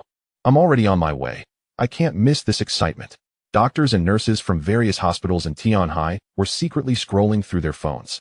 Had they not been on duty, they would have rushed over in droves. A few young nurses huddled together, whispering, I heard that the grandson of the revered Master Zhou is here. This will surely be entertaining. Meanwhile, within the numerous chat groups of the Tianhai medical community, messages flooded in. Some had even begun to place bets on how long Lin Fang could withstand the Zhou family's skills. The entire medical community of Tianhai, along with the attention of ordinary citizens, is presently focused on this small clinic. Outside the emergency department of Tianhai City First Hospital, Lu Nianxi paces back and forth in her high heels, the crisp sound of her footsteps piercing the silence of the corridor. Her slender fingers nervously twist the hem of her clothing, occasionally glancing up at the tightly shut emergency room door. At last, The door creaks open. Lu Niancy swiftly approaches, her voice trembling. "Doctor, my father." The attending physician removes his mask, his expression grave. "Miss Lu, I am very sorry." He pauses. Perhaps only Professor Huang could provide a glimmer of hope. Just then, Huang Yuanyuan emerges from the emergency room, her white coat soaked with sweat. Damp strands of hair clinging to her forehead. She strides forward, grasping Lu Niancy's icy hand. "Niancy, don't give up. I will contact my grandfather right away."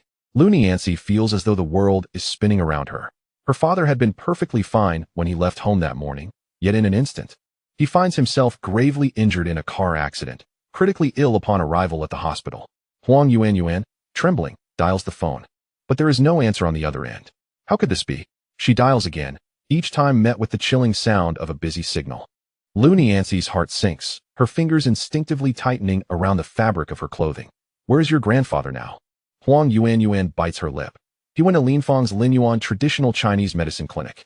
Lu Niancy's pupils constrict in shock. Before her father was taken into surgery, he had clutched her hand with his last ounce of strength, whispering faintly, "Quickly, find Elder Yuan, Master Yuan. How much longer can my father hold on?" Her voice quivers. The lead surgeon removes his mask, his face solemn. "At most 2 hours, but to be frank, even if Professor Huang arrives now, the hope is still very slim." He pauses. "Miss Lu, it would be wise to prepare yourself." "Impossible." Lu Niancy pushes the surgery door open forcefully, revealing her father, Lu Dinghua, in a state of utter disarray. Her nails dig painfully into her palm. Muqing. Su Muqing. Su Muqing is trembling. Having witnessed the horrific car accident firsthand, her father's vehicle utterly mangled, the driver dead on the spot. The bloody scene remains etched in her mind. Hearing her cousin's call, she stumbles into the operating room. Quickly, Lu Niancy is already pushing the stretcher out, while the medical staff scramble to assist, prepare the vehicle. Immediately to Linyuan Traditional Chinese Medicine Clinic. Linyuan Traditional Chinese Medicine Clinic? Where's that? The lead surgeon furrows his brow, confusion etched on his face. If Western medicine is at a loss, what can traditional Chinese medicine possibly do? He blocks Lu Niancy. "Miss Lu, it would be best to let your father pass peacefully. Do not prolong his suffering." Suddenly, a young nurse exclaims, "Oh my." Linyuan Traditional Chinese Medicine Clinic is currently buzzing with activity. She holds up her phone. They're live-streaming a medical duel there. The lead surgeon leans closer, astonished at the sight of renowned medical experts like Huang Lide and Wang Pingwei on the screen. "Isn't that Professor Huang and the others? How can this be?" Lu Niancy, disregarding her own injuries, grasps Huang Yuanyuan's wrist. "Yuanyuan, please help me." Huang Yuanyuan's expression falters. "Niancy, even if my grandfather is at Linyuan Clinic, they lack emergency equipment." Before she can finish, Lu Niancy interrupts. "I am looking for Lin Fang." Her eyes gleam with determination. Lin Fang. Huang Yuanyuan is momentarily speechless. With the assistance of the medical staff, Lu Dinghua is quickly transferred to the ambulance. Amid the wailing of sirens, the ambulance speeds towards Linyuan Traditional Chinese Medicine Clinic, kicking up a cloud of dust. Inside Linyuan Clinic, the atmosphere is electric with excitement. Audiences who were watching the live stream online have rushed to the site, surrounding the small clinic to capacity. Everyone is craning their necks in anticipation of the upcoming medical duel between Lin Fang and Zhou Mingji. The competition officially begins. Huang Lide announces loudly. "Wait." Lin Fang suddenly interrupts. The crowd erupts in uproar. Voices of mockery rise among the spectators. "Oh, has he lost his nerve? Is he afraid of the Zhou family?" Zhou Yikong is the direct disciple of the legendary Zhou, and now he is showing hesitation? The arrival of the Zhou family reinvigorates the atmosphere. As titans of the Tianhai traditional Chinese medicine community, any young member of the Zhou family draws significant attention. Lin Fang appears unfazed by the murmurs, lazily turning to Huang Lide. "Professor Huang, have you forgotten something?" He raises a finger playfully. "I defeated Zhao Mingchuan, and that 100,000 has yet to be deposited." He surveys the crowd, a mischievous smile playing on his lips. "We agreed that the wager must be honored. I have no interest in continuing this if the funds are not in place." This statement elicits a chorus of anger. Several young doctors, incensed, roll up their sleeves ready to charge forward, but are halted by a mere glance from Zhou Mingji. Lin Fang, however, remains composed, gently tapping his fingers on the table as if urging something. Country folk are indeed country folk, lacking worldly experience. Someone in the crowd sneers. "The wager with Zhou Yikong is 500,000. Let us see how you fare when you lose." Many among the crowd silently curse. Yet the rules had been established beforehand, making it difficult to back out. Huang Lide smiles slightly. "We keep our word." He turns to the pallid Zhao Mingchuan. Dr. Zhao, please come forward to input the password. Like a puppet, Zhao Mingchuan is helped forward, his fingers mechanically entering the password on the POS machine.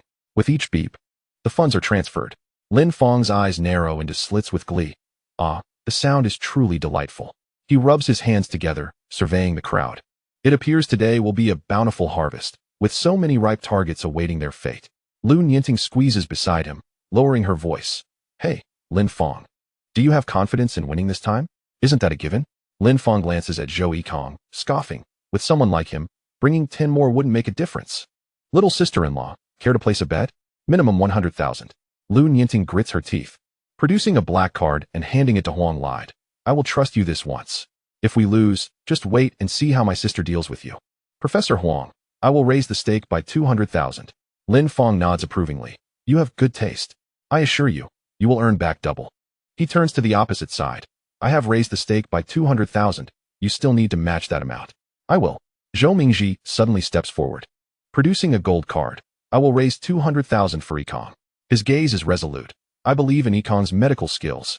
The competition officially commences once more.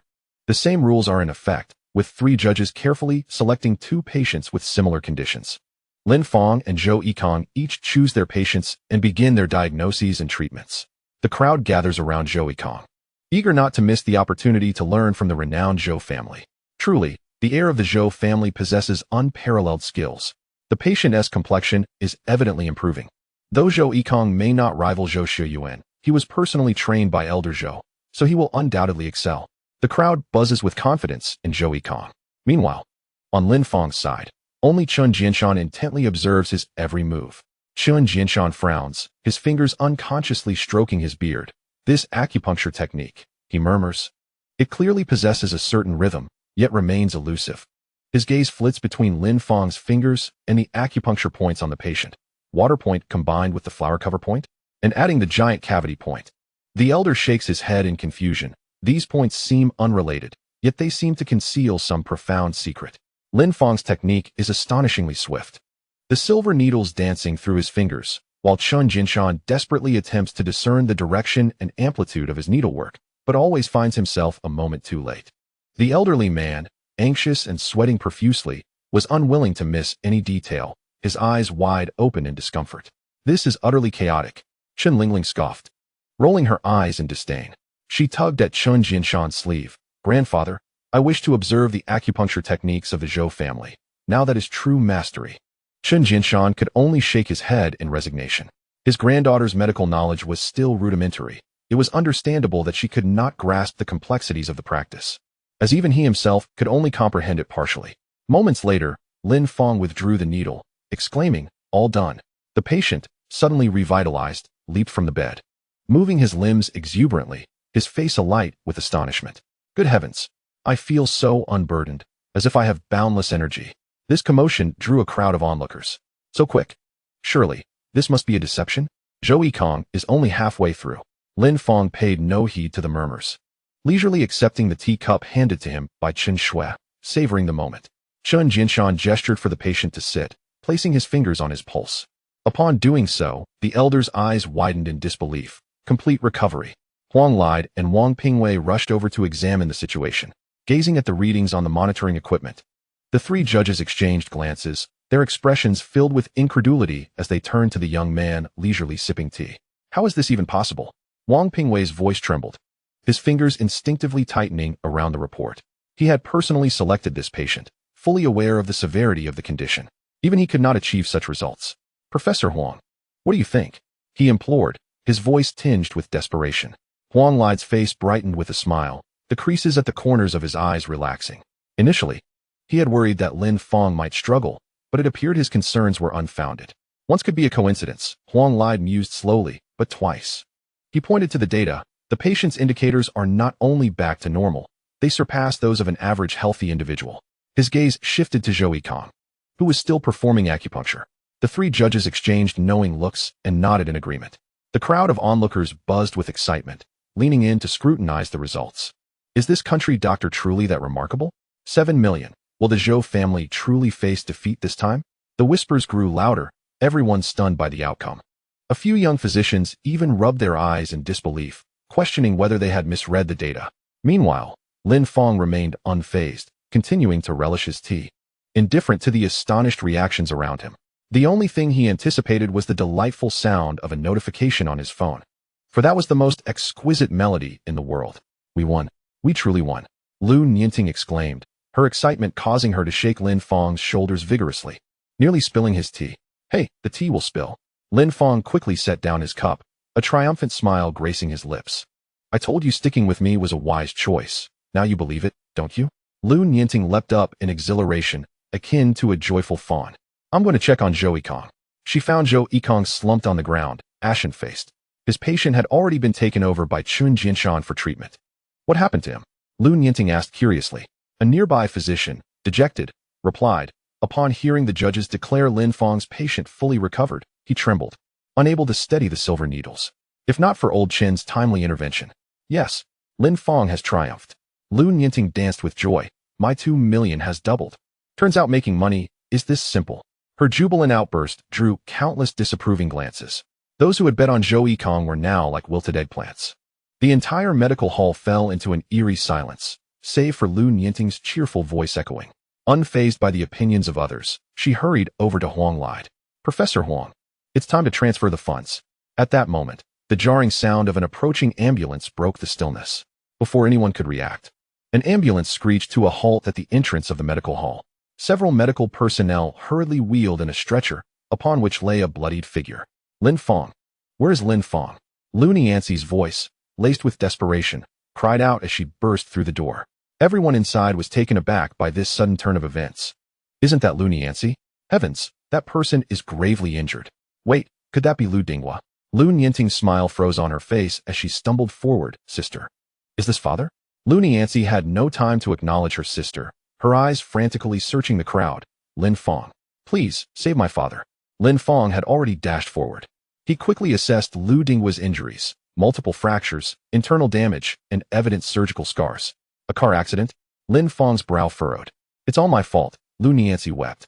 I told him not to leave the house. Quick, get him onto the bed. Lin Fang commanded. Chun Shui, prepare the surgical instruments.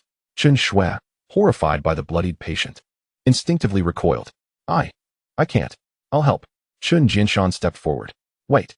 Zhou Mingji suddenly blocked Lin Fang, turning to Lu Nianxi. Miss Lu, let me handle this. I am 100 times more capable than this country bumpkin. Chapter 53. The Return of Ancient Acupuncture Techniques. Lu Nianxi, renowned as the most beautiful woman in Tianhai City, was not only talented and attractive but also the dream of countless admirers, including Zhou Mingji, who had pursued her fruitlessly for years. In that moment, a glimmer of opportunity sparked in his eyes, a chance bestowed by fate. He stepped forward, positioning himself in front of Lin Fang. Miss Lu, allow me to assist. Zhou Mingji brimmed with confidence. This was an opportunity to win her affection while simultaneously undermining Lin Fang's prowess. Lu Nianxi, seeing her father in such a dire state, felt tears welling up in her eyes. Lin Fang, please save my dad. Just as Lin Fang was about to shake off Zhou Mingji's grip, the latter held onto his wrist with an ironclad grip. Do you have any idea how critical the patient's condition is? Zhou Mingji barked. This is not the time for you to show off. Lin Fang's eyes glinted coldly. I have no time for your games. Let go. You should be the one to let go. Zhou Mingji refused to budge. Don't think that winning 2 matches makes you a miracle worker. As the two remained locked in a standoff, Lu Nianxi suddenly declared, Zhou Mingji, step aside. Her piercing gaze sliced through him. I want Lin Fang to treat my father. Nianxi, he is merely a country bumpkin. You would rather trust him than me? Zhou Mingji's face turned ashen, his voice tinged with resentment. I am a direct disciple of old Zhou. I can certainly save your father. Lu Nianxi radiated a chilling intensity, her gaze sharp as a blade. Zhou Mingji, I will say this one last time. Step aside. Her voice was as cold as ice. Otherwise, do not blame me for being ruthless. Lu Nianting stepped forward, forcefully pushing Zhou Mingji aside. Is your Zhou family that impressive? Didn't Zhou Yikong just lose to Lin Fang? Lin Fang had already begun acupuncture, with Chun Jinshan assisting. The onlookers held their breath, the atmosphere thick with tension. 34 days have seemingly passed without a breath. Why does Miss Lu insist on allowing this country bumpkin to administer treatment? Should the outcome be unfavorable, the Lu family will undoubtedly seek retribution. Lin Fang's technique was fluid and graceful, swiftly cleaning the wound before silver needles fell like raindrops. His expression was unprecedentedly focused, as if enveloped by an ethereal aura. The irreverent demeanor that once characterized him had vanished, replaced by the dignified air of a healer. Each needle was delivered with remarkable precision, imbued with an ineffable rhythm. This technique seems strangely familiar, Chun Jinshan mused, his furrowed brow fixed intently on Lin Fang's method. As the most seasoned traditional Chinese medicine practitioner present, he keenly sensed the extraordinary nature of this technique. Huang Lai leaned in and whispered, "This is the Yin-Yang 9 needles." He had witnessed it once on a train, later researching it meticulously and seeking verification from Zhou Jinghong. Although Zhou had expressed uncertainty due to not having seen it firsthand, the description strongly suggested it was this long-lost ancient technique. Upon hearing this, Chun Jinshan trembled, his frail fingers tightening into a fist. "Yes, it is indeed the Yin-Yang 9 needles." His voice quivered with excitement. "This is legendary." The elderly man's eyes widened in disbelief. He had encountered mere fragments of this technique in tattered texts, rumored to have been lost for centuries. To witness it today was beyond his wildest dreams.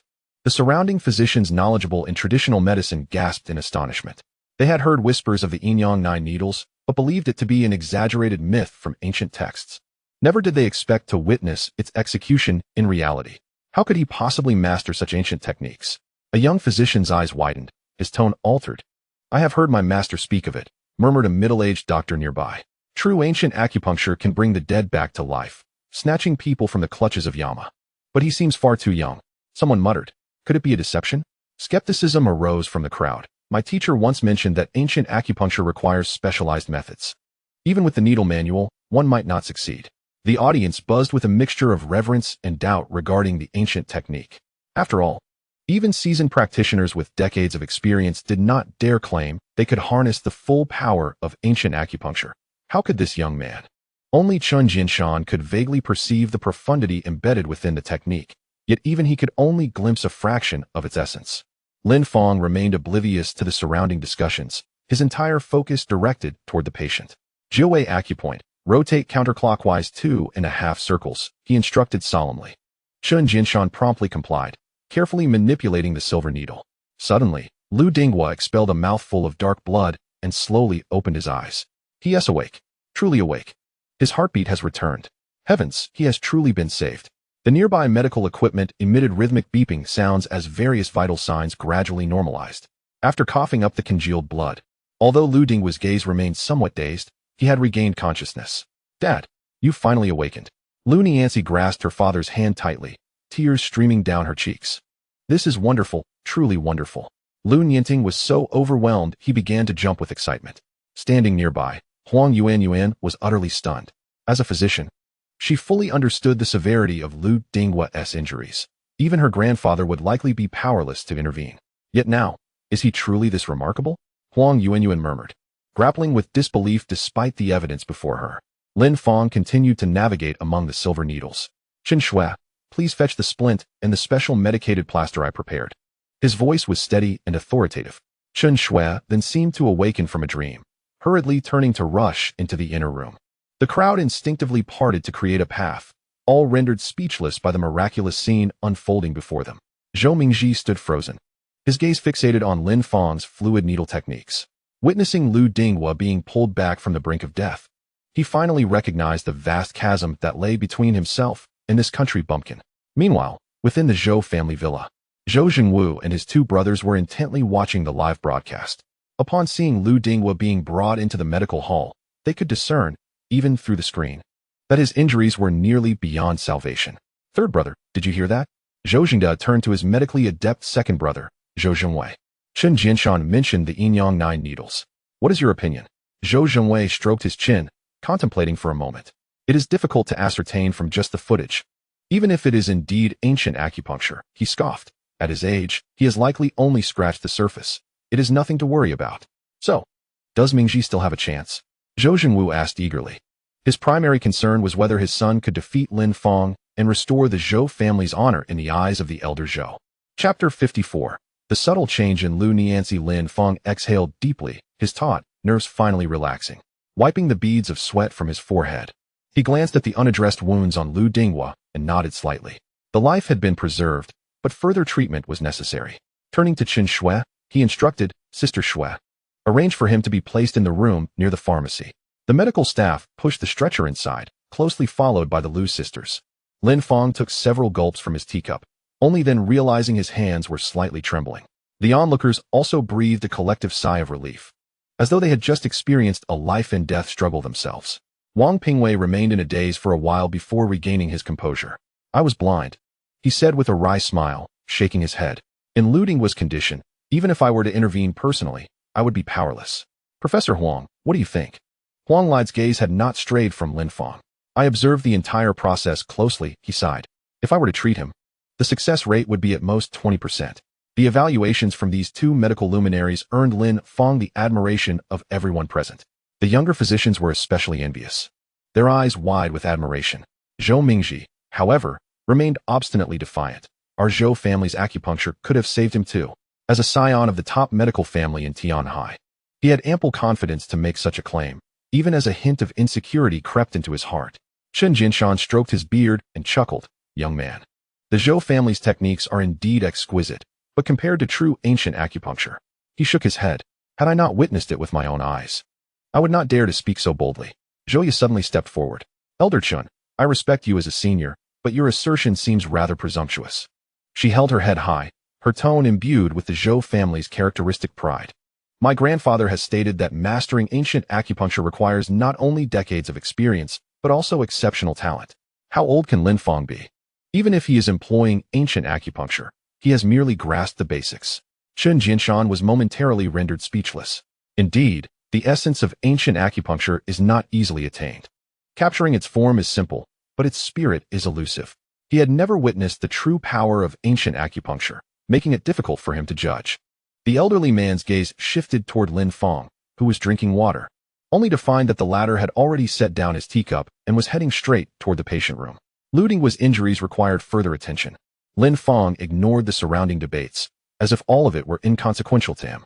Upon entering the patient room, although Lu Dinghua had opened his eyes, he could only emit faint sounds from his throat and was unable to speak. Lin Fang, why can't my dad speak yet? Lu Nianting exclaimed, her feet stamping anxiously, her eyes reddening once again. Without looking up, Lin Fang wrote out a prescription. His vocal cords are merely injured. Do not worry, it is treatable. He handed the prescription to Qin Shui. Sister Shui, please prepare the medicine according to this prescription, reducing 3 bowls of water to 1. Turning to Lu Nianzi, Lin Fang's expression grew serious. Now, tell me the specifics. Lu Nianzi took a deep breath. I was hospitalized, and my father insisted on coming to see me. I warned my family about the feng shui issues you mentioned yesterday, advising them not to go out. Her voice trembled slightly as she recalled the unfortunate incident where the driver had died on the spot. Lin Fang remained silent for a moment, his gaze lingering on the sisters' foreheads. Among the faintly visible dark energy, there was a hint of blood. You two will face some misfortune in the coming days, he said, gripping their wrists tightly, his brow furrowing deeper, clearly intent on achieving his goal. Lu Nianzi noticed the change in his expression. What's wrong? The sword from last night has become sharper, Lin Fang replied gravely. Nianting, were you at home last night? Lu Nianzi's eyes instantly turned cold, her nails digging into her palm. She hadn't expected him to resort to such malicious tactics. Lu Nianzi nodded. Of course I was at home. Where else would I be? Lin Fang's demeanor became serious. Immediately arrange for your family to move out. He continued, tending to the wound as he spoke. Once I finish here, I'll go personally to investigate who's behind this. Suddenly, he remembered something. By the way, have you made any progress with your investigation? Lu Nianzi's eyes were icy. There's no concrete evidence yet. That feng shui master has gone missing, and I'm still pursuing leads. Lin Fang said no more. Stay here for now. He focused intently on treating Lu Dinghua's injury, while a multitude of tasks awaited him outside. Time ticked by, and those outside the ward occasionally peeked in. Upon seeing Lin Fang still busy, they quietly retreated. The sisters occasionally had to step aside, assisting only when dealing with non-private areas. Lu Nianzi hesitated several times before finally nudging her sister with her elbow. Lu Nianting understood and spoke openly. Lin Fang, thank you for saving my dad.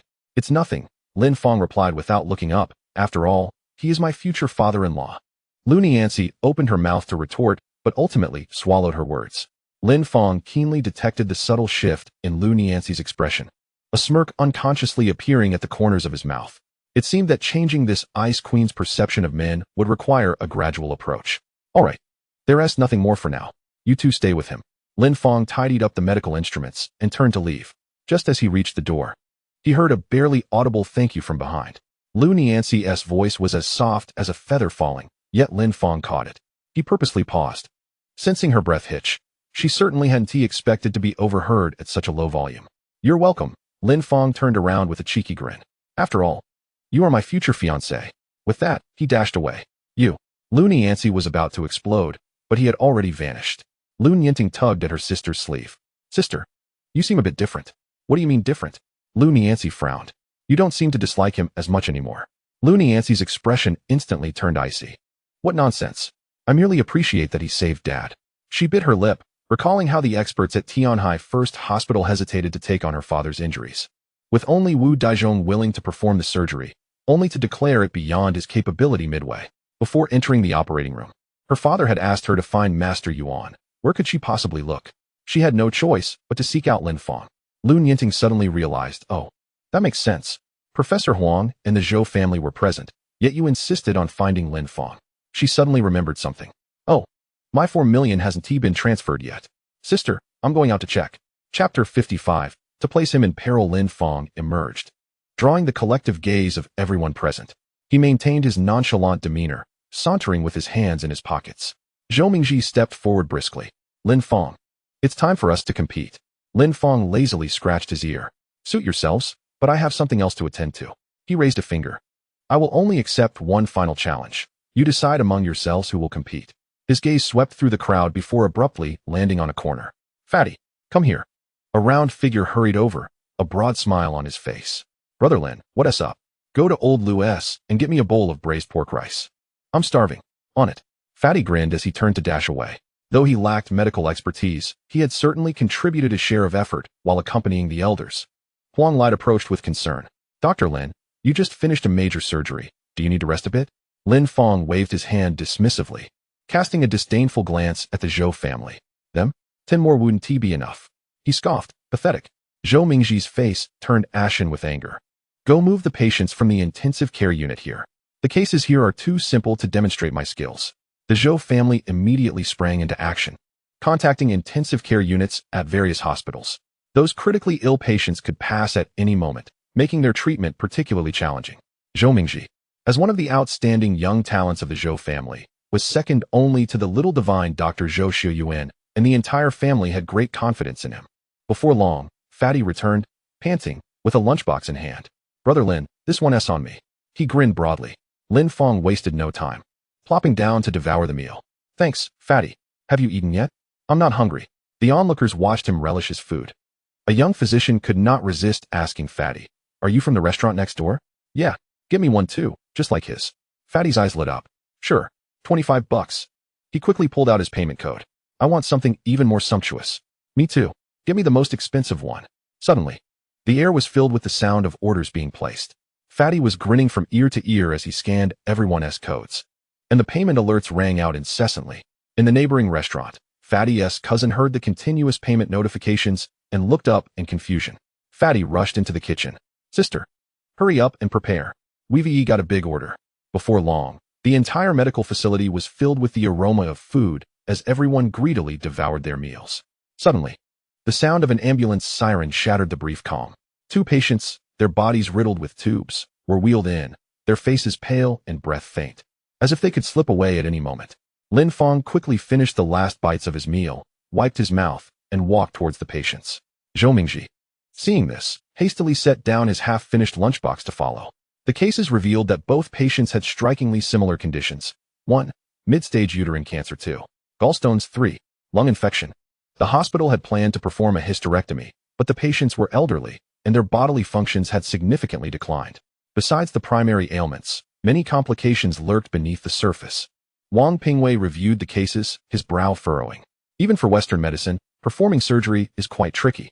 After removing the cancer cells, the immune system will be compromised, and complications from gallstones are sure to arise. He shook his head helplessly. Can't we perform the surgeries simultaneously? A young physician could not help but inquire. Wang Pingwei pondered for a moment. Theoretically, it is feasible. He removed his glasses and wiped them. However, the patient is already 67 years old, and his post-operative recovery ability is poor, which may lead to a decline in immunity. He sighed. It is highly likely that he may not survive the surgery. Huang Light approached to review the case. The risk of pulmonary infection cannot be overlooked, and the extent of cancer cell metastasis remains unclear. An elderly traditional Chinese medicine practitioner furrowed his brows. Is there not an instrument to detect the spread of cancer cells? Huang Yuanyuan immediately clarified. Cancer cells are too minuscule. The instruments may not detect them all. If the surgery is not thorough. She paused. Given the patient's physical condition, he cannot withstand a second operation. What about chemotherapy? The old practitioner pressed on stubbornly. Huang Yuanyuan shook her head. Chemotherapy would severely weaken the immune system, and complications from pulmonary infections and gallstones would immediately erupt. She helplessly raised her hands. At that point, there would be no opportunity for surgery. The old practitioner was rendered speechless. Is there truly no hope? Huang Yuanyuan remained silent. At least at her level, she felt utterly powerless. Suddenly, Huang Lide spoke up. It is not without solutions. His eyes sparkled with intensity. We can simultaneously address the issues of cancer cells, gallstones, and pulmonary infections. The key is, he raised a finger, we must ensure that all cancer cells are completely excised. Wang Pingwei nodded in agreement. That is the only way. Yet, he anxiously gazed at the frail, elderly man on the bed. Alas, I fear the patient may not endure such a significant operation. Lin Fang, overhearing their discussion, chuckled lightly. You are all adhering to the principles of Western medicine. He casually arranged the silver needles. I do not require such complications. My success rate is 100%. His declaration caused an uproar in the room. Such audacity. Even Professor Huang finds it challenging. Yet he boldly claims 100%? Has he become complacent after winning twice? The mocking voices rose, but Lin Fang did not even bother to lift his eyelids. He continued selecting his silver needles, humming a little tune. Some people, he said languidly, assume that if they cannot achieve it, neither can others. Suddenly, he paused, the silver needles glinting coldly between his fingers. As long as the cancer cells have not spread throughout the body, it is not a problem for me. Wait. Lu Nianting abruptly interrupted him. Lin Fang raised an eyebrow. What is it? Lu Nianting grinned cunningly. I need some money. I just made 2 million, so I will raise the stakes to 5 million. She blinked. How did you forget about the wager? Zhou Mingji's eyes flashed with a fierce determination. This round is not for money. His voice was icy. I want Lin Fang to kneel and admit his inferiority in medical skills and publicly apologize online. He paused, and to permanently shut down his clinic, leaving Tianhai within 3 days. The atmosphere instantly fell into a terrifying silence. The stakes were incredibly severe. It not only threatened to ruin Lin Fang's medical career, but aimed to disgrace him entirely. The most ruthless condition was clearly to sever his ties with the Lu family in 3 days. Lin Fang frowned slightly. He had anticipated a simple competition, not realizing that his opponents sought to destroy him. Huang Lide could not help but advise. Mingji, let us keep this within reasonable limits. Your victory is sufficient to restore the Zhou family's reputation. Why must it be so extreme? This is precisely how wagers work. Zhou Mingji interrupted Huang Lide emphatically. His gaze fixed intensely on Lin Fang. Do you dare to accept? Lin Fang suddenly laughed, lazily digging in his ear. What will you do if I win? Chapter 56. The loudest voice with the least stakes win? Do you really think you can win? Zhou Mingji scoffed, his eyes filled with derision. A delusional dreamer. He adjusted the collar of his white coat, exuding arrogance. Despite Lin Fang's prior victories and saving Lu Dinghua, he remained convinced that the Zhou family's acupuncture techniques were unparalleled. Lin Fang yawned with boredom. You're only discussing your own wager. That isn't fair, is it? He shrugged. Then I won play. The crowd gasped in surprise. No one expected him to so readily withdraw from the challenge. Zhou Mingji's face stiffened, quickly changing his tone. All right. If you win, I will comply with your demands. He feared Lin Fang might truly walk away. Only then did Lin Fang show interest. Did everyone hear that? He scanned the crowd. If he tries to back out later, you all must ensure he kneels and admits defeat. I would back out. Zhou Mingji snorted coldly, striding towards his patient. Today, I will show you why the Zhou family is regarded as a lineage of miracle workers. He retrieved the silver needles, gleaming coldly in the sunlight. This is not something a rogue like you can compare with. Xiaoya, come over to assist me, Zhou Mingji called confidently, his voice booming enough for the entire clinic to hear. His self-assured demeanor inspired many. A chorus of support erupted from the onlookers. I heard Zhou Mingji is the most talented among the young generation of the Zhou family, second only to Zhou Shiyuan. He dares to place such a heavy wager. He must be confident. The Zhou family's acupuncture techniques are unparalleled in Tianhai. How many times has the old master Zhou Jinghong brought people back from the brink? Supporters voiced their opinions, expressing unwavering faith in Zhou Mingji. Meanwhile, Lin Fang also had his share of supporters. given his previous performance was undeniable. Chen Jinshan stood firmly beside Lin Fang, clearly his most steadfast ally. Hey! Lu Nianting tugged at Lin Fang's sleeve, lowering her voice. Can you really win against him? She rarely displayed concern. He is from the Zhou family. Lin Fang chuckled lightly. It would be more appropriate for his grandfather, Zhou Jinghong, to come instead. He ruffled Lu Nianting's hair. This kid? He is far from it. Lu Nianting gazed into his eyes. Can I trust you? Isn't that a given? Lin Fang flicked her forehead. I am your future brother-in-law. Lu Nianting's serious little face suddenly broke into a mischievous smile. All right, I will trust you one more time. She squinted her eyes. If you make me lose money. With that, she suddenly turned to the crowd and shouted, Come, come. The betting is open. They aren't wagering money, so let us bet on the side. I'll be the house, betting on Lin Fang to win. If anyone wants to bet on Zhou Mingji, hurry up and hand over your money. Lin Fang stared dumbfounded at his sister-in-law. This girl was truly a treasure. Sure enough, immediately, people started to respond. I bet on Zhou Mingji, 300,000. I bet 700,000. 150,000. I bet 2 million on my brother. In the blink of an eye, Lu Nianting's hands were filled with bank cards, and she was both registering and smiling widely. Surprisingly, not a single person bet on Lin Fang to win. Hey. Lin Fang approached with a pitiful expression. I performed so well just now, and you all don't believe in me? He slammed his bank card on the table.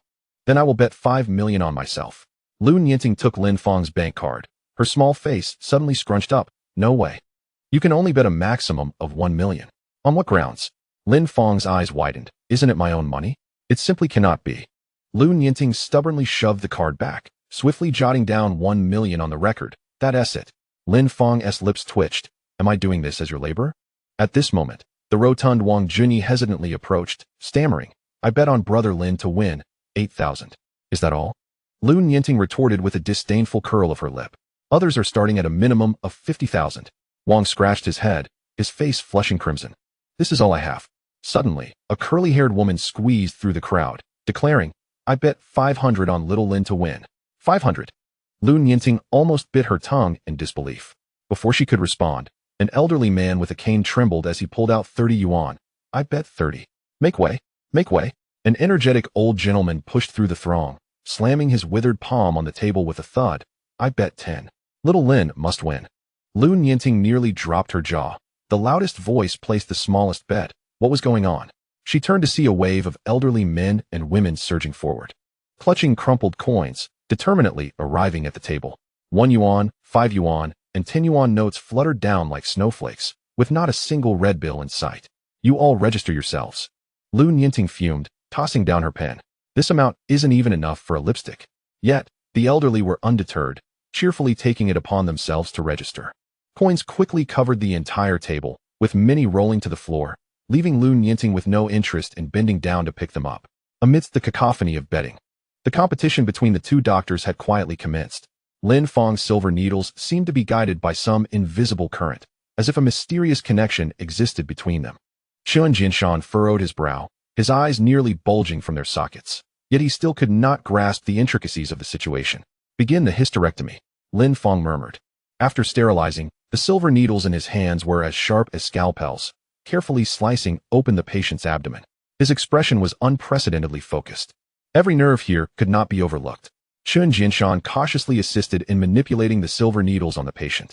His brow furrowed as he couldn't help but lower his voice to ask, Dr. Lin, what is the special function of these 2 silver needles? Lin Fang's gaze remained fixed on the patient's abdomen, his fingers delicately adjusting the angle of the needles. They are responsible for crushing the gallstones. Shortly, I will extract them directly. For now, follow my rhythm and twist slowly. A flicker of confusion crossed Chen Jinshan's eyes, although his hands moved steadily. His mind was filled with questions. He observed the 2 needles, which vibrated slightly with his movements, connected to the gallbladder nerves. Could this truly crush the hard stones? The operating room fell silent, and the onlookers instinctively held their breath. Some nervously clutched the edges of their white coats, their eyes glued to the surgical incision seeping with blood, fearful of disturbing the focused doctors. It worked. Suddenly, a suppressed cheer erupted from Zhou Mingji's side.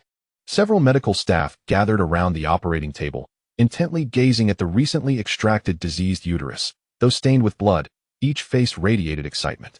For them, this was merely another surgical challenge to conquer. Dr. Zhou, have all the cancer cells been cleared? A young nurse inquired softly. Zhou Mingji removed his bloodstained gloves, revealing a confident smile. I used the ancestral needle technique of the Zhou family to check repeatedly, ensuring nothing was overlooked. Now we need to address the pulmonary infection issue. Xiaoya, prepare accordingly. Understood. Zhouya promptly replied, swiftly handing over new medical instruments. Chapter 57. An unexpected turn of events. Lun Yinting held her breath, her eyes unwaveringly fixed on the operating table. Lin Fang appeared intensely focused, his slender fingers firmly gripping the silver needles, stating in a deep voice, Dr. Chun, Shinkei, Qihai, and Zhongting 3 acupoints. Turn counterclockwise 2.5 circles. Stabilize the nerve pathways. I am about to begin stone extraction. Chun Jinshan immediately understood, deftly twisting the silver needles. To his astonishment, a subtle resonance seemed to arise between the 3 needles, their tips vibrating slightly as he could feel the flow of the patient's vital energy within. This technique of using qi to manipulate the needles was something he had only read about in ancient texts. He never expected Dr. Lin to wield it so skillfully. With a flick of his wrist, Lin Fang expertly pierced the gallbladder's position with the silver needles. Before long, several yellow-green stone fragments were extracted, the largest being the size of a fingernail. Without pause, he swiftly inserted 2 more needles. Zhanzhong, Yutong 2 acupoints, turn quickly 1.5 circles. His voice was steady and authoritative, allowing for no mistakes. The operating room remained utterly silent. Even the usually vivacious Lun Yinting pressed her lips tightly together, her hands unconsciously forming fists. Only the faint sounds of the needles contacting skin and the rhythmic beeping of the monitor echoed within the room. After an indeterminate period, both surgeries approached their conclusion. As the final stitch was completed, Lin Fang and Zhou Mingji simultaneously straightened their backs. It's done. The surgery is complete. The medical staff on both sides erupted in cheers, although Zhou Mingji's applause was more fervent. Yet, everyone knew that this blend of traditional and Western medicine had created a medical miracle. The patient's pale face gradually regained color, and their vital signs stabilized, proving more compelling than any cheer. Huang Lide and Wang Pingwei meticulously examined the 2 post-operative patients. Huang Lide adjusted his gold-rimmed glasses, calmly stating, let's observe for half an hour. Once we confirm that the vital signs are stable, we can arrange for further detailed examinations. Huang Yuanyuan approached the bed of the patient Lin Fang was responsible for, noticing the patient's slightly pallid complexion and the weariness etched on their face post-surgery. She couldn't help but be astonished. To manage 3 lesions simultaneously is a surgical intensity that even top Western medical experts might struggle to accomplish so elegantly. Her initial disdain for Lin Fang gradually transformed into admiration, prompting her to subconsciously straighten her white coat. The atmosphere in the operating room was charged with tension as the medical staff held their breath, intently monitoring the patient's various indicators. The second hand of the clock ticked steadily, emitting a soft tick-tock.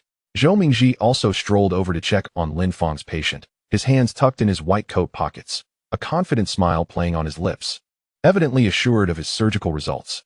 20 minutes passed, and all indicators for both patients remained stable. Just as everyone began to relax, an urgent shout pierced the air, Professor Huang! Professor Huang! Come quickly! A young resident physician waved frantically. Huang Lide and Wang Pingwei rushed over, only to find that Zhou Mingji's patient had slipped into a coma, the monitor's numbers fluctuating ominously. Initiate emergency checks immediately, Huang Lide ordered decisively, his voice laced with undeniable authority. Nurses swiftly brought in various testing equipment.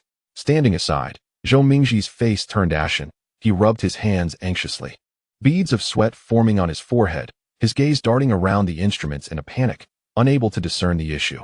His usual confidence evaporated, leaving him standing helplessly, akin to a child caught in wrongdoing.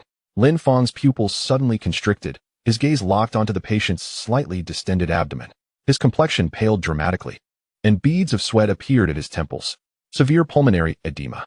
The bladder and urethra are completely obstructed. Wang Pingwei stared at the wildly fluctuating numbers on the monitor, his voice quivering as his fingers instinctively clenched the fabric of his clothing. The medical facility was devoid of even the most basic emergency equipment. What were they to do? Huang Lide cast a sharp gaze towards Zhou Mingji, his voice low and grave. The site of the hysterectomy has already become infected. The wound management is clearly inadequate. He abruptly turned and called out to Chun Jinshan, Old Chun, come quickly. Western medical methods are of no use now. We must rely on your traditional Chinese medicine. Chun Jinshan rushed to the bedside, moving swiftly. The patient lay in a deep coma, with weak and erratic heartbeats and barely perceptible breathing. He immediately shouted to Lin Fang, Dr. Lin, the situation is critical. Lin Fang approached quickly, the hem of his white coat fluttering slightly with his hurried steps. Despite the ongoing medical competition, saving the patient took precedence. As he leaned in to examine, a faint, milky white glow suddenly enveloped him, a phenomenon that only Chun Jianshan keenly noticed. Even more astonishing was the nebulous, milky essence that seemed to flow between Lin Fang's long fingers, gently entwining around the silver needles. His gaze sharpened with an extraordinary focus, radiating an ethereal aura as if he had detached from the surrounding environment. Chun Jianshan held his breath, watching as those mysterious essences gradually seeped into the silver needles. Chunlao, reopen the surgical incision immediately and prepare a drainage tube. We must address this fluid accumulation at once. Lin Fang's voice was laced with an uncommon urgency, beads of sweat forming on his brow. He deftly maneuvered the silver needles, each one precisely stimulating the critical acupuncture points, striving to revive the patient's failing organ functions. Zhou Mingji stumbled back a couple of steps, his hands trembling uncontrollably. He stared wide-eyed at the group of doctors frantically attempting to save his patient, his lips quivering as he muttered, "Impossible, this cannot be happening." His once handsome face was now grotesquely contorted, bloodshot eyes betraying his panic. How could I make such a foolish mistake? He gripped his hair nervously, his knuckles turning white. The reputation of the Zhou family cannot be tarnished on my watch. I must not lose, absolutely not. Suddenly, he lunged towards the operating table like a crazed beast, shoving aside the nurse who was providing assistance. "Get away, all of you. Step aside. Do not touch my patient," he screamed, his voice hoarse with desperation. Lin Fang reacted swiftly, sidestepping and then delivering a powerful kick that sent Zhou Mingji sprawling 2 meters away. "Are you seeking death?" Lin Fang's eyes glinted with coldness, his voice as frigid as ice. "If you dare to interfere with the rescue, you will be the next one lying here." But Zhou Mingji had completely lost his sanity. Struggling to rise, he lunged at Lin Fang once more, desperately clutching his waist and shaking him violently. "It's all your fault. You did this to me," he shrieked, saliva spattering Lin Fang's white coat. "I will kill you." Lin Fang, consumed by urgency, was too focused on saving the patient to address the chaos behind him. He countered with a swift strike, perfectly controlled, sending Zhou Mingji stumbling back several steps as he barked, "Fatty, hold him down." As soon as the command was given, a burly figure responded, seizing Zhou Mingji's shoulder and pinning him down like a small mountain. "Behave yourself," the hefty man warned in a deep, resonant voice, his muscles taut with tension. "I'll help too." A stout woman quickly joined, adding her weight to the effort. Soon, several enthusiastic onlookers joined in, and in no time, Zhou Mingji was pinned to the floor, his face the only visible part, flushed and contorted. The atmosphere in the operating room reached a breaking point. The patient's vital signs continued to deteriorate, and the monitor emitted piercing alarms. The camera operator from the television station was sweating profusely, yet steadfastly aimed the lens at the rescue scene. The live chat exploded with comments. "Zhou Mingji is in deep trouble. I thought the Zhou family's medical skills were exceptional, but it seems otherwise. Look at Dr. Lin. This is what a true healer is." The Zhou family's reputation is in tatters today. They nearly caused a death while obstructing the rescue. Bravo, Dr. Lin. From now on, I will only trust Lin Yuan's traditional Chinese medicine clinic. In a moment of crisis, putting aside grudges to save a life is the essence of true medical ethics. What a farcical family, nearly causing a death and throwing a tantrum, utterly disgraceful. The audience in the live chat buzzed with discussions, while the medical staff present were equally shocked. No one expected that the esteemed Zhou family scion, Zhou Mingji, would face such a complete downfall. Those who once revered his medical prowess now stood in silent disbelief, some shaking their heads in disappointment. "So this is the extent of the Zhou family's medical skills," someone murmured from the crowd. After over an hour of intensive rescue efforts, Lin Fang finally pulled the patient back from the brink of death. He wiped the sweat from his brow, his white coat now thoroughly soaked. "Chunlao," he said, his voice hoarse, "the rest is in your hands." Chun Jianshan nodded. "Rest assured, I will handle the follow-up." Lin Fang trudged back to his desk, lifting a cup of water to his lips in one swift motion. His patient lay there, frail and pale as paper. "Do not worry," Lin Fang gently reassured. "As long as I am in charge, even the king of hell must first seek my permission."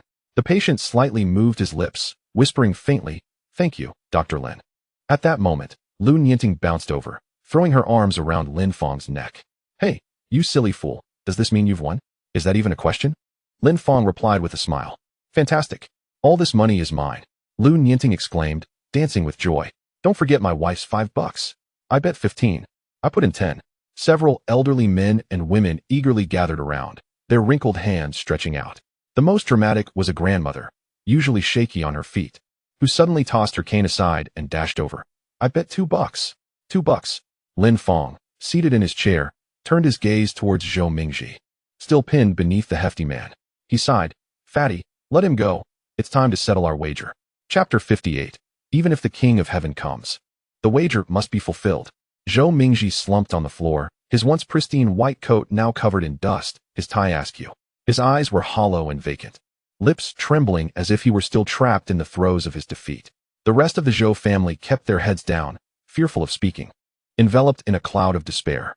As the promising young representative of the Zhou family, Zhou Mingji's defeat signified the family's total loss in this confrontation.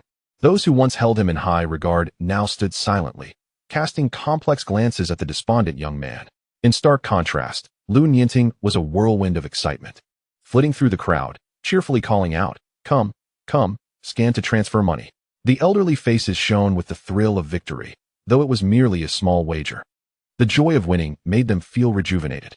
"You, silly fool, are simply amazing," Lu Nianting exclaimed, bounding up to Lin Fang with sparkling eyes.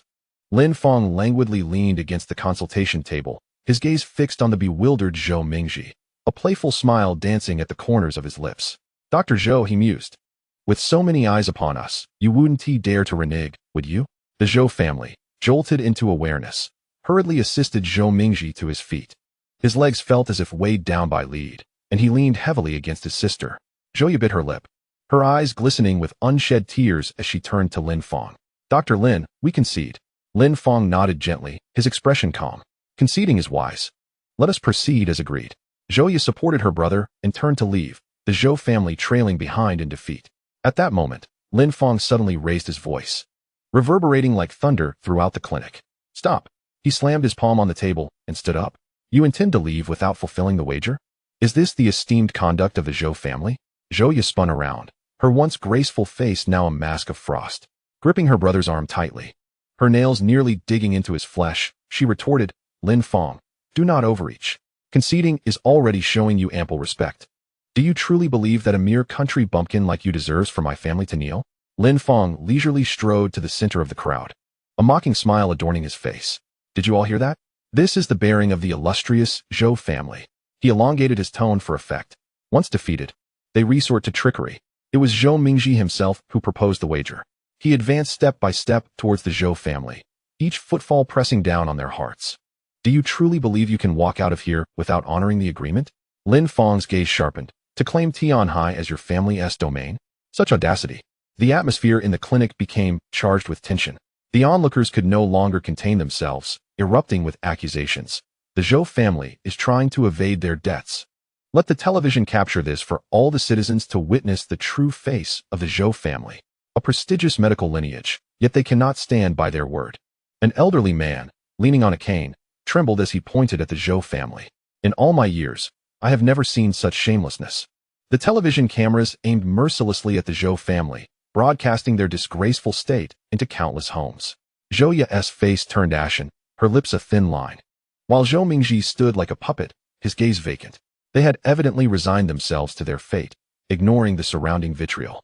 The live chat erupted, the comments flooding in. "The Zhou family is shameless, bullying the weak. What kind of family cannot bear to lose? They shouldn't gamble.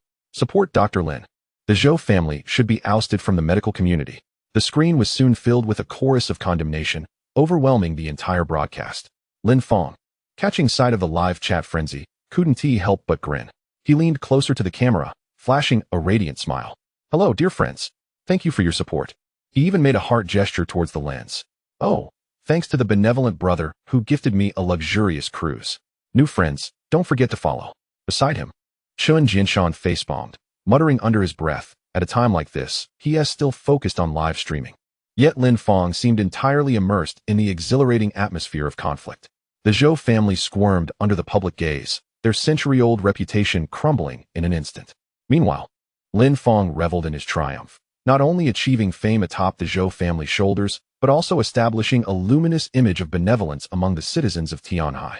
The thrill of rising through the ranks of the elite filled him with a buoyant sense of satisfaction. "Ha ha!" Lin Fang laughed heartily, his eyes narrowing with glee. This promotion is simply a windfall. The clinic will surely be overflowing with patients soon. He winked at the camera. Dear friends, remember to visit Lin Yuan Traditional Chinese Medicine Clinic. If you're ill, we'll treat you. If you're well, we'll help you maintain that health, ensuring you live to 99. He gave a thumbs up as he spoke. Suddenly, the tone of the live chat shifted.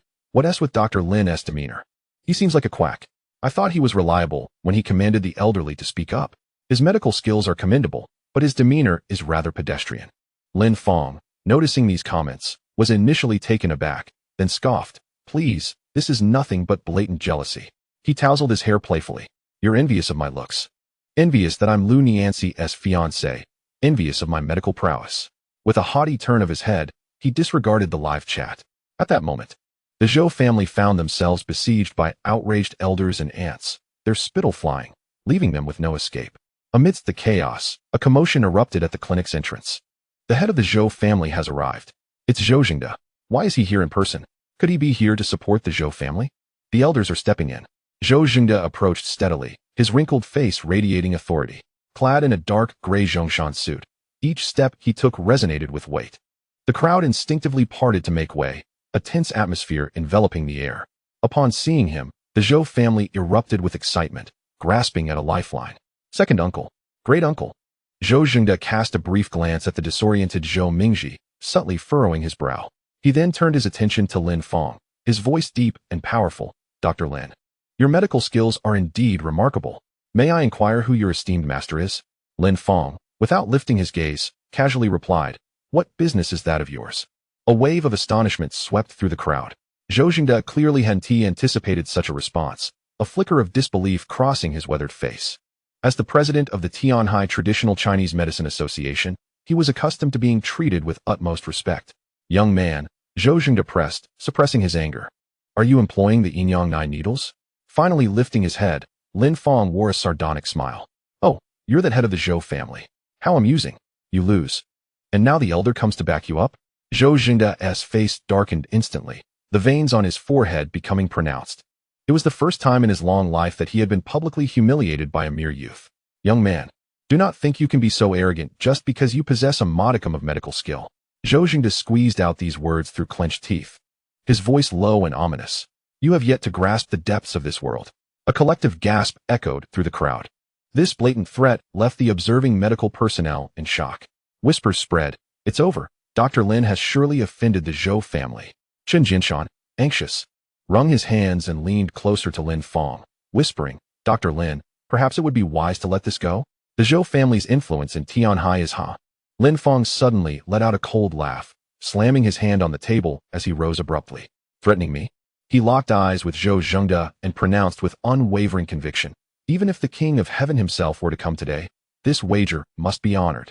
His words struck with resolute finality, plunging the entire clinic into a silence so profound that one could hear a pin drop. Zhou Jingde's countenance turned ashen, his hands instinctively clenching into fists. The tension between the two was palpable, leaving everyone present breathless. Chapter 59, A Staunch Stance to Confront Villains.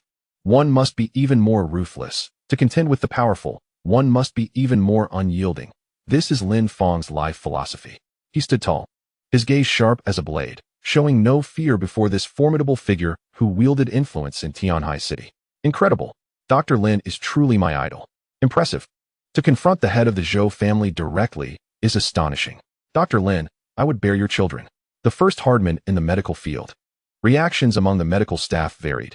Some cast admiring glances while others shook their heads in dismay. They all understood that this confrontation had irreparably offended the Zhou family, making Lin Fang's future in Tianhai's medical community exceedingly precarious. Yet, at that moment, Lin Fang shone like a beacon in their eyes. Zhou Jingde's aged face was a stormy shade of gray, his murky eyes fixed intently on Lin Fang. Young man, leave some room for others. We may meet again in the future. Must you be so unyielding? Lin Fang scoffed, refusing to back down, and stepped forward, asserting, a wager demands acceptance of its terms. It is only right. He gestured toward the door, declaring, Today, not even you or your ancestors can evade this wager. Otherwise, no one shall leave this premises. His words resounded powerfully, causing even the usually composed Huang Lai to furrow his brow. The Zhou family exchanged glances. astonished that this obscure young doctor dared to publicly humiliate them. The atmosphere turned exceedingly awkward. Zhou Zhengda's wrinkled visage oscillated between shades of anger and disbelief. It was the first time in his long life that someone had publicly undermined him. Very well, very well. Zhou Zhengda trembled with rage, his voice seething from between clenched teeth. Young man, you will pay for your actions today. Lin Fang, however, shrugged nonchalantly, meeting Zhou Zhengda's gaze with unwavering boldness. I await your presence at any time. Now, please fulfill the wager. Zhou Zhengda inhaled deeply and turned to Zhou Mingji. Mingji, accept the terms of the wager. At that moment, Zhou Mingji, regaining some composure but with bloodshot eyes filled with resentment, glared at Lin Fang. His knees buckled as if weighted with lead, and he ultimately collapsed to the ground with a thud. I concede, Zhou Mingji rasped. My medical skills are inferior to yours. This scene erupted into chaos. Heavens! A member of the Zhou family has truly knelt. Unbelievable. Dr. Lin is soaring to greatness. The barrage of comments in the live stream surged as viewership skyrocketed. No one had anticipated that the Zhou family, a titan in Tianhai's medical realm, would be forced to kneel to an inconspicuous young doctor. With his hands tucked in the pockets of his white coat, Lin Fang looked down at Zhou Mingji, who was prostrate on the ground. In this wager, you demanded that I kneel in apology, shut down my clinic, vacate Tianhai City, and publicly retract my statements online. A playful smile graced his lips. My request is simple. The Zhou family merely needs to close one of its clinics as a token gesture. This seemingly innocuous request instantly darkened Zhou Zhengda's expression. Each clinic of the Zhou family was a veritable goldmine. Zhou Zhengda's eyes narrowed as he glared at Lin Fang, squeezing out 3 words through gritted teeth. No problem. Lin Fang nodded in satisfaction and pointed at the incapacitated Zhou Mingji, stating, furthermore, within 3 days, he must leave Tianhai City. That is unacceptable. Zhou Mingji sprang up as if electrified, clinging to Zhou Zhengda's leg, his voice tinged with desperation. Uncle, I cannot leave. I cannot abandon the Zhou family. Please. Zhou Zhengda allowed his nephew to tug at his trousers, but his gaze remained fixed on Lin Fang's face, coldly replying, it can be done. Those 2 words seemed to drain all strength from Zhou Mingji, who crumpled to the floor, his eyes rolling back as he fainted. Additionally, Lin Fang leisurely added, within 3 days, I want to see his public apology posted online. Zhou Zhengda fell silent, his wrinkled face dark with fury. He abruptly turned, his voice icy and cutting. Leave. Is it not humiliating enough? The Zhou family members hurriedly lifted the unconscious Zhou Mingji, following their patriarch in a dejected procession. The onlookers instinctively parted to create a path, all stunned by the spectacle. This doctor from the countryside is ruthless. He dares to confront the Zhou family head-on. The landscape of Tianhai's medical community is bound to change. Whispers filled the air as they regarded Lin Fang with newfound respect. This seemingly irreverent young doctor revealed a core of unwavering resolve. As the atmosphere gradually cooled, many averted their gazes and quietly departed, eager to avoid entanglement in the unfolding drama. The once crowded clinic soon lay deserted, save for a few individuals like Huang Lide, Chen Jinshan, and Lu Nianting who remained behind. Journalists hurriedly dismantled their equipment, but all understood that this confrontation would reverberate throughout Tianhai's medical arena, becoming fodder for conversation. Huang Lide could no longer contain his concerns, stating anxiously, Dr. Lin, you are being reckless. The Zhou family's roots in Tianhai run deep. Both Zhou Zhengda and Zhou Zhengwei are titans in the medical field. You risk incurring their wrath. Wrath? Lin Fang waved dismissively, a playful smile gracing his lips. Let them come. I am in need of a challenge. Lu Nianting interjected with indignation. Old Huang, your words are misguided. Should Lin Fang endure humiliation? If the tables were turned, would the Zhou family show him any leniency? If one dares to gamble, they must accept the outcome. I have never seen such shamelessness. Huang Lide could only shake his head in resignation, knowing that from this day forth, Lin Yuan Traditional Chinese Medicine Clinic would likely face an unending storm. Meanwhile, Huang Yuan, standing in the corner, dismissed her grandfather's concerns. She discreetly observed Lin Fang, her eyes flickering with an unusual glimmer. This doctor from the countryside possessed an inexplicable allure. However, she said nothing and turned to visit Lu Nianzi. Lu Nianzi had remained quietly under the eaves, absorbing the entirety of this dramatic encounter. In her clear eyes flickered a myriad of complex emotions. Truth be told, she was somewhat astonished. She had not anticipated this seemingly carefree Lin Fang to exhibit such unyielding strength in the face of the Zhou family's formidable presence. Before long, Huang Lide took his leave. Yet, Chen Jinshan lingered, hesitating before approaching Lin Fang. With a grave tone, he remarked, "Dr. Lin, old Huang is concerned for your well-being. The Zhou family's influence in Tianhai City is deeply entrenched, though it may be too late to consider this now." Lin Fang shrugged nonchalantly, displaying an air of indifference. In his eyes, the families of Zhou and Li were merely a troop of clowns. If they were to come knocking, he had ample means to deal with them. "Why are you still here?" Lin Fang raised an eyebrow and inquired, "Is there something else?" Chun Jinshan rubbed his hands together, a broad smile adorning his face. "Dr. Lin, I have witnessed your medical prowess, and I am truly impressed. I noticed that your Lin Yuan traditional Chinese medicine clinic has only one assistant. Isn't that rather insufficient?" As he spoke, he gestured towards his granddaughter beside him. "This is my granddaughter, Chen Lingling. If you don't mind." Lin Fang scrutinized Chen Lingling. The young lady had an unremarkable appearance, lacking the charm of Su Muqing and falling short of Lu Nianxi. Yet, her eyes were crystal clear, and she donned a simple yet elegant hanfu, exuding a unique grace. "Old Chun, I cannot afford to pay a salary," Lin Fang joked lightly. Chen Lingling stepped forward, her voice soft yet resolute. "Dr. Lin, I do not seek a salary. I merely wish to learn medicine under your guidance. I would be content to assist you as you treat patients." Chun Jinshan nodded eagerly. He had experienced the subtlety of Lin Fang's acupuncture firsthand while assisting him, and he realized it greatly enhanced his own medical skills. If his granddaughter could learn even a fraction of that knowledge, it would be a tremendous gain. Aware of his own advancing age, he quietly conveyed this hope to his granddaughter, wishing for her to take his place at Lin Fang's side. Lin Fang, perceptive to his intentions, raised an eyebrow and asked, "What is your level of medical expertise?" Chen Lingling straightened her posture and confidently replied, "I can handle common ailments. I am fully capable of independently diagnosing and treating chronic conditions like those of the elderly we saw today." Lin Fang pondered for a moment. The Lin Yuan clinic indeed required such an aid, as he aspired for greater ambitions and could not afford to squander his time on trivial ailments. Free labor was too good to pass up. "Very well," Lin Fang finally relented, "but let me make one thing clear. There will be no salary. And you must clock in punctually every day. If you dare to be absent," he deliberately elongated his tone, "there will be a fine." Chen Jinshan was overjoyed. Bowing repeatedly, "Thank you, Dr. Lin. Lingling will definitely work diligently." At that moment, Lu Nianxi, who had been observing silently, approached with measured steps.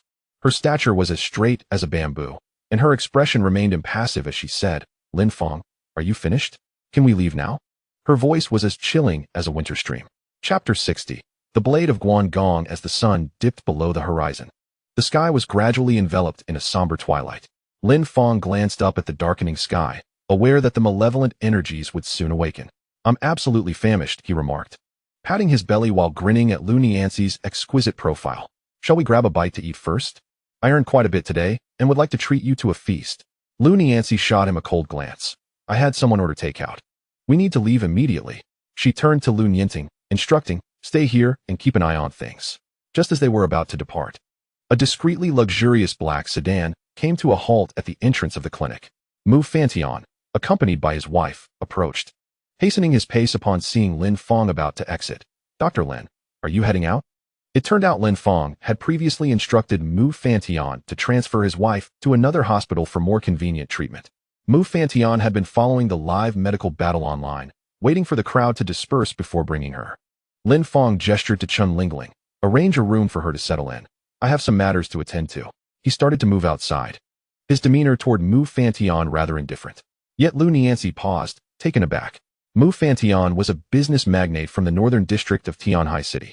While she understood he had some dealings with Lin Fang, his current respectful demeanor clearly transcended the usual doctor-patient relationship.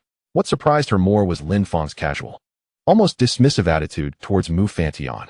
Lu Nianxi merely nodded in acknowledgement to Mu Fantian before following Lin Fang out of the clinic. As the car traversed the darkening streets, Lin Fang suddenly rapped on the door. "Pull over for a moment." "What is the matter?"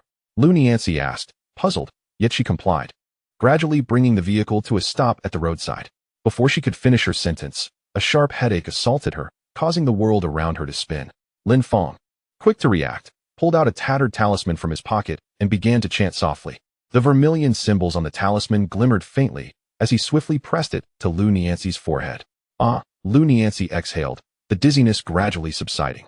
A flicker of chill crossed her clear eyes. The sensation mirrored that of her earlier car accident, but this time it struck with greater intensity. "You should rest in the back seat. I'll drive, Lin Fang insisted, leaving no room for refusal. Lu Niancy silently unbuckled her seatbelt and, without a word, shifted to the back seat. Leaning against the leather seat, she gazed through the window at the dimming sky. When the car came to a steady halt before the Liu family villa, Lin Fang exited first, surveying the surroundings. Have you ever considered the feng shui of your home? He pointed to the scenery around them. The south is surrounded by flowing waters, while the north is backed by majestic mountains. The east and west are open and flat. This should be an exceptional location for feng shui. As he spoke, he turned to indicate the towering mountains behind them. The dying sunlight bathed the steep peaks in a crimson hue, and amidst the swirling mist, it appeared as if dark red liquid was flowing slowly, emanating an indescribable eeriness. What do you see? Lin Fang asked, his gaze fixed on the distant mountains. Lu Niancy followed his line of sight, furrowing her brow. They are just ordinary mountains, layered and towering into the clouds. The feng shui master said this is an excellent backing. The higher and thicker, the better. Is there a problem? Lin Fang sighed, placing his hands behind his back as he explained like an old scholar. The heavens and the earth, the winds from all directions, each have their own flow of qi. Yang energy travels with the wind, while yin energy flows with the water. The principles of qi reside in all things, and all things are subject to the influence of qi. The diviner observes the way of heaven. The geographer discerns the principles of the earth. As humans dwell within, one must align with the energies of yin and yang. Stop. Lu Niancy interrupted impatiently, her long fingers rubbing her temples. Enough with the flowery language. Just tell me what is going on. Lin Fang feigned profundity, shaking his head as he stepped into the villa's courtyard. He stood at the center of the yard, pointing at the highest mountain peak behind him. From this angle, what does it resemble to you? Lu Niancy squinted. That peak is the highest, steeper than the others. Pay attention to those clouds and mist, Lin Fang softly urged. Lu Niancy took a few steps back, suddenly inhaling sharply. Bathed in the sunset's glow, the swirling fog transformed the entire mountain into a grotesque form resembling a massive, blood-stained sword, its tip aimed directly at the center of the Liu family villa, as if it could sever it at any moment. A sword, a bloodied sword. Lu Niancy's voice trembled slightly. Lin Fang nodded gently, his gaze profound. You finally see it. If we wait until after dinner to return, it will be even clearer. When twilight envelopes the land and day turns to night, the mist will render the sword's outline more distinct. Lu Niancy was struck by sudden understanding, realizing why he had insisted on dining first. How can we resolve this? She asked urgently. Lin Fang strode towards the villa. Is anyone still inside? I have already sent everyone away. The entire villa is now empty. I require something rather extraordinary. Lin Fang remarked, surveying his surroundings. It would be best to find someone specialized in funerary arrangements or a butcher from the slaughterhouse to deliver it. At that moment, Lu Niancy harbored no doubt regarding Lin Fang and promptly retrieved her phone to make arrangements. Lin Fang, undeterred, strode into the villa to examine its layout. As he stepped into the inner courtyard, a colossal statue of Sun Wukong caught his eye. The statue was vividly lifelike, depicting the Monkey King seated cross-legged with his golden staff resting upon his knees. Who sent this? Lin Fang inquired, his brow furrowing. A business associate, Lu Niancy replied, putting her phone away. They claimed it was a wish for me to emulate the victorious Buddha, triumphing in all endeavors and leading my family to greater heights. Lin Fang scoffed. And what is the result? Is your business not deteriorating? His fingers lightly tapped the base of the statue, his gaze laced with sarcasm. Lu Niancy frowned slightly. My career is not without its struggles, yet it has seen some progress. However, I have felt impediments over the past few months. Lin Fang grasped the golden staff, weighing it thoughtfully, when suddenly his expression shifted, and he swung the staff, bringing it crashing down upon the statue. With a resounding crash, the stone figure shattered, and a chilling gust of air swirled through the courtyard. Lu Niancy instinctively shivered, wrapping her arms around herself. What are you doing? She exclaimed. Lin Fang casually tossed aside the staff, smirking. I know not if the cinder of this statue understands feng shui, but the victorious Buddha indeed symbolizes invincibility. Nevertheless, he is also the one who caused chaos in the heavenly realm, harboring lofty ambitions. He approached Lu Niancy.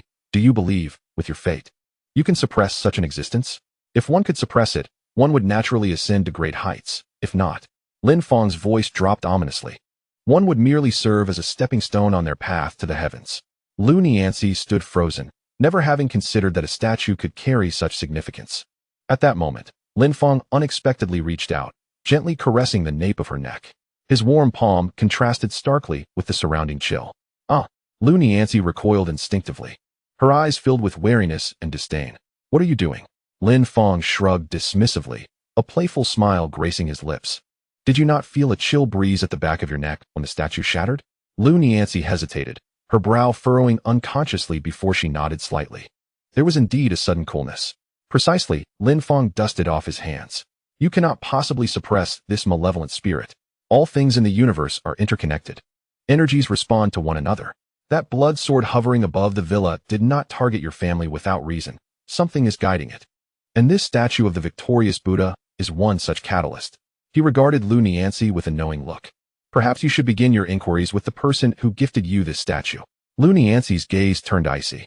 It dawned on her that what was presented as a blessing was, in fact, a meticulously crafted trap.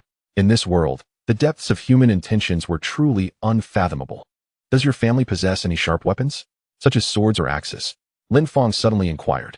Lu Niancy pondered for a moment. Does Guangong's blade count? Most business people venerated Guan Yu, and her family was no exception. However, this blue dragon crescent blade was not personally acquired by her, but rather a gift from a business partner. Lin Fang's eyes sparkled with interest. Take me to see it. His fingers absent-mindedly stroked his chin, as if a crucial clue had just occurred to him. Chapter 61. Luring the snake out of its hole, Lu Niancy pushed open the intricately carved wooden door at the center of the main hall, and a rich scent of sandalwood immediately enveloped them, making it difficult to open one's eyes. Lin Fang paused at the threshold, allowing the smoke to dissipate slightly before stepping inside. Before him stood a statue of Guangong, towering over 2 meters, brandishing the blue dragon crescent blade, exuding an aura of formidable authority. 3 incense sticks, thick as a thumb, burned in the incense burner, their blue smoke curling gracefully. What a potent aura! Lin Fang's brows knitted in concern. Lu Niancy had just crossed the threshold when she suddenly shivered, a wave of dizziness washing over her. She staggered backward, gripping the doorframe to prevent herself from falling. What's wrong? Lin Fang rushed back to her side, steadying her swaying form. Lu Niancy's complexion paled as she gazed at the statue of Guangong. I've never felt this way before. Could it be low blood sugar? Lin Fang grasped her wrist, and after a moment, he shook his head. Your vitality is abundant. The issue lies with this statue. You wait outside. He returned to the interior, producing a red string adorned with 7 ancient coins from his pocket. Lin Fang's gaze sharpened as he directed a fierce shout at the statue. No matter the source of your malevolence, today I shall vanquish you. As his words fell, the blue dragon blade in Guangong's grasp vibrated ominously, lifting of its own accord and aiming directly at Lin Fang. Clang! Lin Fang's red string flew forth like a serpent, the coins clinking as they intertwined tightly around the blade. The sword quivered violently, emitting a piercing metallic hum. Boom! The blue dragon crescent blade crashed heavily to the ground, its sharp edge cleaving a grotesque crack into the tiled floor. Without hesitation, Lin Fang bit his fingertip, letting a drop of blood fall onto the gleaming blade, then ignited a yellow talisman, allowing the flames to consume the blood. In an instant, a frigid, malevolent wind whirled within the room. Outside, Lu Niancy felt a bone-chilling breeze sweep past her, prompting a startled scream as she rushed inside, tightly clutching Lin Fang's arm. She trembled violently, her delicate face devoid of color. Lin Fang felt her heart racing and gently patted her back in reassurance. Through the thin fabric, he could distinctly sense her graceful form, and a faint scent of jasmine lingered in the air, causing his thoughts to momentarily drift. What on earth is happening, Lin Fang? Lu Niancy's voice quivered, completely unaware of Lin Fang's distracted thoughts.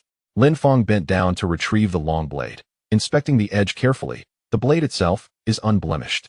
His gaze suddenly fixed on the hilt, eyes narrowing in realization. So that is where the mystery lies. He gripped the hilt and blade firmly, twisting it sharply. With a crisp snap, the hilt broke apart, revealing hidden secrets within. Clang! A jarring metallic sound echoed as a cold, gleaming short sword emerged from within the hilt, its surface etched with eerie dark red patterns resembling dried blood. Lin Fang touched the black stains with his finger, his expression turning icy. What a ruthless method. This is fetal blood. As the short sword emerged, the room's temperature plummeted, and a howling wind filled the space, as if countless vengeful spirits were wailing. Lu Niancy trembled uncontrollably, her nails nearly digging into Lin Fang's flesh. Do not be afraid. We must leave first, Lin Fang said, wrapping one arm around her while clutching the short sword in the other, hastening out of the room. Upon reaching the courtyard, Lu Niancy finally released her tight grip, her voice trembling. Lin Fang, how could there be such black liquid in the hilt? The energies resonate, drawing forth malevolence through the sword. Lin Fang explained gravely. This sword has been cursed, responding to the blood sword upon the mountain. As for this black liquid, he paused. It is fetal blood taken directly from a pregnant woman, imbued with the overwhelming resentment of an unborn child, making it the most sinister of malevolent objects. What? Lin Yancy appeared as if struck by lightning, her complexion ashen. Her legs weakened, nearly rendering her unable to stand. Such a heinous method was utterly appalling. Lin Fang fixated on the short sword, continuing his explanation, based on the intensity of the malevolent aura. This fetus must have been nearly 8 or 9 months along when it was killed, on the verge of birth, perhaps even possessing a faint self-awareness. Enough. Lin Yancy abruptly interrupted him, her voice trembling with barely concealed emotion. The sheer brutality of the details sent chills down her spine. If you simply investigate who gifted you this Guan Yu knife, Lin Fang concluded, she could uncover the mastermind behind it. Lin Yancy's gaze turned as cold as ice. Her delicate fingers clenched into a fist, nails digging into her palm. At that moment, her phone rang unexpectedly. After a brief conversation, she tucked her phone away. The items you requested have arrived. As they reached the courtyard entrance, they spotted a hunched old woman standing there with heavy bags in hand. Lin Fang quickly approached to take the parcels from her. Lin Yancy instinctively glanced back towards the towering mountains behind the villa. As dusk deepened, amidst the swirling mist, the outline of the blood sword became increasingly visible, the bloodstains on its blade seemingly in motion. She felt a wave of dizziness wash over her, her vision darkening, and her legs buckling beneath her. Be careful. Lin Fang reacted swiftly, stepping forward to catch her. Observing her pale face, he shook his head in exasperation. You are the mistress of this villa and the one most affected by the malevolent aura. How can you dare to gaze upon that sword? The old woman, leaning on her cane, approached unsteadily, a glimmer of light flashing in her murky eyes as she rasped. Do you need my assistance? Lin Fang gently laid the unconscious Lin Yancy onto a stone bench and addressed the old woman. Please keep an eye on her for a moment. I shall return shortly. With that, he hurried into the villa, deftly extracting black dog blood, ancient coins, yellow talismans, and other items, strategically placing them at crucial points within the villa. Finally, he bit his tongue, letting his blood fall upon the talismans, forming seals with his hands while reciting incantations. Suddenly, the old woman in the courtyard widened her eyes, her frail fingers gripping her cane tightly. She sensed the entire villa's energy undergoing a profound transformation. Unable to suppress a low exclamation, this young man possesses remarkable skills in the art of yin and yang. Looking up, she beheld the blood-red mist dissipating from the mountain peak at a visibly accelerated pace, as if shattered by an invisible force. Incredible, truly incredible. The old woman trembled with excitement. Before long, Lin Fang emerged from the villa, noticing the old woman's astonished expression, and realized she must be knowledgeable in such matters. He took out his wallet. Thank you for your assistance. How much do I owe you for these items? The old woman, however, appeared oblivious, staring intently at Lin Fang for a long moment before suddenly bowing deeply. I am honored to meet someone so talented today. May I inquire who your esteemed master is? Such proficiency in feng shui is not something an ordinary person can attain. Her wrinkled face was etched with reverence. Lin Fang smiled slightly, waving his hand dismissively. You flatter me. I am merely a humble physician. How much do I owe you? He produced 400 yuan and handed it over. The old woman, noticing his avoidance of her question, wisely refrained from pressing further, instead gazing toward the mountain. The malevolence has not been fully eradicated. Why not eliminate it completely?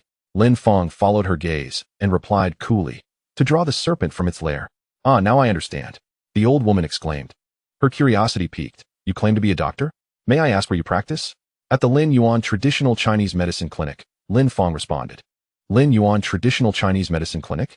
The old woman showed signs of confusion, evidently unfamiliar with it. It is a newly opened clinic, Lin Fang briefly explained. Located at 129 Dompa Street. The old woman nodded thoughtfully, yet her cloudy old eyes sparkled with interest. May I ask your name, young man?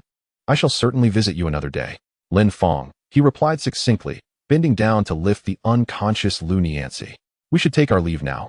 And you should return home soon as well.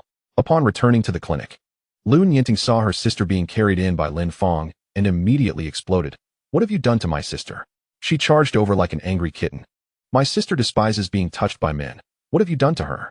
Lin Fang, uninterested in explaining, carefully placed Lin Yancy on the examination bed, and turned to prepare the materials for dispelling the malevolence. Chen Shui, observing the scene, approached with concern. Lin Fang, do you need any help? She watched Lin Fang burning the yellow talismans, her brow furrowed. Just then, Su Muqing burst into the clinic. Breathless and with an unusually grave expression, as if something monumental had occurred. Chapter 62, a major incident at the Liu family. Niancy. Niancy. Su Muqing's anxious calls echoed before she even stepped into the clinic. Chun Lingling led her to the room where Liu Niancy was being cared for. And upon seeing her cousin still unconscious, Su Muqing grew frantic. What has happened to my cousin? Chun Lingling shook her head helplessly. I am not sure of the specifics. Before long, Lin Fang returned, carrying a steaming bowl of herbal medicine, and carefully administered it to Liu Niancy, followed by a few acupuncture needles. The room fell silent, the only sound being the faint tremors of the silver needles. Liu Nianting could no longer contain herself and seized Lin Fang's white coat. Hey, what happened to my sister? She glared at him, her eyes reddening. Finally, Lin Fang looked up, scanning the three girls, and his gaze lingered on Su Muqing. What brings you here? Su Muqing bit her lip, her voice trembling. A major incident has occurred at the Liu family. What kind of incident? Liu Nianting's eyes widened in shock. Just as Su Muqing hesitated, glancing at her still unconscious cousin, Lin Fang suddenly produced a yellow talisman and affixed it to Liu Niancy's forehead, muttering incantations. A strange, chilling wind swept through the sealed room, causing all three girls to shiver involuntarily. Why is it suddenly so cold in the middle of summer? Liu Nianting murmured, rubbing her arms. At that moment, Liu Niancy's eyelashes fluttered, and she slowly opened her eyes. Niancy, you are finally awake. The three girls exclaimed in unison, their faces beaming with joy. Liu Nianting rushed to her bedside, glaring at Lin Fang like a protective hen. Sister, did this clumsy Lin bully you? Liu Niancy cast a weak glance at Lin Fang, remaining silent. Su Muqing, unable to contain her urgency, leaned in closer. Niancy, something terrible has happened. The Liu family is in big trouble. Calm down and speak slowly, Liu Niancy urged, propping herself up with effort and taking a sip of the warm water Lin Fang offered. Su Muqing took a deep breath. All factories under the Liu Group have been sealed. Multiple departments, including industry, health, and public security, are conducting investigations. I have been trying to reach you, but no one answered. The police might be looking for you. Liu Niancy's complexion drained of color. Her once gentle eyes suddenly sharp as knives. What exactly is going on? It is said there are issues with the quality of the medicine, resulting in several deaths. Su Muqing's voice quivered. The suppliers are searching for you, and the banks are pursuing debts. Executives from the finance and quality control departments have all been detained. That is impossible. Liu Niancy abruptly threw off the covers and attempted to rise from the bed, only to be restrained by Lin Fang, who pressed a firm hand upon her shoulder. The quality inspection standards of Liu Corporation are far more stringent than national regulations. Such an issue is simply inconceivable. Su Muqing echoed her confusion. As a paragon within the industry, Liu Pharmaceuticals has always been renowned for its rigorous quality control, a fact that fills Liu Niancy with immense pride. The meteoric rise of the Liu family within a mere few years can be attributed entirely to Liu Niancy's almost obsessive pursuit of quality. During the nascent stage of her enterprise, she personally oversaw the production line, ensuring that every batch of pharmaceuticals underwent her meticulous scrutiny. Even after establishing a comprehensive quality control system, she remained vigilant, frequently conducting surprise inspections, with no previous quality issues in years. How could such a calamity occur at this critical juncture? Su Muqing anxiously wrung her hands. We only received news today. Everything was fine yesterday. Could it be that someone is deliberately sabotaging us? Liu Niancy closed her eyes, her chest rising and falling with intensity. She needed to maintain her composure. As the leader of the Liu family, it was imperative that she do not succumb to panic, especially with the entire company likely in turmoil. When she opened her eyes again, her gaze unconsciously fell upon Lin Fang. He immediately raised his hands in protest. Hey, don't look at me. I'm not capable of such machinations. He feigned innocence with a pout. I know it's not you. Liu Niancy responded with an unervingly calm voice. I wish to inquire whether the sinister sword hidden within the Guanyu knife could have an impact on the Liu family's fortunes. Is there a connection between these two events? Lin Fang nodded gravely. That blood sword hanging over your family is certainly not benign. It once was a place of auspicious feng shui, now tainted by malevolence. I've warned before that if not resolved promptly, the consequences could range from the decline of your family's fortune to utter ruin. He counted off on his fingers. Your accident, your father's accident, and now this company crisis. These occurrences are unlikely to be mere coincidences. A glimmer of icy resolve flickered in Lu Nianxi's eyes as her slender fingers turned white from the pressure of her grip. The room was enveloped in unsettling silence, broken only by her labored breaths. "Sister, what on earth are you talking about?" Lu Nianxing exclaimed, her foot tapping anxiously like a distressed kitten. "Can you say something I can comprehend?" Lu Nianxi took a deep breath, forcing herself to regain her composure. "Muqing, the company is in crisis, and I will undoubtedly be investigated. I need your help to look into a few individuals."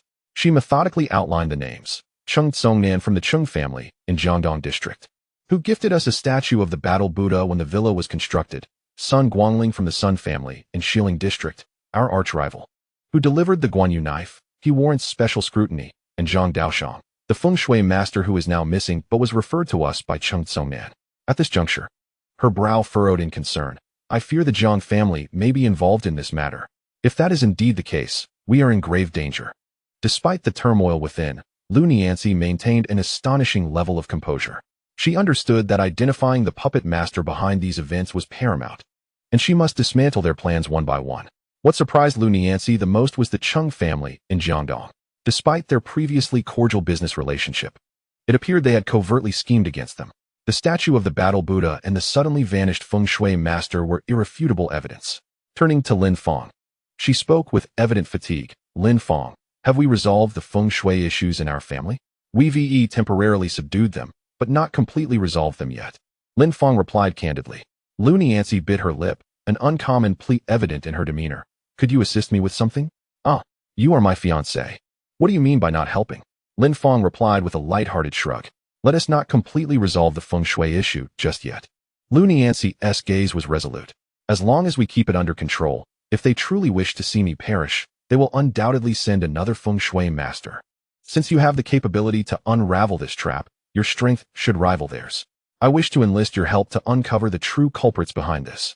Lin Fang reclined languidly against his chair, adopting a nonchalant demeanor. "Help you? What isn't it for me?"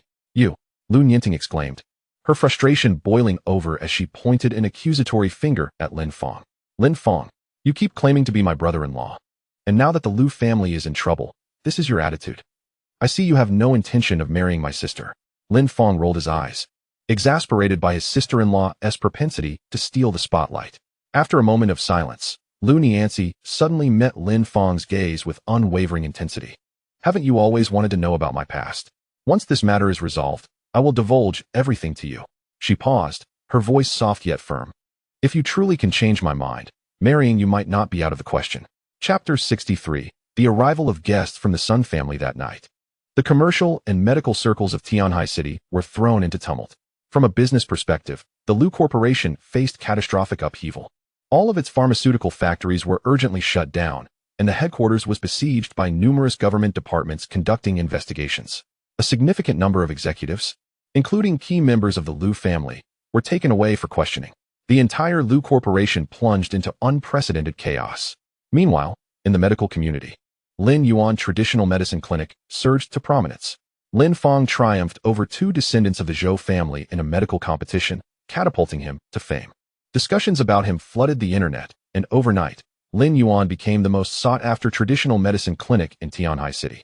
On various social media platforms, two explosive news items concurrently dominated the trending charts. Breaking: Lu Pharmaceuticals' quality issues have resulted in multiple fatalities. Ingenious Dr. Lin Fang defeats the Zhou brothers. Netizens buzzed with chatter. "Have you heard? Lu Nianxi is finished, my goddess. If Lu Nianxi truly goes to prison, I would gladly wait outside the jail for a lifetime." How intriguing. While the fiancé faces imprisonment, the fiancé rises to fame. What a stark contrast. Dr. Lin's medical prowess is indeed formidable. Even the Zhou family fell before him. The Lu family is surely doomed, having just risen to prominence only to face collapse. Such is the unpredictability of fate. The upper echelons of Tianhai City were closely monitoring the developments of these two events. Some reveled in the misfortune, others sighed in despair.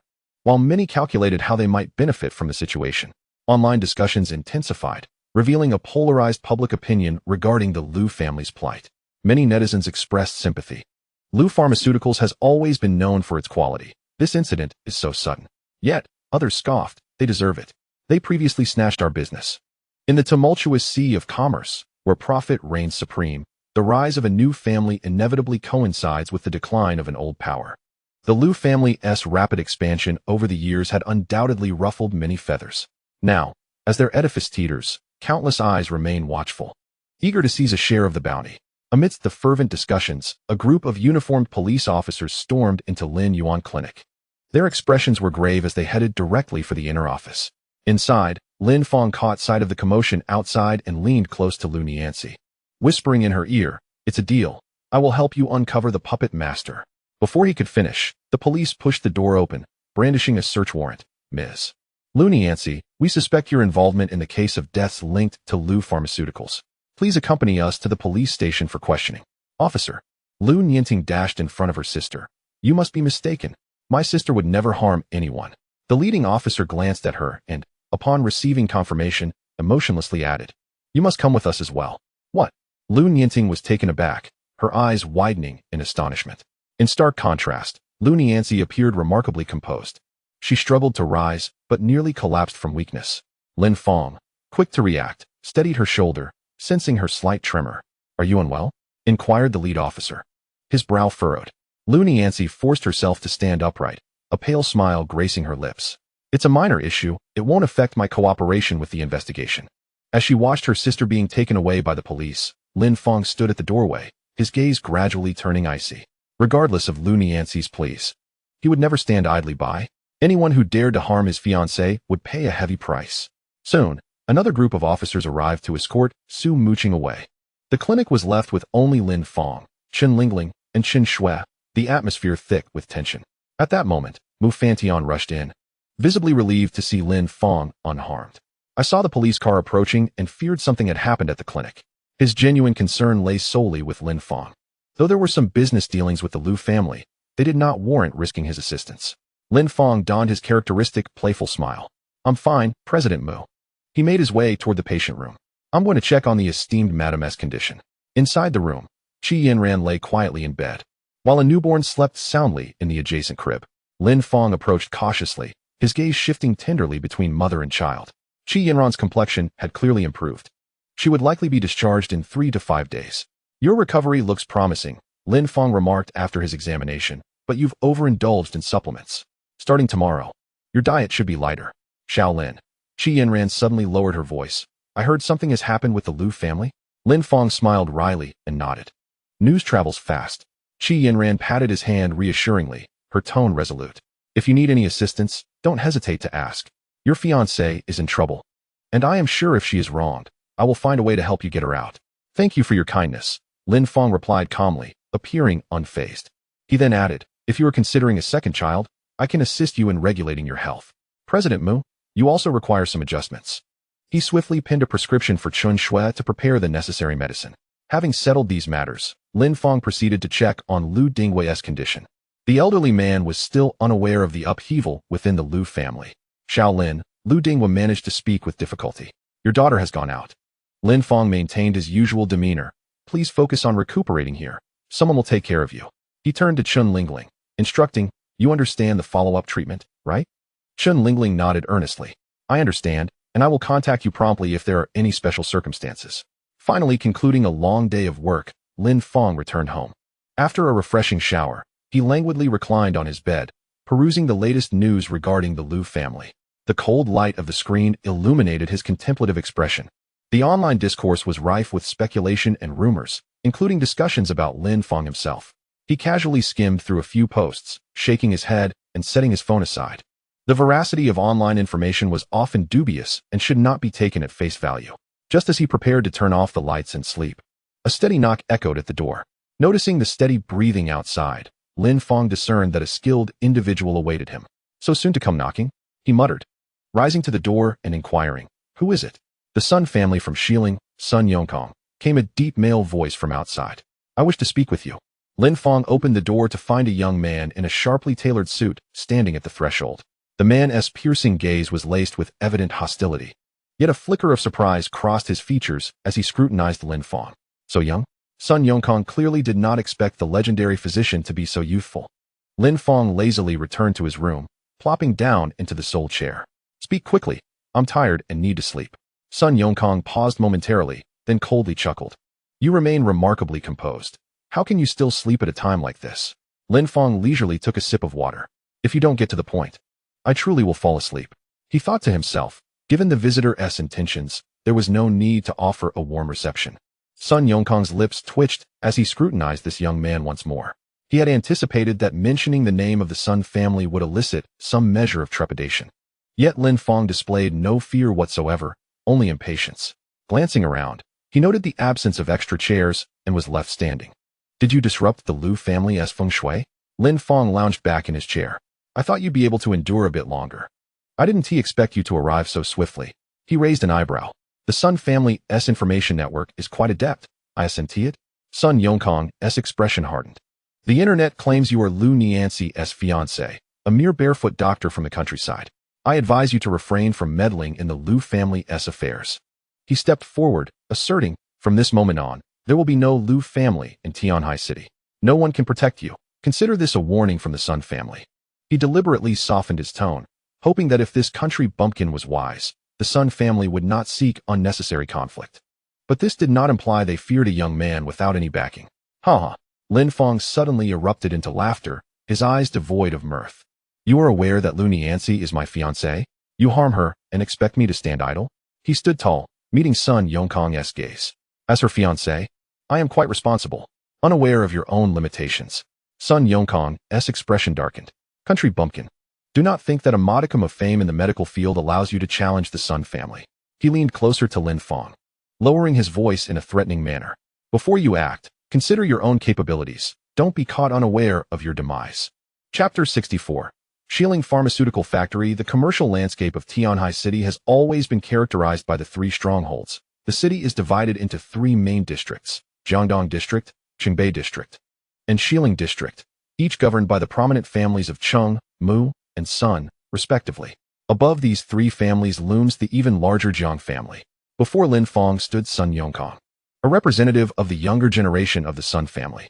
As the heir to Tianhai City's largest pharmaceutical enterprise, the Sun family was a direct competitor of the Liu group.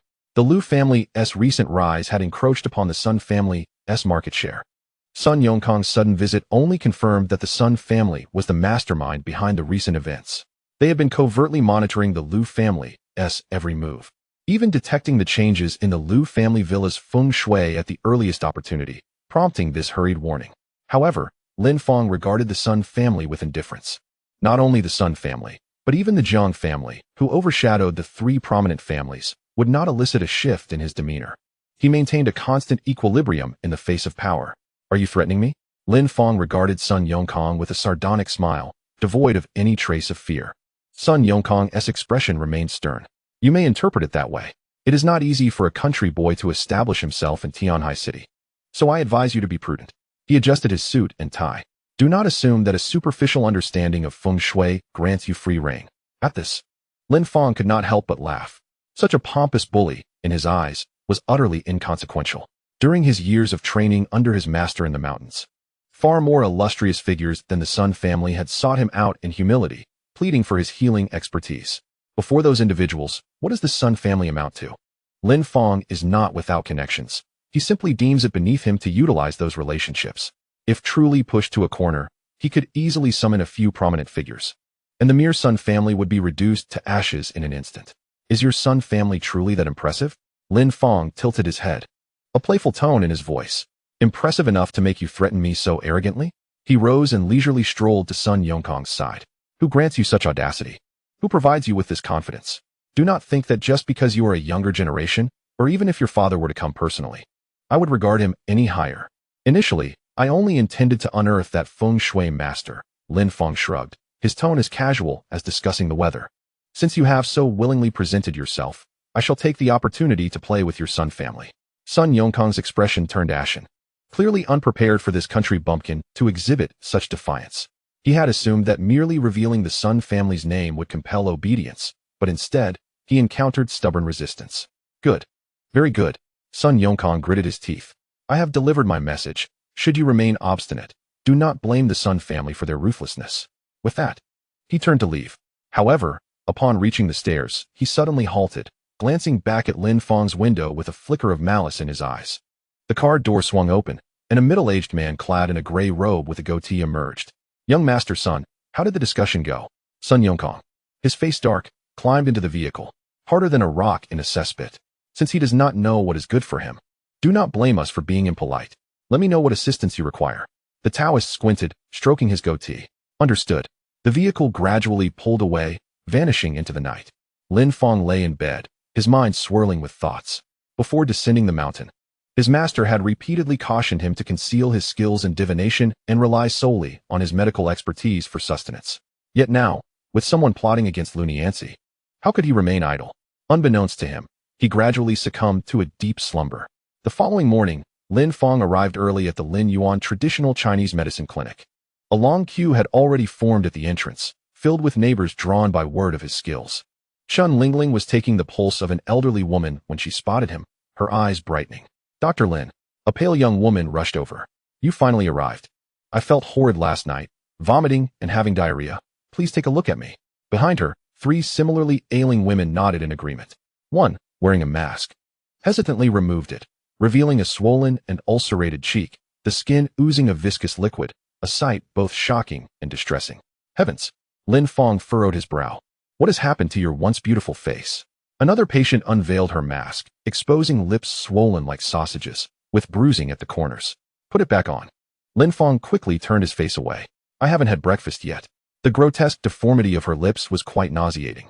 Chen Shui approached swiftly, lowering her voice. Lin Fang, there have been 8 similar cases already. Dr. Chen initially suspects chemical burns, likely due to cosmetics. Especially with that sausage lip, it should be an allergic reaction to lipstick. Lin Fang retrieved silver needles, gently touching the patient's ulcerated face. The needle tip blackened instantly, the potency of the toxin causing his heart to tighten. What skincare products have you used? Do you have them with you? The disfigured girl hastily pulled out a bottle of serum from her bag, bashfully murmuring, Doctor, I have issues elsewhere too. Her gaze inadvertently drifted towards her chest and thighs. Lin Fang took the bottle, his frown deepening. Is the regulation of cosmetics so lax nowadays? This is clearly a substandard product. He surveyed the group, his tone resolute. Do not worry. Form a line and come one by one. I assure you will return to your original state. With that, he turned towards the consultation room, and a queue immediately formed behind him. Hope rekindled in the eyes of the patients. Shuijia, please arrange for them to rest in the waiting area. Lin Fang instructed as he collected the patient's skincare products and entered the pharmacy to begin analysis. While legitimate skincare products may contain chemical components, they undergo rigorous testing to ensure they are safe for human use before hitting the market, particularly for products like lipstick, which come into direct contact with the mouth. The testing standards are exceptionally stringent. After meticulous examination and comparison, Lin Fang finally identified the issue. Upon reviewing national standards, he realized the culprit was the cumulative effect of dosage. Individual products may meet standards, but prolonged use of multiple products leads to toxin accumulation in the body. Returning to the consultation room, Lin Fang raised the analysis report. Your skincare products are problematic. Where did you purchase these items? The girls exchanged glances, hesitating to respond. Lin Fang scrutinized the production address on the packaging, Shilin District, Tianhai City. He turned to Chen Shui. Which company owns Shilin Pharmaceutical? Chen Shui's expression shifted subtly, her voice lowered. That factory is under the Sun Group. It's part of the Sun family's enterprise. Lin Fang's lips curled into an involuntary smirk, a glimmer of sharpness in his gaze. This was a clue delivered right to him. Lin Fang observed the girls, noticing their evasive glances, indicating they knew something yet were too fearful to speak. The girl with the sausage lips, masked, muttered softly, Dr. Lin, please just treat us. We will pay the full consultation fee, but can you refrain from asking further? Lin Fang narrowed his eyes. What were they afraid of?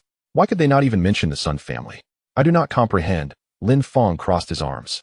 You are fully aware that the issue lies with the products, yet you dare not identify it? Has the Sun family threatened you? The girl most severely disfigured suddenly burst into tears. Please, do not ask. We have our own difficulties. You treat us, and we will pay. Is that not sufficient? It is not. Lin Fang slammed the table, pointing towards the door. The exit is right there. If you do not speak the truth, then leave. He paced angrily. I seek to understand the situation to devise a treatment plan and prevent recurrence. What do you take me for? He scoffed. Do you truly think I am in need of your consultation fees? If you refuse to speak honestly, then seek another expert. Chapter 65. My infuriating sense of justice.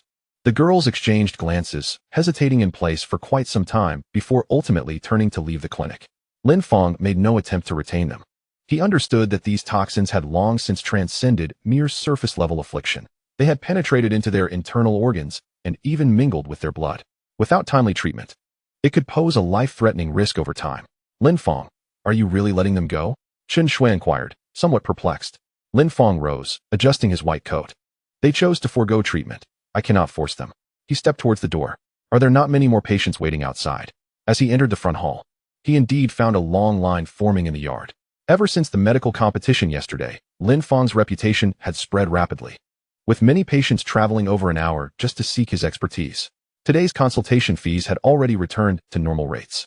Chen Lingling diligently treated patients nearby, occasionally stealing glances at Lin Fang, eager to witness his miraculous ancient acupuncture technique.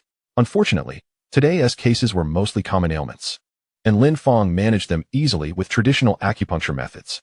As the sun set, signaling the end of the clinic's operations for the day, Lin Fang routinely made his rounds in the patient wards, adjusting medication plans and acupuncture strategies for those hospitalized. Just as they were about to close the door, the girl with the sausage-shaped lips returned. Chen Shui, taken aback, ushered her inside, while Lin Fang merely cast a fleeting glance. We are about to finish for the day. Please come back tomorrow. Suddenly, the girl collapsed to her knees, tears streaming down her swollen cheeks. Dr. Lin, please, I beg you to save me. Her voice choked with emotion, almost inaudible. Lin Fang remained expressionless. Now you are willing to speak the truth? The girl nodded fervently, her lips trembling. I will tell you everything. Only then did Lin Fang gesture for her to enter the examination room, instructing Chen Shui to close the door. The girl's bloodshot eyes were fixed on Lin Fang. Dr. Lin, if you can defeat the Zhou family, surely you can cure me? Lin Fang leisurely sipped his tea. As long as I am willing to treat, there is no ailment that cannot be cured. He set down the cup. Your condition is trivial to me. Suddenly, the girl reached for her clothing buttons, but Chen Shui hurriedly intervened. What are you doing? Lin Fang, however, waved her off, signaling her to step aside. As each article of clothing slipped away, the horrifying scars on the girl's body became apparent. Her once fair skin was marred by bruises and festering wounds, some areas oozing pus and blood. Chen Shui gasped in shock, momentarily rendered speechless. The girl wept profusely, her frail shoulders trembling. Dr. Lin, you are skilled. You must understand how dire my situation is. Lin Fang gazed at her calmly. The toxins have infiltrated your bone marrow and bloodstream. Your life hangs by a thread. Does it not? The girl nodded vehemently, tears dampening her collar. I have visited several major hospitals, and they all said I only have 6 months left to live. She suddenly collapsed to her knees, grasping Lin Fang's white coat. I have elderly family members and children to care for. Please, I implore you to save me. I will do anything to survive. Lin Fang sighed, bending down to help her up. It is not difficult to save you, but you must first tell me what truly transpired. The girl trembled as she adjusted her clothing, her voice breaking. We are employees of Shilin Pharmaceutical. The company forces us to use our own products. If even the employees do not use them, how can we convince customers? She wiped her tears. I am a core member of the R&D department, and I have to handle those chemical materials daily. Sometimes even test the drugs myself. What? Lin Fang's brow furrowed. You know the dangers of these substances. Why not resign or request a transfer? Are you truly gambling with your life? The girl shook her head in anguish, tears streaming down her cheeks. Do you think I do not wish to escape? I had no knowledge of these clauses when I signed the contract. It states that breaching it would cost $1 billion. She trembled all over. My family is under the control of the Sun family. I truly have no way out. Lin Fang's eyes widened in shock. He had not anticipated that such dark secrets lurked behind the esteemed Sun group. How despicable! Chen Shui exclaimed, stamping her foot. The Sun family appears glamorous on the surface, but engages in such vile actions behind closed doors. She compassionately embraced the girl's shoulders. Does that mean you can only wait for death? The girl shook her head in despair. There are 12 of us in the RD group. If someone goes missing, others are transferred in to fill the gap. She lowered her voice. We all know that those missing colleagues have actually, unable to hold back. She burst into tears. I might be the next one. Chen Shui quickly offered her quiet comfort. Lin Fang, deep in thought, finally spoke. I can neutralize your poison, but it will be painful. More importantly, we must completely eradicate the Sun family, or more victims will arise. He crouched down, looking directly into the girl's eyes. I can treat you for free, but you must help me gather evidence. This is our opportunity to bring down the Sun family. Are you willing? Upon hearing this, the girl fell to her knees with a thud, bowing her head deeply. Clutching her clothing tightly, her voice trembled. The Sun family is one of the 3 great families of Tianhai. I am just an ordinary citizen, and my family is still in their grasp. She raised her tear-stained eyes. I can pay you. My salary at the Sun family is high. I can give you 50,000 a month. Lin Fang pursed his lips, shaking his head with righteous indignation. This is not a matter of money. It is my principle to help those in need. The Sun family tramples on lives. How can I turn a blind eye? Chen Shui stifled a laugh at his performance, knowing he would not be so proactive if not for Lin Yancy. Yet the girl was moved by Lin Fang's display and hesitated. Dr. Lin, I know you are a good person, but this is too dangerous. My family's lives are at stake. Suddenly, Lin Fang stood, pounding his chest. Alas, to watch the innocent suffer while I remain powerless. He exaggeratedly clutched his heart. This cursed sense of justice. If heaven knows I did not help, surely I would face divine retribution. The girl was momentarily stunned by his performance, his earnest expression convincing her. Dr. Lin, a person like you is truly rare. She bit her lip. How about I go back and discuss it with my husband? Lin Fang immediately turned, but upon seeing her swollen lips, quickly averted his gaze. I believe you possess a sense of justice as well. He took out his phone. Let us connect on WeChat. You can contact me whenever you are ready. Chapter 66. My wife, bear with it a few more days. Tonight, I will make an exception and work overtime to treat you. Lin Fang declared generously, promptly arranging a treatment plan for the girl. Though her condition was not particularly challenging for him, he feigned strenuous effort, occasionally wiping non-existent sweat from his brow to elicit gratitude from her. He personally prepared the medicine, boiled the decoction, and executed a complex set of acupuncture techniques. After more than 2 hours of meticulous treatment, the girl was pleasantly surprised to find her symptoms had improved significantly. Dr. Lin, I feel much better. She moved her limbs, finally breaking into a long-lost smile. I can breathe more easily now, and I no longer feel dizzy. I will seriously consider your proposal and discuss it with my husband. Lin Fang kindly escorted her to the door, watching her leave. He understood that only by allowing her to taste the sweetness of recovery could he earn her trust and assistance. As he turned to tidy up and prepare to leave for the day, Mu Fantian emerged from the ward, supporting his wife, Qi Yanran. Dr. Lin, Mu Fantian said sincerely. If you need any assistance, please do not hesitate to ask. Lin Fang hesitated for a moment before lowering his voice. Last night, Sun Yongkong came to warn me not to interfere with the Liu family matter. How much do you know about the Sun family? Mu Fantian's brow furrowed. So it is indeed the Sun family? He glanced toward the door. Was that girl the Sun family's employee? I believe her name is Wang Yuding. Lin Fang was somewhat surprised. You know her? I have seen her a few times. Mu Fantian helped his wife sit on a bench.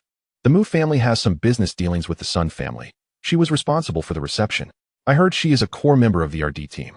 He frowned in confusion.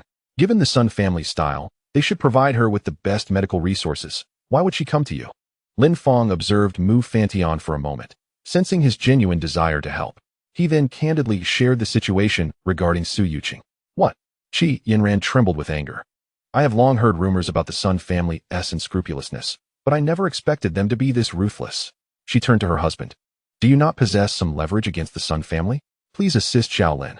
Mu Fantian's expression grew serious as he regarded Lin Fang. Are you familiar with the commercial landscape of Tianhai City? I have a rough understanding. Lin Fang nodded. The Chung family in Jiangdong, the Sun family in Xiling, and the Mu family in the north of the city. These 3 families are in a state of equilibrium. That is merely a superficial observation. Mu Fantian shook his head. In reality, our 3 families must heed the Jiang family sentiments, for they are the true rulers of Tianhai.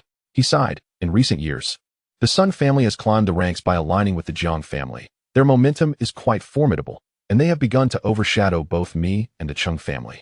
Mu Fantian clenched his fists. In the past, my family would not have regarded the Sun family with any seriousness. But now, he shifted his tone. Rest assured. As long as we are on my territory, the Sun family will not dare to overstep. Lin Fang nodded thoughtfully. He was indeed unfamiliar with the covert struggles between these business families, having paid little attention previously. Mu Fantian continued. Dr. Lin, I have inquired about Lu Nianxi's situation. Most of those taken with her have been released, and she should soon be able to post bail. However, he hesitated. The Lu group is unlikely to escape this catastrophe. Not only will they face bankruptcy, but they may also incur substantial debts. Lu Nianxi has developed too rapidly over the years, having offended many. Mu Fantian sighed. Though her business acumen is exceptional, she ultimately cannot outmaneuver those seasoned schemers. Yet, if she can regain her composure, there might still be a chance for her resurgence. Lin Fang expressed his gratitude. Although he was not privy to the specific details, he trusted in Lu Nianxi's capabilities to navigate through this turmoil. As long as she emerged safely, there remained hope. Naturally, should she require assistance, Lin Fang was always willing to lend a hand. Your esteemed wife will be discharged in a few days. Lin Fang shifted the topic. Maintain a light diet and avoid spicy foods. If you wish for a second child, follow the regimen I prescribed. Qi Yinran nodded gratefully. Thank you, Shaolin. Husband, I wish to return home to see the child. Very well, let us head back. Mu Fantian gently helped his wife up, nodding to Lin Fang as they departed from the clinic. After leaving the clinic, Lin Fang did not head directly home, but instead arranged to meet with Su Muqing, who had just been released on bail. In a secluded tavern, they wasted no time getting to the point. Su Muqing's eyes were red, her voice choked. Sister Nianci has taken all the responsibility upon herself, leaving us to clean up the mess. She is now restricted from high expenditures, unable even to board high-speed trains or planes. I must uncover the puppet master behind this. Su Muqing's clenched fists trembled slightly, her nails digging into her palm. Lin Fang, have you made any discoveries? Lin Fang sipped his drink leisurely. It seems my fiancé is quite loyal. Last night, Sun Yongkong sought me out, and this matter is likely tied to the Sun family. Indeed, it is the Sun family. Su Muqing slammed her fist onto the table, causing the glasses to rattle. They feigned propriety while employing underhanded tactics behind the scenes. Taking a deep breath, she forced herself to calm down. Lin Fang, your task is to locate that feng shui master. The business world is too convoluted. Sister Nianci specifically instructed me not to involve you too deeply. Lin Fang raised an eyebrow at Su Muqing's furious demeanor. Are you certain you can manage? Su Muqing met his gaze unwaveringly, her tone resolute. Are you questioning my abilities? While I may not rival Sister Nianci, I possess my own connections and means. A glint of determination flashed in her eyes. Even if it costs me my life, I will drag the Sun family down with me. Is there truly no issue with Lu's products? Lin Fang suddenly inquired. Absolutely none. Su Muqing asserted firmly. Sister Nianci's standards for quality control are nearly stringent. There will be no discrepancies in this regard. Lin Fang's lips curled into a slight smile. Do not forget, I am the skilled healer Yanluo. If the products are indeed flawless, I can provide testimony to vindicate Lu's reputation. He swirled his drink. After all, with so many lives at stake, I cannot shoulder that blame. Su Muqing's eyes lit up, excitement coursing through her as she clapped him on the shoulder. Yes. How could I have forgotten that? Tomorrow, you must accompany me to the medical association. Those problematic products are tested there. Late into the night, they parted ways. Upon returning home, Lin Fang lay in bed, staring at the ceiling in contemplation. Should he utilize the connections left to him by his master? Forget it, he turned over. If I cannot handle such a minor issue, my master would surely scold me mercilessly. Thinking of Lu Nianci still being in the police station, he sighed. My dear, just a few more days of hardship. The next morning, Su Muqing arrived to pick him up. First, we must stop by the clinic. Lin Fang opened the car door. I need to gather some supplies. Upon arriving at Lin Yuan Traditional Chinese Medicine Clinic, he retrieved a specially crafted medical box filled with various testing tools and medicinal samples. After getting back in the car, they set off for the medical association. The girl nodded frantically, her lips trembling. I'll tell you everything. Lin Fang then gestured for her to enter the examination room, instructing Chen Shui to close the door. The girl's swollen red eyes stared intently at Lin Fang. Dr. Lin, you even defeated the Zhou family with this disease. Can you really cure me? Lin Fang slowly sipped his tea. As long as I'm willing to treat. There's no disease I can't cure. He put down his teacup. Your condition is insignificant to me. Suddenly, the girl reached to unbutton her clothes, and Chen Shui hurriedly stopped her. What are you doing? Lin Fang waved his hand, signaling Chen Shui to step back. As her clothes slipped away, the girl's shocking injuries were gradually revealed. Her once fair skin was now covered in bruises and festering wounds, some even oozing pus and blood. Chen Shui gasped, speechless with shock. The girl burst into tears, her thin shoulders trembling uncontrollably. Dr. Lin, your medical skills are superb. You must know how bad my condition is right now, right? Lin Fang looked at her calmly. The toxins have invaded your bone marrow and blood system. Your life is hanging by a thread, right? The girl nodded frantically, tears soaking her clothes. I've been to several big hospitals, and they all say I only have 6 months to live at most. She suddenly knelt down, grabbing the hem of Lin Fang's white coat. I have elderly parents and children to support. Please, please save me. I'll do anything to live. Lin Fang sighed, bending down to help her up. Saving you isn't difficult, but you have to tell me first, what exactly happened? The girl trembled as she straightened her clothes. Her voice choked with sobs. We are employees of Shilling Pharmaceutical.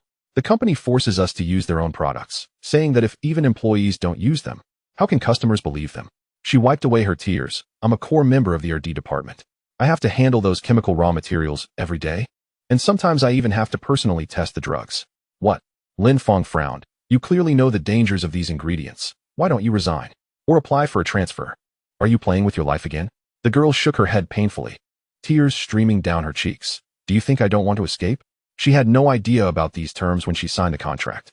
The lifetime contract stated that breach of contract would result in a 100 million yuan penalty.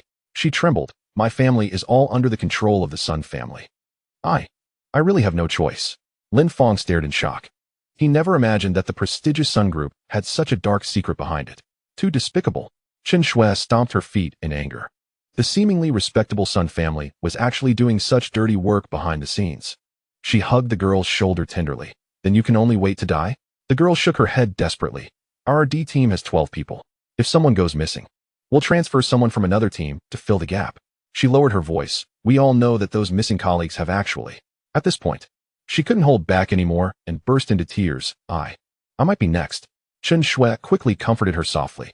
Lin Fang frowned, pondered for a moment, and said, I can cure your poison, but it will be very painful. More importantly, we must completely eradicate this cancerous tumor of the Sun family. Otherwise, there will be more victims. He crouched down, looking directly into the girl's eyes. I can treat you for free, but I need you to help me gather evidence.